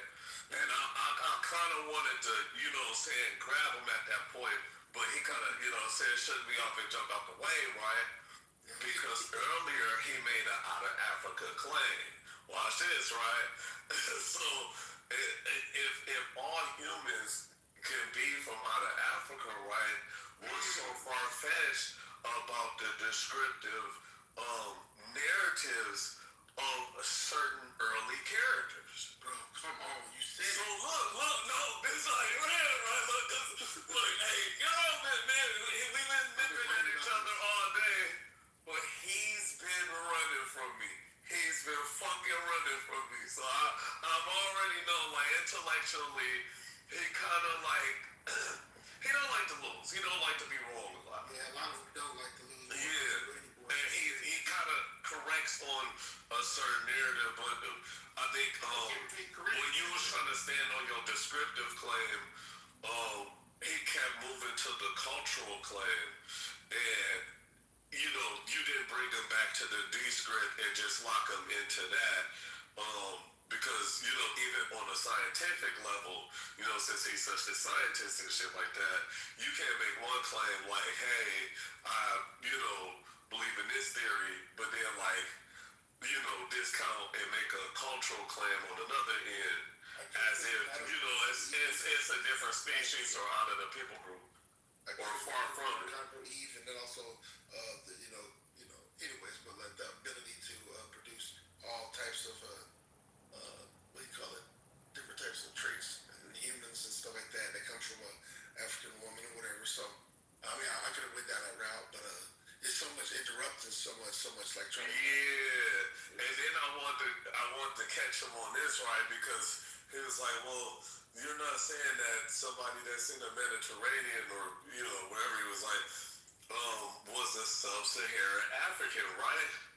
And I'm like, yo, like, do you just think like because somebody black, they're automatically somehow just sub-Saharan African, as it is in like Sudanese or Nilotic groups or stuff, Congolese groups and stuff like that. Like, there's not different other groups of what could be said as black. You just looked at only just like that limited. You know what I'm saying?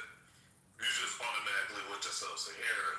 Yeah, it's just stupidity. They're out of date. It's that's why if you look at the word, like again, I know it's a racial slur, but if you look up the word Beckerwood, it literally tells you it's like someone who's basically uneducated, like they're uneducated with these type of things. So I mean, like we're all uneducated in some sense, right? Because it's something that we all don't know. There's certain things that we do know for a fact because we like, oh no, like study it, and it's a thing that we've been educating ourselves about. But some people, they speak before they actually even look at so they're uneducated. But their main goal, they know one thing: white God is the main thing. This white skin, this white legacy is God. That's their main thing. So everything that they say is based off of that, even if they don't know anything that they're speaking about. It's, I know you're wrong because you're not white, and anything against white is wrong. So, it's crazy, bro. Wait, real quick, just to run it back. You're saying here that King Charles II is black? Yes, he's described as black. My PTR shows you. You can look it up too, but yeah. But you, like, as a black man, you're saying he's a black man. So I'm not making the cult like he's of the black culture. I'm making a descriptive claims, right? Yeah. And so, and I was just comparing the claim because he was described as somebody that was black, or described as black in the Bible, right? Like, when you say black man, you're thinking about, like, a black man that we all think of as a black man today, right? Black skinned. So, and the thing is, I don't modernize these claims because over time I know that the description, meanings, and definitions change. And so, I think modernly, if we see a person of that age, yes, they will be described as black. Why is this painting of not black man then? Oh, sure, because during the Reconstruction era, a lot of the artists were enlisted to it was after the Cromwellian War. So when Cromwell actually kind of destroyed the monarchy and all of that stuff, like a lot of year 17th century. Was it in the 18th or 17th century? 1600s. Because after King George, all of them. I'm reading up on King Charles II, and basically it's saying that he was dark skinned because of his Italian side. Right. Which they mix with the dark people. Which we all know, Sicilians and Italians aren't black, but they have darker skin than, let's say, an Irishman. Because mixed people, when you mix with darker people, they become like lighter tan, like cardboard. So you're saying the whole Italian heritage has dark skin because they mixed with enough Africans? Yeah, with the Moors. That can happen. With the Moors. So yeah. Yeah. Have you ever heard of the? What year was that? Six is not a year. Yeah, it's just a culture. What year were the Italian heritage mixing with the Moors for their skin to become darker? During the Andalusian era. What year was that? You don't get a year for that. So yeah, you don't get a year for that. Wow. I don't think you get a year unless it's like one person. I get what you're saying. Do you just not know, or? Yeah, no, it's not possible to know exactly what year everybody turned dark. It just sounds crazy, dude. Everything is crazy that's not white, right? I'm definitely you know what I mean? If I was in your shoes, it would be crazy to me too. No, it just doesn't make sense. And Like your I said, answers are not really making to sense. make sense, You're saying that Italians are darker. Hold on, let me finish. You're saying, let me just mirror what you're saying, right? So I can understand what you're saying because maybe I'm crazy because I'm never seen that one movie, and that's what you're saying too. But what I'm hearing from you is that Italians are darker skinned because they mixed with blacks in the era that there was no time for, correct? No, they're not all black, by the way. So yeah.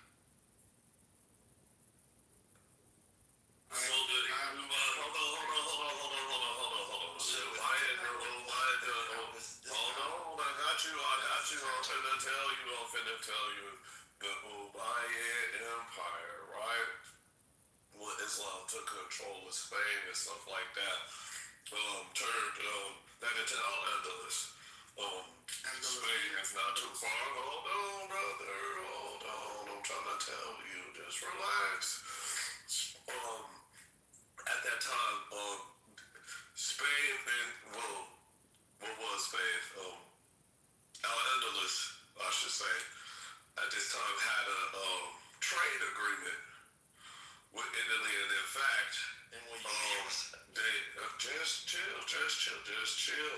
The island of Malta, and a lot of the people, right, got kind of this Arabic Italian heritage, and that Arab comes from like that Moorish people that's on that island.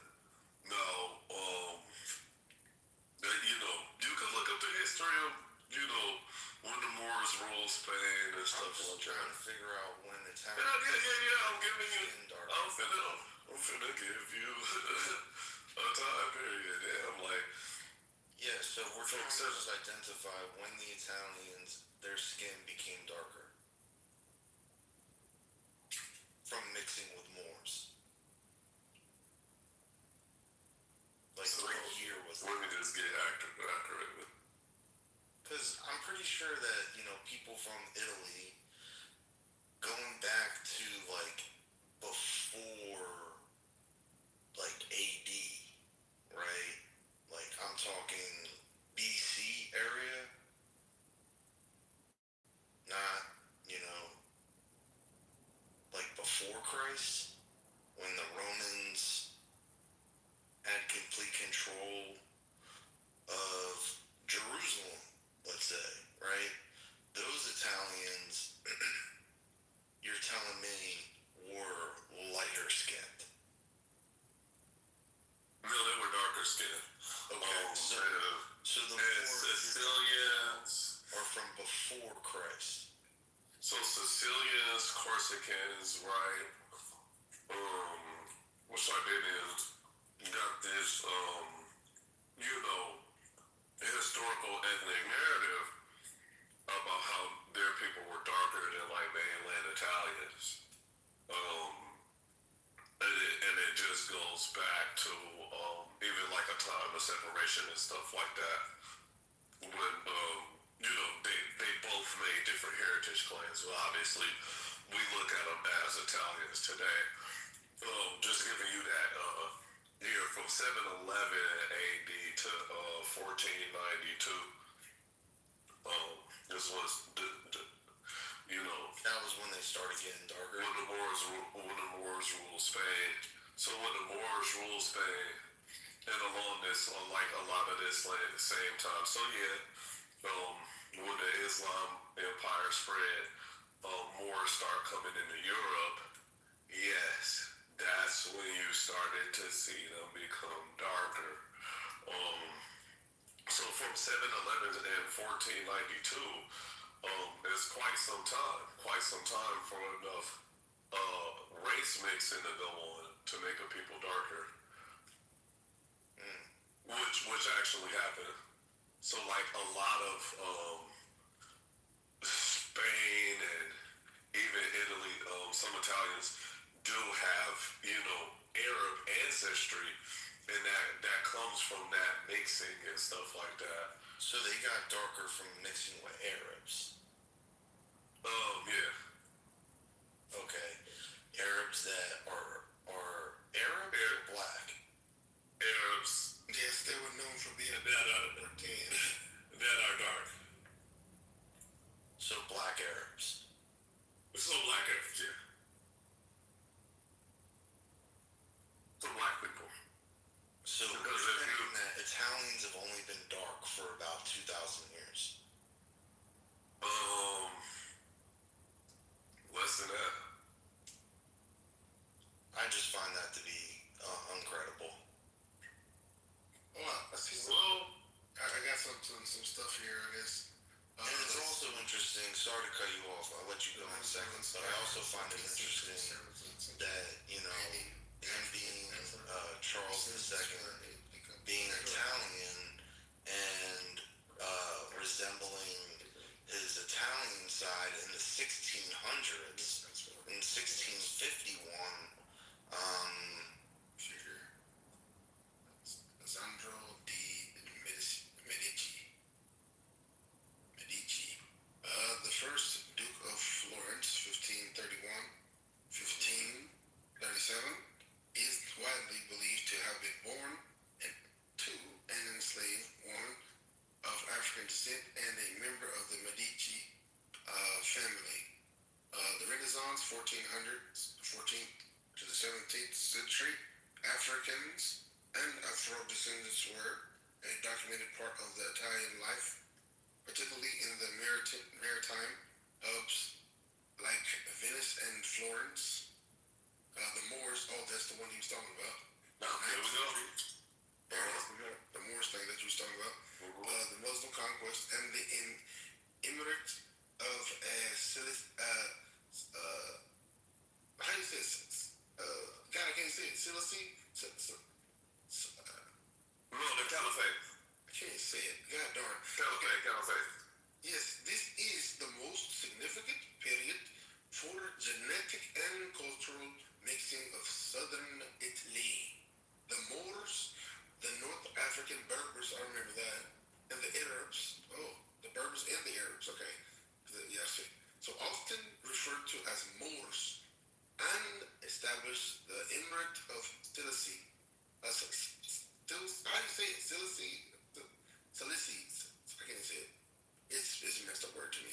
In 831 AD, impact their presence for over 2 centuries left a permanent mark on the Sicilian. There's the Sicilian, I know that word, but and the southern Italian gene pool, as well as on the language and architecture. Yes, genetic studies estimate that the North African ancestry is modern Sicilian is roughly 6%. So, another reference point I made was look up the Arab, Italian heritage connection of the island of Malta. That right there is just even more evidence, right? Because Malta used to be a trade port, but it's also been a lot of Italian Renaissance romance stories and stuff like that too. They mentioned Malta. They mentioned how there were Italian men that liked these darker women. These darker women came from this island. What island was that? The island of Malta, right? It was a getaway spot of romance. It's like a lot of romance built around the history and the narrative of that, and that's where you see like a lot of like Italian female singers were singing about their men leaving them for these other like women essentially from a foreign land, and they were talking about the women on the island of Malta. So just that right there is not only geographical but like just ethical like evidence of them actually existing and actually ruling that area for a while, to where they're like setting up, shop with their neighbors and, fall in love and build a new culture of their own on a little island.